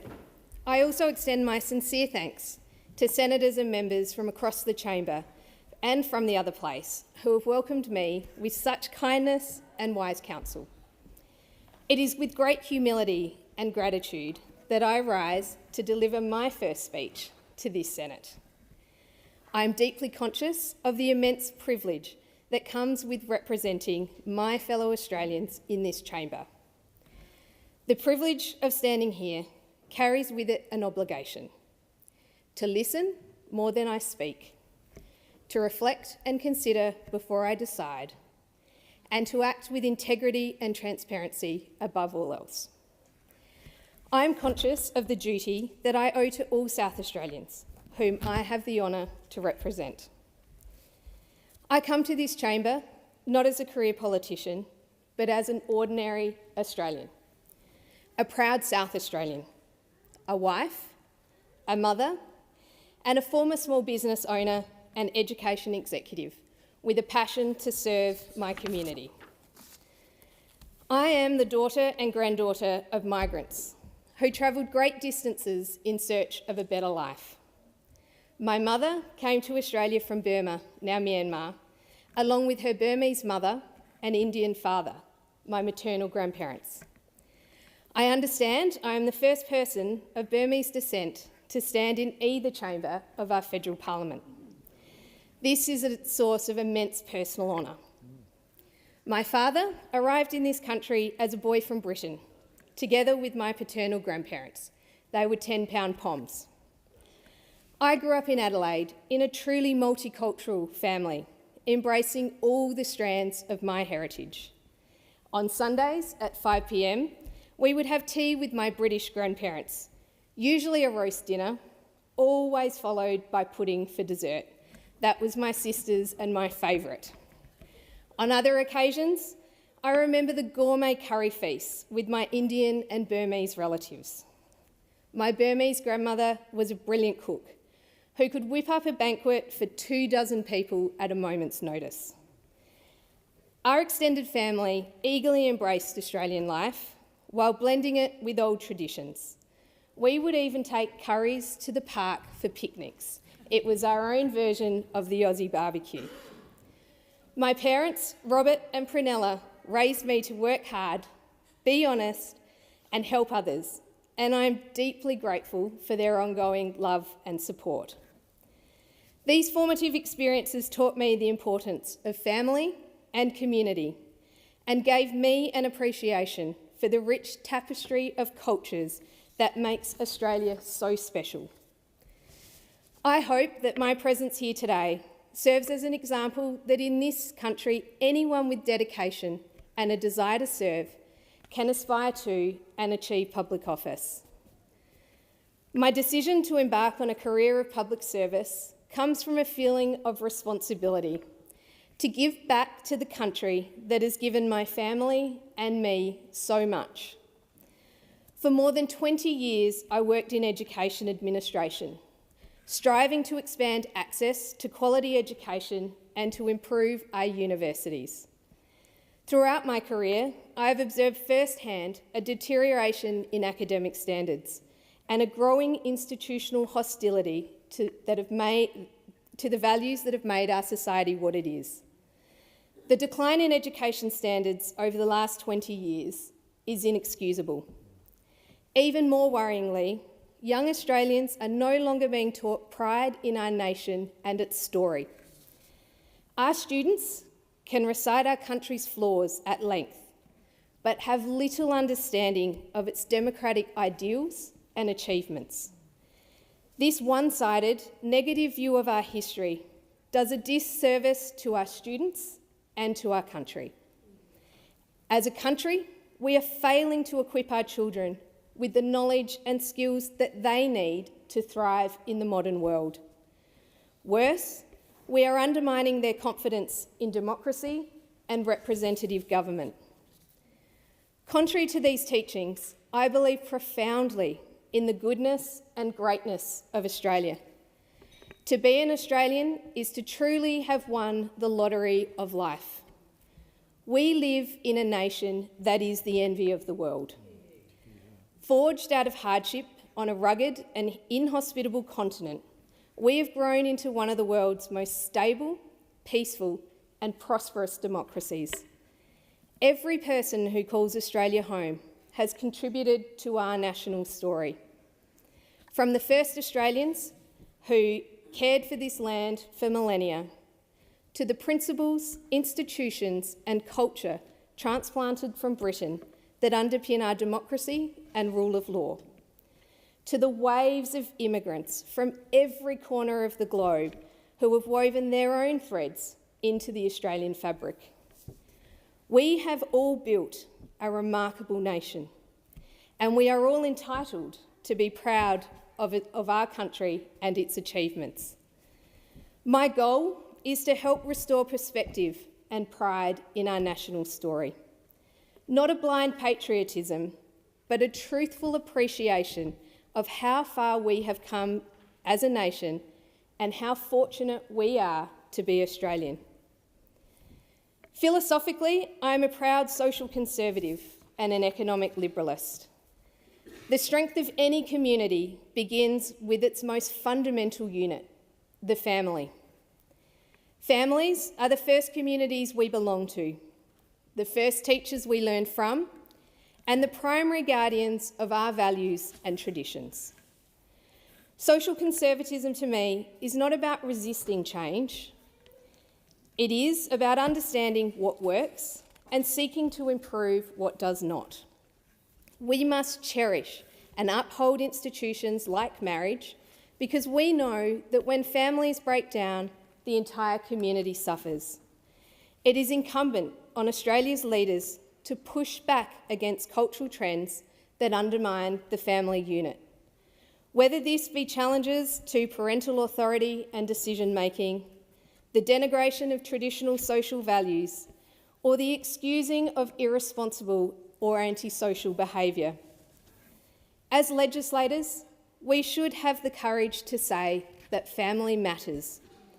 Behind every statistic or policy debate, there are real households trying to raise children, pay bills, and pass on their values to the next generation. Strengthening families is not just a cultural or moral goal. It brings tangible social and economic benefits for everyone. Upholding family values is not about living in the past. It is about recognising that stable family structures give children the very best chance in life, and strong community connections contribute to greater social cohesion and stability. As well as being a social conservative, I am an economic liberalist. Free markets, private enterprise, and limited government intervention are the surest path to prosperity for all. As Ronald Reagan famously said, government is not the solution to our problems. Government is the problem. When individuals are free to innovate, create and trade, living standards rapidly improve. Australia transformed itself into a prosperous modern nation, in large part by embracing economic reform and allowing individuals and markets to flourish, free from the heavy hand of government. After the missteps of the 1970s, Australia undertook bold, market-based reforms in the 1980s and 90s, and we enjoyed nearly 3 decades of uninterrupted economic growth as a result. This was not an accident or luck. It was the reward for sensible, liberal economic policies that unleashed the latent Australian enterprise and ingenuity. The lesson is clear. As legislators, we must trust people to make their own decisions and give them the freedom and incentive to better themselves and their families. Economic liberalism, properly understood, is not about helping the rich get richer. It is about creating the largest possible economic pie so that we all may benefit. It is about rewarding effort, ingenuity and risk-taking. Economic liberalism also means insisting on limited government, a government that knows its proper bounds. As Margaret Thatcher instinctively understood, there is a truth we must never forget. The state has no source of money other than the money it appropriates from its people. Every dollar the government spends is a dollar taken from someone else, a worker's paycheck, a family's grocery budget, or a business's profits. Worse, as Milton Friedman warned, too much government poses a risk to the fundamental freedoms that are vital for a prosperous society. No matter how much we may wish government can solve all of our problems, the reality is it cannot. The role of government is not to try to solve our problems, but to create the conditions in which freedom and individual enterprise are encouraged and rewarded, allowing people to better themselves. This does not mean that economic liberalism does not have a heart. I support a strong safety net for the vulnerable, those who lose their jobs and those who live with serious disabilities or medical conditions. We must ensure that every Australian, no matter their start in life, has access to education and medical care and the freedom of opportunity to improve their standing in life. I stand in this chamber because I feel Australia has strayed from these historically proven principles. Recent political leadership has too often given way to poll-driven expediency and short-term thinking. A future vision means making decisions in the long-term national interest, not on what is immediately popular. The current approach is a recipe for short-term thinking and poor public policy outcomes. As elected representatives, we must aim to shape public opinion through principled advocacy and honest dialogue. True leadership in this parliament means making hard decisions in the national interest, not sectional interests, and in uniting Australians as one rather than dividing us into ever smaller competing groups.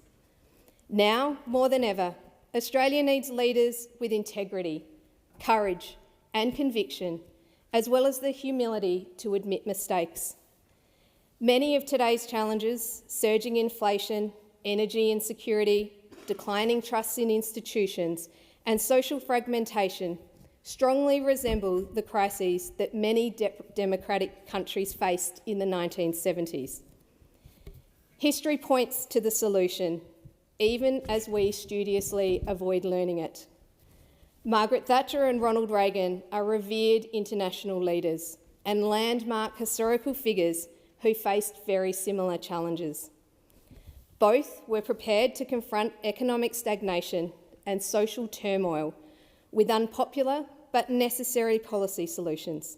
They reduced spending, reduced tax and regulation, and sought peace through strength rather than appeasement.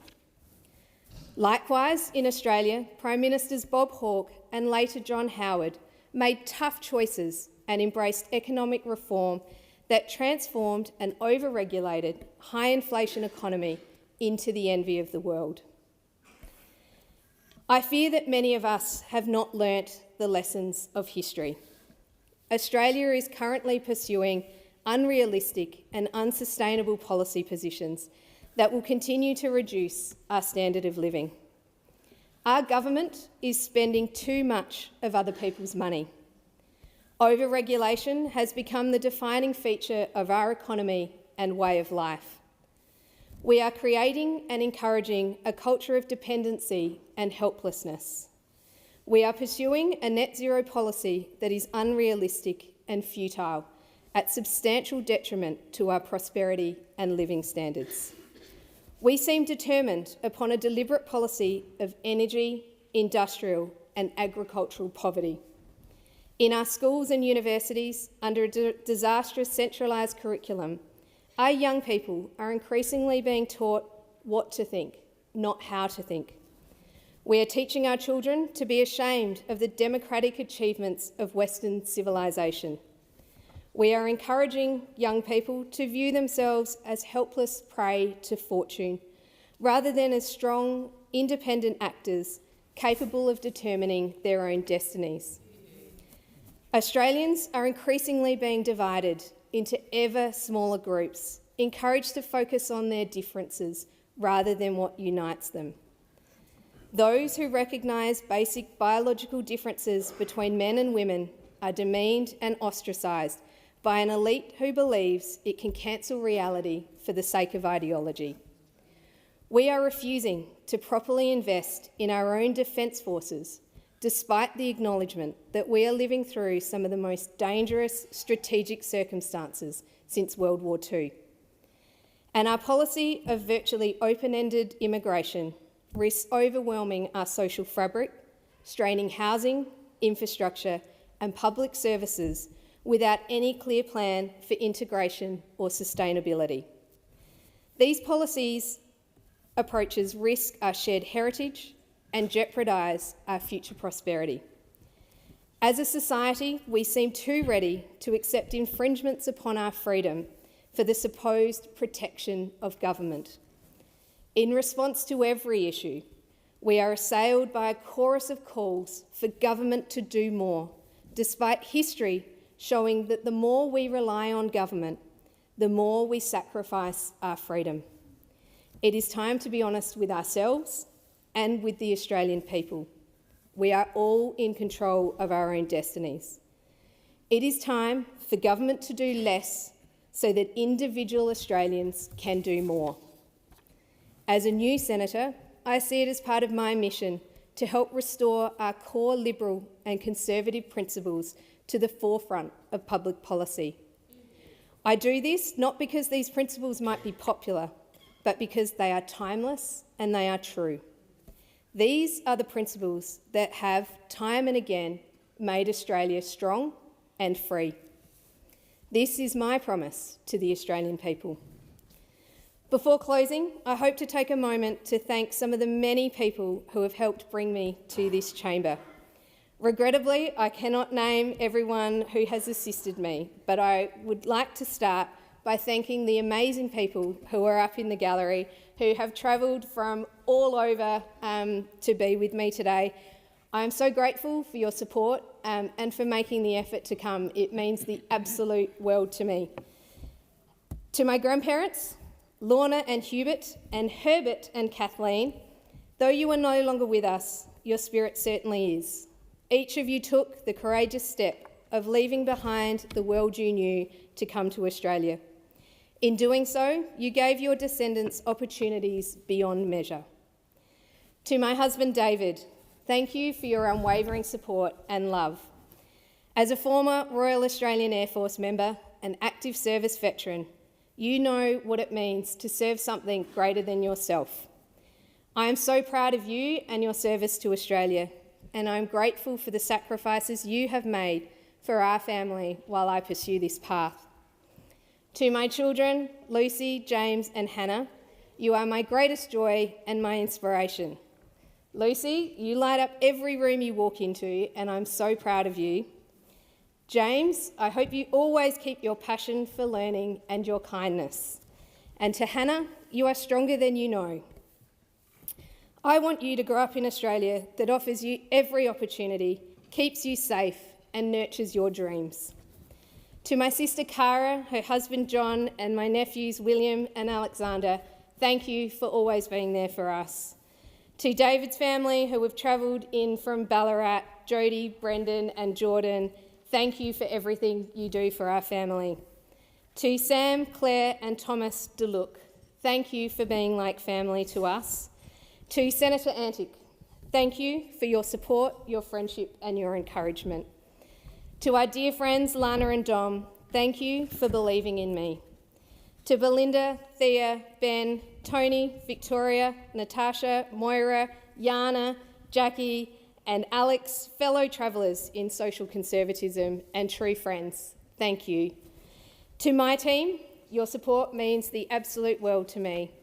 And I would also like to extend my heartfelt thanks to members of the Liberal Party in South Australia, especially our grassroots volunteers who put in countless hours on the campaign trail and within the party. Our party is a team, and I am here because of that team effort. Despite the struggles Australia is experiencing, I remain profoundly optimistic about Australia's future. I stand here today as the daughter and granddaughter of people who left everything behind to come to the lucky country. My story speaks to the boundless opportunities this nation provides.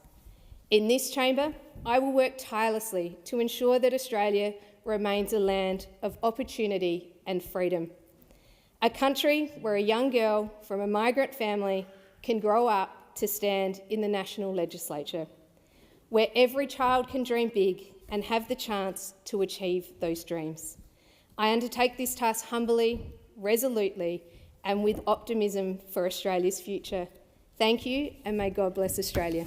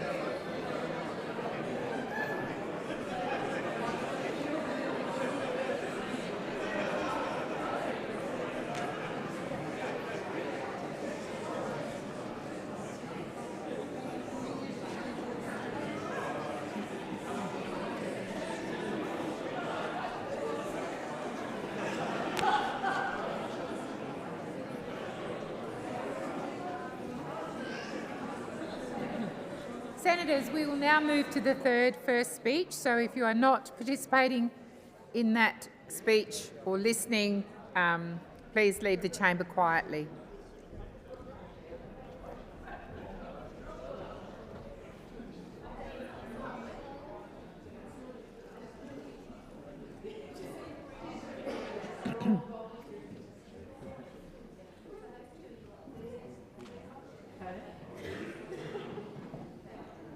Pursuant to order, I now call Senator Mulholland to make her first speech and ask senators that the usual courtesy be extended to her.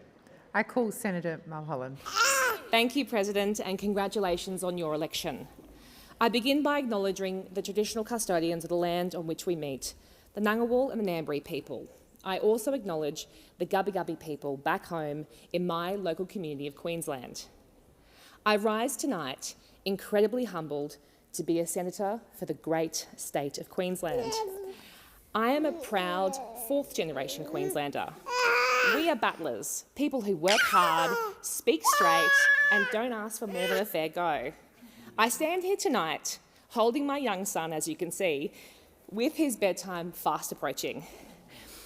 I am praying that Augie and I make it through this speech unscathed, so Godspeed.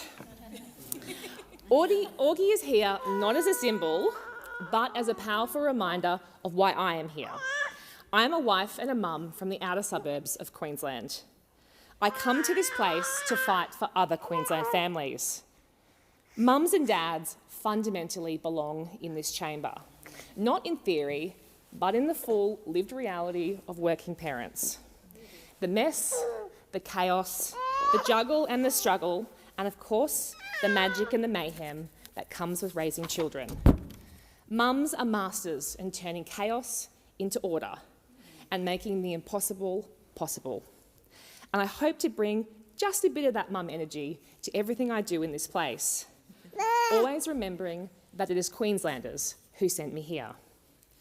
I say this to my fellow Queenslanders back home, to the new mums struggling with a return to work, to those people working far, far away from home on a FIFO shift, to the young workers working in a big supermarket late at night, to those doing the morning hustle on the way to work, to those battling their way through traffic to pick the kids up from school, to those simply just trying to make ends meet at the end of the week.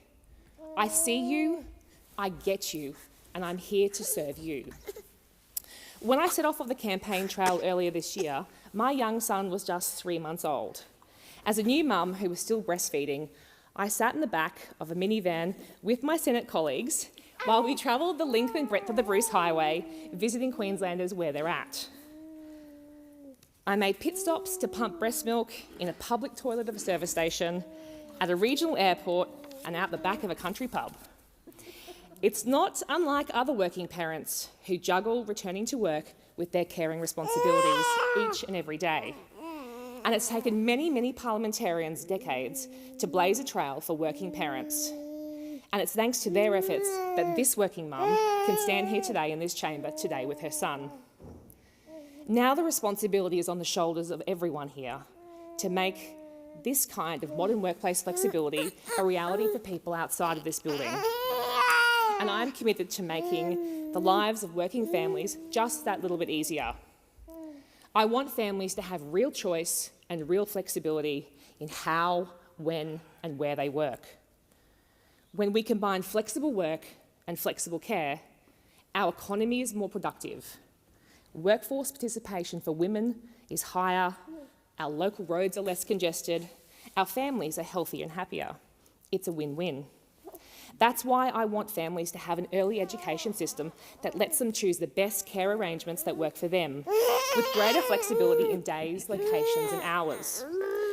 Families might be fly in or fly out, or night shift workers, single parents or living in different homes. They shouldn't be penalised for not fitting into the mould, no matter how they live or work. Right now, there are some 350,000 Queensland children in early education and childcare. You're doing great, buddy. And we need a universal childcare system that works for all of those families and more.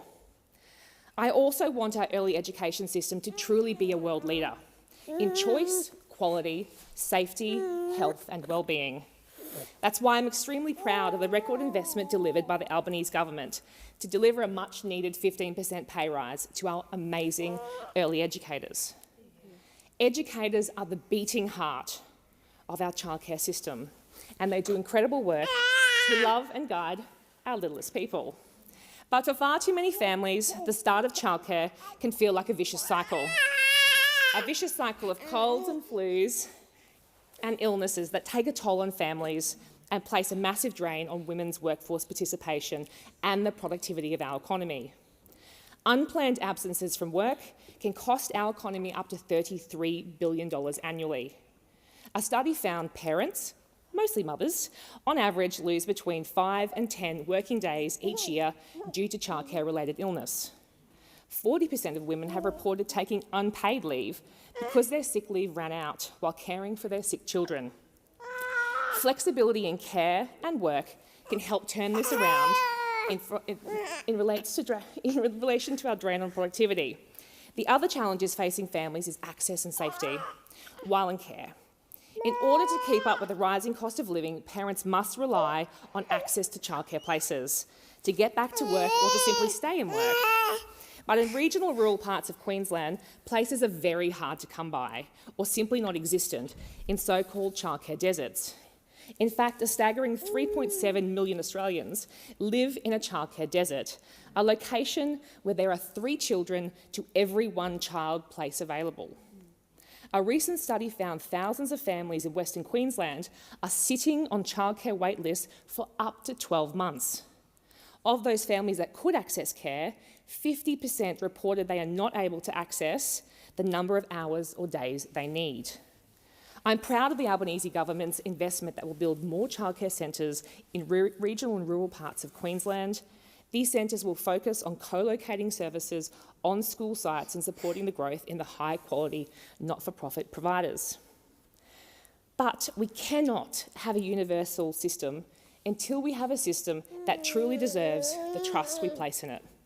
When it comes to trust, one thing I know is I cannot hold my son in my arms forever. I literally cannot. There comes a time when I must let him go. Next month, like thousands of Australian families, I take my young son to childcare for the first time. And I do so filled with a gut-wrenching fear. A fear that has been amplified by the recent headlines about some of Australia's worst child sexual offenders infiltrating our childcare centres. These predators have preyed on the most innocent among us, our children. And I know I'm not alone in this chamber in feeling the gravity of this moment. There are several issues that as policymakers we must continue to confront to ensure the highest standards of safety in our centres. This includes screening processes that are impenetrable, a built environment that creates visibility in all high-risk locations, reviewing our staffing ratios and carefully considering the use of technology such as CCTV to deter offenders and protect privacy. If you'll now excuse me, I'm going to hand Augie over because even the toughest little Queenslanders need a break every now and then. You won't get it. I don't think I'll ever get him back now.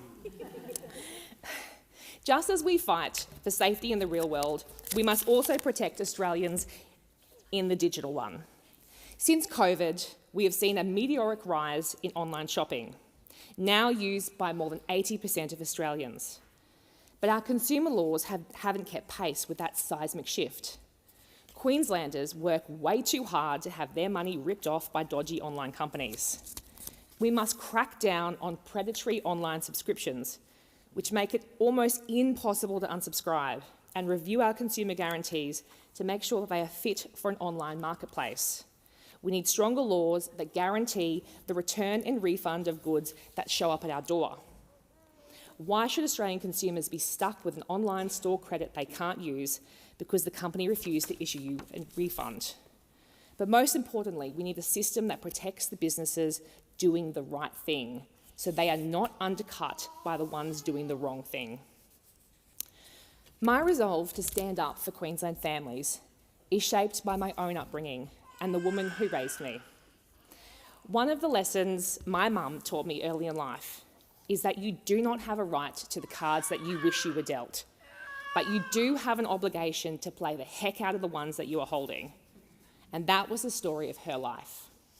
My mother, Carmel, was born into a good Catholic family to Helen and Michael Lynch in Ipswich, Queensland. The family owned a fish and chip store and a local corner store in Ipswich where they worked hard to make ends meet, and the customer was always right. My mother's parents both passed away very early in life, long before I would ever get a chance to meet them. While her parents left this earth earlier than any young person deserves, they did imprint on my mum and our family some core values that still hold true today. They believed in rugby league, the Catholic Church, helping your neighbour, and the decency of work. My mum has always believed in putting your best foot forward and being the hardest worker in the room. She has always taught me to be braver than I felt. One of my earliest memories in life was my mum's strength in leaving an unhappy and cruel marriage. I'm not sure the precise moment when my mum decided enough was enough. But what I remember more vividly is what came next. She left with nothing but courage and 2 children under 3 years of age watching her every move. Single-handedly, she raised my brother and I in the 90s. She did so without child support or a safety net to catch us. At every stage, my mother has chosen courage over comfort. She worked long hours, late nights, and many weekends. Money was always tight, but she made sure that we got by. She often made incredible sacrifices to make sure that there was food in our fridge, shoes that fit, and most importantly, a home that felt safe. My mum didn't need saving. She needed a system that backed her strength, and she got that in the federal Labor government. Because our little family relied on the things that good Labor governments fight for: bulk billing doctors, world-class hospitals, and brilliant public schools. My mum was a fighter, but she also raised a fighter. Imprinted on me has always been a deep desire to fight for a fairer world. This lit a fire in my belly that drove me to get off my school bus at just 13 years of age and walk into my local Member of Parliament's office to volunteer. I wanted to help people, and this desire drove me to join the mighty Labor Party when I was just 15 years of age. I would spend my school holidays, weekends, and time after school learning how I could help people. Turns out helping Queenslanders meant licking a lot of dry stamps, getting thousands of paper cuts, and photocopying things to my heart's content. But I loved it. My desire to do good also drove me to spend much of my working life in the disaster management sector. Queensland is the most disaster-prone state in Australia. In the last 14 years, our state has faced more than 100 declared disaster events. I started working in the sector back in 2006, when Cyclone Larry was bearing down on the town of Innisfail. The Category 5 system brought with it absolute devastation for far north Queensland. And it also brought my first job working in the sector at the age of 18. I spent the next 6.5 years working shoulder to shoulder with police and disaster management experts, responding to some of the most devastating floods, cyclones and bushfires that our state had ever experienced. I went on to work at my local council in 2011 to help my community recover from one of the most catastrophic floods in living memory. I have a deep respect for the role of local government in communities.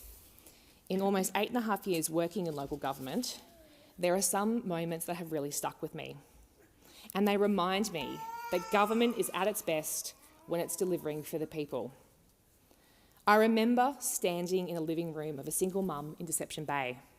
The air was thick and the smell of mud lingered over her children's toys, her furniture, her carpet, everything. She had been told to leave that sodden and putrid carpet in place by her insurer. She'd lived like that for 9 days, sleeping on a wooden chair. We helped that mum get into crisis accommodation and ripped up that carpet and tossed it in a skip bin out the front of her house. Councils just aren't about roads, rates and rubbish. They are often the first line of response when a disaster hits. They are the backbone of many Queensland communities. That's why one of the very first acts as a new senator for Queensland was to go out and visit local mayors across southeast Queensland in their communities. Because I believe that when the Commonwealth works together with the state and local government, we can truly build Australia's future from the ground up. But the process of government can feel distant. What we do in this place can sometimes feel removed from the people that we serve, until your life depends on it, and mine did. When I was just 16 years of age, I was diagnosed with a serious autoimmune condition.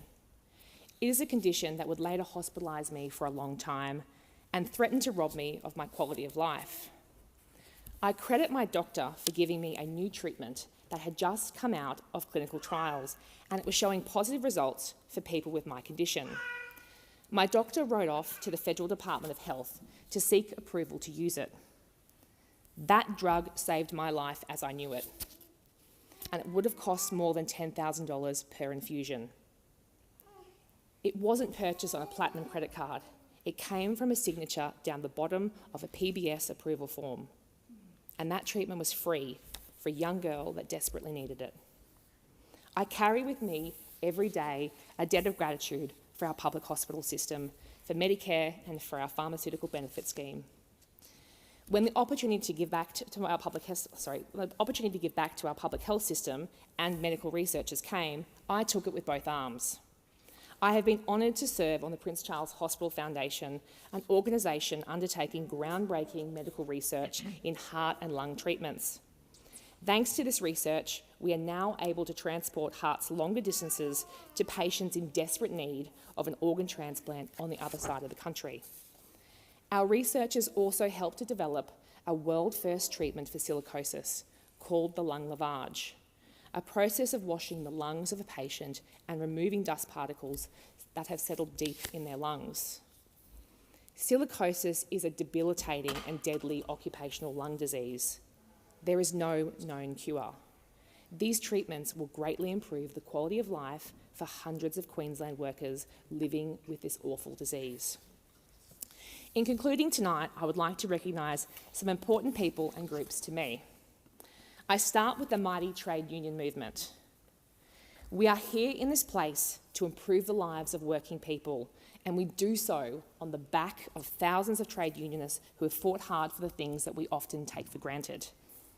I pay tribute to the SDA and recognise Queensland Secretary Justin Power in the gallery, his team, and the whole SDA nationwide. It is the SDA who is often the first union that vulnerable young workers come into contact with when they first start their job in retail or fast food. The SDA is doing important work standing up for young workers to ensure they are paid a fair wage and superannuation on every dollar they earn. Be a little while till you start your job, Augie. I recognise Stacey Chanel from the Australian Workers' Union. She is the first female secretary of the Australian Workers' Union. I recognise you for your grit and your determination, Stacey, that you bring to advancing the Labor cause and, most importantly, the women within it. To Josh Milroy and the Transport Workers' Union, your union has stood up for aviation workers, for bus workers who are under attack, and for safer rates for the trucking industry. Thank you for the work that your union has done to make our roads and skies safer, and I acknowledge there is still more work to be done. I also recognise former Deputy Prime Minister and Treasurer and our current ALP National President Wayne Swan in the gallery for his guidance, and particularly his intimate working knowledge of Queensland's regional provisional shows and Sunshine Coast surf breaks. But more seriously, through Wayne, I extend my heartfelt gratitude for the thousands of ALP branch members across Queensland. They are decent, good-hearted people who ask nothing of our party but seek only to serve it. We are nothing without our branch members. I recognise my federal colleagues from the House, including Jim Chalmers, Annika Wells, Milton Dick, Shane Newman and Emma Comer. Thank you for all your support, even if what happens in this chamber seems like a little bit of mysterious Senate business to you guys. To my fellow Queensland Labor Senate colleagues, Anthony Chisholm, Murray Watt and Nita Green. Well, we made it through life on the road together in a minivan and we are all still talking, so that's good. And here is the plenty more Senate road trips where they came from. To my state colleagues, Stephen Miles, Cameron Dick and Bart Mellish, your legacy of 50-cent fares has made Queensland a fairer place for all. To Kate Flanders and the entire team at Party Office, thank you for your incredible work during the federal campaign, and particularly, Kate, for your gigantic Medicare core flutes, of which I have souvenired one. To my own staff, Tim, Sophia, Scott and Jeremy, thank you for what you do every day to fight for Queensland families. I also like to acknowledge my brother Lockie, his wife Jade, and their little baby Sterling. Thank you all for being my biggest cheerleaders and always making me smile. To my extended family, including Tony, Kathy and Richie here tonight, thank you for supporting our little family. We couldn't do it without you. To my friends at Fitsop Redcliffe, and they said I'd be in trouble if I didn't mention them, they're a 10-person walking focus group, and thank you very much for keeping me sane, always counting my reps, and not letting me take myself too seriously. To my mother Carmel, thank you for every success you have made for me to succeed. You continue to support us so that I can be in this place to do good. Last but not least, to my amazing husband Davis, you are the heart and soul of the operation. You are the best possible husband and the father to our son Augie, and you have a heart the size of Phar Lap. Thank you for always believing in me. President, I stand here because my mother taught me to meet hardship with strength and to play the cards I was dealt with purpose. Because a 13-year-old girl walked into her local MP's office believing that public service could change lives. Because I stood in floodwaters with Queenslanders picking up the pieces and have laid in a hospital bed relying on the strength of Medicare and our PBS system. Because I know what government looks like when it works, and I know who pays the price when it doesn't. And one day, my son, hello, will ask me what I did with my time in this place. And I will tell him that I worked hard to make Queensland fairer, safer and more decent. That I honoured the trust placed in me by Queenslanders and I gave it everything I had. Thank you.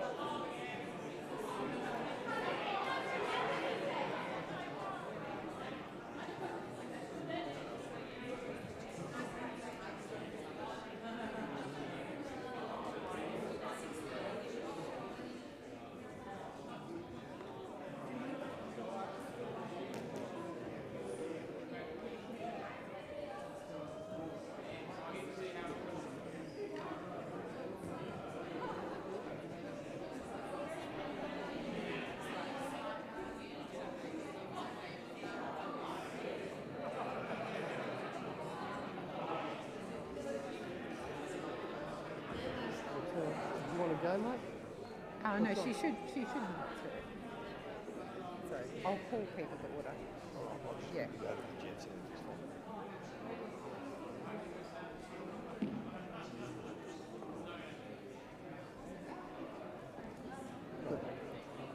Senators, as advised before the first speeches, we are going to move back to the condolence motion. So if you are not participating in that condolence motion, I would ask you to quietly leave the chamber. I do have an informal speaking order, so I'm going to stick to that unless I'm informed of the contrary. Senator Smith. President, and may I also extend to you my congratulations on your election to this high office. I rise this afternoon to also pay tribute to a remarkable West Australian, a deeply committed public servant and a stalwart of the Liberal Party. That, of course, is Senator Dr Alan Eggleston, who passed away on the 13th of May 2025. And in doing so, I want to associate myself, of course, with the very generous remarks made by Senator Cash, those made by Senator McAllister and Senator McKenzie. Alan served this chamber and the people of Western Australia with quiet dignity, fierce intelligence and an unwavering sense of duty. His was a voice of regional Western Australia, grounded in the red earth of the Pilbara, shaped by his medical background and driven by an enduring belief in fairness, opportunity and service. Alan Eggleston was not only a senator for Western Australia, he was a senator of Western Australia.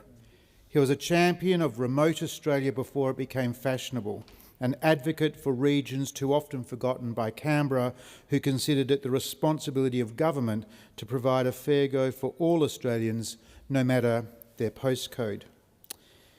It was a privilege to have had published in the West Australian newspaper just recently an obituary written by myself for Alan, and I'm grateful to the West Australian newspaper for giving me that opportunity. So I'll just make some brief remarks this afternoon and make some personal observations, reflecting on his life in local politics and his early involvement and lasting involvement in the Liberal Party, his contribution to shaping the northwest of Western Australia, and his long legacy to myself and others in this Senate chamber who had the privilege of working with him. Alan's commitment to service led him to local government, serving as a mayor of Port Hedland from 1988 to 1991. He approached this with a calm pragmatism and understood that policy is not something cooked up in offices in Perth or in Canberra. It was lived day by day by local people. Alan was president of the Kalgoorlie North Division of the Liberal Party from 1980 to 1984 and the WA State Liberal Party vice president from 1981 to 85. He was an active member, deeply respected for his policy insight and the authenticity of his views. He was not a party man for party's sake. He believed in the values of liberalism, especially its emphasis on individual dignity, enterprise and limited but effective government. Remarkably, Alan's election to the Senate almost never happened. At the 1987 federal election, Alan stood in the unwinnable sixth spot on the unwinnable sixth position on the Liberal Party ticket. He contested a Senate spot for the 1990 federal election, but withdrew his candidature while the selection meeting was taking place. Alan was finally elected to the Senate in 1996, winning the third spot on the ticket by just a single vote. Alan reportedly has said that over the years many people came to him and said they were that one vote. But it was his tireless advocacy for northern Western Australia that defined his parliamentary career. He used every tool available to a senator to fight for infrastructure and services for the Pilbara, Kimberley, Gascoyne and beyond. He spoke powerfully about the impact of the mining boom on regional housing and social cohesion. He lobbied for improved air services, better roads and the need for skilled workers to be attracted and retained in remote towns. He never tired of reminding those in Canberra, those in this Senate chamber, that WA was the engine room of our national economy and that those who lived and work in the north deserved to share in its rewards. He also fought hard for Aboriginal communities and understood that health outcomes were about more than hospitals. They were about housing, education, clean water and community trust. We heard from Senator Cash about the 22 years of service he provided in various forms in the township of Port Hedland. And of course he was the local GP in Port Hedland for many, many years. I grew up in Port Hedland when Alan Eggleston was its local GP. My father was the local policeman. And while I never knew Alan Eggleston when I was 5 or 6, my mother does tell the story of how she recalls, while she was pregnant perhaps, of encountering him in his surgery all those years ago. What a remarkable revelation about how life twists and turns and then finds itself meeting again, having had the opportunity, as I did, as a more mature kid that grew up in Port Hedland, working beside him in this Senate chamber. Within the WA Liberals, Alan was a mentor, a sage source of advice, and for many, a moral compass. He was never one for factionalism or internal games. He encouraged younger Liberals to visit the regions and see life beyond the metropolitan bubble. Alan believed that the Liberal cause was strongest when it was remembered in country roots, when it stood up for small business owners, pastoralists, local volunteers and the battlers who kept rural communities running. His policy contributions behind the scenes were significant, and he was instrumental in shaping the party's thinking on how we delivered practical outcomes where the circumstances were culturally and geographically complex. Shortly after coming to the Senate in 2012, the Coalition was beset with two very important issues, important to West Australians most particularly. The first was a very heated debate about whether or not to continue the process of deregulation of our wheat export markets. Anyone who knows anything about wheat exports knows that the bulk of wheat exports from our country come from Western Australia. Curiously, at the time, the Coalition government, led by Tony Abbott and Barnaby Joyce, wanted to reverse the success of wheat deregulation. Alan and I were quick to our feet to say, not in our name as West Australian senators. It was in a moment in this Senate chamber when I learned a very important political lesson. Don't blink first. And of course, having to cross the floor, as Alan and I were prepared to do, to support WA wheat farmers wasn't necessary, because Senator Joyce at the time and Senator Nash at the time didn't call a division. The second issue speaks to Alan's, and indeed the commitment all West Australians have to maintaining our federal structure. The Rudd-Gillard period saw the Gillard government bring forward a referendum proposition to recognise local government in our Australian Constitution. That referendum bill reached the Senate. That referendum bill passed the Senate, and Alan and myself, with Senators Bushby, Fawcett, Back and McKenzie, used the privileges that are bestowed on us as backbench senators to oppose that referendum bill. Again, curiously, the Coalition had a bipartisan commitment to that referendum proposition.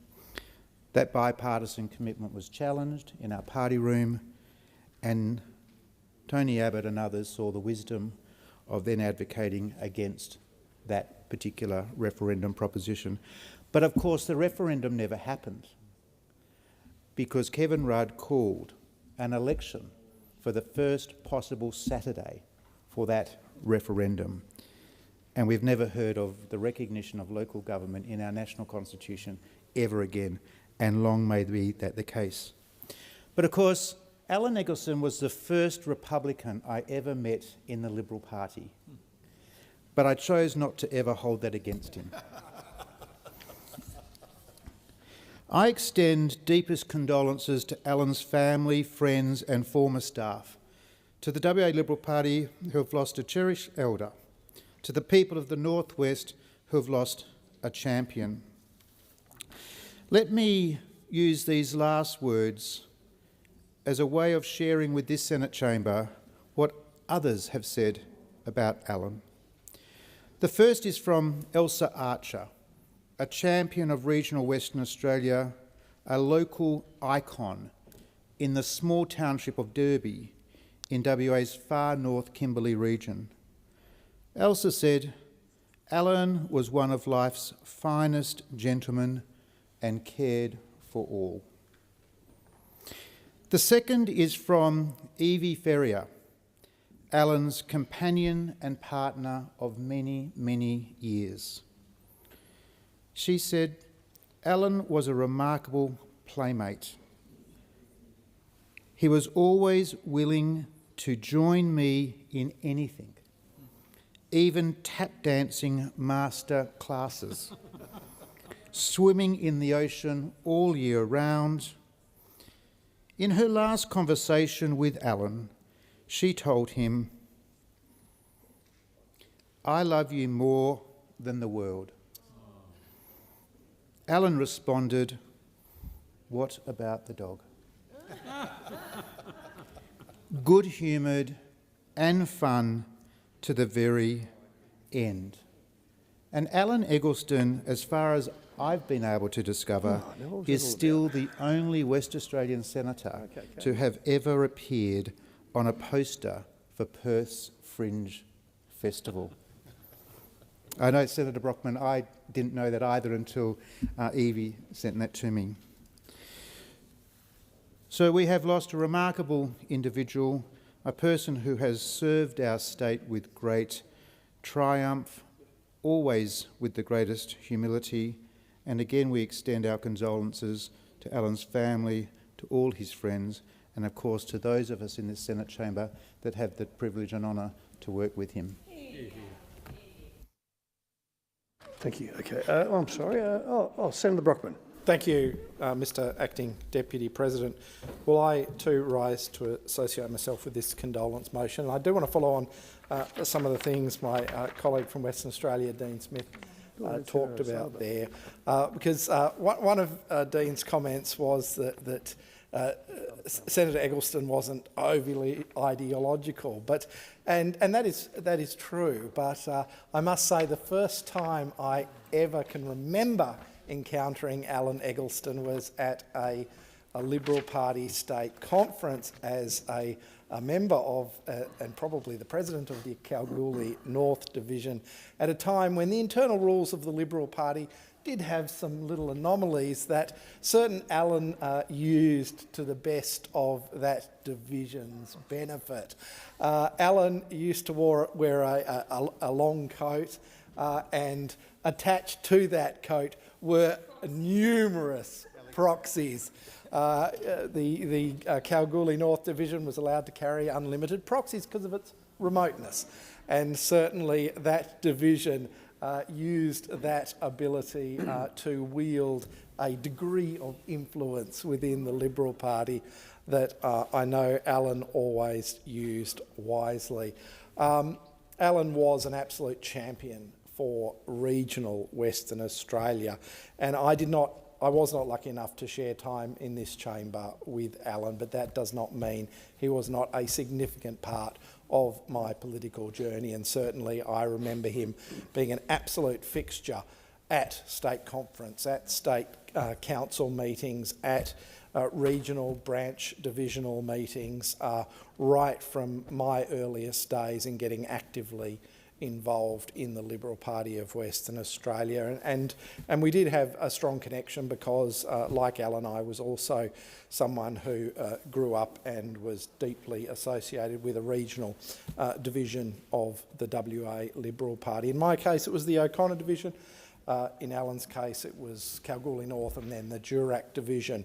And whilst we didn't always agree on issues, we did try and work together as regional divisions on many occasions. Alan was an absolute force of nature. He stood up for what he believed. He was willing to stand up against things that he thought were wrong and take a stand publicly on those aspects where he thought that his voice could lend support to a cause.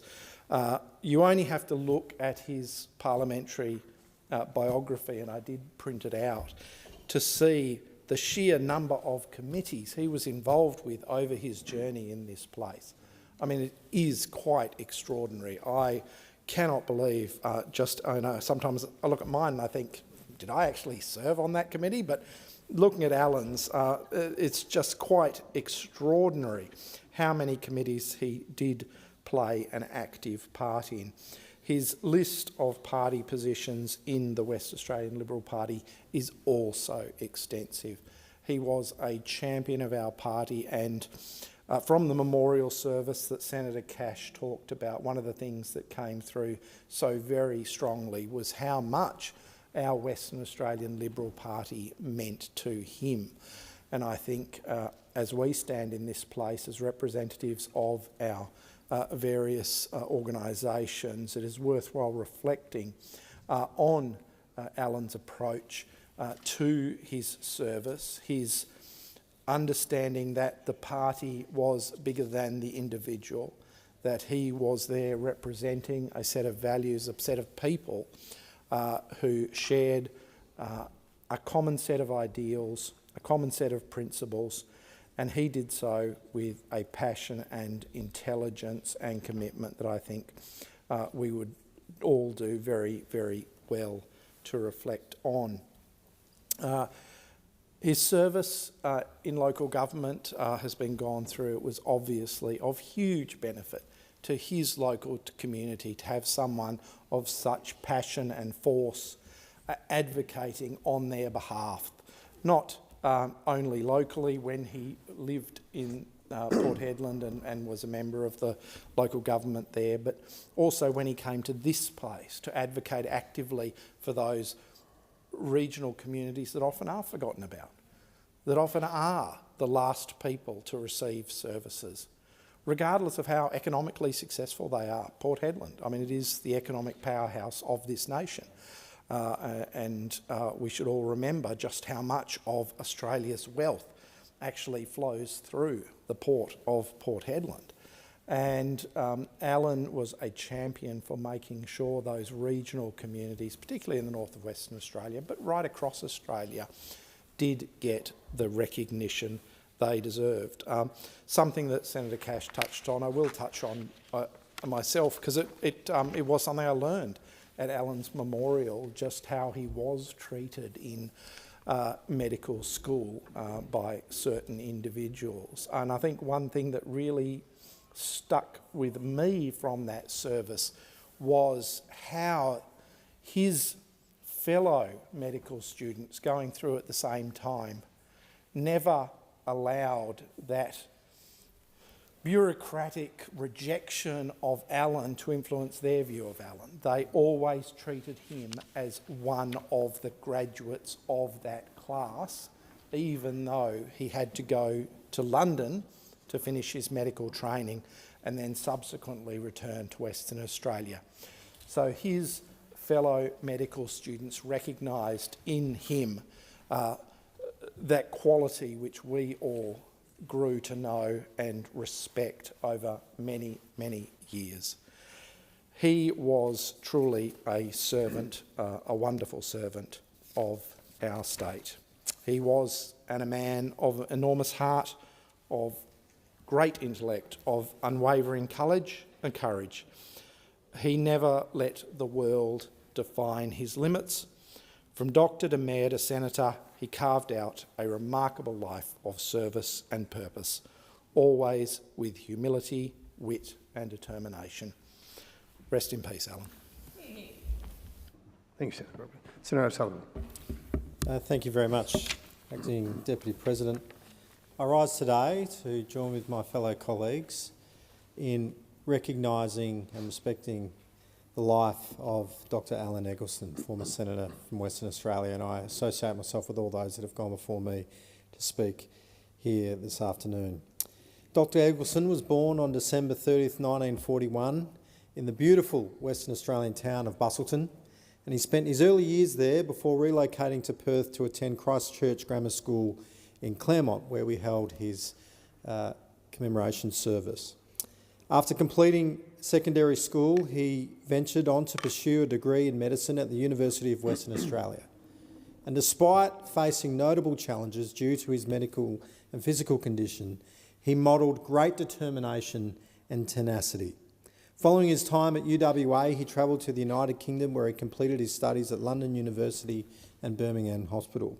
And he then returned to Australia as Dr Alan Eggleston. In 1974, Dr Eggleston relocated to Port Hedland. What was initially intended to be a short time became a 22-year commitment to the Pilbara region and its people. For those that are unfamiliar with the Pilbara, it can be a challenging place. Through my career, I've been a part-time FIFO worker to the Pilbara, and to base yourself there and live there is a tremendous commitment, and those that do absolutely love it.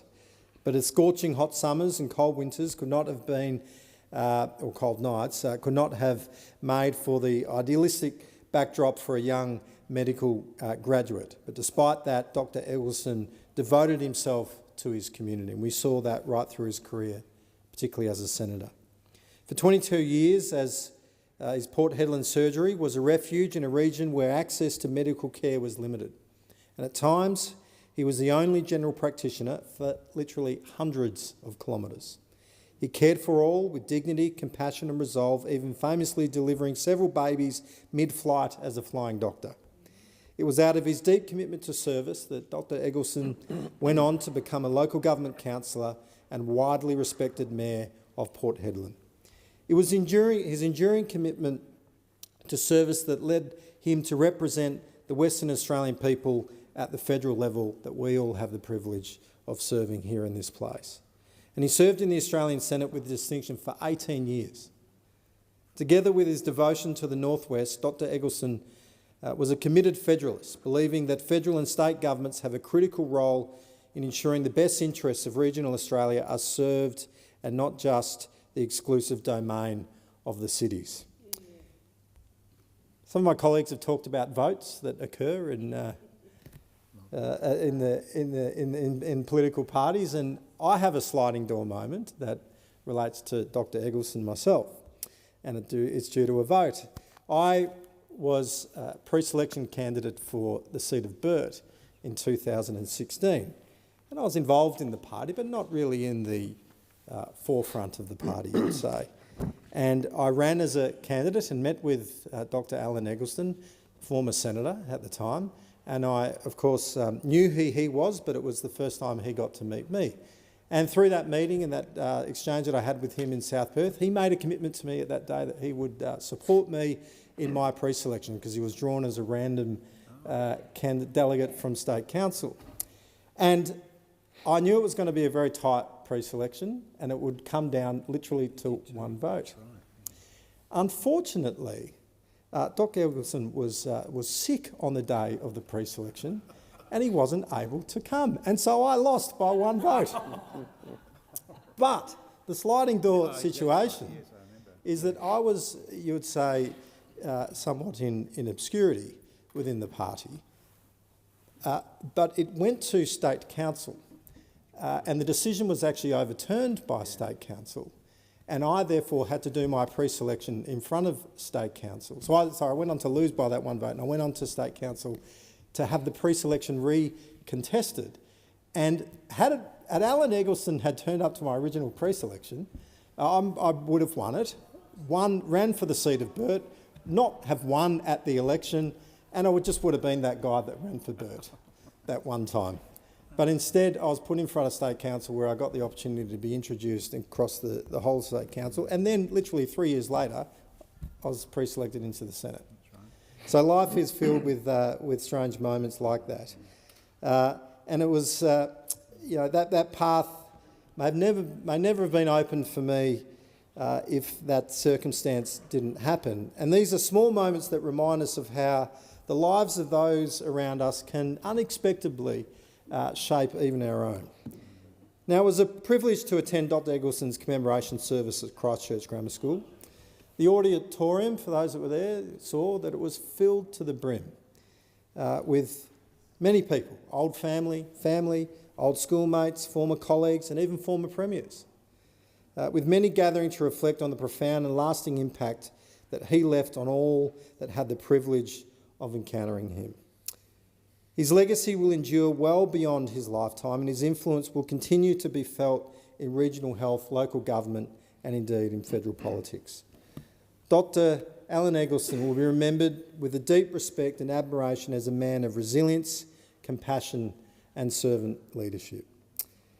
Senator Brockman just quoted actually from his obituary that I think he had in the West Australian, Senator Brockman, where he said, "He was a man of enormous heart, great intellect and unwavering courage. Alan never let the world define his limits. From doctor to mayor to senator, he carved out a remarkable life of service and purpose, always with humility, wit and determination." And you went on to say in your obituary that you didn't say just here, he was a dragon slayer. And that's true. Vale, Alan, you left the world a better place than you found it. May you rest in peace. Yeah. Thank you, Senator O'Sullivan. Senator Colbeck. Thank you, Acting Deputy President. I would just like to associate myself with the comments of all my colleagues in the chamber today who have spoken with respect to the service of former Senator Alan Eggleston, Dr. Eggleston, having had the very good fortune to serve with him, and as my wife said to me as I was heading out of the chamber earlier in the night, a man who loved his leather jacket. Now, it might have been for reasons that that have been explained by Senator Brockman earlier, but the leather jacket was a feature that even Galen noticed. Look, he was somebody who achieved despite what everyone else might have expected. And I think the story that Senator Brockman told about the appalling way that he was treated by the medical system when he was doing his training to be a doctor, the support he got from his colleagues on the course, but the fact that despite that he found a way and just got on with the job and did the job, and then went on to a remarkable life of service to the Port Hedland community, whether that be as a medical practitioner in that community, whether that be in local government, or whether that be when he came to the Senate and remained a remarkable advocate for regional Western Australia. He had a very, very, what I would describe as a wry sense of humour. He could be a bit mischievous at times, as those of us who served with him would know. And he was on many occasions our wise man. You know, he would provide advice, he would provide support, and he would hold court. And he had a great intellect, and he used that for the benefit of his community, for the benefit of the country over 18 years of service in this place, but also in support of colleagues and others who he was always prepared to provide support to in this place when they needed it, or when even he thought they may have needed it, and he was only too willing to offer.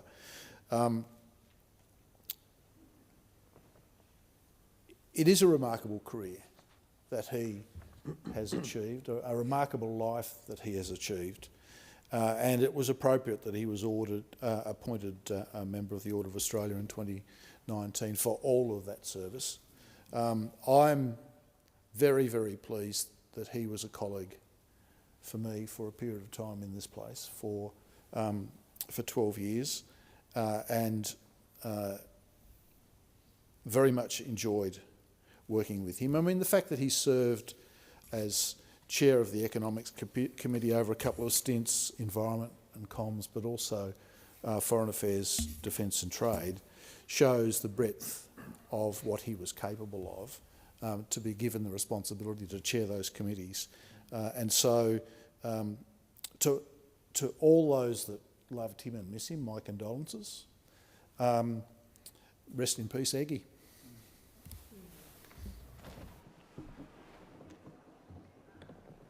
Just on this topic, thank you. If I may, if the Senate may indulge me just for a couple of seconds, I did have the privilege of serving with Eggie, and he truly was, you know, you hear the statement, a gentleman and a scholar. There could be no truer words spoken about Eggie. He was an absolute diamond.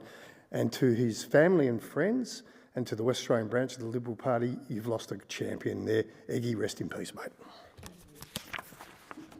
I now ask senators to join in a moment of silence to signify assent to the motion.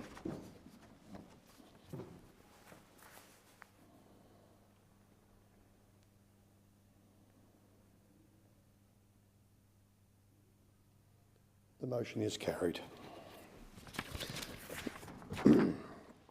Senators, I shall now proceed to the placing of business.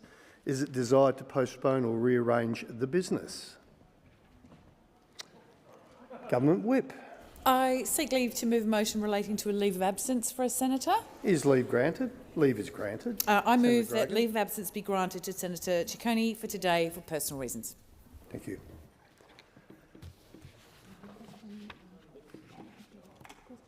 I'm sorry, but you have to forgive me. We're all a bit rusty after that break.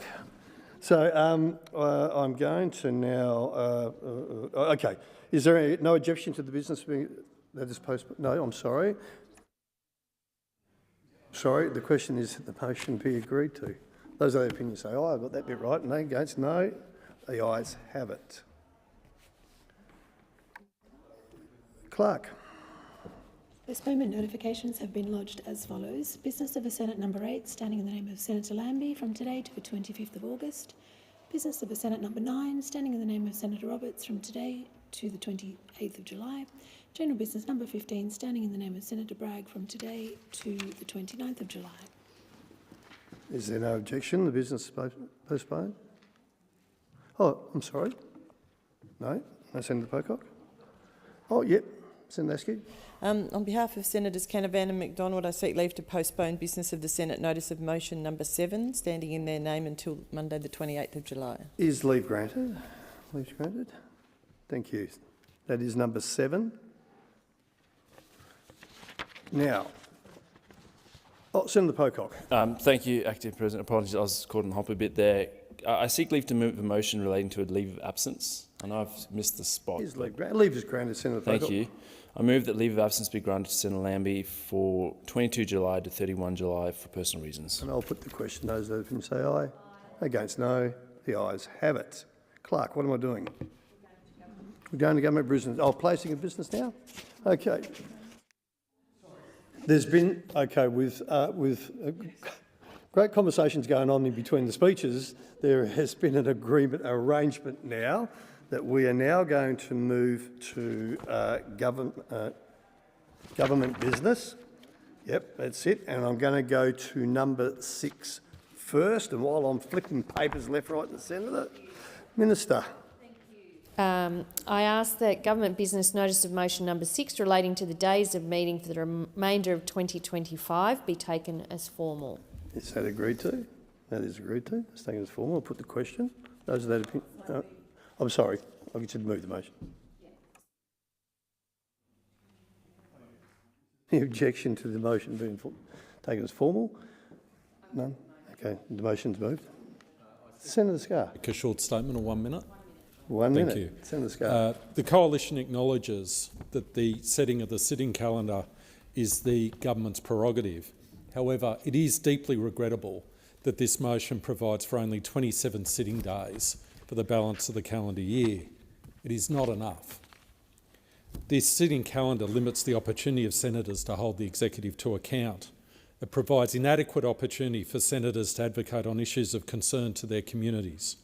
The chamber is not just for the promotion of the government's legislative agenda. It is a house of review for the benefit of all Australians, and the sitting calendar should reflect that foundational principle. Sorry, I'll put the question that the motion be agreed to. Those that would say aye, against no. The ayes have it. Now we shall move to business number one. Going to number one. Minister. I ask that government business notice of motion number 1 relating to the consideration of legislation be taken as formal. And I'll put that question. Is there any objection to that motion being taken as formal? Motion. You move the motion. Thank you, Minister. And I'll put the question. Those that opinion say aye. Against no. The ayes have it. We shall now move to there we go. Number 3. No, I've got 2 and 3 here. I have 2 and 3. Okay. Yeah, Minister. I ask that government business notice of motion numbers 2 and 3 be taken together as formal. Is there any objection?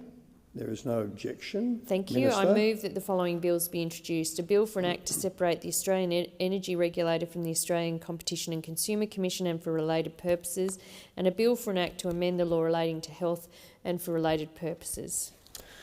I shall now put the question. Those of that opinion say aye. Against no.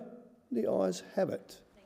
Minister. I present the bills and move that these bills may proceed without formalities, may be taken together and be now read at first time. I shall now put the question. Those of that opinion say aye. Against no. The ayes have it. Clerk. Competition and Consumer Amendment, Australian Energy Regulator Separation Bill 2025 and Health Legislation Amendment, Improved Medicare Integrity and Other Measures Bill 2025. Minister. I table the explanatory memorandum relating to the bills and move that these bills be now read a second time, and I seek leave to have the second reading speech incorporated in Hansard. Is leave granted? And I'll now put the question. Leave's granted, and I'll now put the question that it be read a second time. Those of that opinion say aye. You want to move? Oh, sorry, you've got to... Oh, you're going to move? Yep, sorry, Minister. It be now adjourned and the bills be listed at separate orders of the day. Okay, I'll put that question. Those of that opinion say aye. Against no. The ayes have it. We shall now move to 4 and 5 on my running list here. Minister. Senator, I ask that government business notice of motions number 4 and 5 be taken together as formal. Is there any objection to that? There is not. Thank you. I move that the following bills be introduced. A bill for an act to provide for a national higher education code to prevent and respond to gender-based violence and for related purposes, and a bill for an act to deal with consequential amendments arising from the enactment of the Universities Accord National Higher Education Code to prevent and respond to gender-based violence Act 2025 and for related purposes. I put the question. Those that opinion say aye. Against no. Thank you. Ayes have it, Minister. I present the bills and move that these bills be now may proceed without formalities, may be taken together and be now read a first time. I shall put the question. Those of that opinion say aye. Against no. The ayes have it. Clerk. Universities Accord National Higher Education Code to Prevent and Respond to Gender-Based Violence Bill 2025. Universities Accord National Higher Education Code to Prevent and Respond to Gender-Based Violence Consequential Amendments Bill 2025. Minister. Thank you very much. I table the explanatory memoranda relating to the bills and move that these bills be now read a second time, and I seek leave to have the second reading speeches incorporated in Hansard. And leave's granted. It is. Okay. Thank you. I move that the debate be now adjourned. And I'll put the question, sorry. Those of that opinion say aye. Against no. The ayes have it. Now, my sheet says we're going to move to number 7, correct? number 7, Minister. I ask that the government business notice of motion number 7 relating to the allocation of departments and agencies to committees be taken as formal. Is there agreement that they be taken as formal? There is, Minister. Thank you. I move the motion. I'll put the question. Those of that opinion say aye. Against, no. The ayes have it. Clerk. We're going to move on. Okay, we're getting through it. I thank the Senate for their patience with this last change, and there's scribbles everywhere. The cockroach has run through the inkwell on my paperwork, so we'll have another go, and we'll go to business of the Senate, and I shall go to number 1. I've got my list. Yeah, business Senate number 1. Senator Colbeck. Thank you, Acting Deputy President. I ask the business of the Senate notice of motion number 1 be taken as a formal motion. I'll put that question. As the opinion say aye. Against, no. Great reference. Good. Right, that's that other piece. I've got more paper here. Oh, you've got no idea what's going on up here. Okay, I'm going to go back to, is there any objection? Is there, hey, look, try and work your way through all this scribble that I've got here. All right, I'm going to put the question, is there any objection? Is there no objection? There's no objection, Senator Colbeck. I move the motion. Well, I reckon you should. President. The motion's moved. All those of the opinion say aye. Against, no. Congratulations, Senator Colbeck. I look forward to doing that. I'm now going to move to number 3. Where's my other page? Here it is. Number 3, under Senator Lambie's name. Senator Pocock, are you seeking the call? Business of the Senate, number 3. Potentially. Thank you, Acting President. On behalf of Senator Lambie, I ask that business of the Senate notice of motion number 3 be taken as a formal motion. Is there any objection to that motion? If there's not, I move the motion. No. Yep, Senator Pocock. Thank you. I move the motion. Motion's moved. Those of that opinion say aye. Against, no. The ayes have it. We shall now go to business of the Senate number 4. Once again, is that you, Senator Pocock? It is. Thank you. Acting Deputy President, on behalf of Senator Lambie, I ask that business of the Senate notice of motion number 4 be taken as a formal motion. Is there any objection to that being taken as formal? If not, no. Okay, it's all yours, Senator Pocock. Thank you. I move the motion. And I'll put the question. Those that opinion say aye. Against, no. The ayes have it. We shall now move to number 5, Senator Pocock. Thank you. I ask that business of the Senate notice of motion number 5 be taken as a formal motion. Is there any objection to this motion being taken as formal? If not, no, you have it, Senator Pocock. Thank you. I move the motion. And I'll put the question. Those of that opinion say aye. No, the ayes have it. I'll try that again. I'm getting so excited, see. I'll put the question once again to Senator Pocock. It's motion. Those of that opinion who support it say aye. Against? I've got one aye and no noes. What do I do now, Clark? Oh, I've got a heap of noes. I've got a heap of ayes coming now. Do we have to be that full? Is that enough ayes, Rachel? Yeah. Okay. Declare it carried. That wasn't my fault. That took a bit of getting out of you. Righto. Okay, I'm now going to go to motion number 6 under the name of Senator Hanson-Young. Senator Waters. Yes, Acting Deputy President, I believe that one's been withdrawn. No, okay, that's all right. We'll put a cross through that one. Sorry, I wasn't aware of that. I am now. We'll move to number 7 under the name of Senators Canavan and no. I'm sorry, I'm on the wrong list now. Crikey. No, number 7. I've got number 7 here. Up on us. All right, okay, that's withdrawn. Jeez, I'm glad we know what's going on here. Rachel, we'd be lost without you, mate, I'll tell you. Senator Cadell. Thank you, Acting Deputy President. Before asking that motion be taken as formal, I wish to inform the Chamber that Senator Hanson-Young will also be sponsoring the motion. And I ask that business of the Senate of motion number 10 be taken as a formal motion. Is there any objection to that motion being taken as formal? If not, Senator Cadell. I move the motion. And I'll put the motion. Those of that opinion say aye. Against, no. The ayes have it.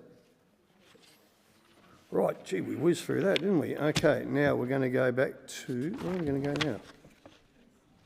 Oh, all right. We're back online again.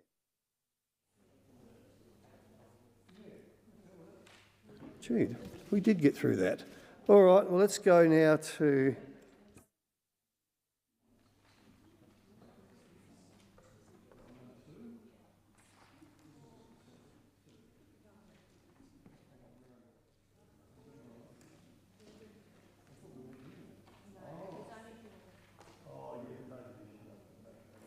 Yep, sure, yep. All right, well, I have to go now to business of the Senate number 2 under the name of Senator Payman. She's not here. What do we do now? Throw it out? Okay, it's done. All right, no one's here to speak to it, so we don't have to worry about that one. All right, now, can I go to general business?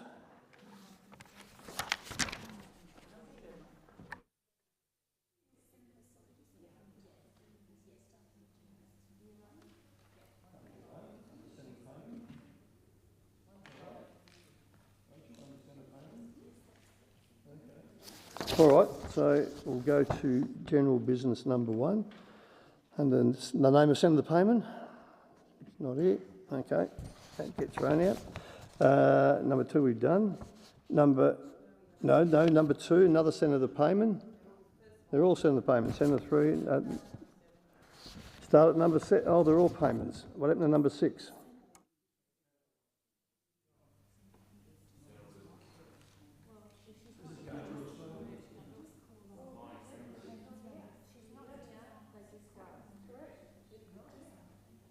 Well, yes, okay, I shall make this official. So I was saying general business numbers 3, 4 and 5 under the name of Senator Payman, who is not in the building.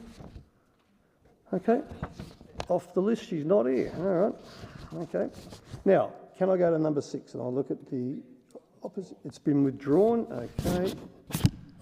We should do more of this. Number 7, Senator Pocock. Thank you, Acting Deputy President. I seek leave to amend General Business Notice of Motion number 7 relating to an order for the production of documents in relation to online gambling before asking they be taken as a formal motion. All right, is leave granted? The government hasn't seen the amendments, Senator Pocock? My understanding is that they've been circulated in the chamber. I shall just relay that I'm informed. It's just been placed on the desk here, Senator Pocock, but the government whip has not seen it. So do you want to come back to it later? The leadership will have a quick look for you, Senator Pocock, while we're still here. And while we're doing that, if the Senate shall indulge me, can I go to number 8? That's yours as well. So, oh, sorry.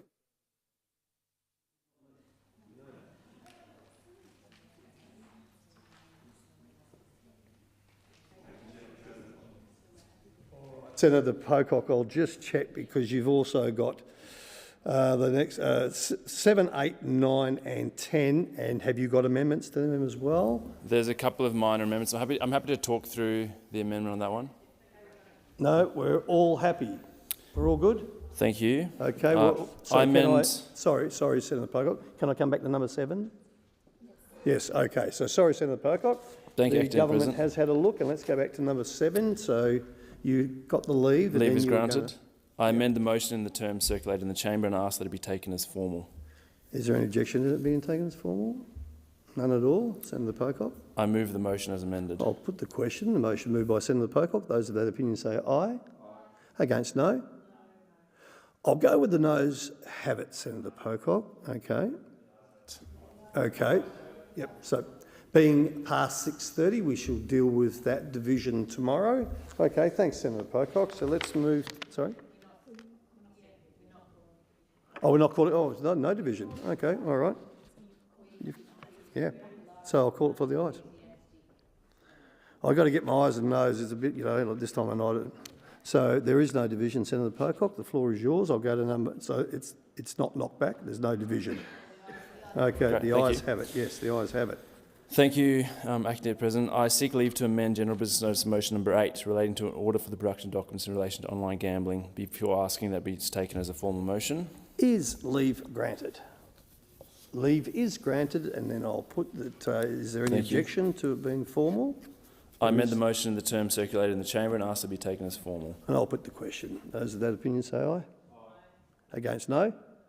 And that's a real low no, isn't it? Okay, the ayes have it. Senator Pocock. Then we're going to go to number 9. Thank you, Acting Deputy President. I seek leave to amend General Business Notice of Motion number 9 relating to an order for the production of documents relating to online gambling before asking it be taken as a formal motion. Is leave granted? Thank you. I amend the motion in the terms. And is there any objection to it being formal? None? Okay, you want to put it? I move the motion as amended. Okay, and I'll put the question. Those of that opinion say aye. Against no? The ayes have it. Shall we move to number 10, Senator Pocock? Thank you for bearing with the Acting Deputy President. I ask the General Business Notice Motion number 10 be taken as a formal motion. Is there any objection to that motion being taken as formal? There is no objection, Senator Pocock. I move the motion. And I'll put the question. Those of that opinion say, oh, no, I'm sorry, Minister. I just want to seek leave to make a very short statement. Is leave granted? Leave's granted, Minister. The government won't be supporting motions because I think notice of motion number 6 related to this as well, that lapsed. The report referenced in these OPDs is being used to inform government decisions, and the report will be published on the APS reform website once that work is complete. Okay, so then I'll go back to put the question. So those of that opinion say aye. Against no? Now that was a noisier no. There was 2 noes. There was only 1 aye, Senator Pocock. I only heard 1 aye. This is number 10, Senator Waters. I'm sorry. The ayes have it. Look, I'll tell you what I'll do. No, I'll tell you what I'll do. Okay, because I only heard 1 aye, I'll put it again. Yeah, I'll put it again. Okay. I'll put the question. The motion be agreed to, moved by Senator Pocock. Those of that opinion say aye. Against no? The ayes have it. Right. Now we'll move to general business, number 11 to 13, inclusive under the name of Senator Kovacic. Can I go to 14? You want to go to 14 as well? On behalf of Senator Sure. Kovacic, I ask that general business notices of motion numbers 11 to 14 be taken together as formal motions. Okay, is there any objection to them being taken as formal? There is no objection. Okay, the floor is yours. I move the motions. And I'll put the question. Those of that opinion say aye. Against no. The ayes have it. Ayes have it. Okay, so I'll just relay the message I just got. 15 is postponed. All right. Okay, shall we go to general business number 16 under the name of Senator Bragg and Senator Askew. Thank you. On behalf of Senator Bragg, I ask that general business notice of motion number 16 be taken as a formal motion. Is there any objection to that motion being taken as formal? There is none at all. I move the motion. Okay, and I'll put the question. Those of that opinion say aye. Against no. The ayes have it. Senator Pocock, number 17. Hello again, Acting Deputy President. I ask that general business notice of motion number 17 be taken as a formal motion. And is there any objection to that motion being taken as formal? There is none. Senator Pocock. Thank you. I move the motion. And I'll put the question. Those of that opinion say aye. Against no. The ayes have it. Now, number 18, under the name of Senator Thorpe, who is not in the building. You want to represent Senator Thorpe, Senator Smith? No? Okay, jumping the gun. In that case, if she's not here, that's done. All right. Senator, number 19, Senator Dean Smith. Thank you. I ask that general business notice of motion number 19 be taken as a formal motion. Is there any objection to that motion being taken as formal? There is none. Senator Dean Smith. Thank you. I move the motion. And I put the question. Those of that opinion say aye. Against no. The ayes have it. Senator Shoebridge, number 20. General business. Thanks very much, Acting Deputy. I seek that this be dealt with as formal motion. Yep. Okay, is there any objection to this motion being taken as formal? There is no objection. Senator Shoebridge. I move the motion. And I'll put the question, and those of that opinion say aye. I heard one, but I take, okay. And those against? No? Okay, the ayes have it. Senator Hanson-Young, Senator Waters. Thanks very much, Acting Deputy President. I ask that general business notice of motion number 21, standing in the name of Senator Hanson-Young, be taken as a formal motion. And is there any objection to that being taken as formal? There is no objection. Thank you. I move the motion. And I'll put the question. Those of that opinion say aye. Against, no. I would say the noes have it. Okay, division required. We'll leave that till tomorrow. All right, thank you. Now, number 22. Yes, Senator Roberts. Thank you. On behalf of Senator Hanson, I ask that general business notice of motion number 22 be taken as a formal motion. Is there any objection to this motion being taken as formal? There is none. Senator Roberts. I move the motion. And I put the question. Those of that opinion say aye. Against, no. The ayes have it. Number 24, I'll call Senator Waters. I think that one's become redundant, but I'm happy to move 25. All right, let's go with that. Thanks, so Acting we'll Deputy put an R President. on that. I ask that general business notice of motion number 25 be taken as a formal motion. Is there any objection to that motion being taken as formal? If there is no objection, Senator Waters. Thank you very much. I move the motion. And I put the question. Those of that opinion say aye. Whew. Against, no. I was waiting for you to vote against your own motion then. Okay, the ayes have it. Right. Let's now move to matters of public importance and urgency motions. Oh, Senator Cash. Okay, let me do. That's keen. All right. We have. Senator Cash has submitted a proposal under Standing Order 75 today, which has been circulated and is shown on the dynamic red. Is consideration of the proposal supported? Right. With the concurrence of the Senate, the clerks will set the clock in line. Here, in line with the informal arrangements made by the whips. And I'll start with Senator Cash. Thank you. And I move the urgency motion in relation for the need for Prime Minister Albanese to prioritise Australia's alliance with the United States, given that Australia faces the most strategically challenging environment since World War II. And Acting President, at a time of global uncertainty, growing conflict, but also a growing list of issues in the Australia-United States relationship, now is a time for the Australian government to be building our influence in Washington, not diminishing it, as has now been done. We need to make it clear that Australia stands with the country, the United States of America, that has long been a key foundation of our security and has been and continues to be the leader of the free world to which we as Australians proudly belong.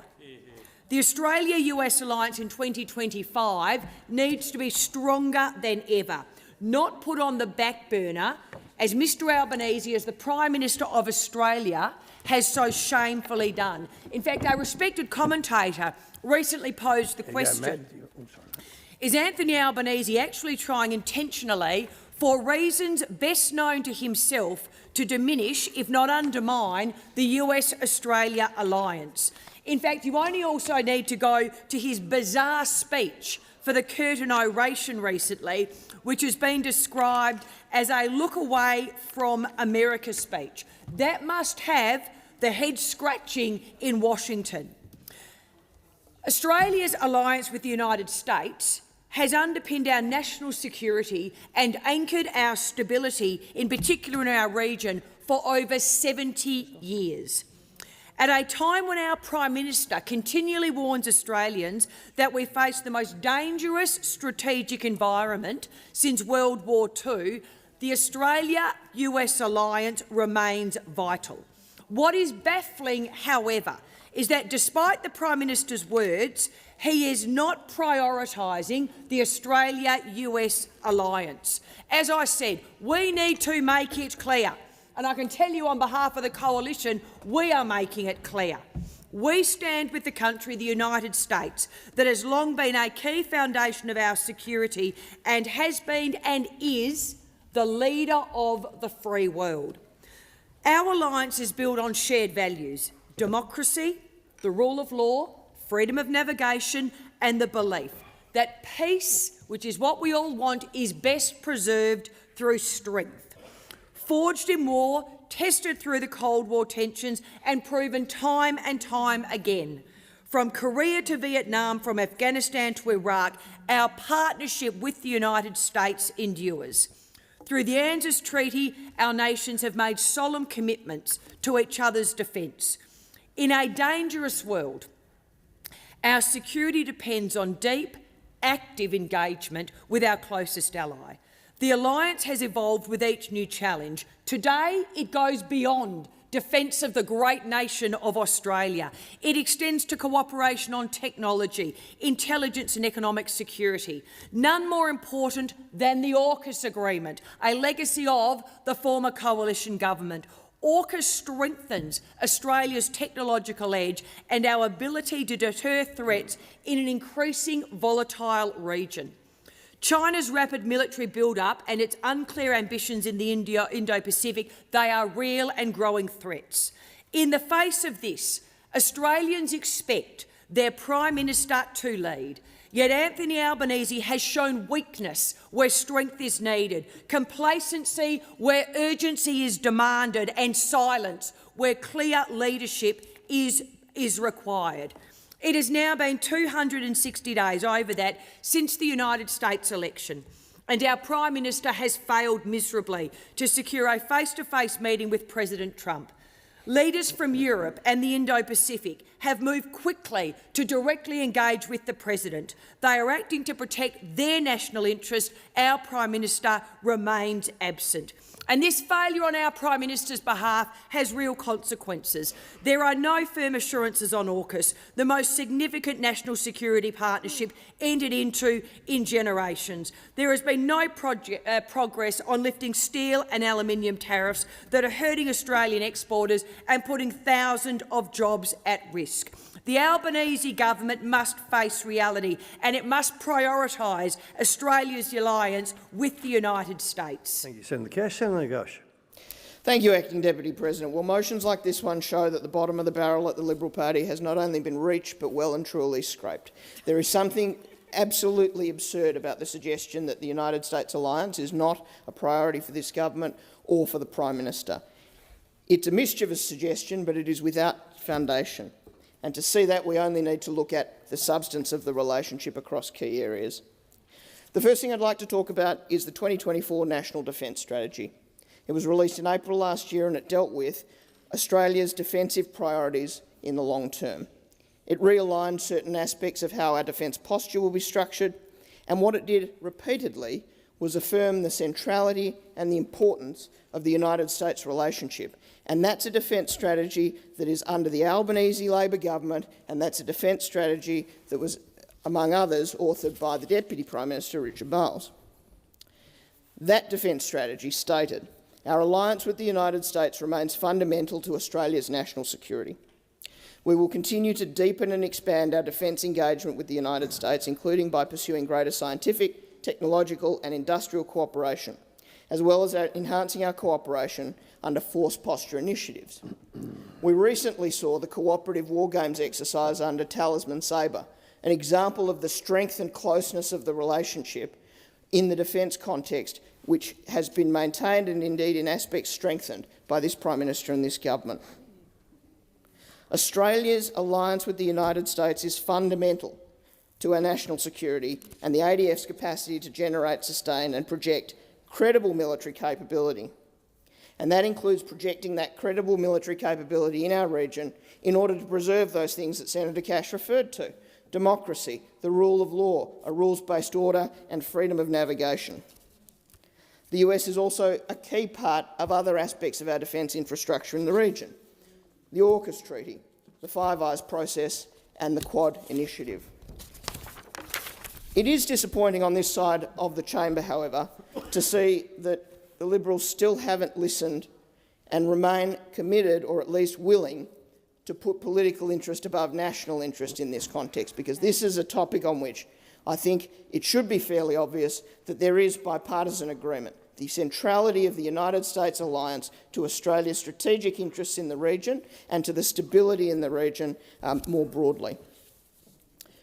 But when it comes to the individual attacks on the Prime Minister, again, without foundation. The Prime Minister has visited the United States 5 times since he was elected. We have continued to engage with the United States at all levels. And Senator Cash mentioned tariffs. President Trump announced what he was going to do on tariffs, and a number of countries have had tariffs put upon them.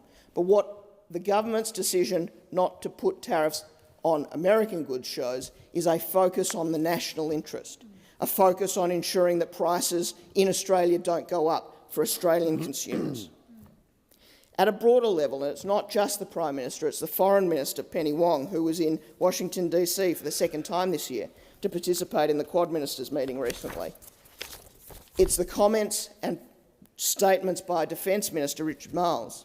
In Western Australia, it's the ever-growing presence of American submarines, sailors and soldiers as part of ongoing military integration through the AUKUS initiative. So when we take a big step back, what we see is that there has been no deprioritisation of this relationship. It remains fundamental. Sorry, Senator Ghosh. It being 7:30, time for the debate is interrupted by the adjournment hard marker, and I'm required to put the question that the urgency motion be agreed to. Those of that opinion say aye. Aye. Against no. The ayes have it. I shall propose that the Senate do now adjourn. Senator Polley. Thank you, President. I rise to honour the remarkable contribution of the former Senator Katrina Billick, whose service to the people of Tasmania and to this parliament have been defined by compassion, conviction and an unwavering commitment to justice and the Labor movement. The former Senator Billick entered this chamber in 2008, bringing with her a wealth of experience as an early childhood educator, union organiser and an advisor to Tasmanian Labor ministers. Senator Billick's first speech to her final sitting day, she remained a tireless advocate for those whose voices are too often unheard, workers, children, families in grief and patients facing the end of life. Her work championing workers' rights was grounded in her lived experience. As an industrial officer for the Australian Services Union, she fought for fair conditions and training opportunities, helping establish the first union job skills program.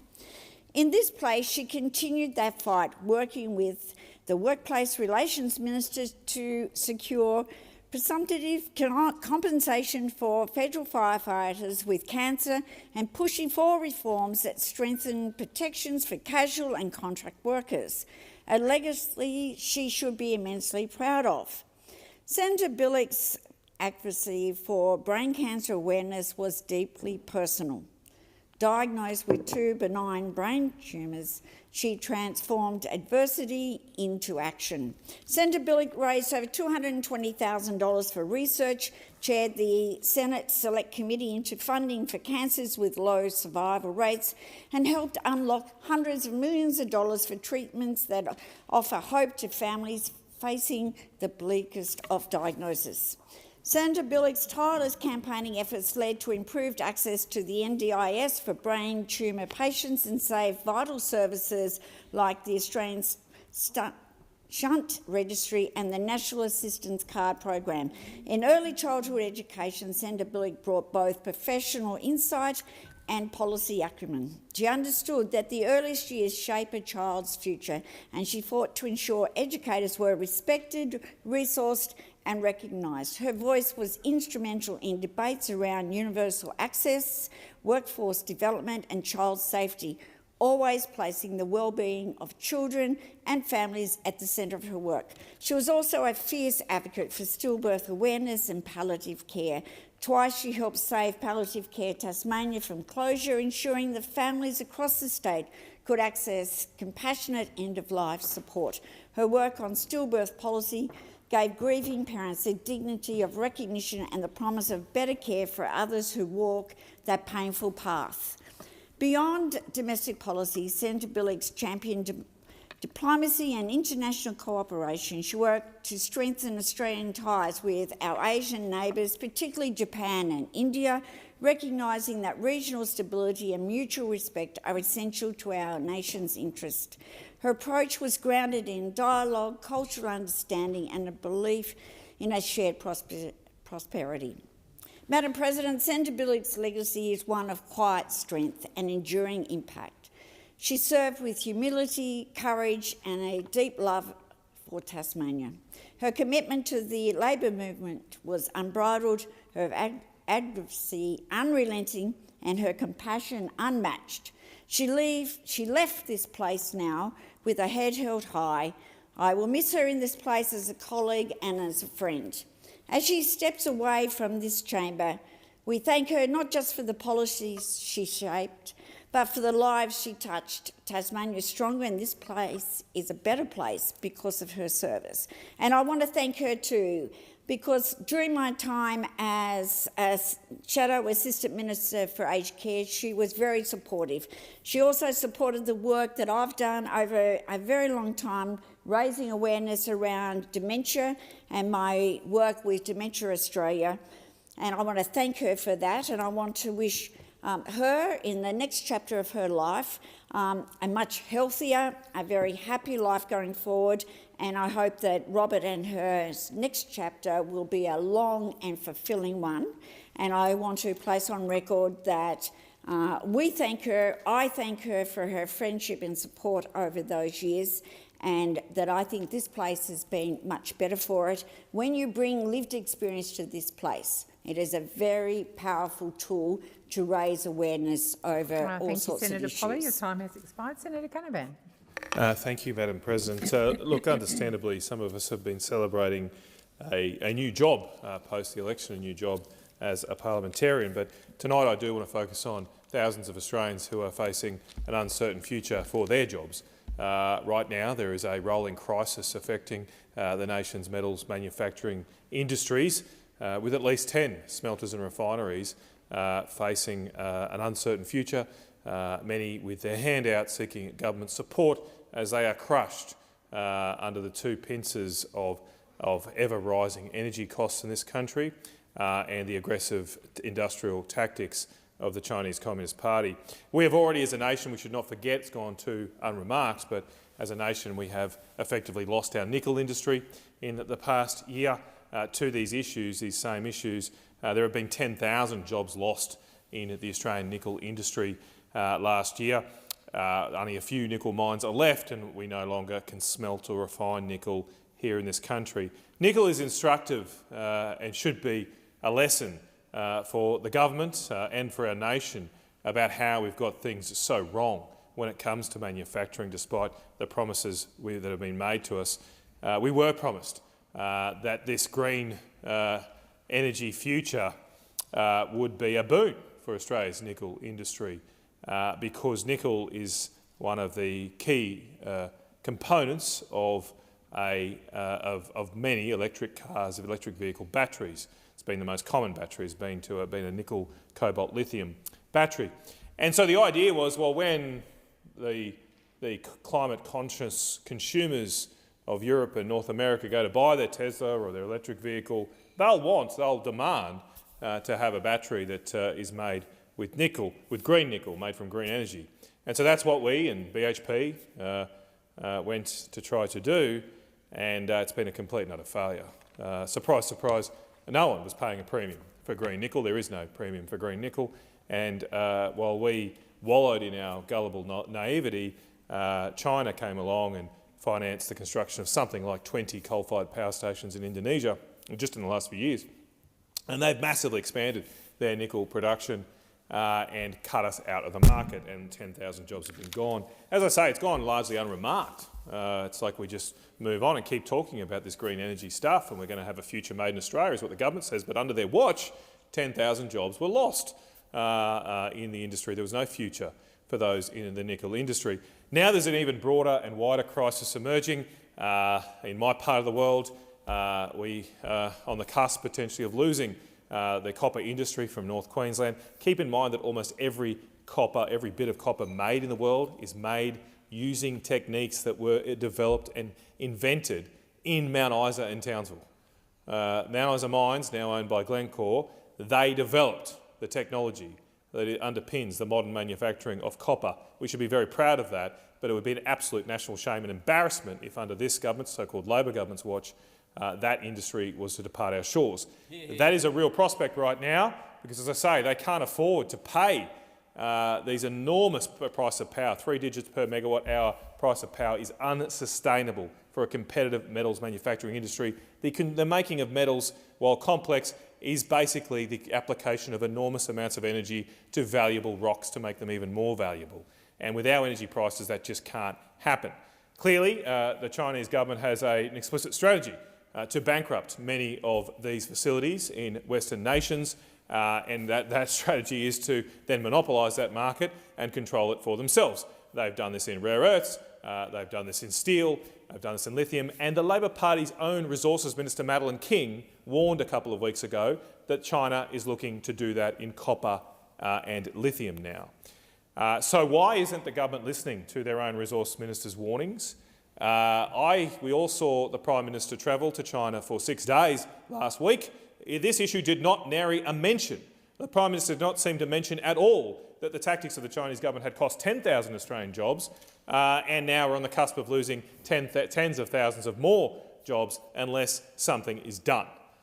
This is happening on the government's watch. They promised a future made in Australia. They promised Australians lower power prices. They promised Australian businesses that they'd have lower power prices and have more jobs in manufacturing. Nothing has happened. All we've got is words. Rhetoric is not going to pay the bills.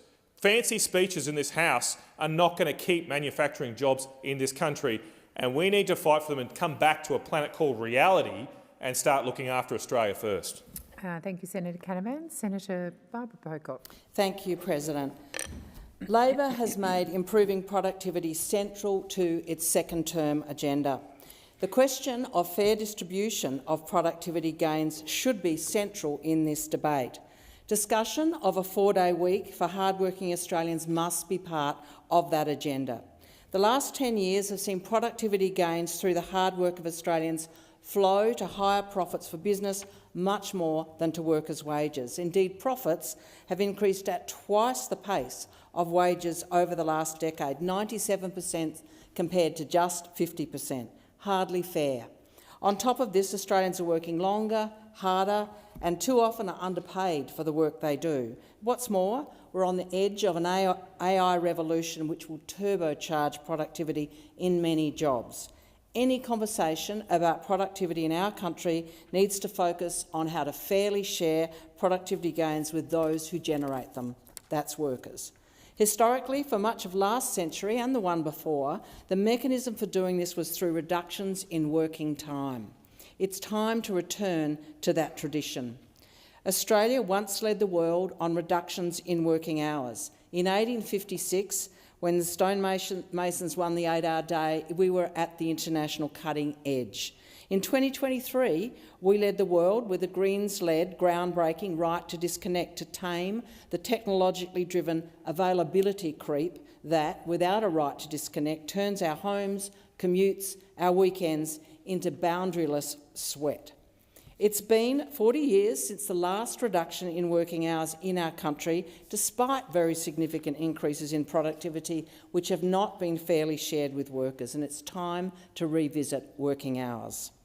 Unions, businesses, workers and the Greens are calling on the Labor government to pave the way for a 4-day working week. We Greens took a policy to pave the way for that working week to the 2025 election, and we want to work with the Labor government to deliver on it. Our model for shorter working hours would see Australians working 80% of their normal hours with no loss of pay. We want to see coordinated, properly evaluated, nationwide 4-day week trials across a range of industries. Right now, people's lives are stretched too thin, with many juggling demanding jobs alongside caring for their kids, parents and loved ones. By changing the way we work, people can have more time for family, community and leisure while addressing the incredible and debilitating imbalance between those who have too much working time and those who have too little. The evidence shows that shorter working hours are good for our mental and physical health. They improve gender equity at home as men do more domestic work and care, and they help address staff shortages. The research evidence is really clear. Shorter hours are a win for workers, for workplaces, for productivity, for homes and for our community. Australian workers deserve more time to live, not just work. Countries all around the world are moving to a shorter working week. 4-day week trials have begun successfully and been rolled out in the UK, New Zealand, Belgium, Iceland, Sweden, Japan, and it's on the way here in the ACT. This week, the Australian Manufacturing Workers Union and the Australian Nursing and Midwifery Federation have called on the government to consider shorter working hours at the upcoming Productivity Summit. In 2023, the ASU won shorter working hours for no loss of pay for their workers at Oxfam and in a number of other workplaces. Almost 2/3 of Australian workers, 63%, support fewer hours per week with no loss of pay. Many businesses are adopting a shorter working week. Both Unilever and Medibank are running a 12-month trial of shorter working hours with no loss of pay and have reported that employees are happier and productivity is stable. The momentum to pave the way for shorter working hours in Australia is here. We're already comfortable with flexible working hours, working from home and disconnecting for our jobs after hours. A 4-day work week is the obvious next step. Australia, it's time to take back our week. We in the Greens are keen to work with Labor to make that happen.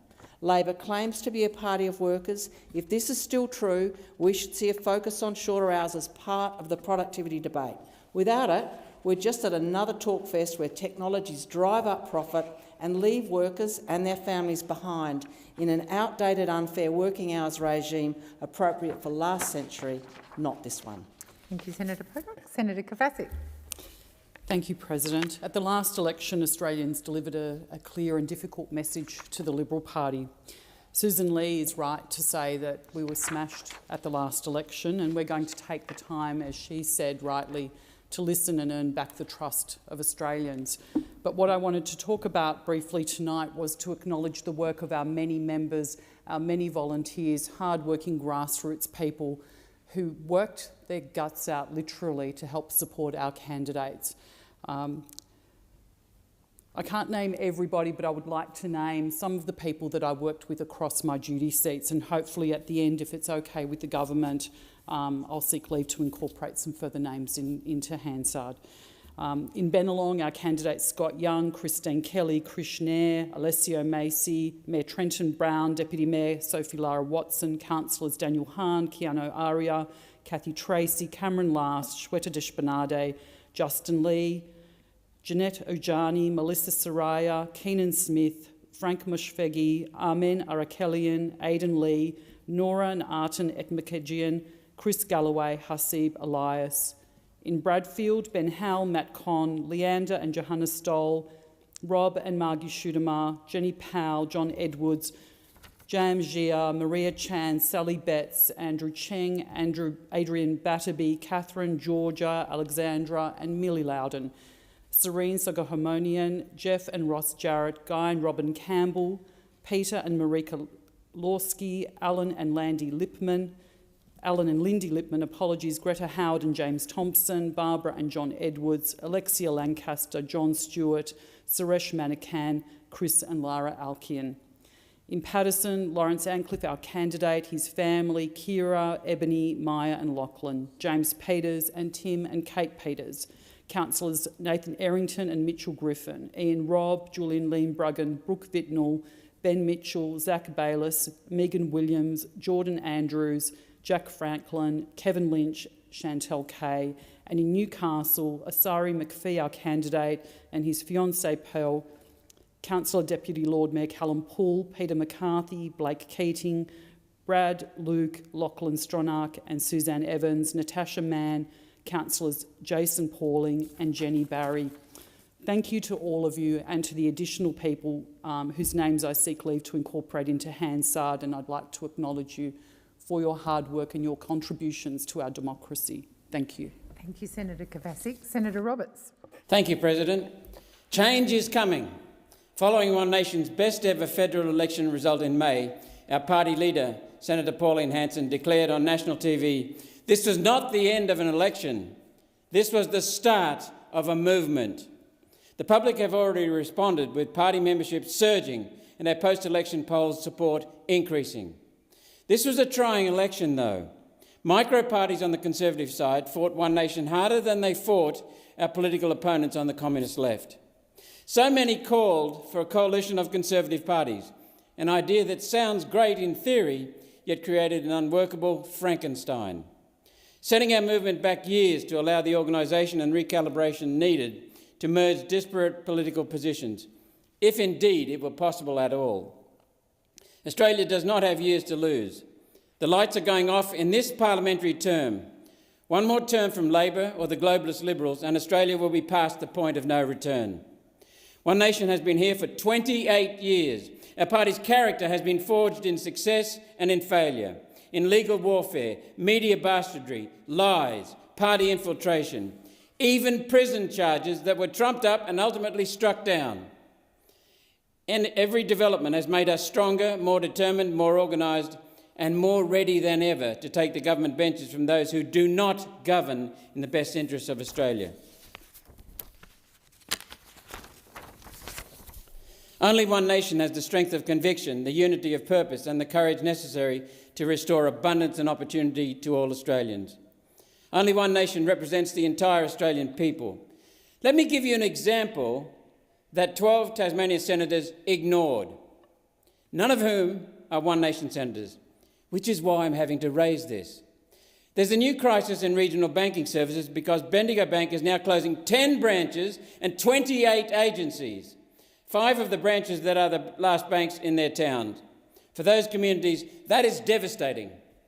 This is happening because Prime Minister Anthony Albanese has ignored the report of the Senate Rural and Regional Affairs and Transport Committee inquiry into bank closures in regional Australia. The government is supposed to respond within 90 days. It's been 14 months and the government has simply ignored it. The inquiry lasted 15 months and held 13 public hearings, where locals in town after town after town testified that banks were lying when they claimed people didn't need branches anymore. The report observed, quote, "When banks close their branches in regional areas, the impact on individuals and communities can be devastating and far-reaching, especially when it's the last bank in town." This is what Queenstown in Tasmania is facing when they lose their Bendigo Bank branch in September. This is not only the last bank in town, it's the last bank on the entire west coast of Tasmania. The locals will have no choice and will be forced to drive 2.5 hours over icy mountain roads to the next closest bank in Burnie. On Tuesday night, the West Coast Council passed a unanimous motion calling on the Albanese government to respond to the Senate inquiry. To respond! There's no doubt that had the government responded to the report and its powerful recommendations, it's unlikely Bendigo Bank would be closing these branches. It's a scandal for this government to waste the hundreds of thousands of dollars on an inquiry into rural banking services and then ignore the outcome because it may interfere with the bank's cashless society agenda. I call on all senators to join me in demanding the government take the Senate inquiry outcome seriously and fully implement all their recommendations. I now make note of Prime Minister Anthony Albanese's disgraceful attempt to sabotage my office over the last few weeks. The Prime Minister has cancelled the positions of my 2 advisors and then this week arranged their notices of dismissal. I am their employer. They don't work for you, Mr Prime Minister. They work for me. How dare you terminate my staff? What gives you the right to select my team? Using parliamentary staffing allocations to take all the staff of an independent or crossbench senator breaks a convention, a trust going back 100 years.